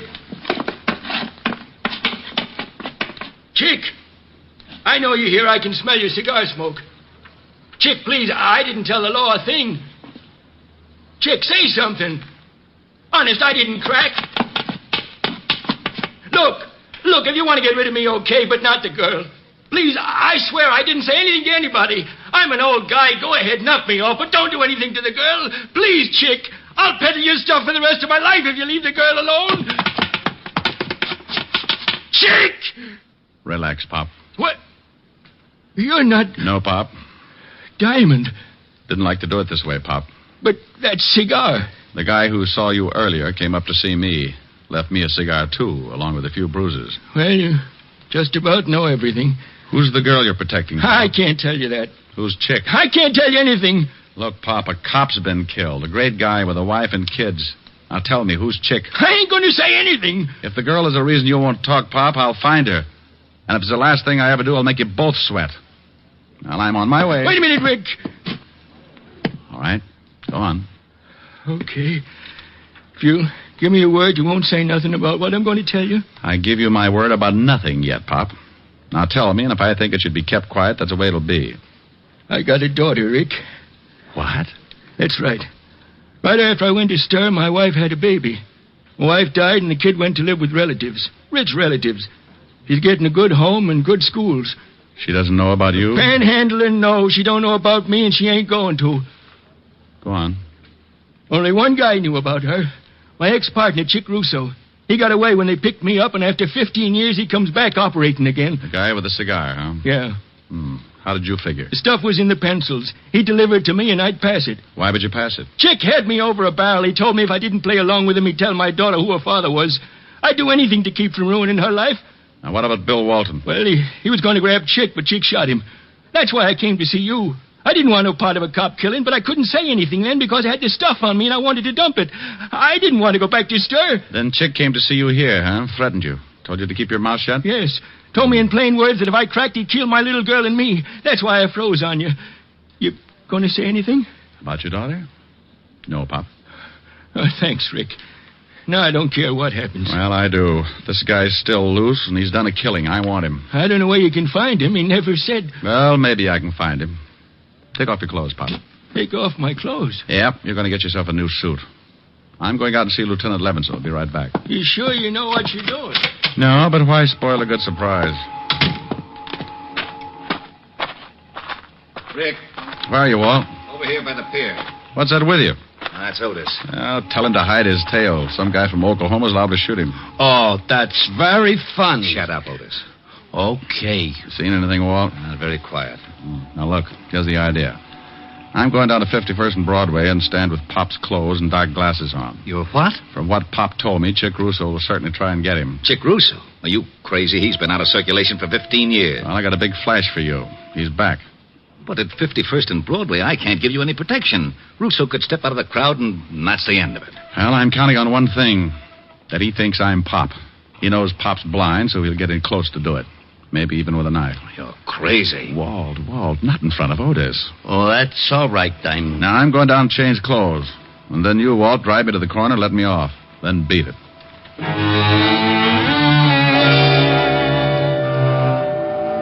I left Walt then and went back to Pop's shack.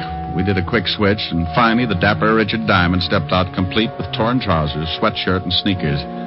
I carried his cane with a white tip and kept his old hat pulled down over the dark glasses. Well, I'll be darned. Yeah, he looks just like the old man. Yeah, let's go, Walt. Otis, you stay here with Pop just in case our pigeon doesn't go for the bait. Oh, Lieutenant, can't Otis. Okay. Don't look so unhappy, Otis. Who knows? Maybe I'll get shot. Oh, I gotta miss everything. Isn't he a dream?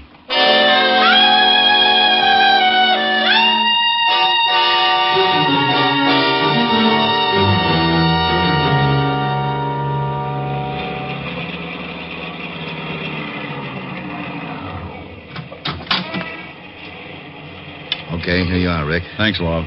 Say good night, Pop, real loud. Okay. Good night, Pop. Sorry if we caused you any trouble. Oh, that's all right, Lieutenant. Thanks for the lift.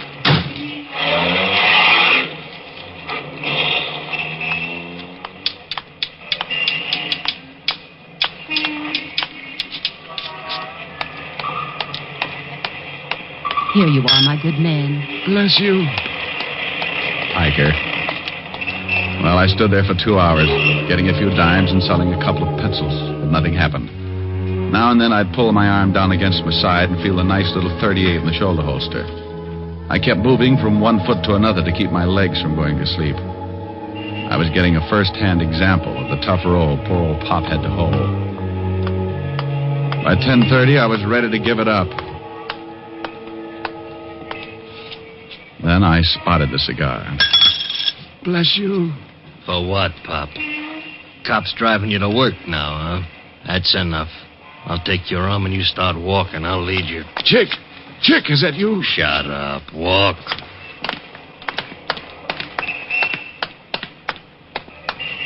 All right, we're going in the building. Down in the basement for a little talk. And that's just what we did. Chick held onto my arm and led me into my own building and down into the basement. I could have taken him right there, but I kept remembering Bill Walton. So I let it go until just the right time. Okay, Pop. You know what's coming. Yeah, Chick. I know what's coming. Don't act much scared.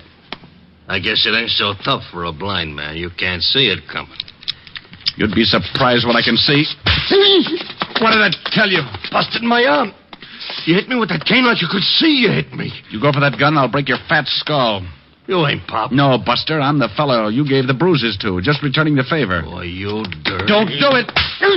Papa spank. My shoulder. All right. Now let's go back up where we can find a cop. Oh, no, you're not going to take me. Come back here, Russo. Stop, Russo. I've got a gun. Nuts to you, Shamus. Skeptic.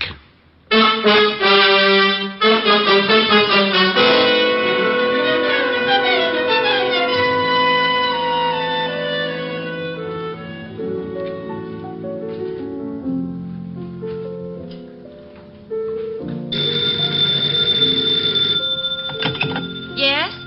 Oh, hello, Walt. Oh, no. Yes, he's right here. Rick, it's Walt. Oh. Oh, this is Fu Wong. Mr. Diamond very dead. Now, you stop that.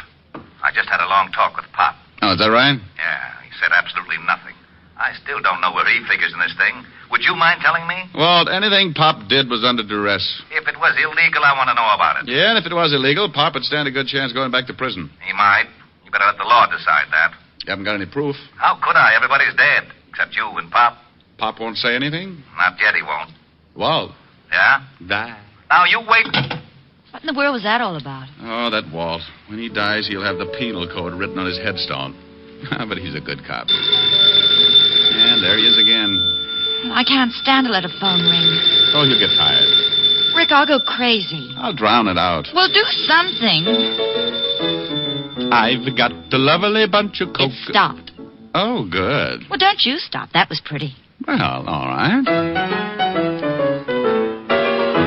Oh, I've got a lovely bunch of coke. Yes, Walt. Helen, you put Diamond on the line. It's Walt, dear. Oh, never mind him. Come here, honey. Oh. Hello. Hello. Helen, did you hang up? Helen, put Rick on this phone. This is Fu Wong. Missy Diamond, not so very dead. Bye.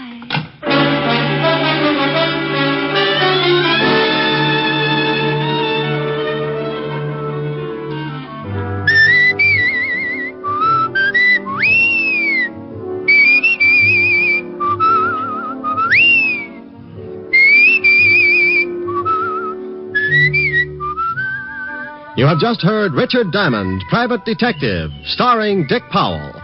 Ed Begley played Lieutenant Walt Levinson. Also in the cast were Wilms Herbert, Francis Robinson, Larry Dobkin, Ann Morrison, and Charles Seal. Music was under the direction of Frank Worth. Tonight's show was written by Blake Edwards and directed by Russell Hughes. Dick Powell currently may be seen in the motion picture version of the best-selling novel, Mrs. Mike. This is Eddie King inviting you to be with us next Sunday at this same time when we will again bring you Dick Powell as Richard Diamond, Private Detective.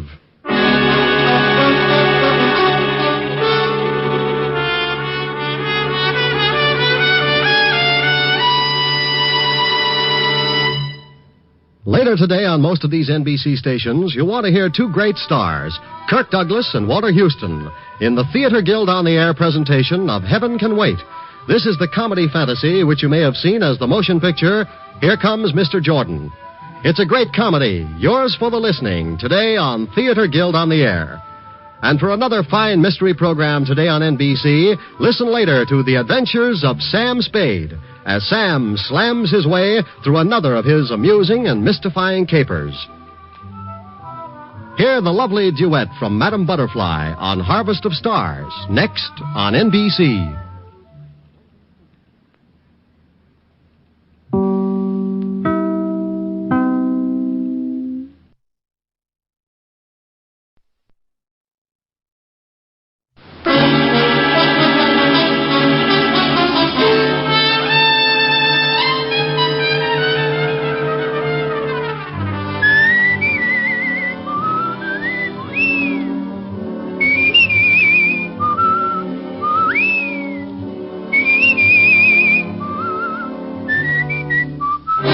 The National Broadcasting Company presents Dick Powell as Richard Diamond, private detective.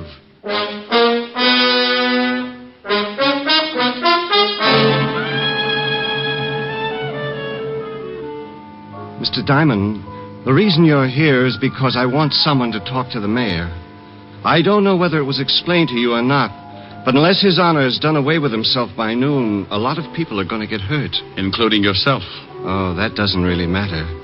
You see, in making my escape, a guard attempted to stop me. I had to kill him.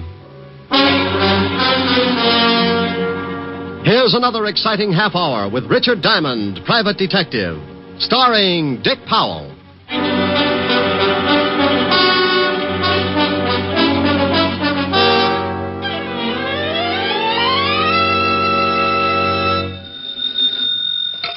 Diamond Detective Agency. There's no corpse like an old corpse. Oh, Rick, that's awful. Yeah, but what am I going to do? I can't be witty and handsome at the same time. Well, don't be greedy. Just concentrate on one of them. Oh, you're pretty nothing today. Why don't you come on over and we'll both try and improve? Shame on you. You know I've got to work. Oh, have you got a client? Well, not yet, but I've set bear traps all the way down the hall. Well, now that's silly. How can you be sure you'll catch a client? Well, I can't be, but, I get so lonesome up here with no one to talk to. It's fun setting broken legs. You're impossible. Diamond.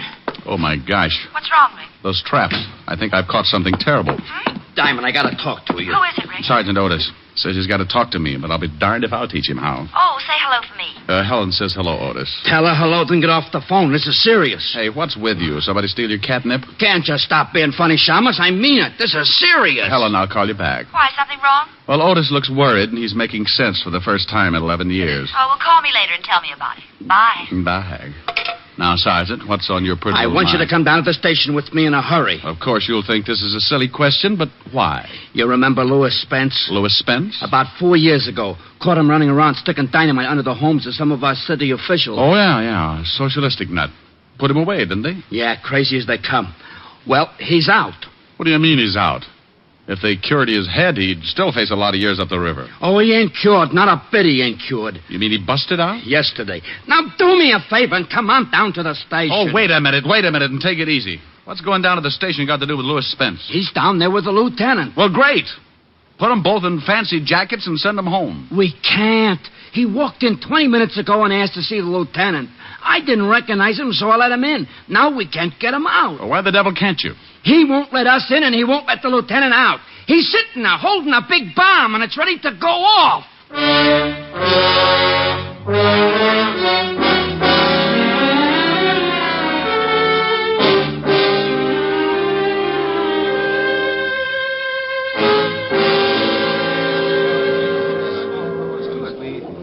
Well, it looks like a convention. Everyone's trying to think of something to do. Why is Spence doing this? What's he going to do? Just sit in there? You'll really get a boot out of this, Shamus. If the mayor don't jump off the top of the city hall by noon, Spence blows up the whole 5th precinct. What? That's right. Hey, Otis, get Diamond in there. It's 11 o'clock. Hello, Charlie. Hello, Rick. What do you mean, get me in there? Didn't you tell him, Otis? No, I ain't had time. Well, come on. Why me? What do you want me in there for? Spence wants someone Levinson can give direction to. He says no cop. Levinson buzzed out and told us to get hold of you. Okay. Wait a minute. Talk to the lieutenant on the intercom. Spence won't know who's walking through the door and maybe blow the whole joint up. Otis, you amaze me. I ain't so smart. It was Spence's idea. Come on. Here. Go ahead. Walt? Rick? Yeah. Wait a minute. Diamond's outside now. Okay. Tell him to come in. But just him. Anyone else? Okay. Rick, come on in, but no one else. All right. Otis, stick right here. I may want to talk to you. Sure. Dime. Yeah? Nothing. You're so right. Hello, Rick. Walt? This is Mr. Lou Spence, Rick. Mm-hmm. How are you, Mr. Diamond? What's the matter, Spence? You want an early 4th of July? Rick. You think I'm kidding, Mr. Diamond? You think I'm not serious about this thing? Is that the bomb? Right here in my lap. He's got it rigged so it goes off the minute he relaxes his hand. You see, I thought maybe the police would want to take it away from me. If you shoot me, try to knock me out, well, it goes off. Then you won't mind if I take a look, huh? Rick, please. Stay right where you are. And I'll stay over here. Well, just as you say, Mr. Spence. Mr. Diamond, the reason you're here is because I want someone to talk to the mayor. I don't know whether it was explained to you or not, but unless His Honor has done away with himself by noon, a lot of people are going to get hurt. Including yourself. Oh, that doesn't really matter. You see, in making my escape, a guard attempted to stop me. I had to kill him. He split his head open with a crowbar. That's right. Oh, mind if I sit down? Not at all. But it's 4 minutes after 11. I hope you don't plan on staying too long. Cigarette? No, thank you. You look like a pretty reasonable guy, Spence. Well, thank you. It's too bad Lieutenant Levinson didn't think so when they arrested me. Now I'm going to have to show him I'm not as insane as he thought I was. Oh, well, you'll have to excuse that, Spence. Walt thinks everybody's a little, well, you know, even me. That's very interesting. Oh, and with good reason. Ever take a look at his sergeant? Mr. Diamond, when the lieutenant arrested me, I was putting an explosive under the mayor's house. He stopped me in my first attempt to rid the community of a political Judas. But now, as you see, I have a second chance. You really think the mayor's going to jump off the city hall? He better. And by 12 o'clock. By the way, you have 55 minutes. Now, look, Spence. Forget it, Mr. Diamond. I know just what you're thinking. How to get me without the bomb going off. You'll never make it. It's too well thought out. I've planned this for 4 years. In case you're wondering how much dynamite he's got, Rick. Mr. Diamond needs convincing. Well, under this overcoat, Mr. Diamond, are some 100 sticks. Does the mayor know about it yet? Yeah. Oh, you want me to talk to him, huh? I don't care whether you talk to him or not. I just want you to be there when he jumps. Swell. And just because you come back and tell me he's jumped, that isn't enough. I want his body in this room. Walt, I don't know what to say. Don't say anything, Rick. Just get out of here. I'm sorry I dragged you over, but I needed time. You still do. It's 54 minutes to 12. Clear the building, Rick. Yes, do that, Mr. Diamond. I think the lieutenant is going to make a hero of himself. Look, Spence, I've got till 12 o'clock, haven't I? Unless someone tries to get me. Oh, good. Well, then sit tight, Walt, and give me till 12. Okay, Rick. I hope you spend the time wisely. I'm sure you'd rather see the mayor die than your best friend. Oh, Spence, if you forget about this, they'll probably just put you back... Goodbye, Mr. Diamond. 53 minutes. Okay. Walt? Go ahead, Rick. Like you said, 53 minutes. Goodbye, Mr. Diamond. Come back soon. Otis. Yeah? What's going to happen? Clear the building. Well, what about it, Rick? Lieutenant wants the building cleared. Okay, come on, you guys. Levinson says clear the building, so we'll clear the building. Good luck, Rick. Thanks, Charlie. Okay, what do we do? I don't know. What do you mean you don't know? It's 10 minutes after 11. In another 50 minutes, this whole building is going to get blown higher than a kite. Okay, do something. Huh? Well, go ahead. Well, You see, Otis, you're in just as tough a spot as I am. Yeah, but you're smarter than I am. You can usually come up with something. Well, usually my problems are a puzzle, Otis. Spencer's a problem and a puzzle. I don't know about guys like him. Well, for Pete's sake, who does? Well, that's an idea. Huh? Stay here and keep close to the intercom. Don't let the lieutenant get any crazy ideas. Hey, wait a minute. Where you going? You're acting screwy. Well, Otis, I'm going to go see someone who takes care of people who act screwy sometimes.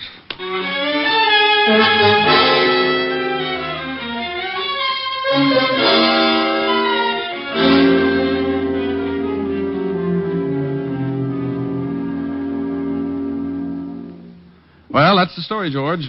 You're a psychiatrist. What do I do now? Well, we solved your problem with that little blonde dancer in Flatbush. Maybe we can do something about this.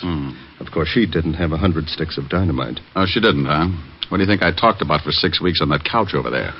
Look, George, this isn't anything like that. This is a real mess. Now, Rick, take it easy. It's only a mess because you're used to working with something that has a pattern. Maybe not at first, but you know there's one there and you set out and find it. But with Spence, you feel there's no pattern. Oh, there's a pattern, George. Just wait for 38 minutes, then duck. There's no possible way to get the bomb away from him without it going off? Not the way he tells it. He only has to relax his hand. That's the way he tells it. Well, I'm not going to take the chance and call him a liar. If I only knew for sure just how that bomb worked, I could reason with him. Well, before you can reason with him, you've got to know something about him. And what do you know about Louis Spence? Arrested a couple of years ago for planting dynamite under the homes of some of our more prominent city officials. Found insane, sent to the state asylum, killed a guard, broke out, turned himself into a human bomb, and took a seat in the 5th Precinct Police Station. That's all? Well, isn't that enough? Well, I'll tell you what, Rick. I know Dr. Carroll at the state asylum. Suppose we give him a call and see what we can find out. You think it'll help? I don't know. It might.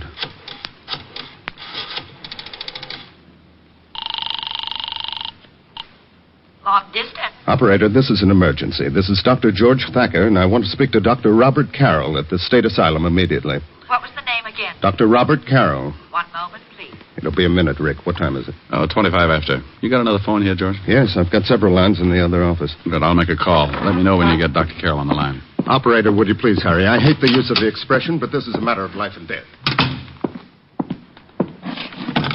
You're on my line, Rick. Use the other phone.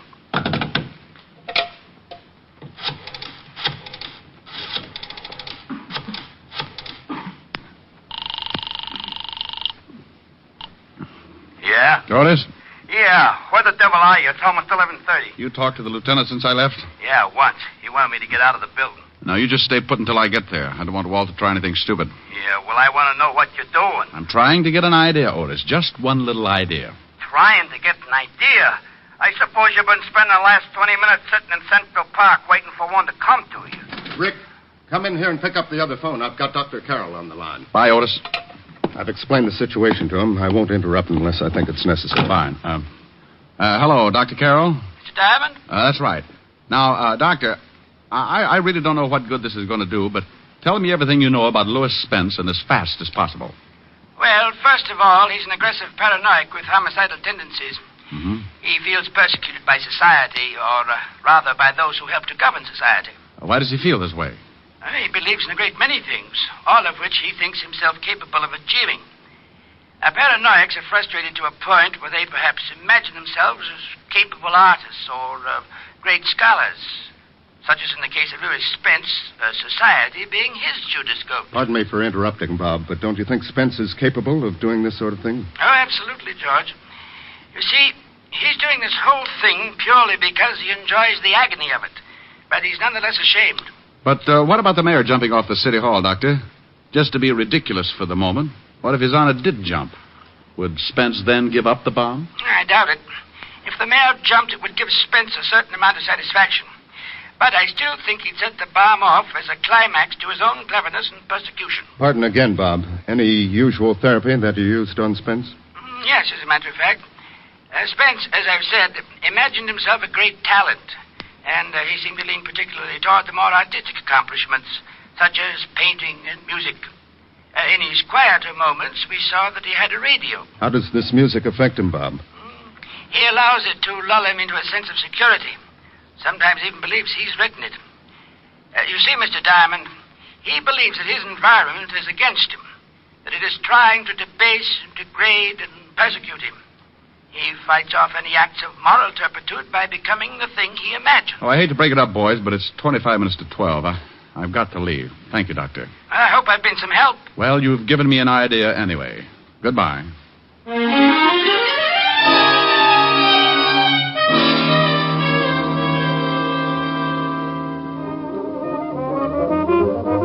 Oh, miss. Just a minute, just 1 minute. I'll be right with you. Oh, look, I'm in a hurry. So you're in a hurry. So's everybody else. You'll have to wait until I'm through with this gentleman. Sweetheart. Now look. You look. Oh, a badge. Yeah, now this is police business. Got to be in a hurry. Is that clock right? Yeah, it's 11:45. 16 minutes to. All right, 16 minutes. You want to split hairs? No, I want a portable phonograph and quick. Okay. Here's one right here on the counter. 3 speeds, interchanging. I'll take it. Okay, I'll go back to the storeroom and get you a new one. Forget it. I'll take this one. Look, mister, we got a policy here. I can't say you nothing off on the counter, supposing it don't work when you get it home. You'll hear about it. You see? That's just what I mean. Well, does it play now? Certainly, like everything. Listen. Oh, boy, that's Pete Rugelow's new arrangement. He's crazy. Okay. Don't dig it, huh? Give me a record by Debussy or Ravel. Oh, no wonder. Well, let's see. We got the Engulfed Cathedral by Debussy. No, something with a little more excitement. All right. I'll read them off. Debussy or Ravel? Ravel. La Waltz, I guess. And we got Bolero. I'll take it. Which one? The Bolero. Okay. I'll have to play it for you. I've heard it. So what? It's another policy of the store. There might be an imperfection. Give me the record. Hey, don't get so grabby. Now, look, dear.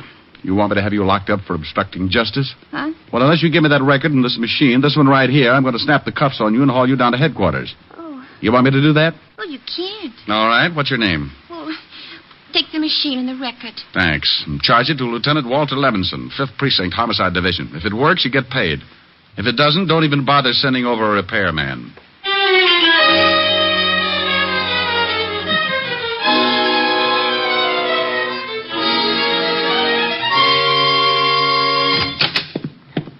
Diamond, oh, my gosh. Do you know what time it is? What, exactly? Exactly 6 minutes, too.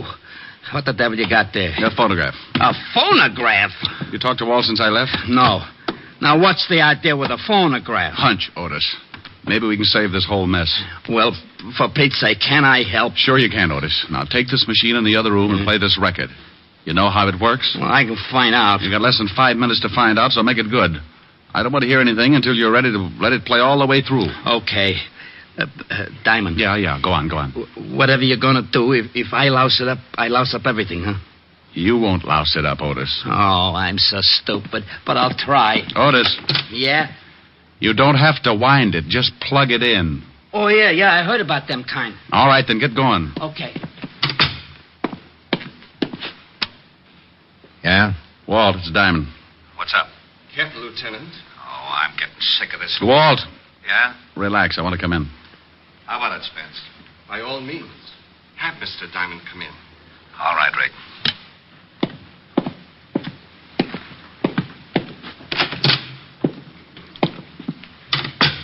You have some news for me, Mr. Diamond? Well, in a way, yes. Mind if I sit down? Not at all.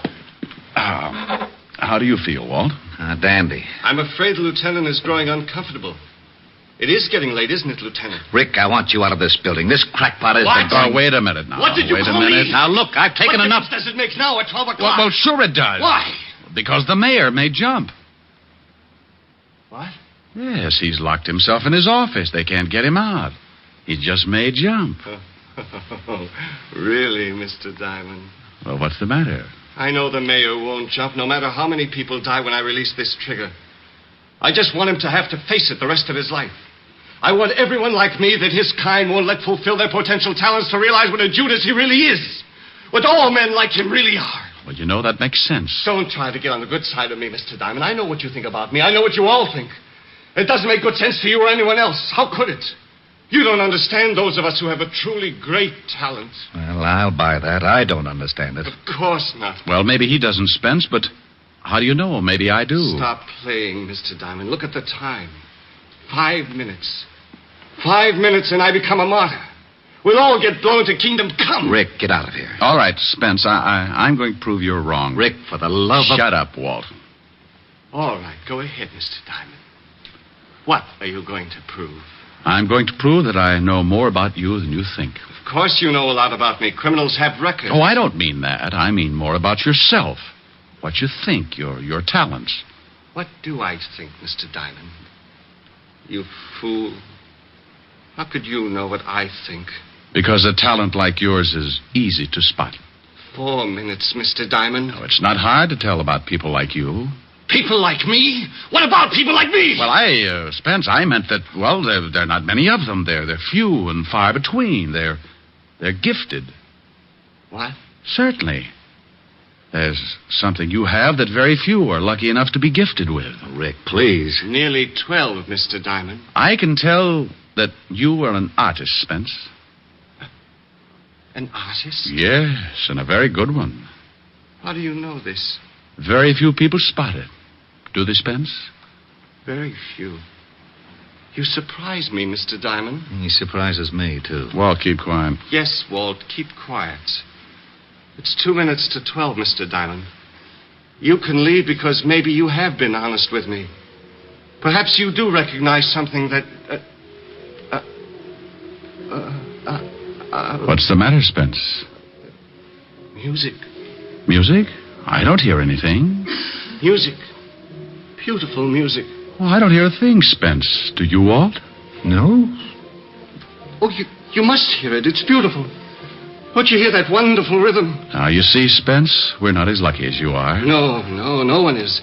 This is my music. This is what I would write if it wasn't for the people who won't let me. What does the music sound like? Oh, poet's words. The power and strength of death. It makes you imagine things, doesn't it? Yes, oh, yes. You hear the music and you become powerful. Like making that bomb. Not just anybody could think of that. It takes genius. You understand. You do understand. Well, of course I do, but I'm still amazed. There you sit with the power of life and death in your hands, and no one can do a thing. It must be wonderful. It is. Like the music, it's wonderful. In seconds, we'll all be torn from our earthly bonds, taken away from this dirty, filthy world to a place of clean, wonderful things like that music. No, but you're an artist. How could you ever take a thing like that bomb and put it together? A thing like this bomb? Oh, this is a masterpiece. Just looks like a small box to me. Oh, it took me weeks. Just a small box. Oh, no, you see, if my finger relaxes... Yeah, I know about that. But this took genius. It's not just relaxing my finger. It's how I put it together so as to get the required result. It's like the hammer action on a gun, but it's reversed. Well, I'll be darned. You mean when you release your finger, that makes the hammer fall? I can see you appreciate things of genius. I wish you could hear the music, too, Mr. Diamond. You'd really appreciate that. It's so wonderful. Well, tell me more about the bomb. When you release your finger and the hammer falls, what does it hit? Well, that's a simple part. I'm surprised at you. I just wanted to hear you tell me. After all, you invented it. Yes. It strikes a cap. It's that simple. Simplicity can be beautiful. Don't you agree? Absolutely. Listen to that music. It builds and builds. Tell me, Spence, what would happen if something got in the way of the hammer? I mean, between the hammer and the cap. Nothing can. There's nothing big enough in the box that the hammer wouldn't tear right through. Simplicity, Mr. Diamond. I'd sure like to take a look at it. Of course. There's nothing you can do. So by all means, look. Well, you've got glass over the end of the box. That's right. See my finger on the trigger? If I release it, that hammer falls and strikes that cap. Why the glass? So I could look in when I set it and see that everything was all right. Oh, that's very clever. That music is getting so big, I can't think. What time is it? Plenty of time, Spence. Yes. When the music finishes. It's nearly done now. What? I thought you said you couldn't hear it. It's a phonograph from the other room, Spence. What? Tell me, Spence, what happens if I jam my hand through that glass between the hammer and the cap? What? That music! That music! Grab him, Walt, grab him. I got him! Let me go! Otis, you don't understand. You cheated. You did lie. Let me go. Well, that does it. Otis, take him away. With pleasure. And you, Rick. Yeah? How'd you know that music would work? How'd you know you could stop that hammer? How'd you know you wouldn't... Oh. Did you hurt your hand? Well, of all the... Well, did you? No. Well, all right. You just bet it is. Goodbye.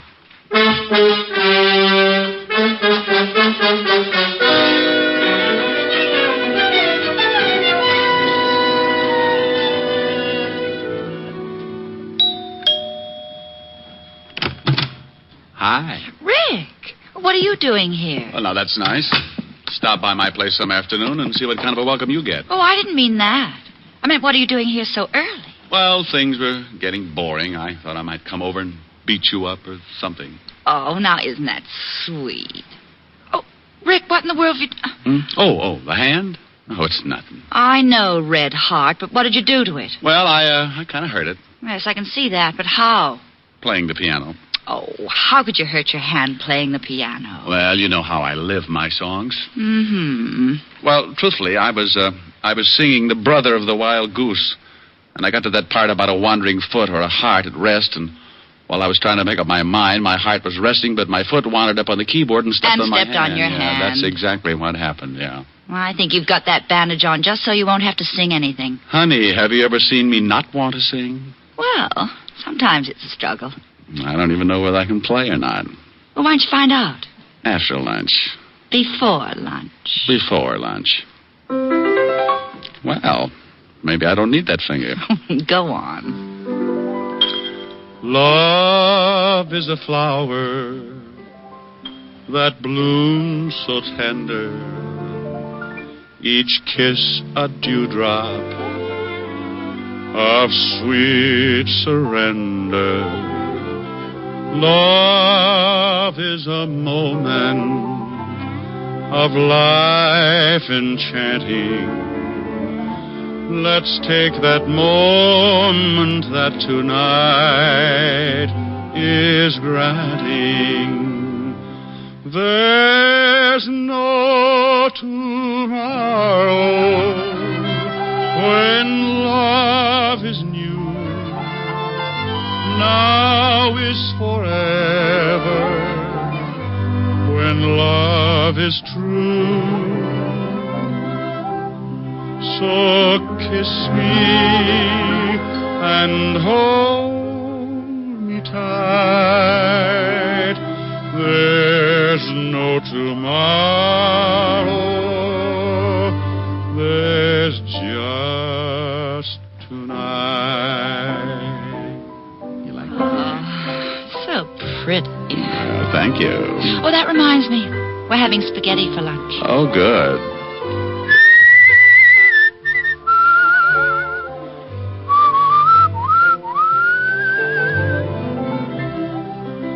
So kiss me and hold me tight.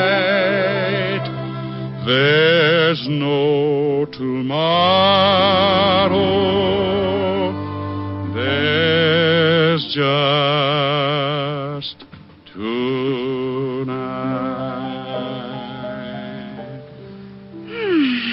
That was nice. Now tell me, how did you hurt your hand? Simple. I was grabbing. Grabbing? Mm-hmm. Like this. Come here. Oh, Rick. Oh, of all times. Hello? Hello? Walt? Yeah, I just thought I'd call and... Oh, you did you? Well, you sure picked a nifty time to do it. Oh, did I bust up something? Yes, you did bust up something. Well, you don't have to get sore. Well, who's sore? I am. That's the last time I'll let you do me any favor. Okay. If that's the way you feel about it, goodbye. Goodbye. Well, what in the world was all that about? Oh, well, honey, you see, it's like this. Walt got in some trouble, and I helped him out of it. No, you see, I don't want him to feel obligated. But, well, that's not actually it. He doesn't want me to know how he really feels. What am I trying to explain it for? I don't understand it myself.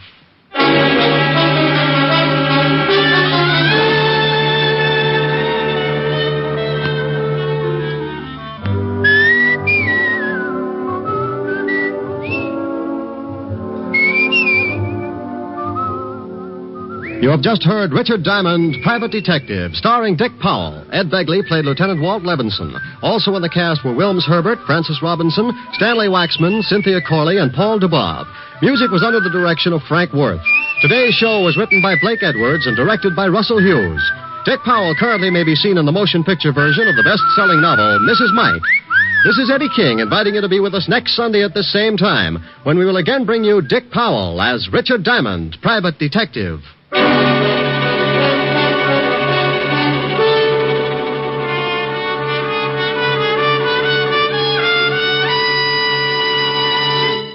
There's more great listening in store for you today on NBC. You'll hear the hilarious Phil Harris and Alice Faye show. And this evening on Theater Guild on the Air, Gertrude Lawrence and MacDonald Carey will star in Lady in the Dark. Next, hear guest star Deborah Alden on The Harvest of Stars on NBC.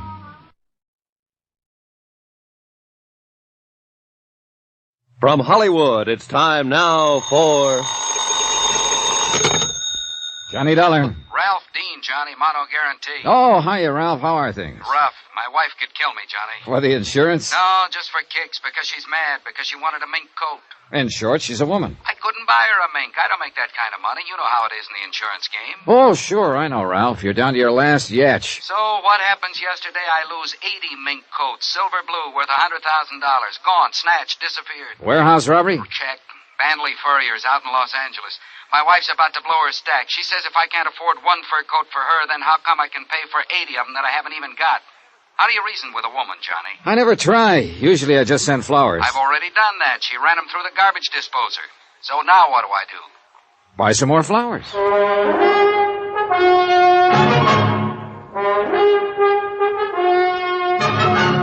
Tonight, and every weekday night, Bob Bailey in the transcribed adventures of the man with the action-packed expense account, America's fabulous freelance insurance investigator. Yours truly, Johnny Dollar.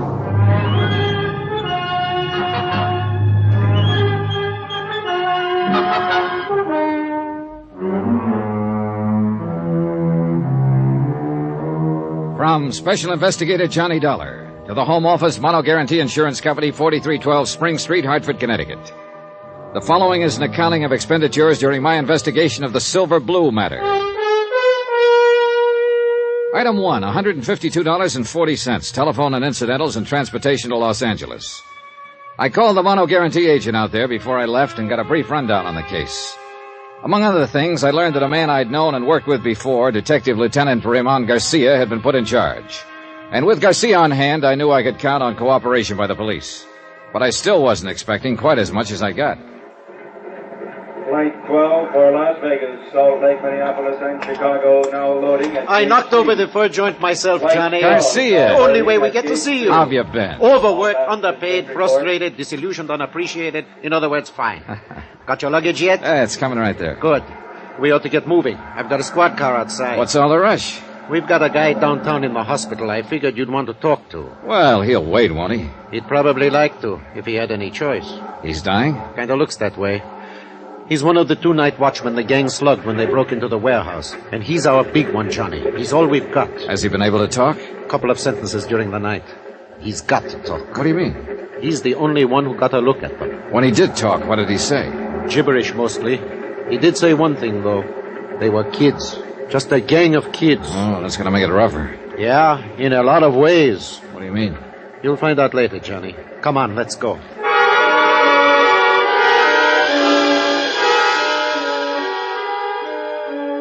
We took the freeway into town with the accelerator floorboarded and the siren screaming.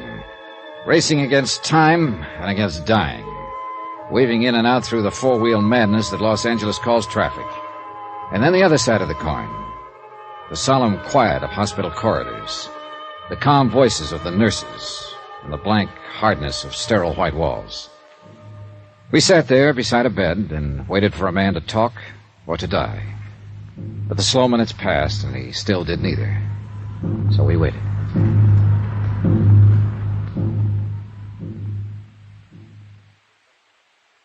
Guess that shot the doctor gave him is not going to have any effect.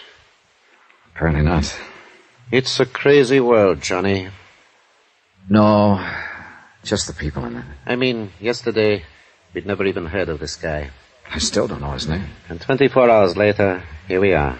A couple of strangers, sitting around watching him die. It's here on his chart at the head of the bed. Albert Christman. Strangers. Not even family or friends. He didn't have any family or friends. He lived alone in a furnished room. Worked alone, too, except for one partner. So, a gang of punks jump him and bust his head open. I'm a bad cop, Johnny. I get sentimental about things like this. How'd they work it, Garcia? It's a warehouse district. The streets are practically deserted at night. A police prowl car checks the street once about every 40 minutes, and they hit at 1:10 a.m., 3 minutes after the police had passed. Sounds professional. No, just a smart bunch of kids. The only fur they seemed to know was mink. They passed up a dozen or so chinchillas worth twice as much. How'd they get in? I don't know. Chrisman hasn't been able to tell us. They must have tricked him into opening the door. What about Chrisman's partner? He was making his rounds. They slipped up behind him, slugged him. He didn't see them. He didn't know what hit him.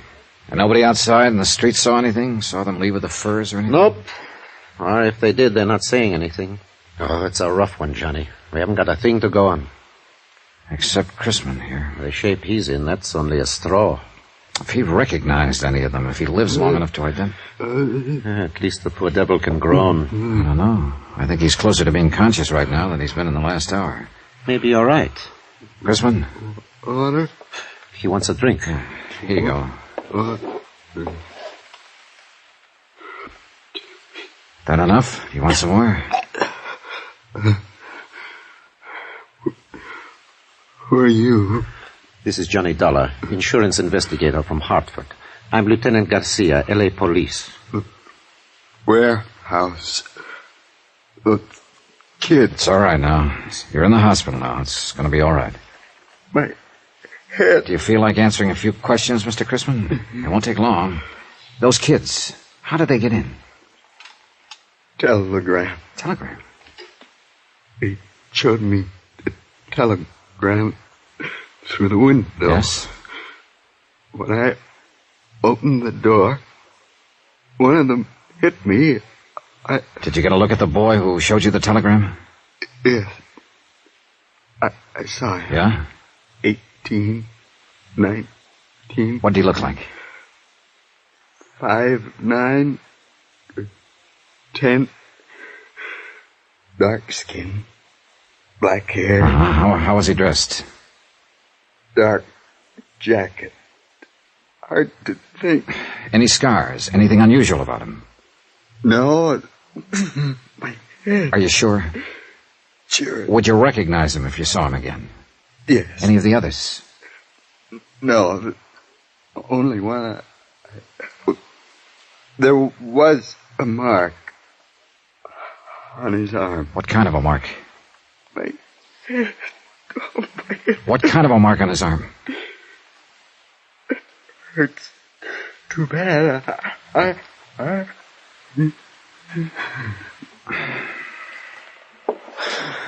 Well, that's that. Yeah, he's passed out again. Well, we got a description. Only one thing wrong with it. What? Right in that area, there are about 50,000 kids who fit it.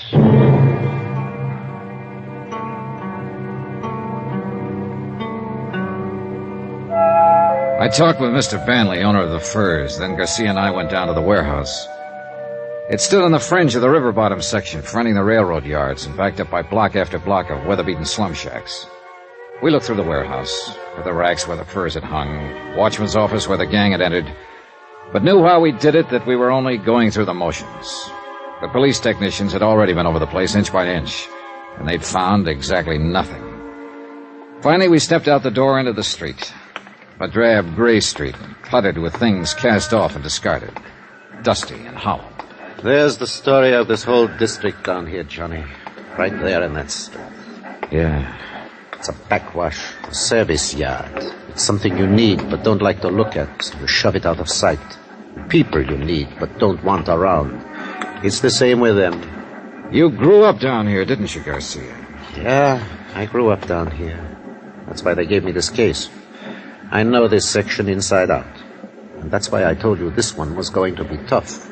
I think I get the general idea. Those kids came from that slum there to the east. One gets you 9 on that.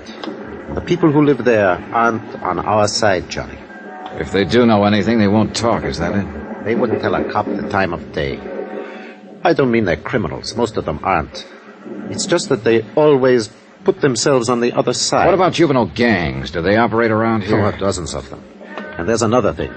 A few of these gangs are pretty rough, and people who might talk don't because they're scared to.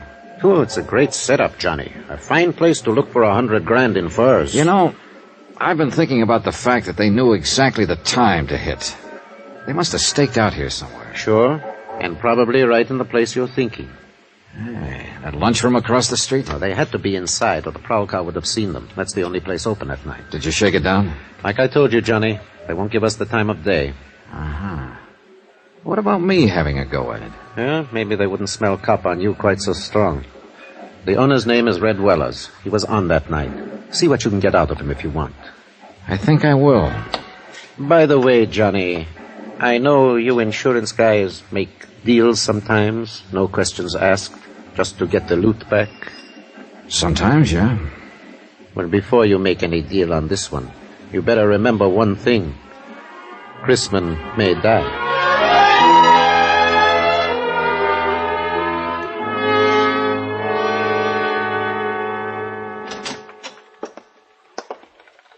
What do you say, Mac? Save your money. What do you want? Coffee? Yeah, I guess so. How's business? $1.02 a day. Farther in the hole. Want cream? No, I'll drink it black. Want a sinker with it? No, thanks. Are you Red Willards? So that's it. What do you mean? You're in that fur case, ain't you? Maybe. I thought you was the same one, but I couldn't be sure seeing you across the street. You come up with that cop Garcia a while ago, didn't you? That's right. I'm an insurance investigator. Well, you come to the wrong address, mister. I don't know nothing about nothing. Who was in the lunchroom here just before the robbery? I don't remember. Any young kids here? No, it was all old men with long beards. I see. 10 cents for the coffee. Yeah, they got you real scared, haven't they? Haven't they? I don't know any theys. All right, look. You know Chrisman, the watchman over at the warehouse. He comes in. He didn't know any theys either. What about it? Nothing. Except he's dying. I'm at the Wilkins Hotel if you change your mind. Room 312, Johnny Dollar. Sorry, I don't see no use of me dying, too. Follow me, Mac?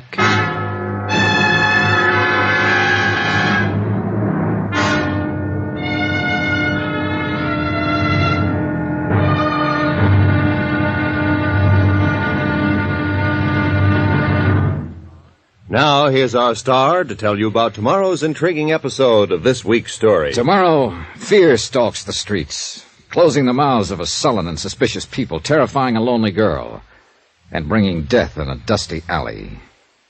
Join us, won't you? Yours truly, Johnny Dollar.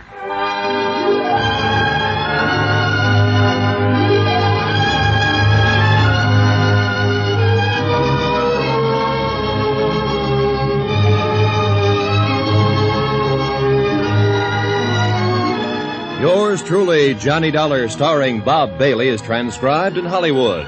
Written by Les Crutchfield, it is produced and directed by Jack Johnstone. Be sure to join us tomorrow night, same time and station, for the next exciting episode of Yours truly, Johnny Dollar. Roy Rowan speaking.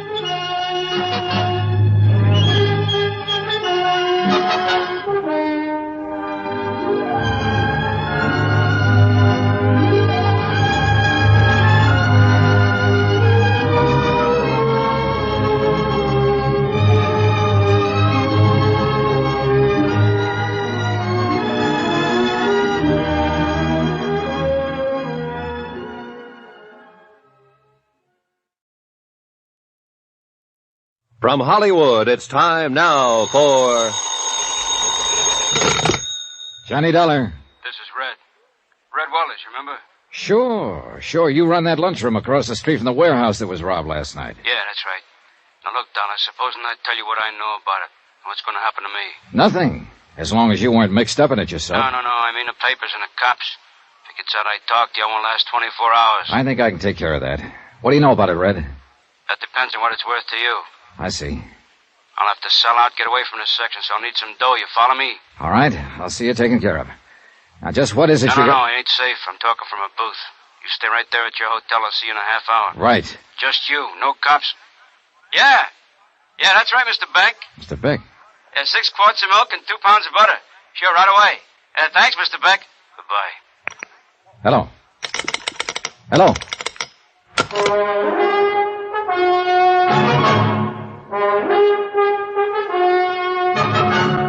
Tonight, and every weekday night, Bob Bailey in the transcribed adventures of the man with the action-packed expense account, America's fabulous freelance insurance investigator. Yours truly, Johnny Dollar.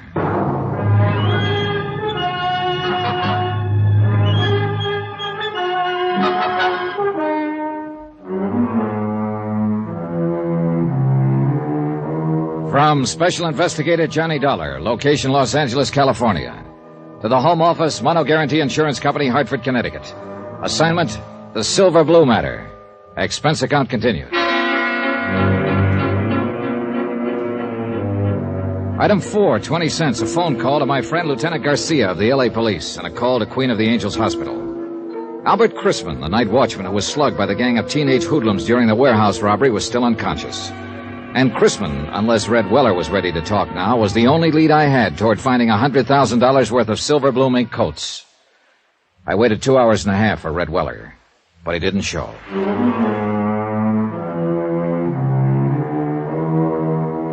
Item 5, $2.85, taxi to the warehouse district at the south end of the railroad yards.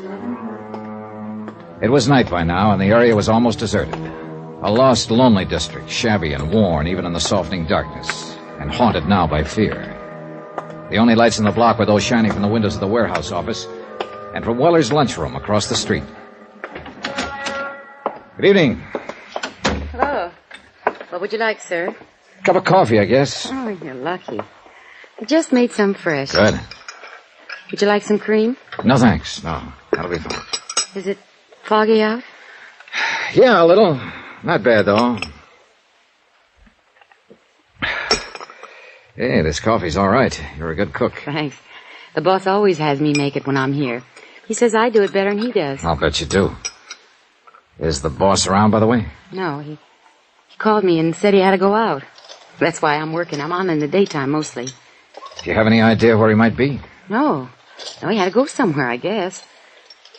What'd you want to see him about? He wanted to see me. Do you know where he lives? Oh, well, he's got an apartment over on Marina. It's about 8 blocks from here. Think he'd be there? No, he wasn't going home. He was going out somewhere. He acted kind of strange. I don't know what he was going to do. May I ask just what business you're in? Insurance. Oh. I'm a special investigator. What do you mean? I'm working for the company that insured those furs. Oh. The furs that were stolen the night before last from the warehouse across the street. Oh. Something wrong? Oh, no. No, of course not. I don't know what you mean. Oh? Can I help you gather up that silverware? Oh, no, that's all right. I don't know what happened. Just careless, I guess. Yeah. Do you live around here somewhere? Well, yes, on Dalton, 3 blocks up. What's your name? Carla Monte. Why are you asking? How long have you worked here, Carla? About a year. Do many teenagers hang out here? What do you mean? Kids, 17, 18, 19. Do many of them come in here for coffee, hamburgers? Well, sometimes, yeah. I've never noticed much. Know any of them? No. I don't know any of their names. Are you sure? I don't ask them their names. Did I ask you your name? It's Dollar, Johnny Dollar. Well, I still didn't ask you. If you want to tell me What are you scared of, Carla? Nothing. I'm not scared. You're not? Of course not. Why would I be scared? For the same reason your boss is, Red Weller. He was scared when he talked to me this afternoon and when he phoned me later. I don't know what you're talking about. Oh, yes, you do. That's why he didn't come to my hotel. He was afraid to. And why did you drop that silverware when I told you who I am? Because you're scared half to death. No. What's the matter with you people down here? What are you doing, crawling into a hole because a half-grown gang of hoodlums starts throwing their weight around? You don't understand. Then suppose you tell me about it. Do you think that's any kind of an answer in the long run? To pull the covers up over your eyes and let them do as they please, and just keep hoping they'll leave you alone? All you're doing is making things worse. Oh, you don't know how it is. You don't have to live here. No, I don't have to live here, but I know how it is. Because I've seen it in other places where the mobs manage to take over. And if you let it happen here, then you'll really have something to be scared of. Maybe they've already taken over. Oh, a bunch of kids with a gripe on running in packs so they feel safe? Is that the kind of mob you mean, Carla? No. They're not a mob yet, but they will be if they're not stopped. It seems to me you'd have some sense of responsibility to them, if nobody else. Maybe if other people had a sense of responsibility, kids wouldn't have to grow up in a place like this. Have you ever thought of that, Mr. Dollar? Yeah, I've thought of it. But it doesn't hold water. Well, you'd think so if you lived here. All right, so it's a slum district. And sure, these kids start out with a strike on them. But that's a pretty weak excuse for joining up at criminal bands and terrorizing a whole neighborhood, for slugging people and looting warehouses. Yes, I know. Most of them find other answers. It's only a small minority that turns to crime. But if you let them get away with it, others will join them and they'll grow until finally it's too late. Well, Carla? Still nothing to tell me? I can't. I just can't. I see. Well, there's a quarter for the coffee. Keep the change. Good night, Carla. Wait. Yeah? Mr. Dollar. Suppose I knew someone who might be able to help you. I mean, who might know something about the robbery. Innocently, of course. If you talked to this person and they agreed to help you, could you keep them out of it? Depends on the circumstances. I do all I could, that much I promise. I don't know. I'm not sure. You're not sure of what? Of you. Oh, I know better when I stop and think, but I've lived in this neighborhood too long. Lived with these people and... I'm bound by the law like any other citizen, and I won't break it to help somebody cover up a criminal act. But I figure it's up to me sometimes to decide whether a thing is a criminal act. And if a person seems to deserve it, well, I can be pretty lenient. You promise? What you just said? Yes, I promise. I've got to trust you. I've got to trust someone. Do you know such a person, Carla? Yes. Do you know where to find them? I think so. Well, I'm sure they'll be at one of 2 or 3 places. Not very far from here. And who is this person? Someone who grew up around here. A boy. 19. What boy? My brother.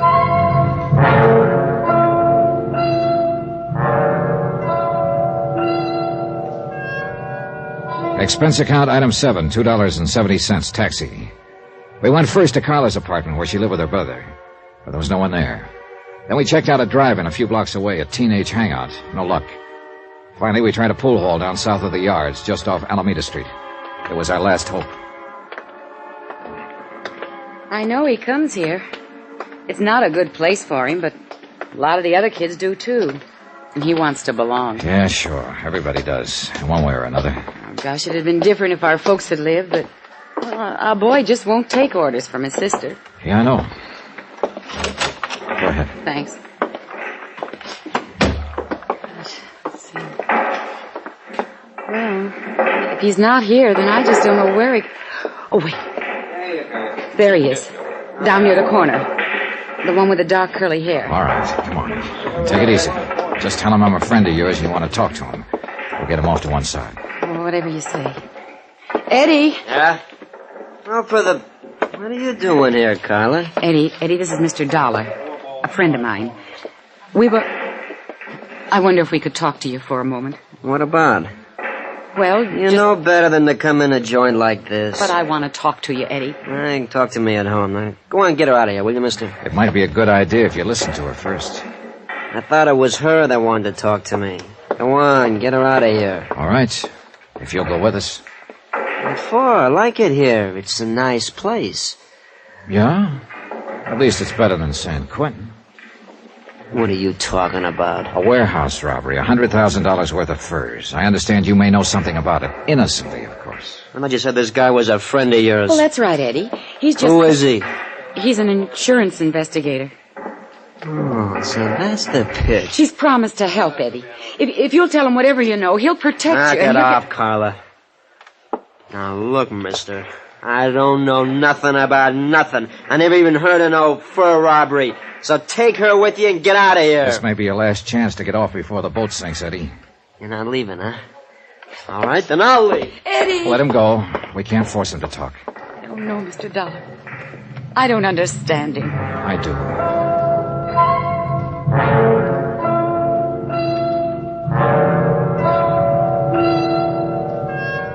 Item 8, 10 cents. Phone call from the pool hall to Lieutenant Garcia at police headquarters. He said there was no change in Albert Chrisman's condition yet. He was still holding on, and he still hadn't talked. But there had been another new development, a big one. And when I joined Carla in the taxi outside, she knew it by the look on my face. What's wrong, Mr. Dollar? Now, look. How sure are you that your brother wasn't mixed up in that robbery? Well, I want the truth. I'm afraid he was mixed up in it. Then brace yourself, Carla. Your boss, Red Weller, who was going to tell me what he knew about it, was found murdered in an alley an hour ago.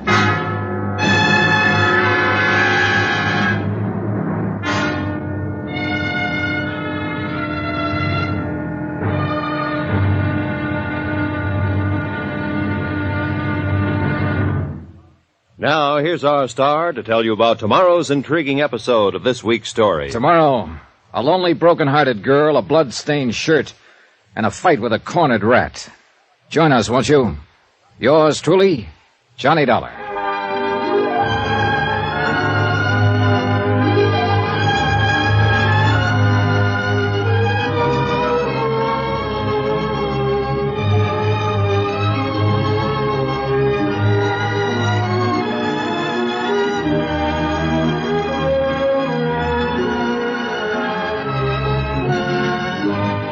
Yours truly, Johnny Dollar, starring Bob Bailey, is transcribed in Hollywood. Written by Les Crutchfield, it is produced and directed by Jack Johnstone. Be sure to join us tomorrow night, same time and station, for the next exciting episode of Yours truly, Johnny Dollar. Roy Rowan speaking.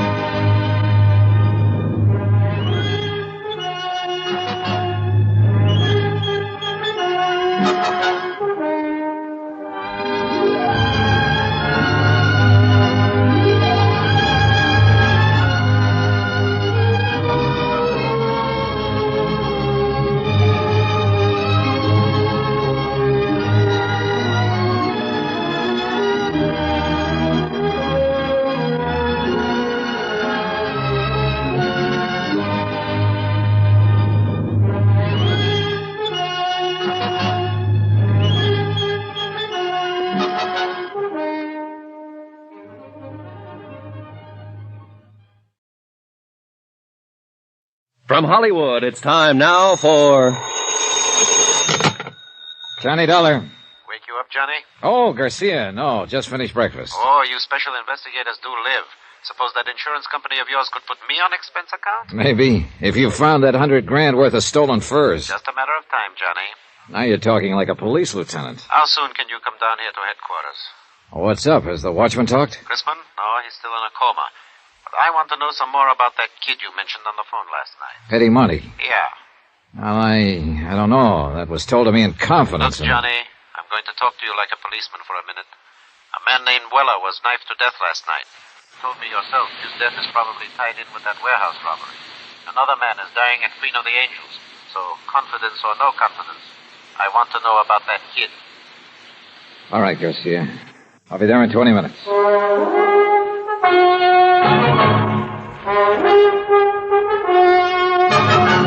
Tonight and every weekday night, Bob Bailey in the transcribed adventures of the man with the action-packed expense account, America's fabulous freelance insurance investigator. Yours truly, Johnny Dollar.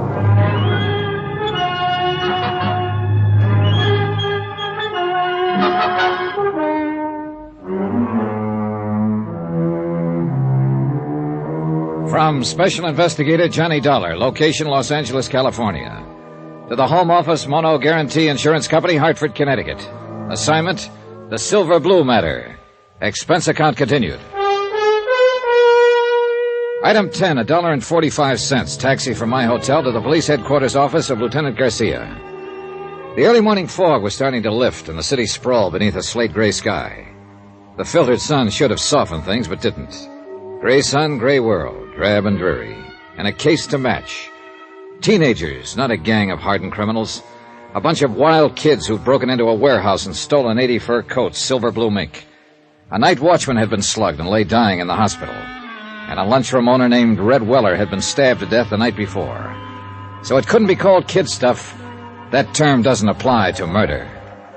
Run those 4 cards through, Joe. See what you can make on them. Thanks. Now, come on into the office, Johnny. This madhouse out here will get you frazzled before you know it. Oh, you police detectives have it pretty soft, Garcia. That's news to me. Teletypes, photo files, record cards, crime labs. How'd you like to try working alone? On your expense account, I could suffer the hardship. Now, let's go in here. Have a seat, Johnny. Thanks. Yeah. Did I put the fear of the Lord in you on the phone? You were real impressive. Well, the chief was breathing down my neck. Then I'll stop trembling.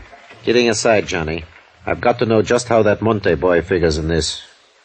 Did I say he even figured in it at all? No. You just wanted some information on him. But he figures all right. You didn't come out here from Hartford to look up the nephew of an old friend. Oh, I've done crazier things at times. He's got a record. You know that? No. Petty stuff. No convictions. Gang brawls, auto pilfering, vandalism, intoxication. Interrogative attitude, sullen, hostile, antisocial. Yeah, that's quite a nephew you've got, Johnny. Black sheep of the family. What's the story? How did you get onto this kid? Look, amigo, I made a promise on this. I hate to break it. It's murder, Johnny. This kid's sister worked for Red Weller in that lunchroom across the street from the warehouse. Her name is Carla Monty. She's 5 years older than he is. They live together. Their parents are dead. So? So I put some pressure on her, and she told me she thought her brother Eddie might know something about the robbery. She took me to a pool room to meet him. How was he supposed to have known about it? Hearsay? No. She admitted later that she suspected him of being mixed up in it himself. Things he'd said, the way he acted. She asked me to help her try to keep him out of trouble. I think he's already in trouble, Johnny. Yeah, so do I. And I think she does, too. What did he have to say when you talked to him in the pool hall? Several things, but they added up to 2 words, get out. When I wouldn't, he did. Why do you think Red Weller was killed, Johnny? Well, I think those kids used his lunchroom as a lookout post to spot the prowl car that was patrolling that area. As soon as it passed, they pulled the job. It figures all right. I think Red realized it when he thought back and knew who the kids were. I think that's what he was going to tell me. So they found out what he was up to and knocked him off to shut his mouth. Yeah, it adds up, Garcia. Oh. Now, tell me about her. Carla? What's to tell? She's just a girl, like millions of others. Decent, hardworking, and real sweet. But there's something about her, something special. I don't know what, I don't know the words to use, but... Well, it's there. You feel it. And she's kept it somehow. In spite of everything. I guess I know what you mean. Do you? I told you once, Johnny, I grew up in that district. I know how rough it is. Well, maybe it's even worse for a girl. It is. I know. I had a sister. Oh, I didn't know that. She was a lot like this girl Carla once. Then the district got to her, and she got to be more like Carla's brother. What happened to her? 1 to 5. Possession of narcotics. A couple of other pretty rough charges. She died in Tehachapi prison 7 years ago. I'm sorry, Garcia. Yeah.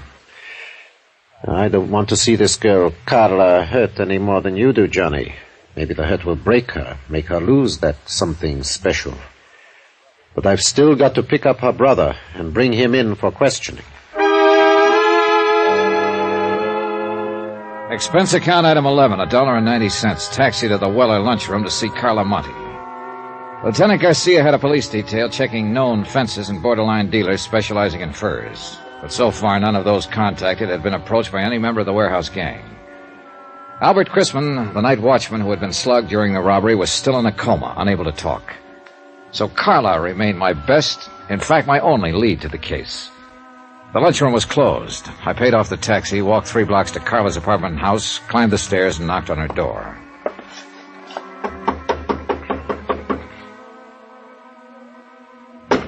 Yes? Who is it? Johnny Dollar, I'd like to talk to you. Oh, all right. Just a moment.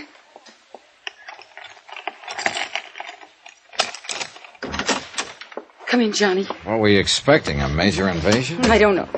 I don't know what I'm expecting. Easy, Carla, easy. It's not the end of the world. Eddie didn't come home last night. Oh? I tried, Johnny. I tried to be a mother and father both to him. What did I do wrong? Well, that's the kind of question that doesn't always have an answer. Have you got a drink in the house? Have I what? Got anything to drink? Oh, well, there's some brandy, I think. All right, get it. Well, I don't know if it's a good brand or It not. doesn't matter. Bring 2 glasses. Pour out a couple of stiff ones. No, I don't Go really. ahead and pour them, 2 of them. All right. Is this a snapshot of Eddie when he was younger? Yeah. He was in junior high school then. It was taken at summer camp when he won a medal for swimming. And that was the only year I could afford to send him. Here you are, John. Thanks. All right, here's a go. Oh, I don't think Now so. drink it, all of it. All right. Good. You needed that. Where do you think he is, Johnny? What's happened to him? Carla, you're going to have to face it sooner or later, and I kind of think now is the time. What do you mean? You've been worried sick for fear your brother would get into some kind of trouble. And you had reason to worry. It's finally happened. No. He's in trouble, all right. Plenty of trouble. You're not the only one looking for him. Who else is? Who do you mean, Johnny? The police. There's an APB out. They want him for questioning in connection with the robbery and with the murder of Red Weller. Oh, no. Eddie wouldn't kill anyone. Maybe not, but somebody did. Some member of the gang that robbed the warehouse. And it looks very much as if Eddie is a member. Yes. I suppose he is. Now, look, Carla. Is there anything you haven't told me about the robbery, I mean? No. I was just suspicious, that's all. Because if there is, let's have it. It's too late to protect him now. The sooner he's taken into custody, the less likelihood of his getting any even deeper. He was out that night. He didn't come home until almost morning. I was worried about it, but I knew it wouldn't do any good to ask him. Do you know who was with him that night? No. Who would be the most likely ones to go along on a deal like that? Any of them. Any of those he's been running around with lately. Any idea where they hang out mostly? Well, just those 2 places I took you to last night. That drive-in and the pool hall. Look, if they did pull that robbery, where do you suppose they take the furs? Well, I don't know. Does Eddie have a car? No, but some of the other boys do. Uh-huh.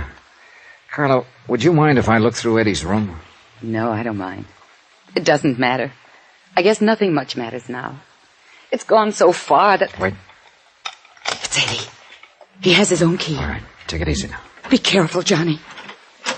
Sis, you're gonna have to... What the devil are you doing here? Looking for you, Eddie. Yeah? What for? I think you know. Eddie, you've got to give yourself up. Shut up. Because I got you to thank for this jam. This insurance dick comes around, romances you up a little, and you sell me right down the river. That's not true. How'd you know you were in a jam, Eddie? I got friends in this neighborhood. They keep me posted. Did the same friends tell you Red Weller was about to make a deal to talk? You're whistling in the dark, Dollar. Maybe. I imagine Garcia will find out, though, when he gets you down to headquarters. Get your hand off that phone. Oh, so you've got a gun. Eddie, don't. Please. Keep out of this. Move back against that wall, Dollar. Put your hands flat against that wall. You keep them there. Give me some clothes, Carla. Come on, make it fast. What are you going to do, Eddie? I said give me some clothes. All right, Eddie. You're wrong, though. You're making a big mistake, Eddie. It's no use running. You'll only... Eddie. What's the matter? Down there in the street.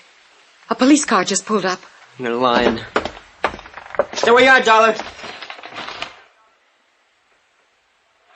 I'd kill you, Carla. You're that one that brought him here. Trying to let him trap me. I think I'll pull a bullet in you before I leave. You fire one shot and you won't have a chance. They'll be in here before you can get out of the hallway. You better make up your mind, Eddie. Well, you've still got time. Stay where you are, Dollar. Don't try to come after me. Eddie, please. Give yourself up, Eddie. Stop him, Johnny. I'm afraid it's a little late. Why did you let him go? There was no choice, Carla. He'd have killed you if I'd moved. Well, you'd better give me that list of his friends. The police will want it. Heaven help him. Yeah. That's about all that can help him now.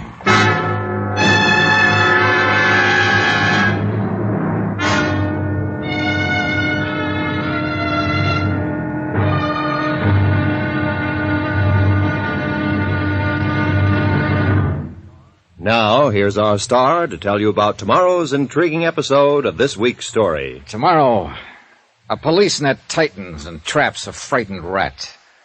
A boy sobs in a jail cell. And an innocent man dies quietly in his sleep. Join us, won't you? Yours truly, Johnny Dollar.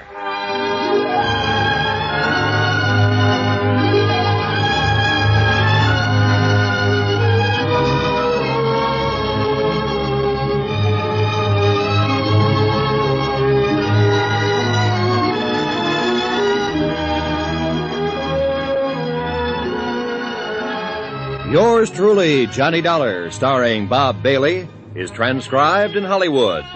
Written by Les Crutchfield, it is produced and directed by Jack Johnstone. Be sure to join us tomorrow night, same time and station, for the next exciting episode of Yours truly, Johnny Dollar. This is Roy Rowan speaking.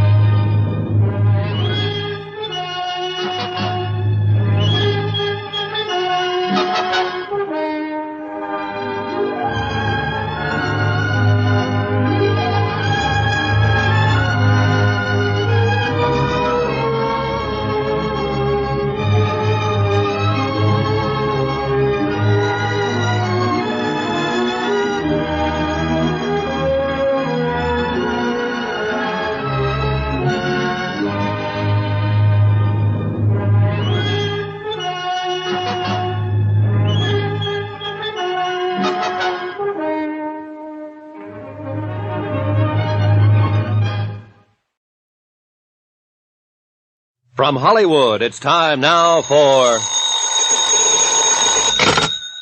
Johnny Dollar. Lieutenant Garcia, Johnny.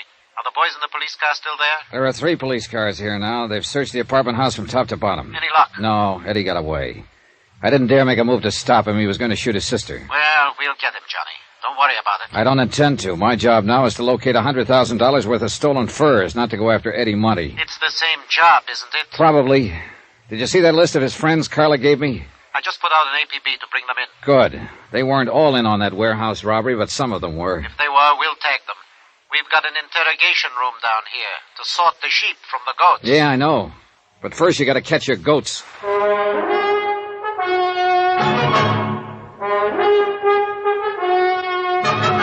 Tonight, and every weekday night, Bob Bailey in the transcribed adventures of the man with the action-packed expense account. America's fabulous freelance insurance investigator. Yours truly, Johnny Dollar.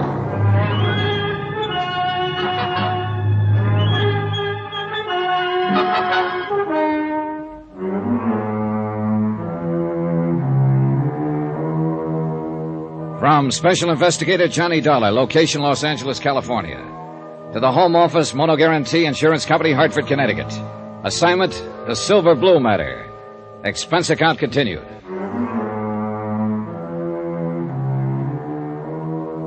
Item 12, 2 cents, for the way I felt. I hung up the phone and walked to the window, stood there looking out into the street. The police were leaving the apartment to carry their search for fugitive Eddie Monty into wider territory.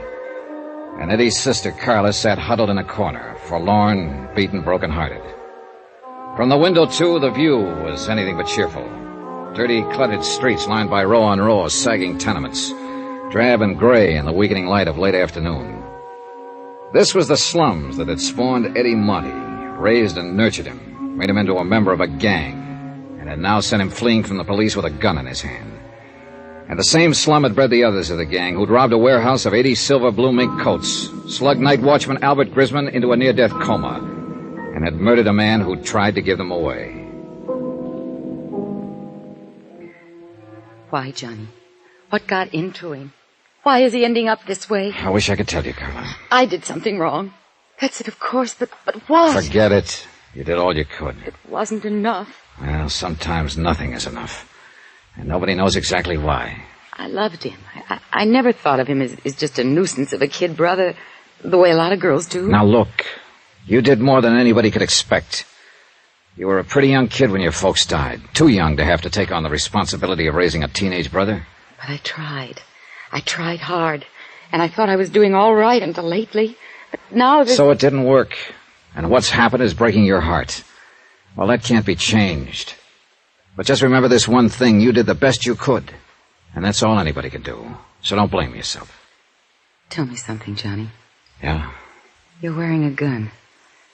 I don't think Eddie knew it when he ran from here. Maybe you couldn't have used it to disarm him. Not when he was on the verge of killing you. But you could have drawn it and killed him. He was careless. He gave you several chances. Why didn't you? I don't know. Thank you, Johnny. I'd like to look through Eddie's room, if you don't mind. All right. I'll go with you. This way. It's down the hall. Thanks. Oh, somehow I still can't believe it. Not the killing, at least. Eddie is just not that kind. Well, a kid gets under pressure sometimes and gets pushed overboard. Maybe we'll know more when they pick him up. What if he tries to resist arrest? You know the answer to that. Oh, I hope he doesn't. Well, here it is. This has been Eddie's room since he was 13. It ought to tell something. The main thing at the moment is to find something that tells where he might go to hide out. And I've also got $100,000 worth of furs to locate. Well, you go ahead and look around. Whatever you want. Okay, thanks. I'll be in the living room. You call me if you want me.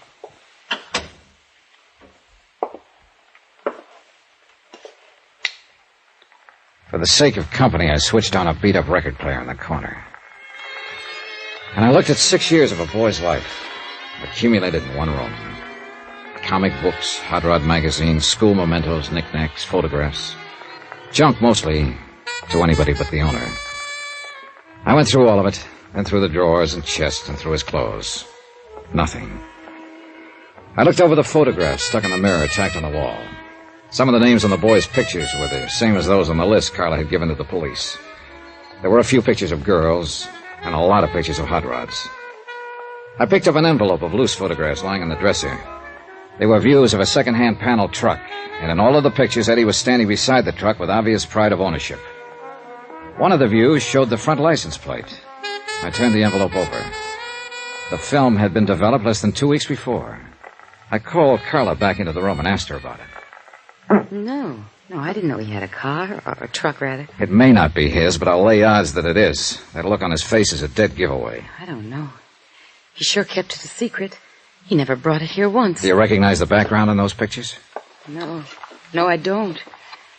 It looks like a storage yard or an industrial place of some kind, doesn't it? Yeah, I'd call it that. Do you mind if I take these with me? Of course not. But why? The gang had to use something to haul those furs away from the warehouse. But if Eddie was keeping the truck a secret from me, it was because he was planning to use it for the robbery. That one or some other one. Johnny, he was in on it all along. Look, Carla, I've got a hunch Eddie is the leader of that gang. Oh, no. I think the truck was used in the robbery, and I think when we find it, we'll find the furs, and we'll find Eddie. See you later, Carolyn.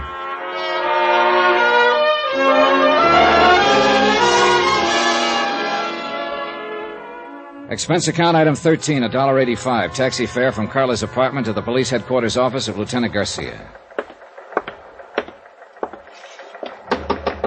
Come in. Oh, Johnny, I've been trying to locate you.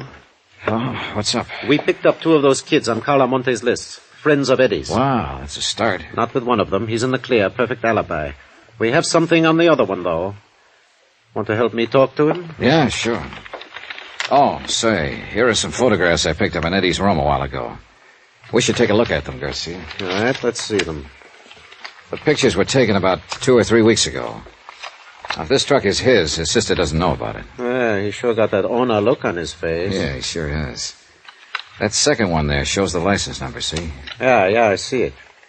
You think they might have used this in the robbery, Johnny? It's a possibility. And we're not exactly swamped with angles. I was wondering, too, if you happen to recognize that background behind the truck. No, but it looks like it might be down in that area somewhere, the warehouse district. Look, why don't you get some copies made, circulate them, and see if any of your boys can tag the place. Oh, you insurance dicks do get ideas sometimes. Oh, you'd be amazed. All right, I'll do it. And now let's go down and talk to that kid.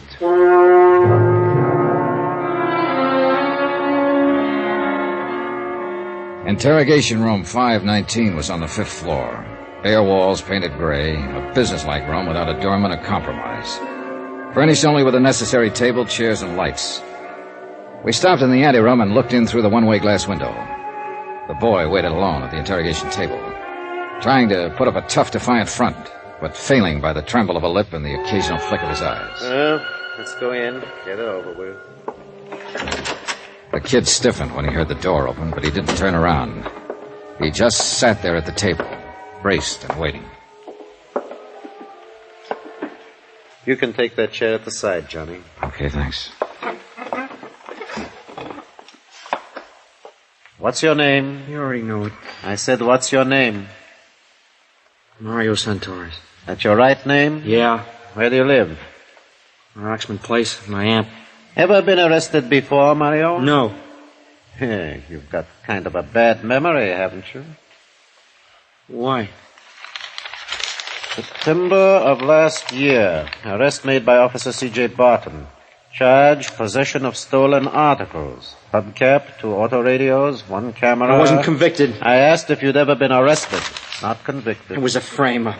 I didn't have any evidence. No, apparently not. Witnesses for the prosecution refused to testify. Case dismissed. Here, what are you going to claim this time, Mario? Another frame-up? I don't know why you brought me in here. I don't know anything about anything. That bad memory again, I just don't know what you're talking about. It's lucky for us that Eddie Monty had such a good memory, isn't it? Yes. What about Eddie? Huh? What do you mean? Is he a friend of yours? I know him. He's got a fine memory, that boy. Too bad you can't remember things the way he does. What are you talking about? Oh, that's true, all right. Eddie remembers everything that happened. What he did, what Mario did. I don't know what you mean. Well, that's because of your bad memory, Mario. Why, Eddie remembers the name of every boy who was in on that job and just what each one of them did. What job? That warehouse robbery. Have you forgotten about that? I don't know anything about any robbery. Well, there's been a lot of talk. At least you've heard about it, haven't you? I don't know anything about it. Maybe you've just forgotten. I don't know what you're talking about. When did you see Eddie last? I don't remember. Have you seen him since the robbery? No. How can you be sure? You said you hadn't heard of any robbery.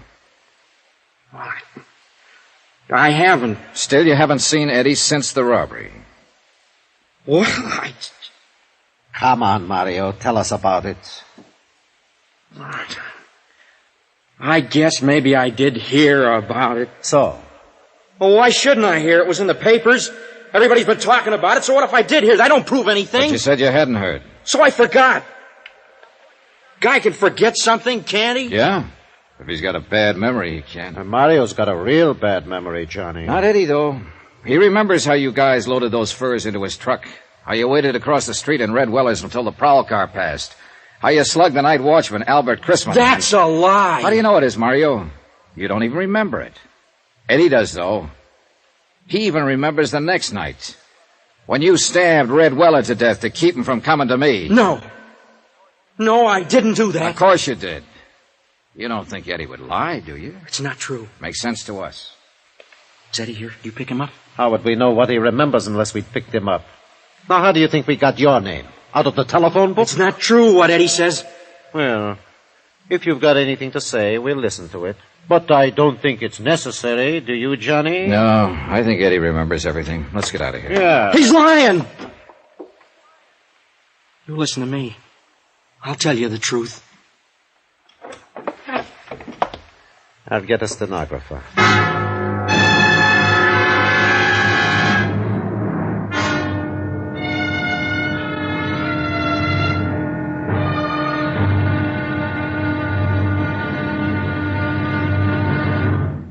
Now, here's our star to tell you about the final intriguing episode of this week's story. Tomorrow, a cautious search, an ambush, bullets and tears.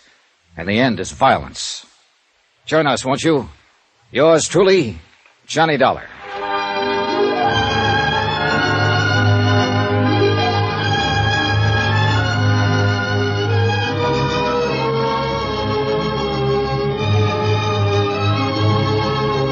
Yours truly, Johnny Dollar, starring Bob Bailey, is transcribed in Hollywood.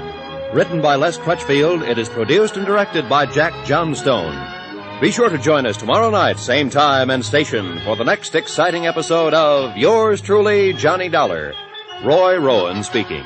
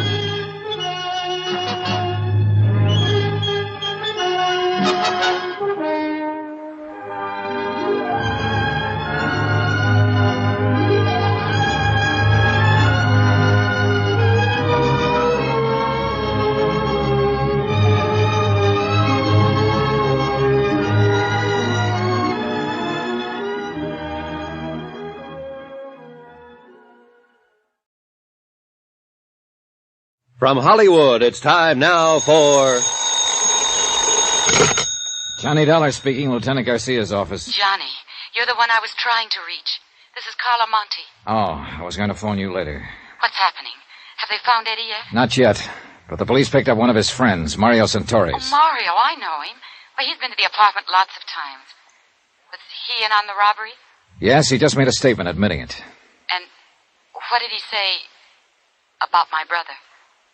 He says Eddie is the one who planned the whole thing. He must be lying. No, Garcia and I are pretty sure he's telling the truth. I'm sorry, Carla. I'm coming down to headquarters, Johnny. There's no use. There's nothing you can do here. But at least I can be there when they bring him in or whatever happens. It won't help. You're better off at home. Now, No, please. Johnny. I raised him. Some of the fault must be mine. I can't desert him. I'm going to be there if he needs me. Okay, Carla.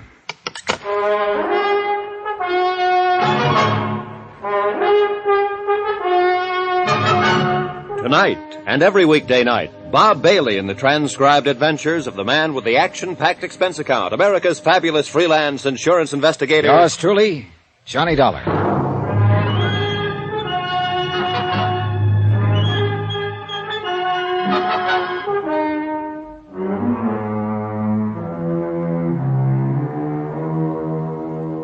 From Special Investigator Johnny Dollar, location Los Angeles, California.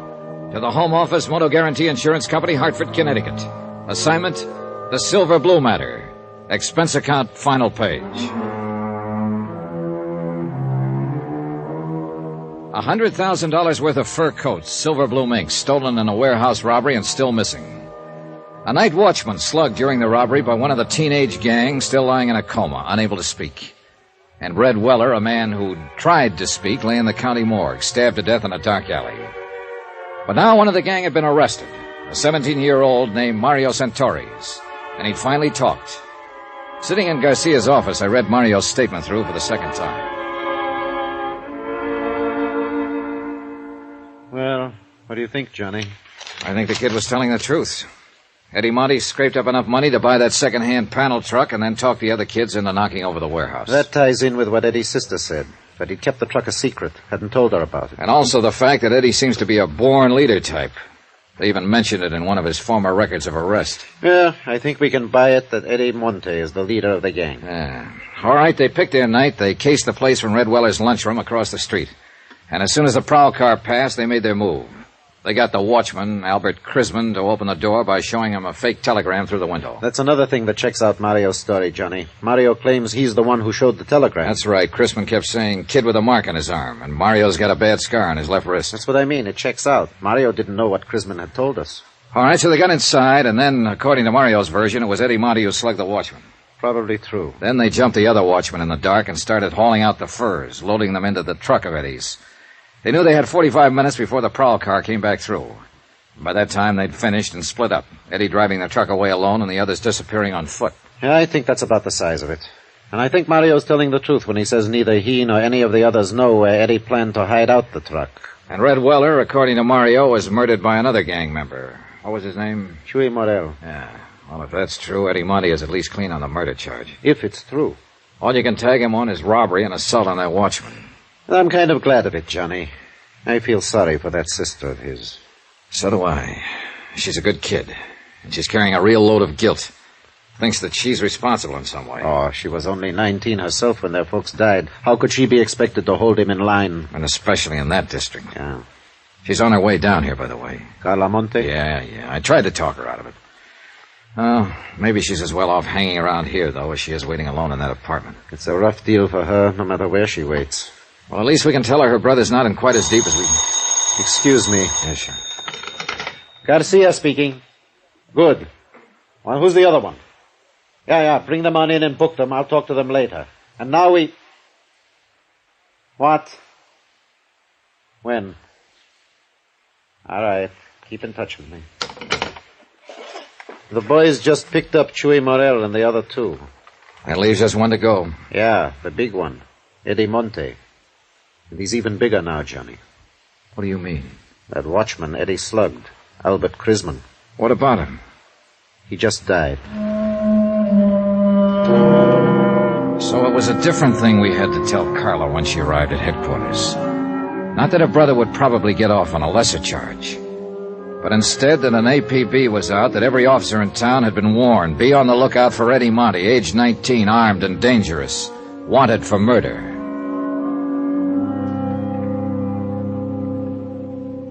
Expense account item 15, $12.50, rent on a hired car. One of Garcia's boys was certain that the background appearing in the photograph of Eddie's truck was somewhere in his district, but he couldn't tag the exact spot. So I decided to cruise that area street by street. Carla Monte, Eddie's sister, went along with me.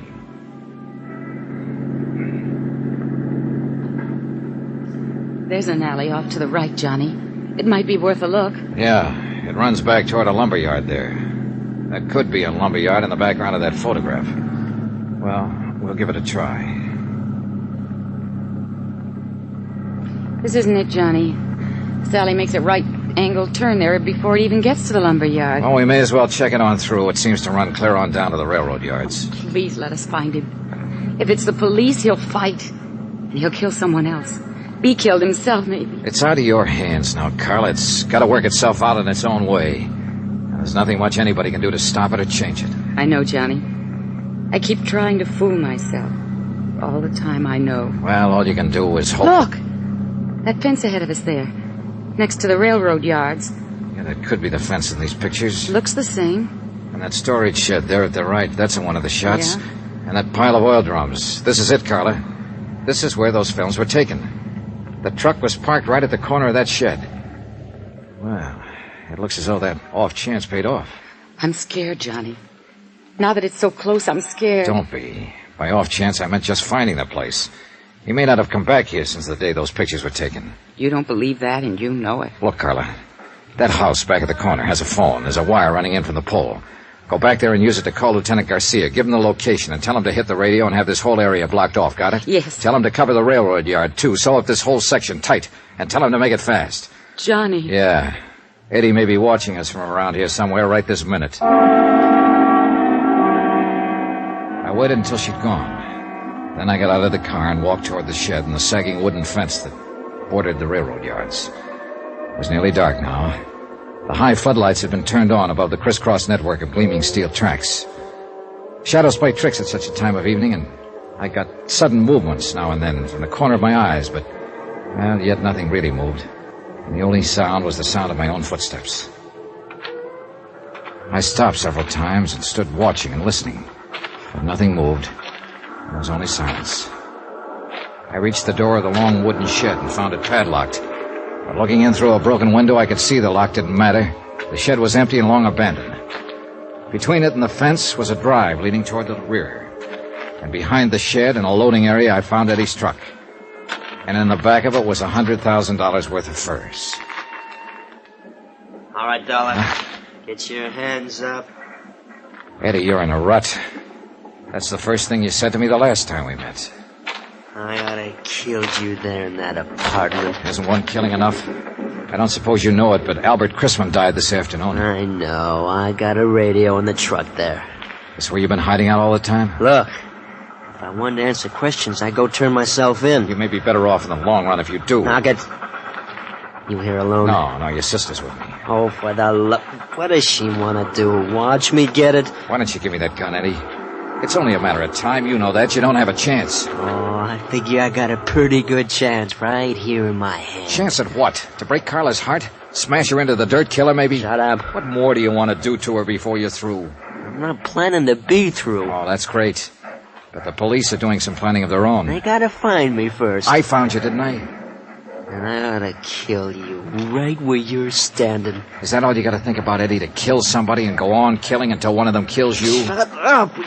Let me think. Think about Carla if you want to think about something.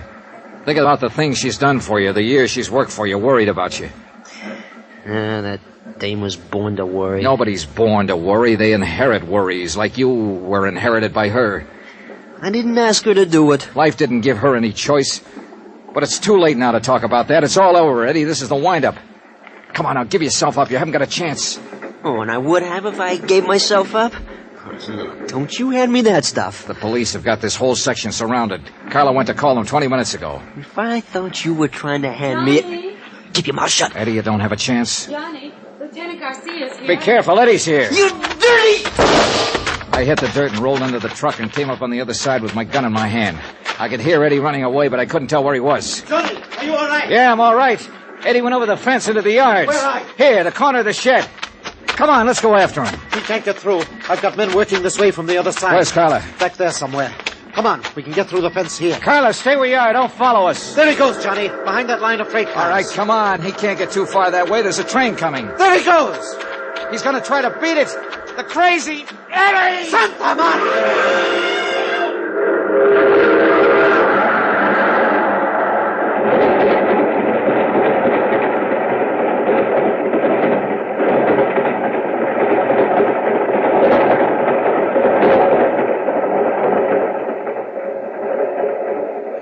I don't know, Johnny.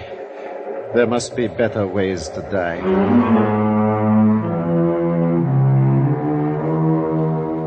Expense account item 16, $300.60. Hotel and miscellaneous in Los Angeles and transportation back to Hartford. Expense account total, $541.25. End of account, end of report. Remarks? Well, I guess Carla made the remarks for me. I don't know, Johnny. Those 80 fur coats, they'll go back into stock now. And they'll be sold to women who'll wear them to parties and dances and nightclubs. And they'll be happy in them. And they'll never know about Eddie or about me or what happened here tonight. Yours truly, Johnny Dollar.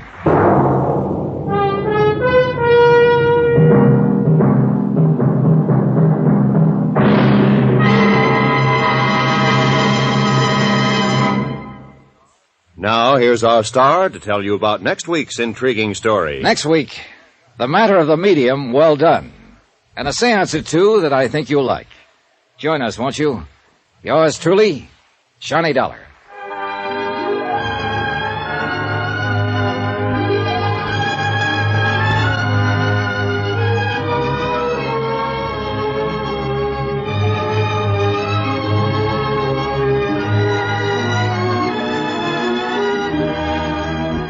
Yours truly, Johnny Dollar, starring Bob Bailey, is transcribed in Hollywood. Written by Les Crutchfield, it is produced and directed by Jack Johnstone.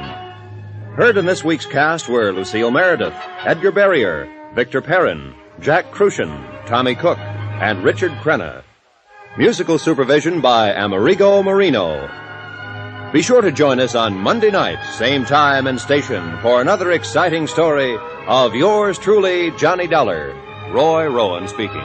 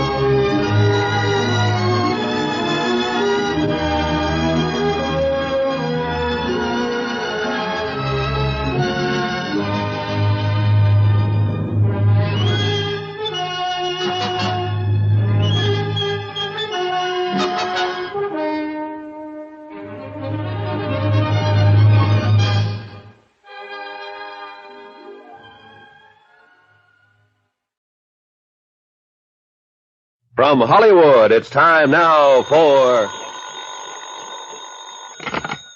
Johnny Dollar.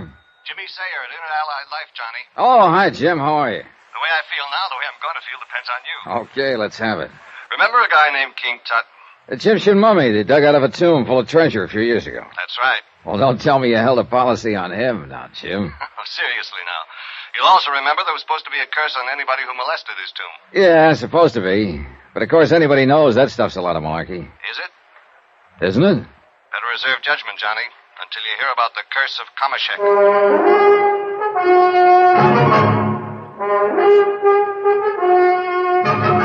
Tonight, and every weekday night, Bob Bailey in the transcribed adventures of the man with the action-packed expense account, America's fabulous freelance insurance investigator. Yours truly, Johnny Dollar.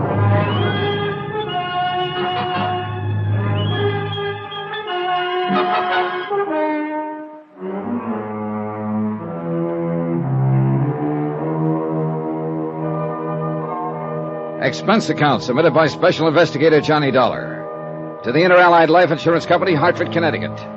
Following is an account of expenditures during my investigation of the Curse of Kamashek matter. Expense account item 1, $1 even. Taxi to the office of Interallied Life to talk with Jim Sayer. The conference was brief and not very enlightening. I'd much rather have you see Mr. Turnbull and get the story from him yourself. As I said in the beginning, he's a very important client. What's more to the point, he can tell you about it much better than I can. Jim, to coin a cliche, you're being just as clear as mud. Also, by the way, he specifically asked for you. Oh, how come? Well, it seems he liked the way you handled the Parkinson case a couple of years ago. Oh, yeah, Emily Parkinson, the widow who died. Yeah, that's the one. She was his sister. And, well, go down and see him, Johnny. I I honestly can't tell you anything more than I already have about the thing. James, you have told me nothing. But he can, and you can pick up a nice fee on it. As a favor to me? No, for that nice fee. Jim promised to phone Eric Turnbull that I was on my way, and I ran up items 2 and 3, $4.20 for a quick lunch and train fare to Stamford. There I was met by a chauffeured car and driven to Turnbull's house. Far out of the town on Birchbrook Road, it was set on one of the biggest, most beautifully landscaped pieces of property I'd ever seen. The fine old home looked as though it had stood there in all its straight-laced dignity for 100 years, and stolid against the changing world would stand for another 100. In sharp contrast, a lithe, clean Studebaker Golden Hawk was parked in the sweeping driveway at the front. Haskins, the chauffeur, had explained on the way that he doubled as butler, so I wasn't particularly surprised when he opened the door for me. Since you received a call about your coming, sir, you are to go right in while I take the motor car to the garage. Unless... He glanced at the Golden Hawk quickly, back of me, then, having left the word unless hanging in midair, climbed back behind the wheel and drove off.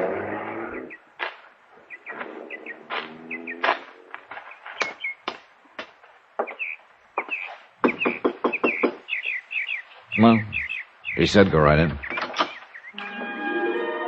Inside, the house was a classic. From the tile-floored reception room with its walls of oak and the broad staircase leading to the second floor, I could look into the huge living room, finished in polished mahogany, with a leaded glass window at one side and thick oriental rugs on the floor. A fireplace that seemed to take in a whole wall, and fine mahogany furniture that glowed with a beautiful patina. Beyond that, I could see the library, golden and walnut. And sitting at a broad desk was a man, his face red with anger, shaking his fist at a very attractive girl of 22 or 3 who stood before him, obviously distressed by what was going on. Don't call me Uncle Eric. I'm not your uncle now, and by heaven, if I have my way, I never will be. You're not married to him yet, my girl, and if I have anything to say about it, you... Oh, Mr. Dollar, isn't it? Yes, sir. Mr. Turnbull? That's right. Come in. And Dorothy, Mr. Dollar and I wish to be alone. The girl stood there for a brief moment, looking at the man with an expression of utter futility in her face. Then, without so much as a glance at me, turned and left by the door that I had just entered. Come in, Mr. Dollar. Come in, please. Thank you.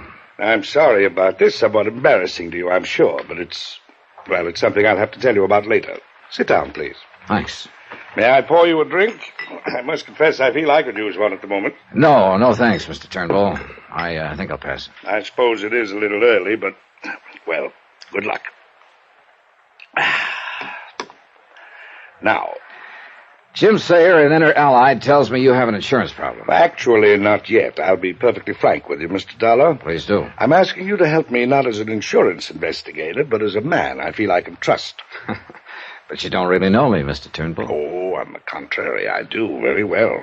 As a result of your handling of the case of my widowed sister Emily when she died a few years ago. As a matter of fact, you and I met very briefly at the time. Oh, yeah, of course, Emily Parkinson. The case involved a lot of phony relatives who filed claims on her estate. Yes, that's right. And your clever trapping of those false claimants and their cheap attempts to gain part of Emily's fortune was...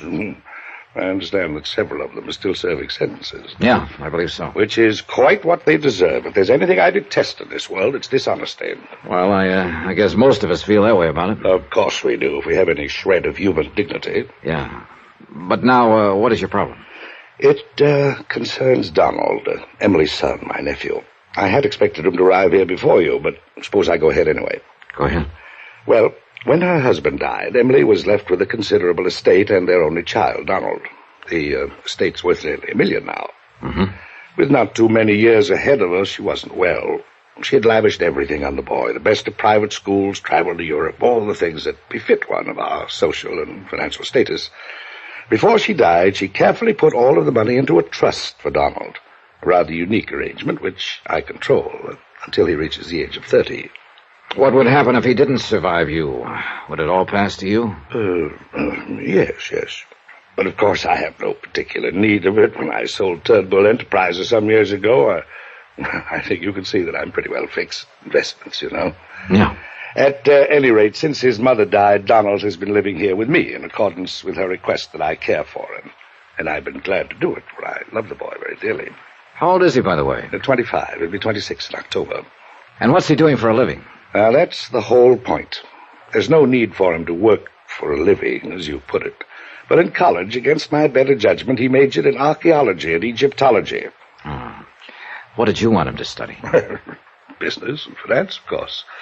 Forgive me for being so blunt, Dollar, but I see no sense whatsoever in his taking the fortune that his father spent so many years building up and squandering it on a lot of... Oh, Donald, come in. I received word at the club you wish to see me, Uncle Eric. What is it, this... Oh. Mr. Dollar, this is my nephew, Donald Cronin. How do you do, Mr. Dollar? We've been talking about you, Donald. Oh? As a result of a newspaper item I just read, to the effect that you're preparing for another expedition. That's right, sir. I'm going to the ancient city of Thebes, in Egypt. Egypt? Since my trip last fall, I've done a lot of reading and research in New York and London. I'm convinced I've located the ancient tomb of the pharaoh Kameshek. An advance party's already begun excavation. I'll join them there. Do you realize the cost of this thing? Uncle Eric, it promises to be one of the most important archaeological finds of the century. You mean it might be if I let you go? If you let me go? Uncle Eric, perhaps Mr. Dollar... Mr. Dollar can hear anything I have to say to you. You see, Dollar, we're finally getting to the point. Yeah. Donald, I'll make no bones about it. I'm quite fed up with your wasting your time on these stupid, pointless expeditions. That's not the way the museum feels about them, sir. Well, that's the way I feel about them. Wait, sir, please. Donald, isn't that your collection from Yucatan that the museum recently acquired? Why, yes, sir. My party and I were able to... I'm sure we don't care about your party and you. You're not only wasting your time, but your money. The money your father struggled an entire lifetime to gain. That money was left for me to spend in any way I see fit. Provided your handling of it meets my approval. When you're 30 and the estate passes completely into your hands, you can do anything you like with it. Buy the Brooklyn Bridge if you want. You probably will. But until then, I am legally in control of it. And now, finally, I have every intention of exercising that control. At least to the extent of seeing you don't squander any more of it on these foolhardy expeditions. I take it you've made several, Donald. Yes, sir, and he's opposed me in all of them. Because sooner or later you've got to learn that as the wealthy son of a family, it's up to you to carry on the tradition that's been set for you. To increase the fortune that's part of your family name, build even greater financial power, not to throw it away. Do you call my contributions to science and history a waste of money? Oh, now look, my boy, there's nothing selfish about my attitude in this matter. I'm thinking only of you and your future.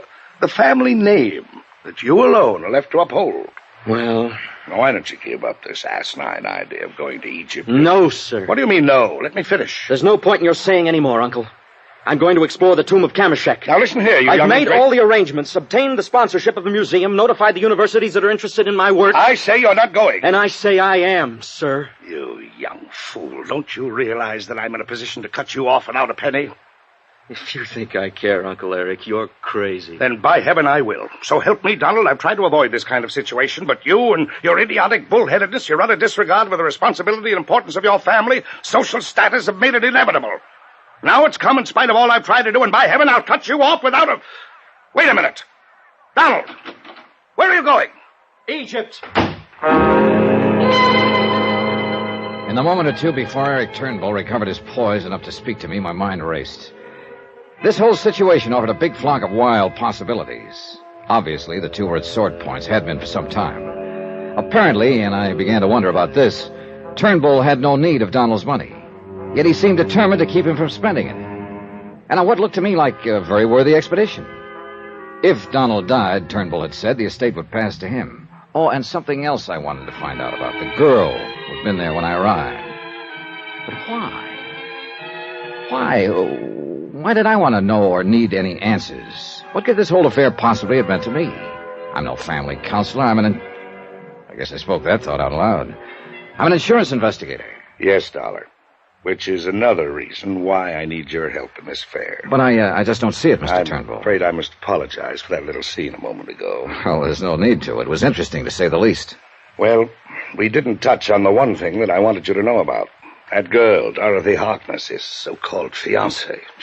Oh. Thanks to a generous allowance, plus fees from the museum and some of the universities, Donald's insured his life for $100,000. $50,000 for the museum. And a like amount for the girl. Through Inter-Allied? Yes. I'll put it to you bluntly. She has prodded him to go on these expeditions. And I believe she somehow hopes to engineer his death during this Kameshek project in order to collect on that policy. Do I make myself clear? If anything was clear about this situation, I certainly couldn't see it.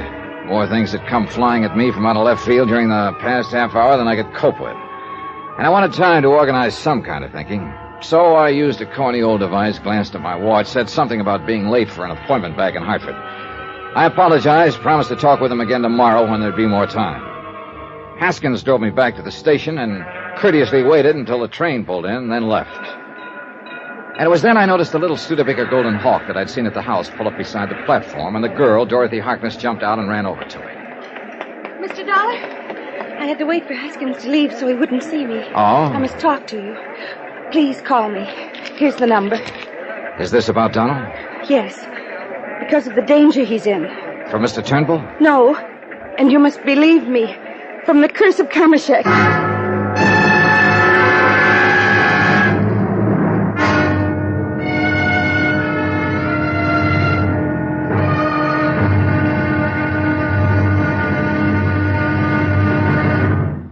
Now, here's our star to tell you about tomorrow's episode of this week's story. Tomorrow, a little order starts to come out of the Department of Utter Confusion and a promise of murder. Join us, won't you? Yours truly, Johnny Dollar.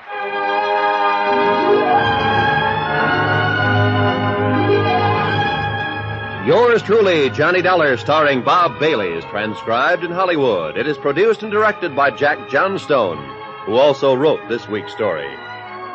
Be sure to join us tomorrow night, same time and station, for the next exciting episode of Yours truly, Johnny Dollar. Roy Rowan speaking.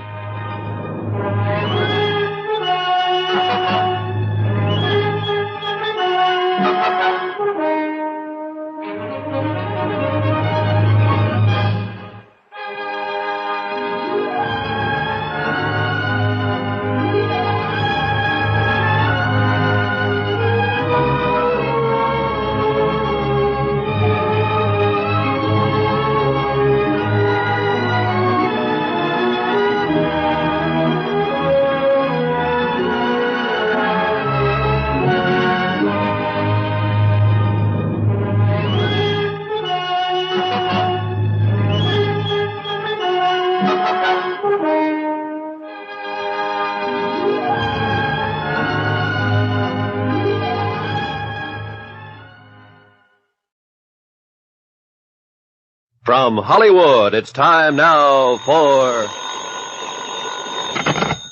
Johnny Dollar. I have your call to Stamford, sir. Oh, thank you, operator. Hello? Oh, Mr. Dollar, I'm so glad you've called. Well, you seem pretty anxious to talk about something, Miss Harkness. I am. About Donald and his uncle, and Donald's plan for the expedition to Egypt. To dig up the remains of the old Pharaoh Kamashek? Yes. Can you come over here to see me, please? Oh, when I talked to you on the station platform a while ago, you said something about the curse of Kamashek. Yes, Mr. Dollar. Isn't that nothing more nor less than superstition? No. Huh? I'm afraid that in this case, Mr. Dollar, it can mean nothing more nor less than murder. I'll take the first train.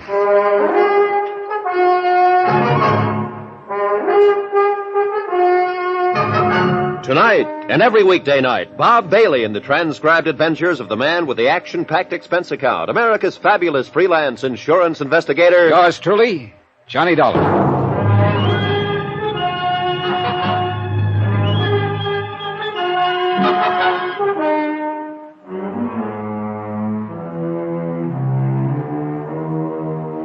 From Special Investigator Johnny Dollar to Inter-Allied Life Insurance Company, Crutchfield Square, Hartford, Connecticut. Assignment, The Curse of Kamashek Matter. Expense account continued.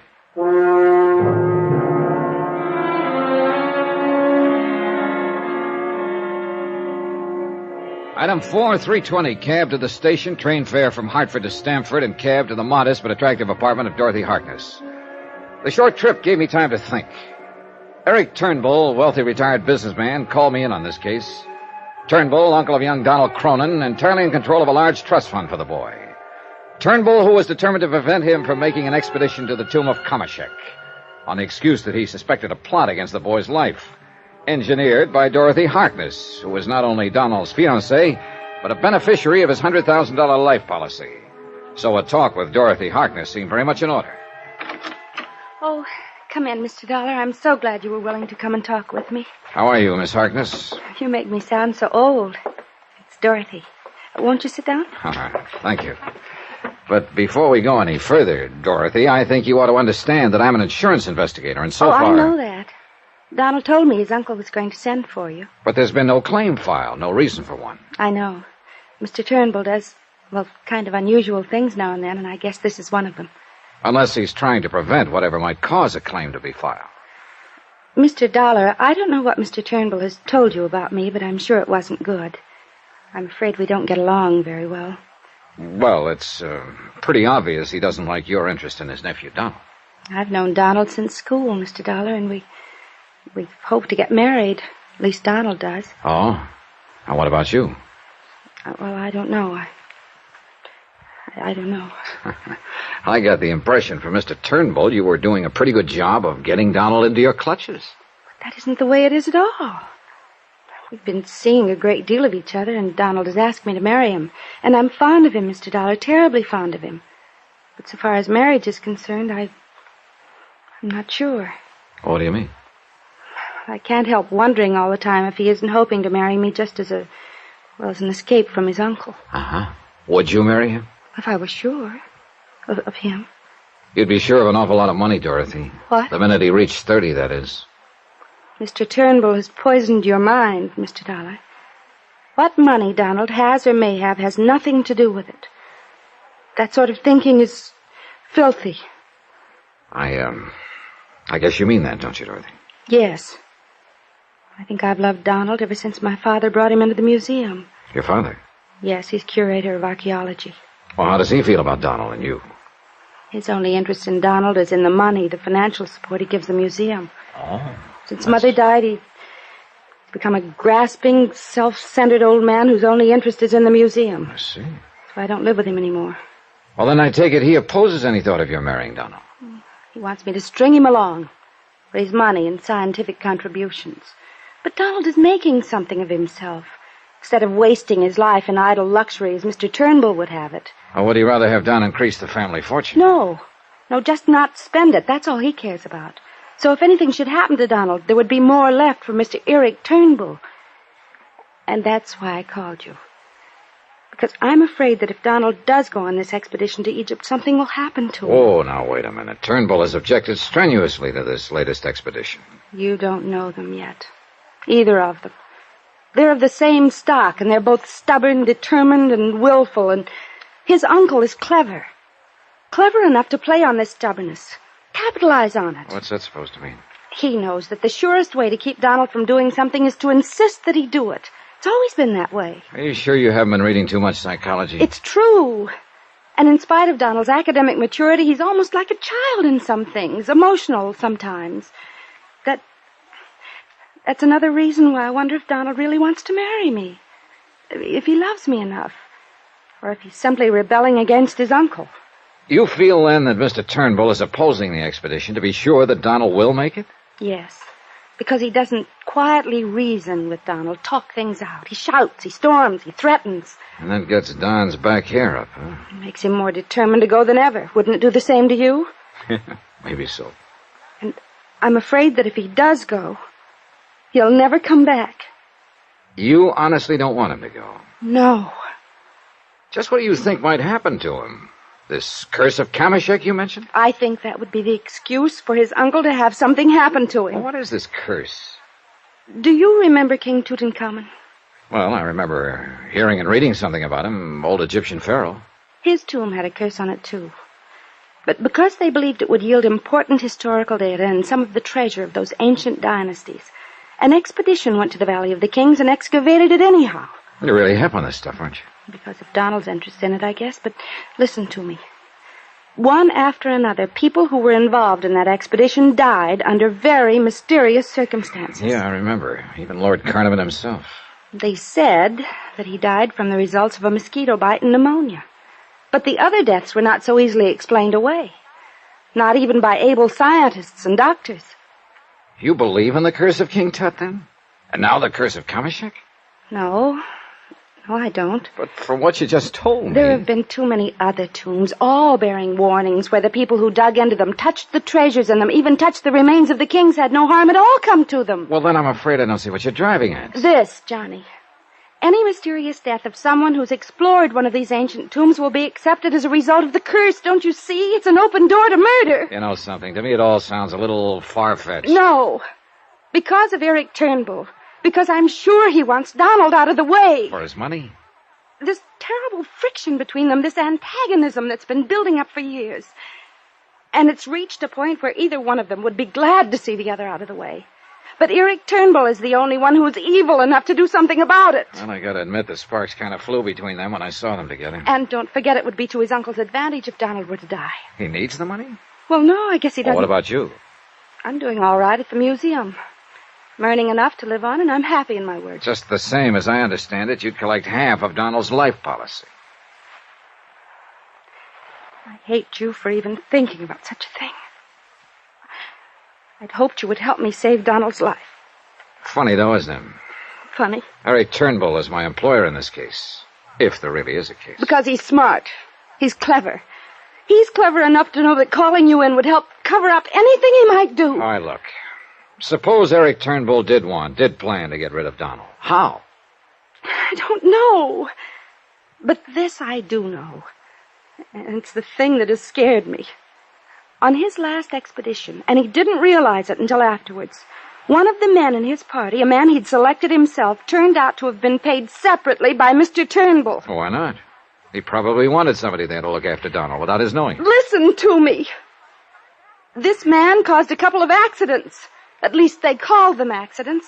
That could have cost Donald his life. Oh, now, Dorothy, look. No, please. no.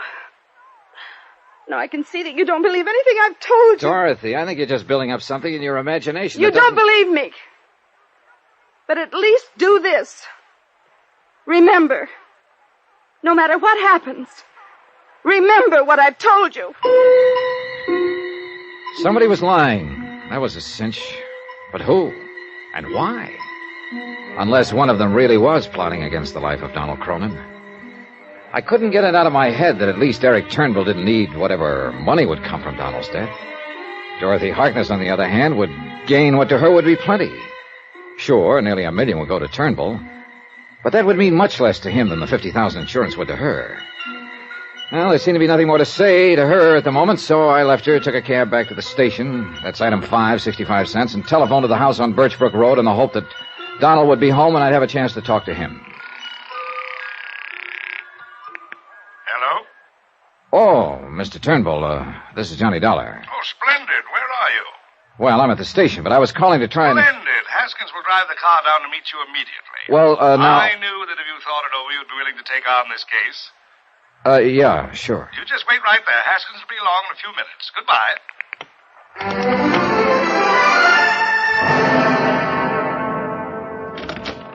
Come in, Mr. Dollar. Well, thank you, but before we talk about this... Sit down, won't you?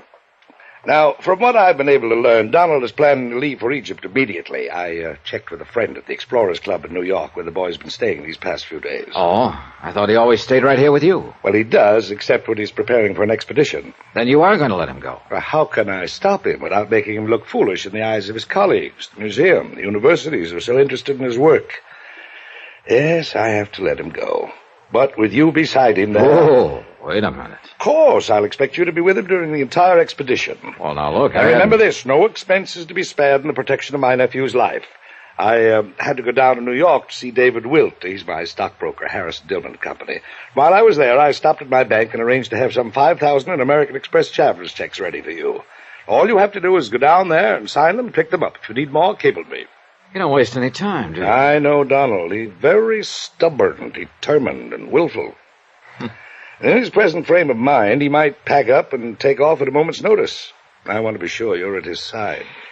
Okay, you're the boss. But, Mr. Turnbull... Yes? You still haven't told me why you think his life is in any more danger on this expedition than on any of the others he's undertaken. Because that girl, Dorothy Harkness, is smart, is clever. And because of something that happened on Donald's last expedition in Yucatan. Oh? He didn't realize it until afterwards, but one of the men in his party, a man he'd selected himself, turned out to be a friend of this Dorothy Harkness. Not 20 minutes ago, I heard exactly... Now, listen to me. This man caused a couple of accidents. At least they called them accidents. That could have cost Donald his life. And, Mr. Dollar, though lacking any proof, I'm convinced he was put up to them by the beneficiary of his insurance policy, Dorothy Harkness. Did I say somebody was lying? Somebody had to be lying. And by now, that old feeling was beginning to come back to me, that hunch, whatever it is, that told me somebody was planning to kill Donald. Eric Turnbull? Dorothy Harkness? Who?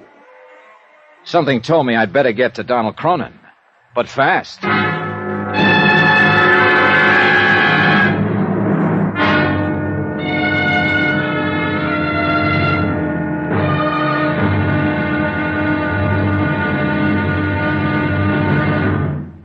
Now, here's our star to tell you about tomorrow's episode of this week's story. Tomorrow, suddenly the reason for a carefully planned murder becomes crystal clear. And a race against death becomes a race for my own life. Join us, won't you? Yours truly, Johnny Dollar.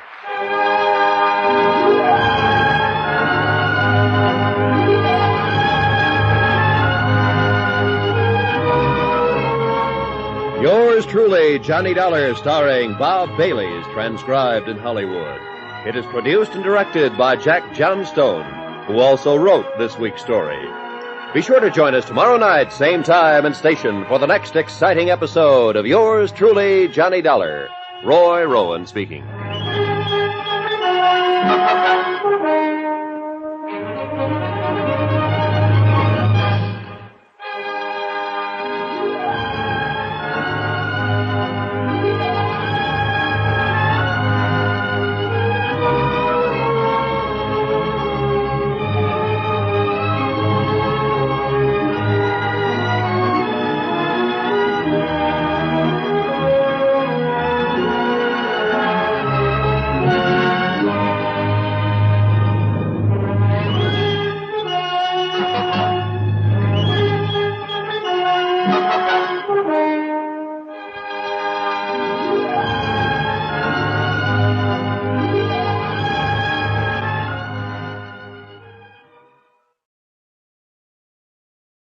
From Hollywood, it's time now for...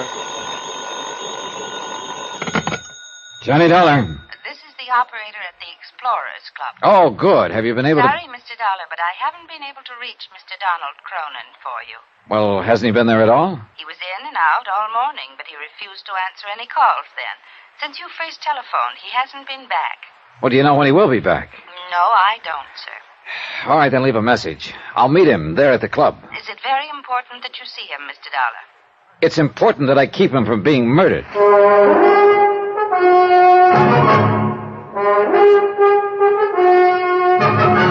Tonight, and every weekday night, Bob Bailey in the transcribed adventures of the man with the action-packed expense account, America's fabulous freelance insurance investigator. Yours truly, Johnny Dollar.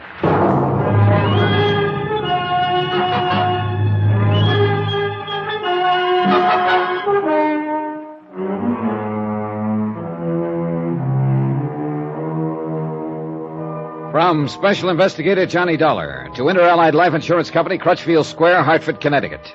Assignment, The Curse of Kamashek Matter. Expense account continued.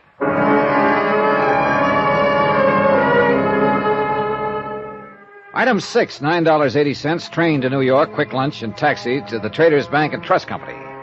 There I picked up the American Express traveler's checks that Eric Turnbull had left in my name, had left for expense money to take me to Egypt, to make sure his nephew Donald Cronin lived safely through an expedition to open the grave of the ancient pharaoh Kamashek. The bank teller's brief remark gave me something to think about. All signed, Mr. Dollar? Yep. Yes, now, let me check the amount for you just once more. All right. 1,000, 2,000, 3,000, 3,500, 4, 45, 47, 48, and $5,000 even. Yes, here you are. Good, thanks. And as I'm sure Mr. Turnbull knows, this will close out this particular account completely. I thought about that remark a little later, when it began to tie in with some other things I learned. Right now, item 7.80 cab fare to the Explorers Club. Donald had not yet returned, so I left another message for him, asking him to sit tight until he heard from me. And I meant sit tight. Because apparently, after the latest argument with his Uncle Eric, he was quite likely to hop off to Egypt on short notice. This I didn't want. As a matter of fact, at this point, I wasn't sure I approved of his expedition at all. Both his uncle and his girlfriend, Dorothy Harkness, had told me they thought his life was in danger. And each accused the other of plotting his murder. I was about to leave the Explorers Club when I was buttonholed by a short, kind of cute-looking old character in gray striped suit, tattersall vest, spats, believe it or not, and all but a monocle. I say there, old man. Yes? If you'll pardon me, I believe I overheard you inquiring at the desk for Donald Cronin, didn't I? Oh, yes. Do you know him? Oh, I most certainly do. But excuse me, I'm Percival Thronghurst Scatterday. Mr. Scatterday, I'm Johnny Dollar. Oh, yes. Donald told me that he'd met you at his home. Tell me, do you plan to accompany him on the expedition to Thebes? Well, yes. Excellent. It should result, you know, in one of the most important archaeological finds of the century. Think of it. The tomb of Kamashek. Yes. Do you know where Donald is now? Treasures, artifacts, and that should put to shame the ones that were excavated from the tomb of Tutankhamun. Yes, I'm sure it will, but now... If history has told us the truth about Kamashek, 18th dynasty, I believe... Well, that I wouldn't know, but now, Mr. Scatterday, it's important that I reach Donald Cronin just as soon as... No. Now that I think of it, Kamashek was 12th dynasty. Mr. Scatterday, But he couldn't be, because that was the era... Oh, yes, I remember now. It was the 18th, the same period in which the great temple of Queen Hatshepsut was erected at Daya el-Bahari at Thebes, of course. You've seen that, of course. No, I haven't. Oh, magnificent, enthralling. Now, look here, sir. But now, Mr. Dollar... I've got to reach Donald Cronin, so if you'll excuse me... Mr. Dollar, please, you say you are going with Donald. You do know about the curse of Kamashek. Or do you? Yes, I've heard of it. Oh, then you'll certainly arrange not to be present at the opening of the sarcophagus. Why? Well, as I'm certain you know, all the preliminary work has been accomplished by the advance party, of course. So I understand. The antechamber of the tomb was opened over a month ago. So? Well, it simply means that as soon as Donald arrives, they will penetrate to the sepulchral chamber and the sarcophagus itself. Well? Mr. Dollar, it was engraved on the stone slab, barring the way to the last chamber, Mantak Ko Fore El, and so on. Oh, what's that supposed to mean? The warning, my boy, the warning that whosoever violate the tomb and desecrate the body of the noble pharaoh by contact therewith shall quickly die. You don't believe in those things, do you? Mr. Dollar. As I always understood it, those warnings were just put there to discourage thieves from robbing those old tombs. Mr. Dollar, I only ask that you remember what happened to those who violated the tomb of Tutankhamun. Oh, well, couldn't the deaths of the people who entered that tomb be due simply to coincidence? Or rather, things, circumstances quite apart from their having done so? Of course they could, but were they? Mr. Dollar, I assure you that if it were not for the warning of the curse of Kamashek, I would be the first to want to enter that tomb. Instead, I have refused to go on the expedition at all. Take care of Donald. Well, that's what I'm being hired to do. And of yourself, sir. Yeah, sure. Now, sorry, but I'm anxious to reach Donald, and you say you've seen him here at the club? Yes, only last evening. He was here making some of his final preparations. Well, do you know where he is now? Yes. Well, where? At his uncle's place in Stamford, Connecticut. You're sure? As sure as I am that you've not heeded my warning about the curse of Kamashek. But I beg you, Mr. Dollar, for the welfare of Donald Cronin and yourself. Yeah, sure. Thanks. If this were a mystery story instead of an accounting of expenditures on a case, I'd tag Percy Scatterday as a prime suspect for whatever might happen later. Like the man who tries to throw you off his own trail by suggesting that somebody else is gunning for you. But I decided he was just an old fogey who'd been turned down on the Kamashek expedition, was trying to justify his own shortcomings with the tales about the curse. But you know something? I was wrong. I should have listened to him a little more understandingly. Item 8, 75 cents, taxi to the office of Harrison and Dillman and Company to see David Wilt, the man Eric Turnbull had named as his stockbroker. The reason? The remark the bank teller had made about closing out an account. As it turned out, my timing was perfect. Sit down, sir, sit down. I'll be with you just as soon as I finish this phone call. Oh, sure, thanks. Hello. I'm sorry to have kept you waiting, but someone just stepped into my office. If you'd rather be left alone, No, it's all right. Now, as I started to say, if you dispose of the gold medal mining stock, your holdings will be reduced to practically nothing. Yes, that's right. Well, but Mr. Look, you sure you wouldn't rather I come back another time? Very well. It's just that I hate to see what was once a very strong investment program. Very well, Mr. Turnbull, if you insist. Turnbull? Yes. Goodbye. Now, sir. Eric Turnbull, Mr. Wilt? Oh, yes, but... Now, just a minute, sir. It was very remiss of me to mention a client's name in front of you, at least under the circumstances. Whatever I may have said on the phone just now was quite confidential. Yeah, I'm sure it was. I can only ask that you discreetly forget anything you may have heard. Not by a long shot.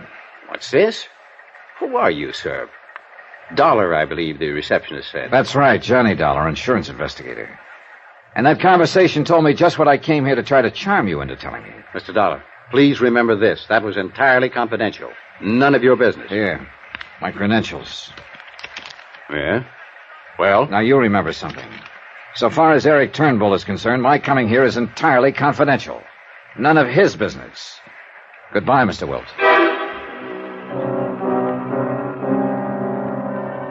So the wealthy Eric Turnbull wasn't so wealthy after all. Big investments in the stock market, he'd said. But they didn't look so big anymore. And the closing out of bank accounts. Item 930 phone call to Dorothy Harkness. Yes, Mr. Dollar? I just called to tell you, Dorothy, that if it'll be any satisfaction to you, I'm going to make the trip to Egypt. Oh, thank heaven, then Donald will have some protection against the machinations of his uncle. Oh, gal, that sounds like a line out of an old melodrama. I know you don't believe me, Mr. Dollar, but I'm so sure that Eric Turnbull is plotting against Donald's life. You know something? I'm beginning to feel a little that way, too. Then you did believe me. In spite of the way you poo-pooed everything I said, are you and Donald leaving together? I can't seem to find him. Do you know where he is? Have you tried the Explorer's Club? No, not there. Well, he'll surely call me before he leaves. Well, if he does, have him get in touch with me. Where, Mr. Dollar? Right now, I'm going out to Eric Turnbull's house. After that, I'll be back in Hartford. Item 10, $7 even, train fare back to Stamford and taxi to the Turnbull residence, in the hope that there I would find Donald Cronin, the real principal in this case, and the one person I hadn't yet talked to. But it was Eric Turnbull who met me at the door. Mr. Dollar, I'm glad to see you. Come in, come in. Have you seen my nephew, Donald? Oh, no. Isn't he here? No, nor is he at the Explorers Club. I've called him several times. I'm worried about him in his present frame of mind. I'm worried about him, too, Mr. Turnbull, but not for the same reason. Because of that girl, Dorothy Harkness. Yes, it does. No, that isn't what I meant. In his present frame of mind, he's likely to jump off on his flight to Egypt without... Look here, I wonder if he's with her. No, that much I do know. Oh, I wish to heaven he would call if anything happens to him. If anything happens to him, you'd love it, wouldn't you? What? What did you say? I've done a little checking up on you, Mr. Turnbull, since I last talked to you. What do you mean? In a case as involved as this, it's necessary to check all the angles, everything, everyone, even the man who hires you. Has that girl been poisoning your mind against me, too? Your banker, from whom I picked up the American Express checks, let it slip that your account is in pretty bad shape. Non-existent now, as a matter of fact. Go on, Mr. Dollar. And your stockbroker, quite inadvertently, made it all too plain that the big investments you told me about aren't so big after all. Mr. Dollar. All right, tie that in with the fact that if anything does happen to Donald, you'll come into his estate. You've said enough. But it's true, isn't it? You laid so much stress on Dorothy and the museum getting his $100,000 life insurance, but you're the one who would really benefit by his death. Dollar, you have talked with one banker, with one stockbroker. Why, in your snooping around, didn't you talk with the others who hold my accounts? Like who? That's none of your business. But if what you are implying were true, why in heaven's name would I ever ask you to come in and protect my nephew? As a cover-up? I should knock you down with my bare fists, and believe me, my boy, I could do it. Now listen to me. I'm listening. If I didn't have any money, how could I afford to give you the $5,000 in expense money, pay whatever other costs may be involved in your employment? And why do you suppose, in spite of this high-handed attitude of yours, I'm still begging you to stay on this case? See Donald, Mr. Dollar, talk with him. You'll find that in spite of the angry scene between us, I'm concerned only with his welfare, that I want to protect him, that I want you to protect him. Wait, that's Donald. Now, let me take it. Well, now, just a minute. Johnny Dollar. Oh, Mr. Dollar, I was calling Mr. Turnbull. Mr. Scatterday? Yes, of the Explorers Club. Mr. Dollar, I've just talked to a couple of fellow members who saw him off. Saw him? Donald Cronin? Yes, last night. His plane has probably reached Cairo by now. Fooled all of us, didn't he? Yeah. Thanks. Well, thought you'd want to... Well? Donald left for Egypt last night. Oh, no. Oh, yes. Then please, I beg of you, go. In heaven's name, go to him. Stay with him. Protect him. For a long moment, Eric Turnbull simply stood there, sobbing, pleading with his tear-filled eyes. And suddenly, I don't know why. I found that I believed him. I wish now that he'd been lying. 2 lives might have been saved.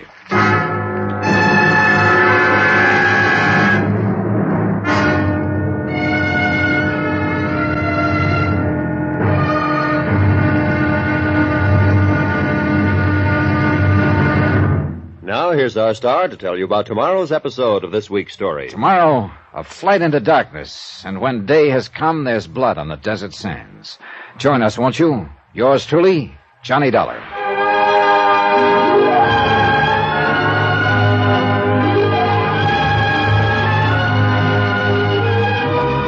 Yours truly, Johnny Dollar, starring Bob Bailey, is transcribed in Hollywood. It is produced and directed by Jack Johnstone, who also wrote this week's story. Be sure to join us tomorrow night, same time and station, for the next exciting episode of Yours truly, Johnny Dollar. Roy Rowan speaking.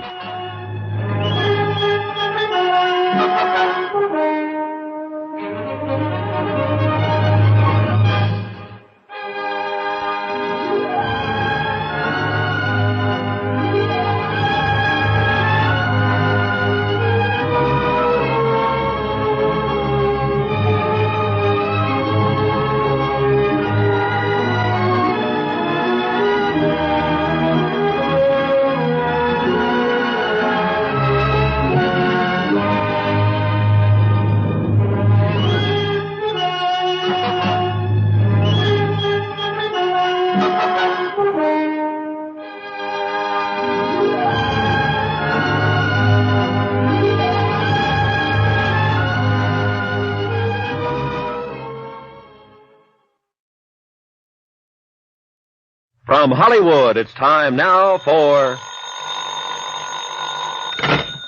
Johnny Dollar. Have you found Donald yet, Mr. Dollar? Have you been...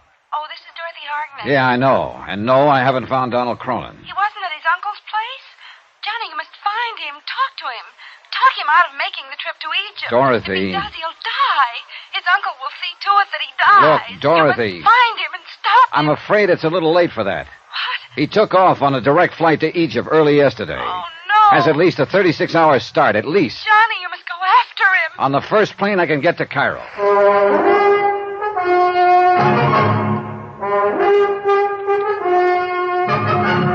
Tonight, and every weekday night, Bob Bailey in the transcribed adventures of the man with the action-packed expense account. America's fabulous freelance insurance investigator. Yours truly, Johnny Dollar.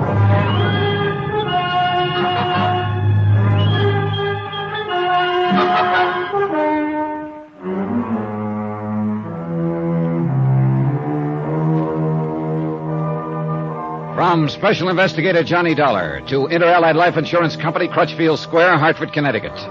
Assignment, The Curse of Kamashek Matter. Expense account continued.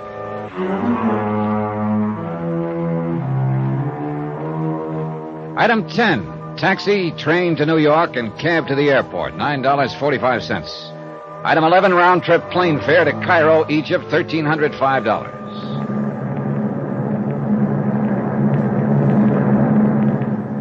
I was tired, and the steady drone of the 4 powerful engines lulled me to sleep in no time. I think I might have slept most of the way to Paris, which was to be our first stop, except for hunger pangs and the appropriate ministrations of a very attractive stewardess. Usually on such a long flight, I try to make friends with everybody aboard, just to shorten the trip. And I did this time, except for one man who sat 4 or 5 seats behind me. He was a rather hefty individual, dark-complexioned, about 30, I'd guess, who didn't budge from his seat during the entire flight. And every time I approached him to pass the time of day, he immediately made like he was asleep. So he wanted to be alone. But when I settled down into my seat, next to a lovely petite brunette named Carolyn, who was... Now, that's beside the point, except for purely personal reasons that I'll pursue further when I get back to the States. The point is that in primping a bit and replenishing her lipstick, she held up a small mirrored compact. And reflected in it, I could see that the dark-complexioned man was not only quite wide awake, but watching me every second of the ride. In a rather strange way, too. Concentrated. Like you'd watch a fly you're planning to swat. Then every time I'd turn around, he'd promptly shut his eyes and feign sleep again. Finally, it was early evening, we sat down at Le Bourget, the airport on the outskirts of Paris. Since this was Carolyn's destination, during the short layover, I helped her get her baggage and extracted the promise of a date in New York when she returned in the fall. Yeah, I guess Paris does it to you. Well, anyhow, after she'd piled into a taxi, I wandered around for a bit thinking and decided to reboard the plane, look up the dark, silent passenger, and have it out with him. But apparently I'd waited too long. As I passed a narrow sort of alley beside a baggage shed, he decided to have it out with me. In here, Dollar, quick. Huh? What? In here, where we won't be seen. Oh, now, just a minute, fella. Who are you? What do you want? Just this. What? Why, you... You don't... All right, now. What was the big idea, mister? You gonna talk, or do you want some more of this? All right. All right, I'll talk. Who put you up to this? Come on. No, I can't tell you that. You want to bet? All right, now start talking. I said... All right, I'll talk. It was Turnbull. What? Turnbull? Yeah, that's right. Frederick Turnbull. Why? Oh, should I know? I do a lot of strong arm for him. Go on. So he pays me good to get you out of the way, so I should ask questions? Well, maybe he'll have a few to ask you if you ever get back to the States. Now roll over. Huh? No, hey. All right. Hey, what are you doing? That's my passport. That's right, mister. That's exactly what it was. When you get back on your feet, you can try to figure out how to go on from here without it. Listen, you dirty... Sorry, buddy. I gotta catch a flight. I suppose I should have turned the unfriendly thug over to the French police, but figured he'd have trouble enough lacking a passport to keep him out of my way for a while. The only charges I could make against him would be for assault. Time was of the essence, too, since Donald Cronin actually was 2 days ahead of me, and it was important that I join him at the tomb of Kamashek as soon as possible. At least so I thought, until I entered the main building of the airport again and heard my name being called on the PA system. The information desk showed me where to take a transatlantic phone call. Johnny Dollar. Dollar, this is Eric Turnbull. Well. Thank goodness I was able to reach you during your Paris stopover. I'm glad you did, Mr. Turnbull, because there are a couple of things I want to talk to you about. When you return, Mr. Dollar. What's the matter with right now? And may I suggest that you take the first plane back here that you can get? First, I want a little explanation for a beating I just took for... Wait a minute. What did you say? Come back here and we'll settle our accounts. The case is closed. What? Donald is dead. Where? How? I just received word from one of the members of the expedition. In Egypt? Yes, the curse of Kamashek has been fulfilled. Or was he murdered? I'm afraid it was the same mysterious death that's overtaken so many who have violated those old tombs. Well, I don't believe it. Any more than you believe in that so-called curse the last time I talked to you. I know. I was wrong. Heaven forgive me for letting the boy go. Look, Mr. Turnbull, things just don't make sense at all. Come back, Mr. Dollar, and we'll talk about it here. Listen to me. Yes? Before I decide what I'm going to do, I want to know why you hired a thug to try to put me out of the picture. What? I don't know what you're talking about. Oh, you don't? Well, he made it plenty plain that he's handled strong-arm jobs for you before. That's impossible. Gave me your name as the man who's hired him many times. Frederick Whoa, hold it a minute. Dollar, I'm very sorry, but I haven't the least... Maybe I will go back to New York at that. Mr. Dollar.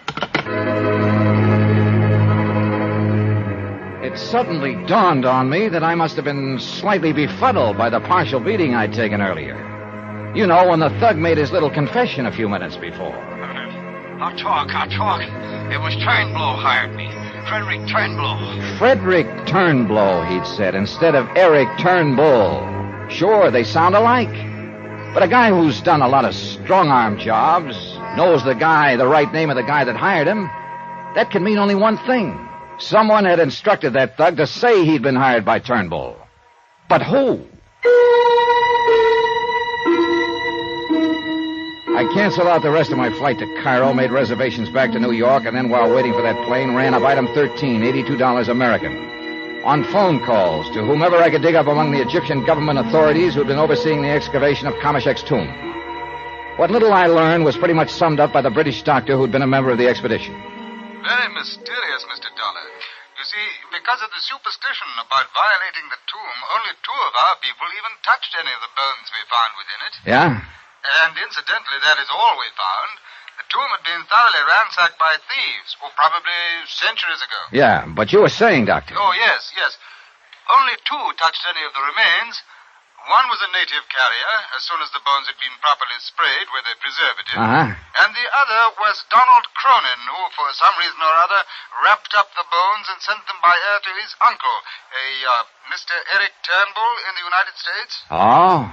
Well, go on. Well, that's really all, Mr. Dollar. Except, of course, that both of them have died of some strange malady that the authorities have not been able to determine. And that's why the tomb has been officially closed again. Hey, listen, tell me something. Could the bones have been accessible to anyone before those 2 touched them? Yes, to anyone in the party. Well, now, don't tell me that you suspect... Oh, listen, mister, I don't know what I suspect. But I don't believe it was any curse of a long-dead pharaoh that killed those 2 men. Oh? Even in view of what happened to those who entered the tomb of Tutankhamun for some years ago, and then the tomb of King... Look, tell me this, will you? Have any of the expedition returned to America?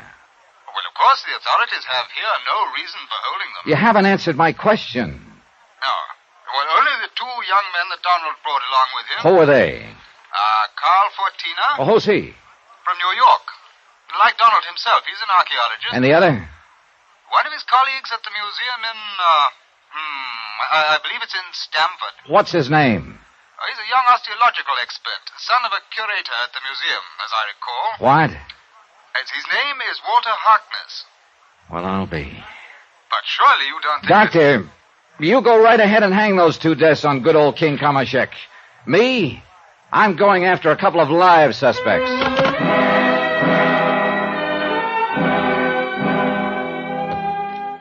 There was plenty of time before the New York plane for a quick look for my heavy-handed pal in the alley where I'd left him. But he'd either crawled away or been picked up by the gendarmes, and I didn't have time for a session with them. Item 14, $150 for some food. Then aboard the plane, and we took off. It was a rough case to figure.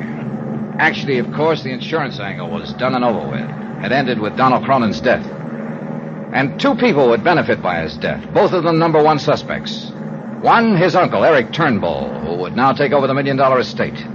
The other, Dorothy Harkness, who would gain a big chunk of life insurance money, along with the museum, of course, that her father... Oh, hold everything. Her father, Adam Harkness, who opposed her marriage to Donald, who looked on him simply as a source of income for the museum, who... Hold everything is right. There was the son, too, Walter Harkness, who ducked back to the States the minute Donald died. How did he fit into this? Believe me, in spite of all the talk in it, the belief in it, the one thing I was sure had nothing to do with the whole matter was the curse of Kamashek. Nevertheless, call it hunch or whatever you like, the more I thought about it, the more certain I became that I'd find all the answers in a package that Donald had mailed back to the States. A package containing the bones of Pharaoh Kamashek.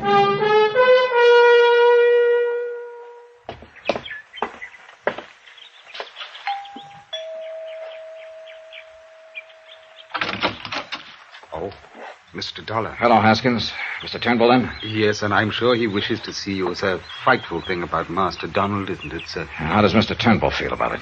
Terribly broken up, sir. I'll bet. Oh, but please come in. He's in the library. Thanks. He just received a package the poor boy sent to him before he... Wait, Haskins.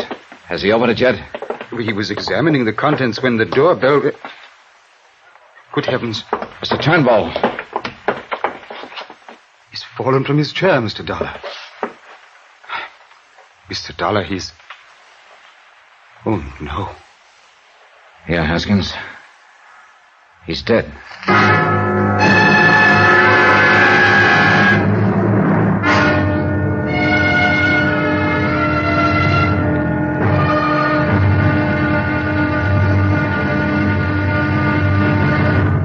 Now here's our star to tell you about the final episode of this week's story. Before I do, please let me thank you for the letters you keep sending us about the program. So many come in every day that it's become quite a chore to answer them, but you know something? I love it.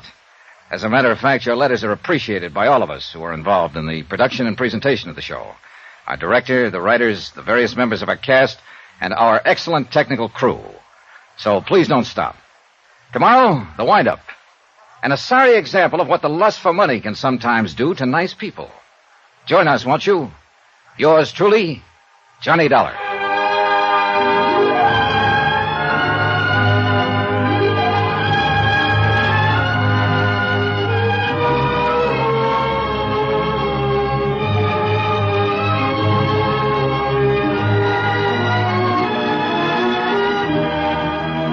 Yours truly, Johnny Dollar, starring Bob Bailey, is transcribed in Hollywood. It is produced and directed by Jack Johnstone, who also wrote this week's story. Be sure to join us tomorrow night, same time and station, for the next exciting episode of Yours truly, Johnny Dollar. Roy Rowan speaking.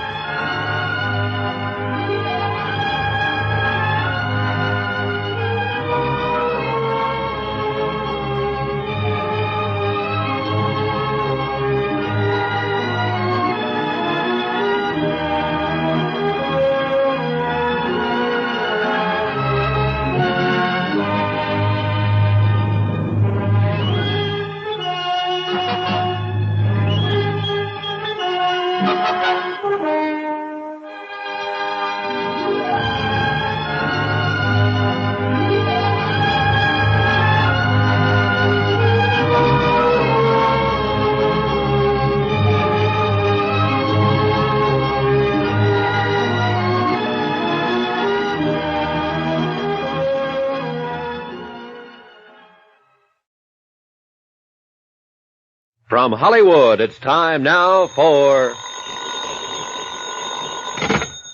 Johnny Dollar. Dr. St. Clair returning your call, Stinky. Oh, hi, Leonard. Where have you been, Johnny? It's been years. Yeah, I know. Listen, can you give me a hand? Who got poisoned this time? 2 of them. I hope it's poison, and that you can prove it for me. We'll try. What do I do? Meet me here at the home of Eric Turnbull in Stamford, Connecticut. Okay, but Johnny... Give you the address in a minute. But Johnny, what do you mean you hope somebody got poisoned? Because if they didn't, I'm going to go off my rocker. What? Because the only other possible cause of death could be a curse. The curse of Kamashek. Who? An Egyptian king who died a couple of dozen centuries ago. What?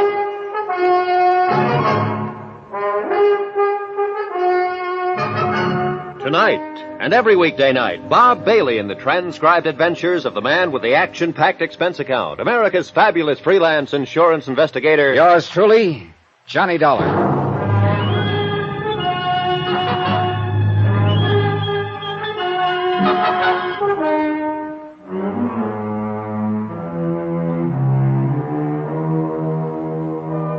From Special Investigator Johnny Dollar to Inter-Allied Life Insurance Company, Crutchfield Square, Hartford, Connecticut. Assignment, The Curse of Kamashek Matter. Expense account continued. I called Dr. Leonard St. Clair, an old school chum, because I knew him to be one of the foremost toxicologists in the country. And I was telling the truth. I hoped it could be shown that some kind of poison killed Donald Cronin and subsequently his uncle Eric Turnbull. Both apparently had believed in the curse of the old Egyptian pharaoh, a curse that was to befall anyone who violated his ancient tomb on the banks of the Nile. Donald had done this in excavating the tomb, but his uncle here in Stamford had only touched the bones that Donald had airmailed to him. He was opening the package that Master Donald, God rest his soul, that Master Donald had sent him just before he died, there at the tomb in Egypt. I brought them in here to the library for him, sir. Go on, Haskins. Well, then you rang the doorbell. I left him with it, and when you and I came in here... Yeah, dead. From the curse of Kamashek, Mr. Dollar. Oh, Haskins, I don't believe it. A friend of mine, Dr. St. Clair, will be here shortly, and he'll be able to... Shouldn't we notify the police? No, sir? Later. But leave my poor employee's body just lying there? For the time being, yes. Until Dr. St. Clair examines it. Hey, as you wish, sir. That's what I wish. Haskins. One person in this confusing mess I hadn't given a second thought to. As it turned out, there wasn't time, for Len St. Clair arrived a few minutes later in a car equipped like a miniature laboratory. No doubt as a result of the police work he was frequently called on to do. First, of course, in his capacity as an MD, he made a thorough examination of Eric Turnbull's body for purposes of death certificate data. It was poison, all right, Johnny. I'm sure of it. At least as sure as I can be, short of making an autopsy. But what kind of poison, Len? And how administered? Well, at the risk of making it sound like a dime novel, I'd say it was an extremely rare, Well, Well, what? Come on.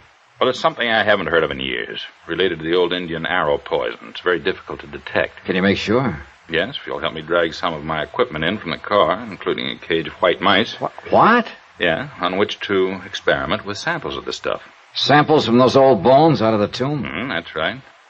Now, from what you've told me, only 2 people have touched the bones since the minute they were discovered in the tomb. 3. A native carrier, Donald Cronin, and now the late Eric Turnbull. And they've all died. But, Johnny. Yeah? The poison I'm thinking of would hardly have been put on those bones in the time of the pharaohs. Oh, and by the way, I hope no one's touched them here. No, I've left them just as they are in that mailing wrapper. Good. Because it could be fatal. I'll carefully scrape them when we get the equipment in here. We brought in what Len needed for his work, including the white mice. Then I closed him in the library and left him to his experiments. To a bit of research, too, for he'd brought in a couple of thick books on toxicology. As a matter of routine, I phoned the local coroner and then tried to reach Dorothy Harkness. Her number didn't answer. I was about to drive over to her little apartment when Len came out of the library. I was right, Johnny. Curaba arsenium. That the name of the stuff? Uh-huh. In its powder form, absorbed into the pores of the skin, it could be fatal almost immediately. And listen to me. Yeah? Somehow, between the time the bones of that old king were discovered and the time that Donald Cronin touched them, somebody put that poison on him. How? Without endangering himself? By keeping it in aqueous solution until the bones were sprayed with it. Sprayed with it? Wait a minute. Yeah? Sprayed with it, huh? A doctor, an Englishman who was on the expedition, told me that the bones had been sprayed with some kind of preservative, even before the native carrier touched them. You thinking what I'm thinking? Yeah, right. Instead of preservative, it was the poison. Well, who sprayed them? I've got a wild idea, Len. But if it's right, it'll sew up this whole case. I wonder who that is. Well, while you're finding out, I'm going back and recheck these tests. But only as a matter of routine, because I'm sure I'm right. I beg your pardon, sir. Yeah, Haskins? Miss Dorothy Harkness is here, sir. Huh? And her young brother, Walter. Shall I ask them in, sir? By all means. It's a terrible thing that has happened. Is that really the way you feel about it, Dorothy? Yes, just what do you mean by that, Mr. Dollar? I'm Walter Harkness. Well, come right in, Walter. Because I have a sneaking suspicion you're the boy I've been looking for. What? Your conscience finally began to hurt you? Would you like to sit down and write your confession now? What are you talking about? Or did you and Dorothy just come here to put on a front? You know, as a cover-up? I don't know what you're talking about. Johnny, what are you saying? Sit down, both of you, because I'm going to be saying plenty. But look here, Mr. Dollar. Sit down, I said. Now sit down. All right, Dorothy, we'll begin with you. Johnny, I don't understand. Now listen to me. From what you told me, and I've no other reason for believing it except that you told me, Donald Cronin was in love with you. It was true. And At any rate, he made you part beneficiary of his $100,000 life insurance policy. Half of it, I believe. A cool $50,000. How can you say or even think... be quiet. Mr. Dollar... I'm coming to you right now, Walter. You're working for the museum where your father is curator of archaeology. The museum that has depended quite a lot not only on Donald Cronin's scientific contributions, but his monetary help as well. That may be true, but now look The here. museum, the other beneficiary of Donald's insurance, also $50,000.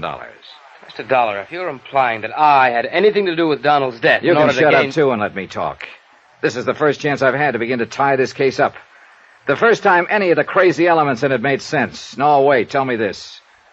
Eric Turnbull was opposed to Donald's interest in the museum, wasn't he? Well, yes, Sure. And I'll bet my bottom dollar that if something happened to both Donald and his uncle, the estate worth nearly $1 million was willed by Donald to the museum. That's true, Johnny, but there's No wonder Eric Turnbull was afraid for Donald's life. Because he knew who would ultimately benefit most by his death. No wonder he hated you, Dorothy. Johnny. Oh, Johnny, you can't mean you think that I would... No. I think you were only being used as a tool, Dorothy. You told me yourself how your father opposed your marrying him. How his only interest was in getting money for the museum. Is that true, Walter? Yes, Mr. Dollar, that is true. But if you mean to imply that I or any of us was involved in Donald's death... Walter, the more I think about it, the more I'm sure you are directly involved. Now sit down. It's a lie. I swear to it, Mr. Dollar. You're wrong. It's a lie. We'll see about that. Because there's one thing you may have overlooked. I know what killed Donald Cronin. You do? Oh, yes, Walter. Just as well as you do. But I don't. I haven't the least... The curse of Kamashek? The curse Johnny? of Kamashek. Not by a long shot. Was it, Walter? I told you, I haven't the All right, slightest... then tell me this. Immediately the pile of bones was found at Kamashek's tomb before anyone touched them. I refused to touch them. Will you listen to me? Before anybody touched them, somebody sprayed those bones with a so-called preservative. And I mean so-called. Well, I don't know why you should. Oh? Well, that's common practice these days, in case you don't know it, but I fail to see what was supposed to be a preservative was in reality a deadly poison.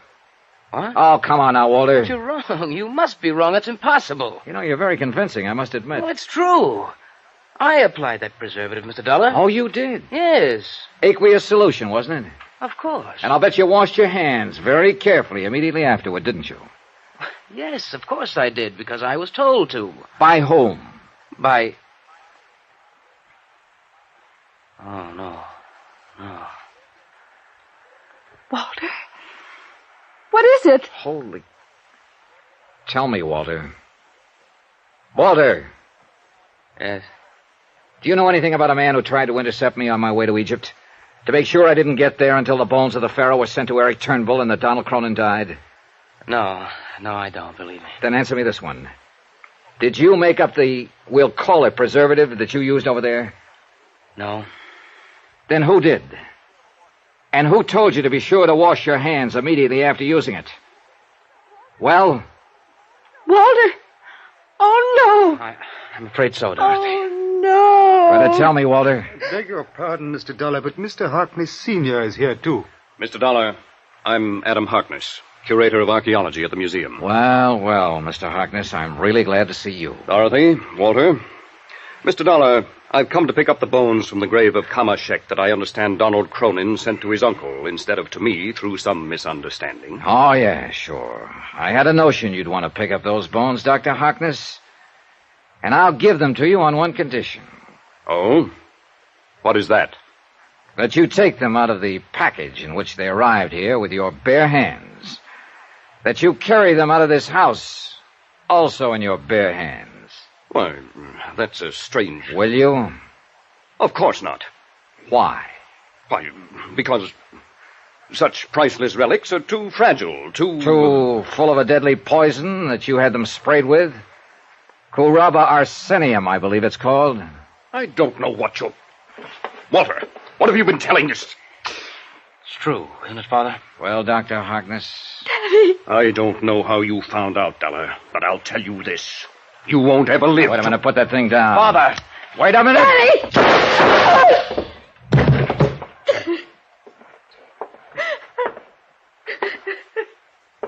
Johnny? You stopped him all right, Len. But I think he'll live. Good. I knew all the police work I've been doing would come in handy sometime. Thanks for barging in at the psychological moment. Oh, I was only coming in to confirm the results of my tests. But I guess Dr. Harkness had already done it. Yeah.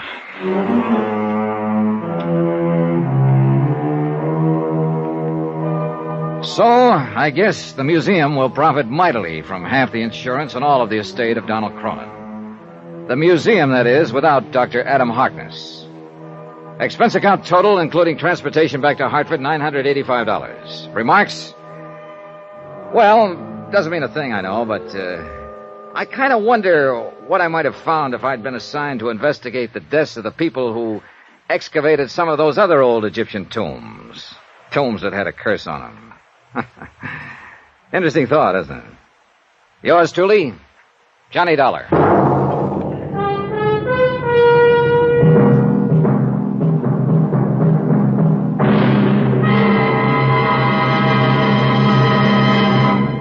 Now, here's our star to tell you about next week's story. Next week, a search for $80,000 that was never there, and a body that was never there. Yet both of them had to be found. Join us, won't you? Yours truly, Johnny Dollar.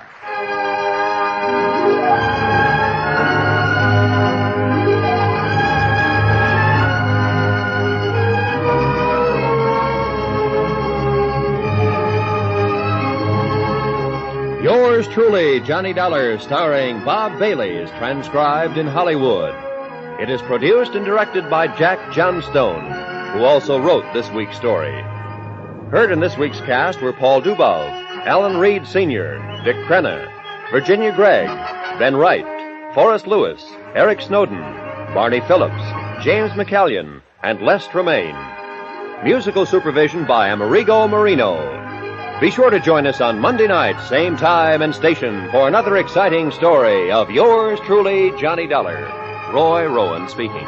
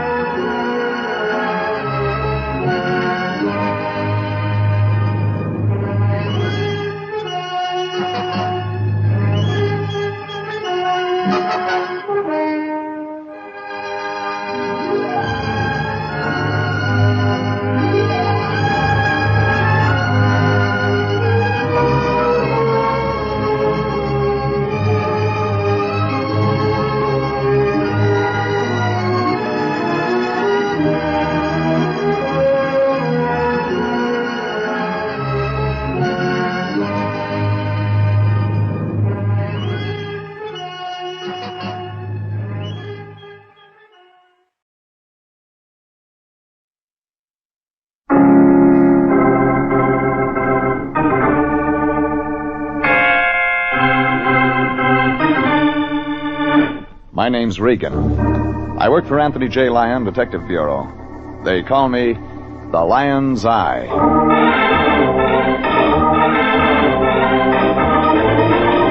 Jeff Regan, Investigator, starring Frank Graham as Regan with Frank Nelson as Anthony J. Lyon. So stand by for mystery and suspense and adventure in tonight's story of The Gorilla That Always Said, "Yeah."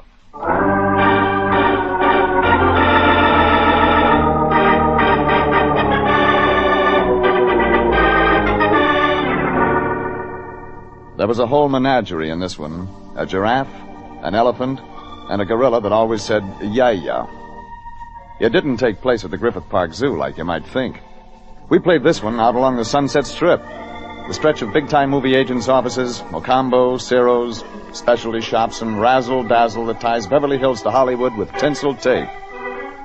It started, as these things sometimes do, in my boss's office, the Lyon Detective Bureau. Now, just sit down, Jeffrey, and stop pacing the office floor. You know what carpeting costs. Sure. Okay, Lyon, give it to me again. And slow. Jeffrey, you know there's nothing I wouldn't have you do for money. You topped yourself this time. $100, Jeffrey. As Anthony J. Lyon, president of the Lyon Detective Bureau, I felt it my duty to take the case. What did she say exactly? Exactly. This charming young lady, Annabelle, I believe she said her name was, phoned us and offered to pay $100 if we, that is, if you, Jeffrey, would recover her stolen property. The poor dear thing had been victimized. A little something was stolen from her this morning. Her giraffe. Annabelle happened to mention where the theft of this little something took place? Yes, she said it was somewhere along the Sunset Strip, behind an advertising billboard of some kind or other. But, Jeffrey, you can get the minor details from her when you see her. Sure I can. Jeffrey, you are going to see her. Oh, yeah. Give me the address. Yeah, Annabelle said she thought it'd be better if you met her someplace else. She had an idea that her place may be being watched, you see. Where, for instance, else, Fatso? Well, she suggested the Teensy Tea Shopette on the Sunset Strip. All right, phone her up and tell her I'll be there in 40 minutes. Oh, Lyon. Yes? She didn't give you anything else? Yes, there was one thing more, Jeffrey. Spill. I believe she did happen to mention that the stolen giraffe was, blue. Oh, well, that's okay then. I was scared for a minute this was going to turn out to be a screwy case.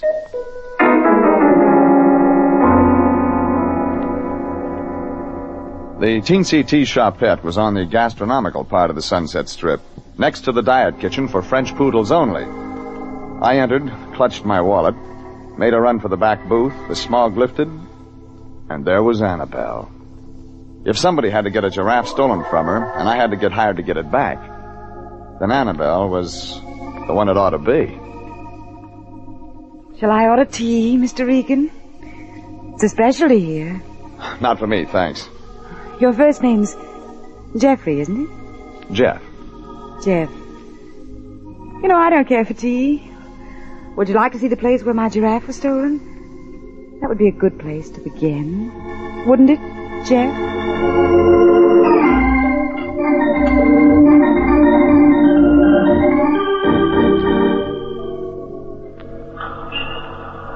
This the place where your giraffe got stolen, Annabelle? Here, behind this billboard? Yes. Yeah, where nobody could see, Jeff. Yeah. I see what you mean. Jeff, come here. Oh, Jeff. Guess you don't know who copped your giraffe, huh, baby? I don't know his name. One guy did it? Oh, yes, the one that bought the elephant. Elephant in it, too, huh? Yes. Blue elephant like your blue giraffe? No, the elephant was orange. Oh. Maybe you better describe the guy, hmm? Well, he was shorter than I am, heavy set. He has a bald spot, and, oh, yes, his voice was, it was strange, hoarse, and, well, you might say it was cracked. Anything else? Well, naturally, I was bewildered, Jeff, having my giraffe stolen on the Sunset Strip in broad daylight. Naturally. So I hardly really noticed. Yes, I do remember one other thing. He kept saying, yeah. I mean, whenever he meant to say yes, or so what, or anything, he'd say, yeah. Well, that's something to start on. Maybe I can find him. Now, the way I get it is you'll pay $100, and I'm supposed to get back the giraffe. It's worth a lot of money, Jeff, $4,000 or $5,000. Johnny Grote couldn't have known what he was doing when he sold it to me for $50. Johnny Grote? Yes. The Johnny Grote? Yes, Jeff. You know who Johnny Grote is, baby. Well, of course I'd... Oh, you mean what he does on the side? On the side? Well, from my point of view, I suppose that most people, the fact that he's sort of a gangster, something like that, is more important. It is. Jeff, we'll drive over to Johnny Grove's. Then you'll see.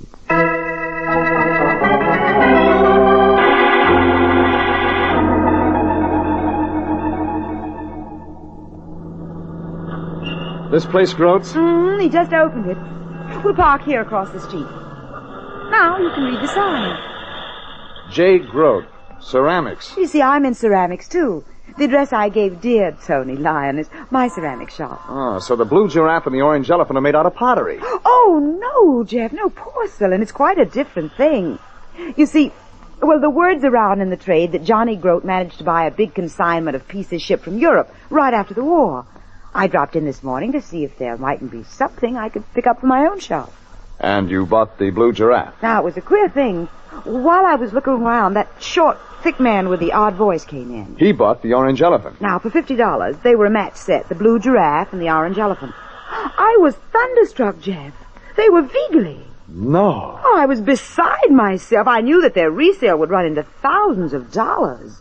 The great ceramist Viegli made his last porcelain figures in Berlin before 1750, and they've nearly all disappeared. Uh-huh, this begins to make sense. You bought the giraffe. The short guy with the cracked voice saw you buy it. He followed you. He hijacked you. Yes.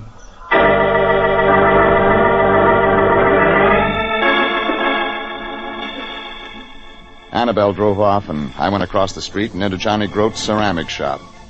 Looked like any other ceramic shop. One guy behind a counter, not Johnny Grote. I knew what he looked like from the pictures in the papers.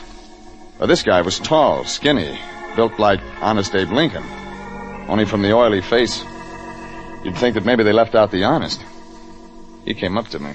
Yes, sir. May I help you, sir? One of these exquisite Italian Capodimonte pieces, perhaps? I'm a private detective, Regan, Land Detective Bureau. I'm here on business. I see. You want a Johnny Grote salesman? Not exactly. A pardonable mistake on your part, of course. Thanks. You see, sir, Mr. Grote has only recently gone into the ceramics business. Until recently, he was in, other business. I read in the papers. Yes. Well, naturally, Mr. Grote knows very little about ceramics. He acquired a warehouse of stock and engaged me to manage his introductory sale. I happen to be everyday a giveaway Wilkins, sir. Is that so? Ceramics expert, auctioneer, stock liquidator. Yeah, what I came in about, Wilkins. Yes? A client of mine bought a porcelain animal figure here this morning. Blue giraffe. Oh, yes. Yeah. You sell it to her? As a matter of fact, I did. Well, she got a few blocks up the street and somebody hijacked it. Dear me, no. Yeah. You remember selling an orange elephant to a guy just before you sold her the blue giraffe? Yes, a short, stocky man. You remember anything else about him? Know his name? No, I don't know his name, and Well, I did think he was an odd person to be buying a ceramic figure. Not quite, couth, you know. You mean he was a mug? You might put it that way. Thanks. Johnny Grote got an office in the back of the shop? Well, yes, he has. I'll see you. Mr. Regan, don't go back there. Oh, no? Why not? Well, Mr. Grote's, difficult. Very difficult. Even dangerous, you might say. Thanks, Wilkins, for the tip. I went back. Left every day a giveaway Wilkins trying to put his eyes back in his head. They'd popped out. Johnny Grote's office was at the back of the ceramic shop, but 250 pounds of strong arm was leaning against the wall by the door, reading the racing form. I went up to it, asked it what it liked in the 7th at Hialeah. It could talk. Gump. Yeah? I like Dora's sweetheart. Huh? So I don't know about horses. I lag quarters like a real demon, though. You got a 2-bit piece on you? Yeah. You care to lag? Uh-huh. Okay. I'll lag first, then you lag. For that crack in the floor there by the other wall. Huh. I lagged a quarter. He lagged a quarter. By a strange accident of fate, he won. He went over to pick up the 2-bit pieces, and I went into Johnny Grote's office. What? Who are you? Oh, my name happens to be Regan. They call me the Lion's Eye. Well, beat it. Oh, now, Johnny, I'm just doing my job. I'm trying to find a blue giraffe. Are you nuts? I thought you might know something about it. Or an orange elephant. Listen, Regan, Johnny Grote's reformed. From now on, he's a straight guy. He don't hurt nobody. Only give him time to get in a habit, will you? Okay, Johnny. I just wonder if you happen to number among your henchmen a short, squat guy with a cracked voice. Get out of here, Regan. Sure, Johnny. Oh, you mind if I go out the side way? Fell in front of the door I came in. It might be sore at me.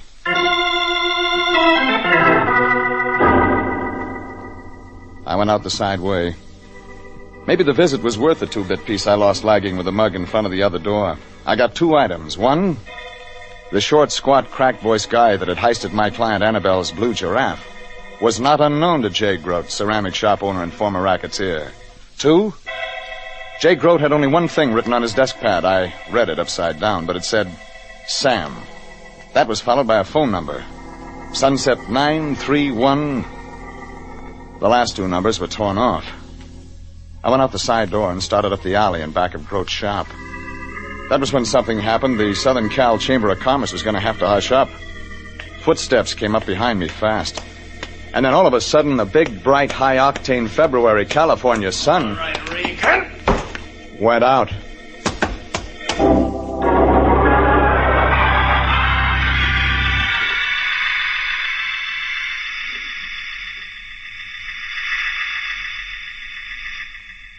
I got an eye open and looked up off the alley pavement. Something was standing above me. There was a guy, about 14 feet tall. Kept dividing in half and snapping back together again. Funny. I heard talk. All I could make out was a name. Name Murphy. Murphy.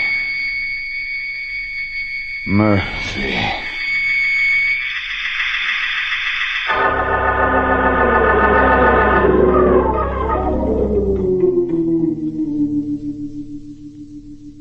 When I came to, the guy was still standing over me. He wasn't 14 feet tall. Only about 7. Get up, Regan. Don't talk. Regan, you never heard of no blue giraffe. Or you don't live long, Regan. Johnny Grote says for me to tell you. Well, thanks, Murphy. You're wise, huh? Well, go back to sleep. I went back to sleep.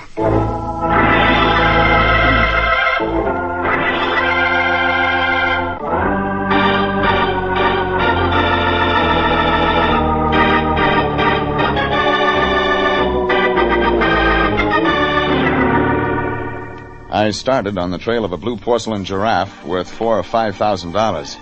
I did fine. 3 hours after I took the case, I had A, an order from Johnny Grote, ceramic shop owner and former mobster, to drop the case or turn up dead. B, 2 lumps on the head administered by one Murphy. C, Description of a short, squat person unknown that had a cracked voice and the habit of saying ya, and had copped the giraffe from my client. D, half a telephone number. E, my client Annabelle. Well, item E was okay anyway. Well, Jeff, I think you're really doing brilliantly on the case. Sure I am. Only, Jeff, Yeah? don't find my blue giraffe too soon. Oh, I want it back. It's worth lots of money, but make the case last a while. See what you mean. You got a phone here in your syringe shop, Annabelle? Of course. I got a lot of phoning to do.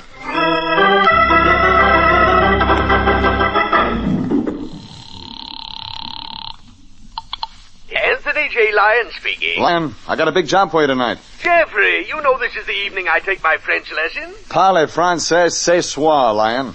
What's that? French. Oh. Well, what does it mean, Jeffrey? Means no French lesson for you tonight, Fatso. You got work to do. Now, Jeffrey, why do you always put all the work on me? Yeah, why do I? Look, Fatso, I want you to do some phoning. Dial Sunset 93100. Yes? And then dial Sunset 93101. Then dial Sunset 93102. Hey, Jeffrey, is this your idea of a joke? After you get up to Sunset 93109, start with Sunset 93110. Sunset 93111. You get the idea? Jeffrey, this is absurd. Keep it up to Sunset 93199 if you have to. But if a guy answers with a cracked voice that says, ya, tell him you're the phone company. You want to check his address against the files. Then phone me and give me the address. And where will you be all this time, Jeffrey? At the Seaside Rendezvous, Lyon. Imperiling life and limb for the Lyon Detective Bureau.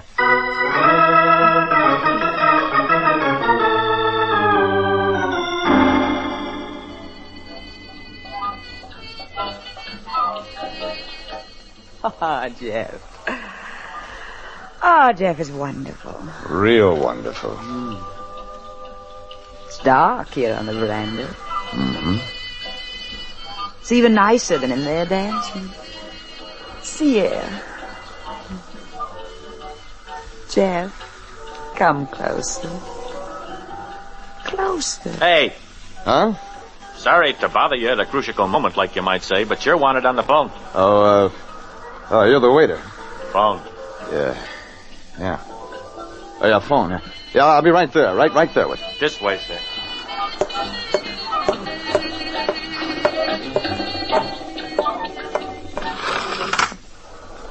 Regan. Jeffrey. Oh, Lyon, that you? I've lost my voice. Oh, no. I got as far as Sunset 93187.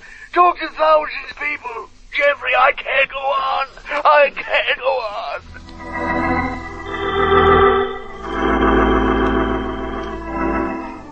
The Lion gave his vocal cords for the cause, but didn't get anybody with a cracked voice that said, ya. So that left it up to me. I took Annabelle home, went to a phone booth with a handful of nickels and started in at Sunset 93188. I was luckier than the Lion.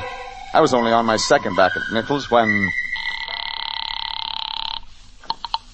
Yeah. This is the telephone company calling. Yeah. We'd like to have the street address at this number, please, to check against a... So I had a hamburger, listened to a couple of records on the jukebox, and tried again. Dialed the same number. Yeah. Sam. Yeah. This is Murphy. Murph, you don't sound like yourself. Sam, look, I gotta see you. Things are getting hot. Yeah. Yeah, I gotta meet you right away. Can't come to your place, too dangerous. Yeah. Yeah, so how about Ocean Park Pier? It'll be closed up this late. Yeah. Yeah, well, make it fast, Sam. Stand under the third street lamp on the boardwalk that leads into the Midway. I'll come there.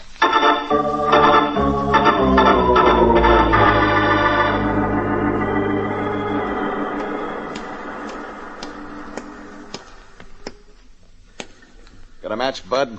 Yeah. All right, Sam, this is a gun in my pocket. Turn around and walk straight ahead. Hey, what are you... Walk, shut up and walk. Out onto the amusement pier, up the Midway. Hey, what is this? Shut up and walk. Yeah. Okay.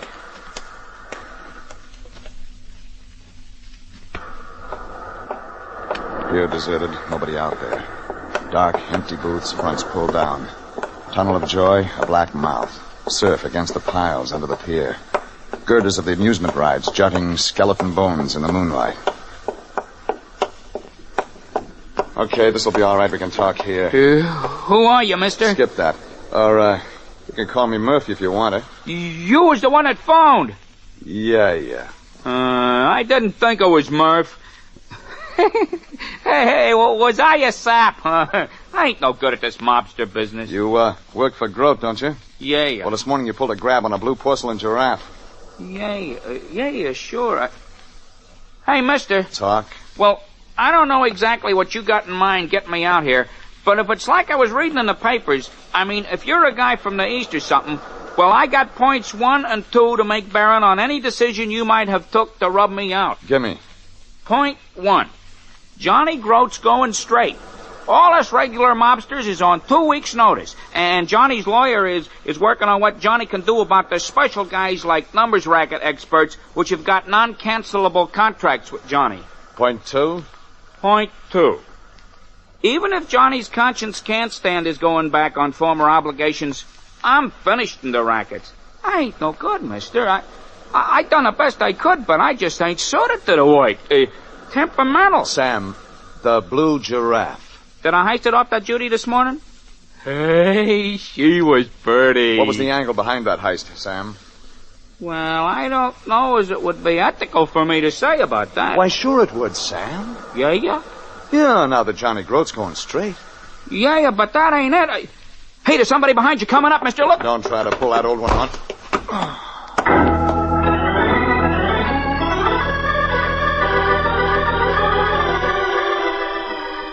My head was getting used to it. I came out of it quick. Yeah, but I was all alone on the pier. The unsuccessful gorilla with a cracked voice, Sam, had disappeared. I patted around among the booths a while, came up with nothing. So I phoned police headquarters and gave them a description on Sam. It was past 1 in the morning, and I went home to my place on Taft. Opened the door and went in. Then, like they say, that was the moment my whole life passed in a flash before my eyes. That's what they say happens the moment before you die.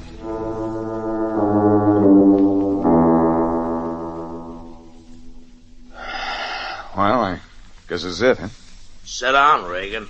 Rather die standing up, Grote. Facing life. You're quite a kidder, Regan. Well, sit down. I'm sorry I had to break into your place. Don't mention it. Oh, come on. Sit down. Sure. What I mean is, Regan, I'm sorry I had to jimmy your door lock. Sure, I've been on the executive end quite a few years. I ain't jimmied a lock or nothing for years, but guy can't give himself no leeway once he decides to go straight, you know? Oh, I guess not. I come about Sam, Regan. Sam's missing. He was there. What happened? You know a lot about it, Grote. Well, I got guys that's still under contract to me. I get it. Listen, Grote, let's cut playing games. You're going straight, huh? Well, then why the gun in your hand? Oh, I was forgetting. Regan, you better toss your heater on the table, huh? Sure. I'll just stick it in my pocket, huh, Pally? Thought you might. See? Mine ain't even loaded, Regan. Hey, it's not. Oh, I couldn't trust myself to carry it loaded. Old habit might come back on me all of a sudden, like, you know. But the weight of it sort of feels good in the shoulder holster, you know. Guy can't bust off from everything he's used to all at once. Grote, maybe you're on the level. What? Oh, well, sure I am, Regan.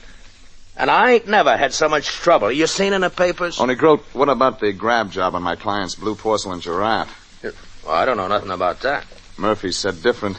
I don't know no Murphy. You haven't got a 7-foot muscle with a busy blackjack guy named Murphy working for you? Never heard of him. Grote, you're hard to believe. Yeah, I know. I got a bad reputation. Yo, Regan, answer, pal. Don't move. Speaking of Murphy. Toss out that rod on the table, you. It ain't loaded anyhow. Okay. Johnny Grote send you with another message for me, Murphy? Yeah, he did. About laying off that blue giraffe heist, Regan. Johnny, you told me the truth. That guy doesn't know you. Well, sure, Regan. I give up lying, like I said. Besides, today's George Washington's birthday, and you know that he never told Hey, what no. are you guys yakking about? Who do you really work for, Murphy? You must be an out-of-town hood, way out of town. You don't know Johnny Grote. Grote sent me like I told you. Grote sent me. Oh, yeah? Well, take a good look, Murphy. This is Johnny Grote right here. Take a good look. Before I turn out the lights. Hey, turn those lights on. I got the light switch. Put the three of us in the dark. Murphy fired a couple of times, didn't score. I couldn't shoot back. Johnny Grote had my gun in his pocket. Okay, Johnny, we're working together. I draw his fire. You take my gun, aim for his flashes, plug him. What? Oh, gee, Regan, I can't shoot no guy. I'm going straight. Johnny, this is self-defense. This guy busted into my apartment. What? Hey, Regan. Hey, you're right. Yeah. Okay, Regan, you rush him and I'll plug him. I'm coming, Murphy. Stay back. I'm coming. All right, Regan. About the flashes, Johnny? Yeah, I sure did.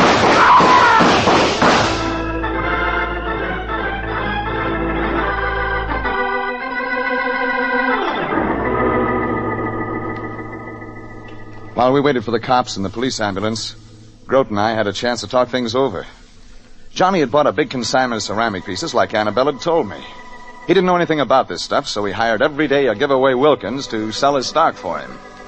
Wilkins was an expert on the value of the stuff.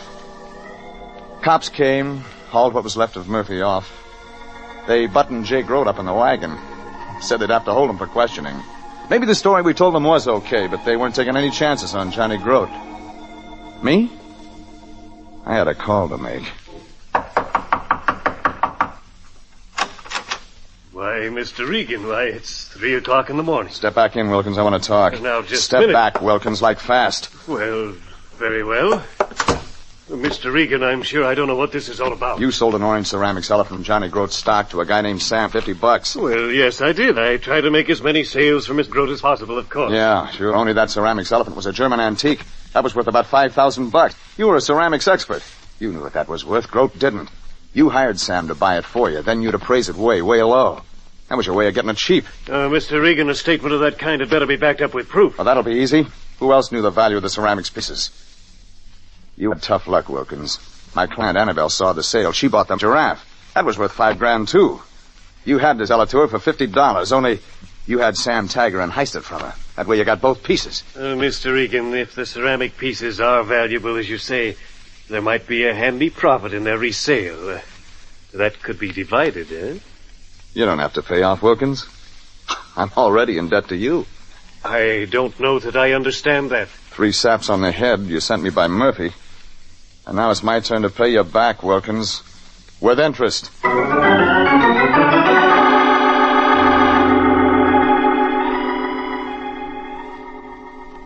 That cleaned it up. I took Wilkins to police headquarters where they had some questions to ask him regarding embezzlement. Murphy? He was in the morgue. Sam? Well, he came out of hiding when he read the papers. He jumped backwards when Murphy rapped me on the head on the pier, fallen into the Pacific Ocean. Sam never could do things right. Annabelle got her blue giraffe back, and the next morning, I dropped into the Lion Detective Bureau office. Anthony J. was too busy to notice me. 9, 3, 1. Lion. Oh, it's you, Jeffrey. Can't talk. Save my voice. Let me see now. 7, 3. Yeah. Hello? I seem to have the wrong number. Lion, the case is over. Yeah, I know that, Jeffrey. Now, don't bother me, my boy. Yes. You... Lion, I located the mug with the Sunset 931 phone number last night. 1, 7. Yes, of course you did, Jeffrey. Now, where was I? Sunset 9317. I phoned you this morning and told you how the case came out. Oh, no answer. Jeffrey, will you please go away and leave me? I mustn't raise my voice like this. Leave me alone. All right, Fatso, what's the pitch? It's already 9:45. So? But I have to reach her by 10. Reach her? She's leaving the house then. Oh, Jeffrey. She had the most beautiful voice over the telephone last night. You mean you found a dame last night when you were phoning the Sunset 931 numbers and she... Yeah, Jeffrey. But, Jeffrey, I can't remember which Sunset 931 number it was. Now, where was I? Oh, no! Now what? You made me forget where I was. Now I'll have to start dialing those Sunset 931 combinations all over again.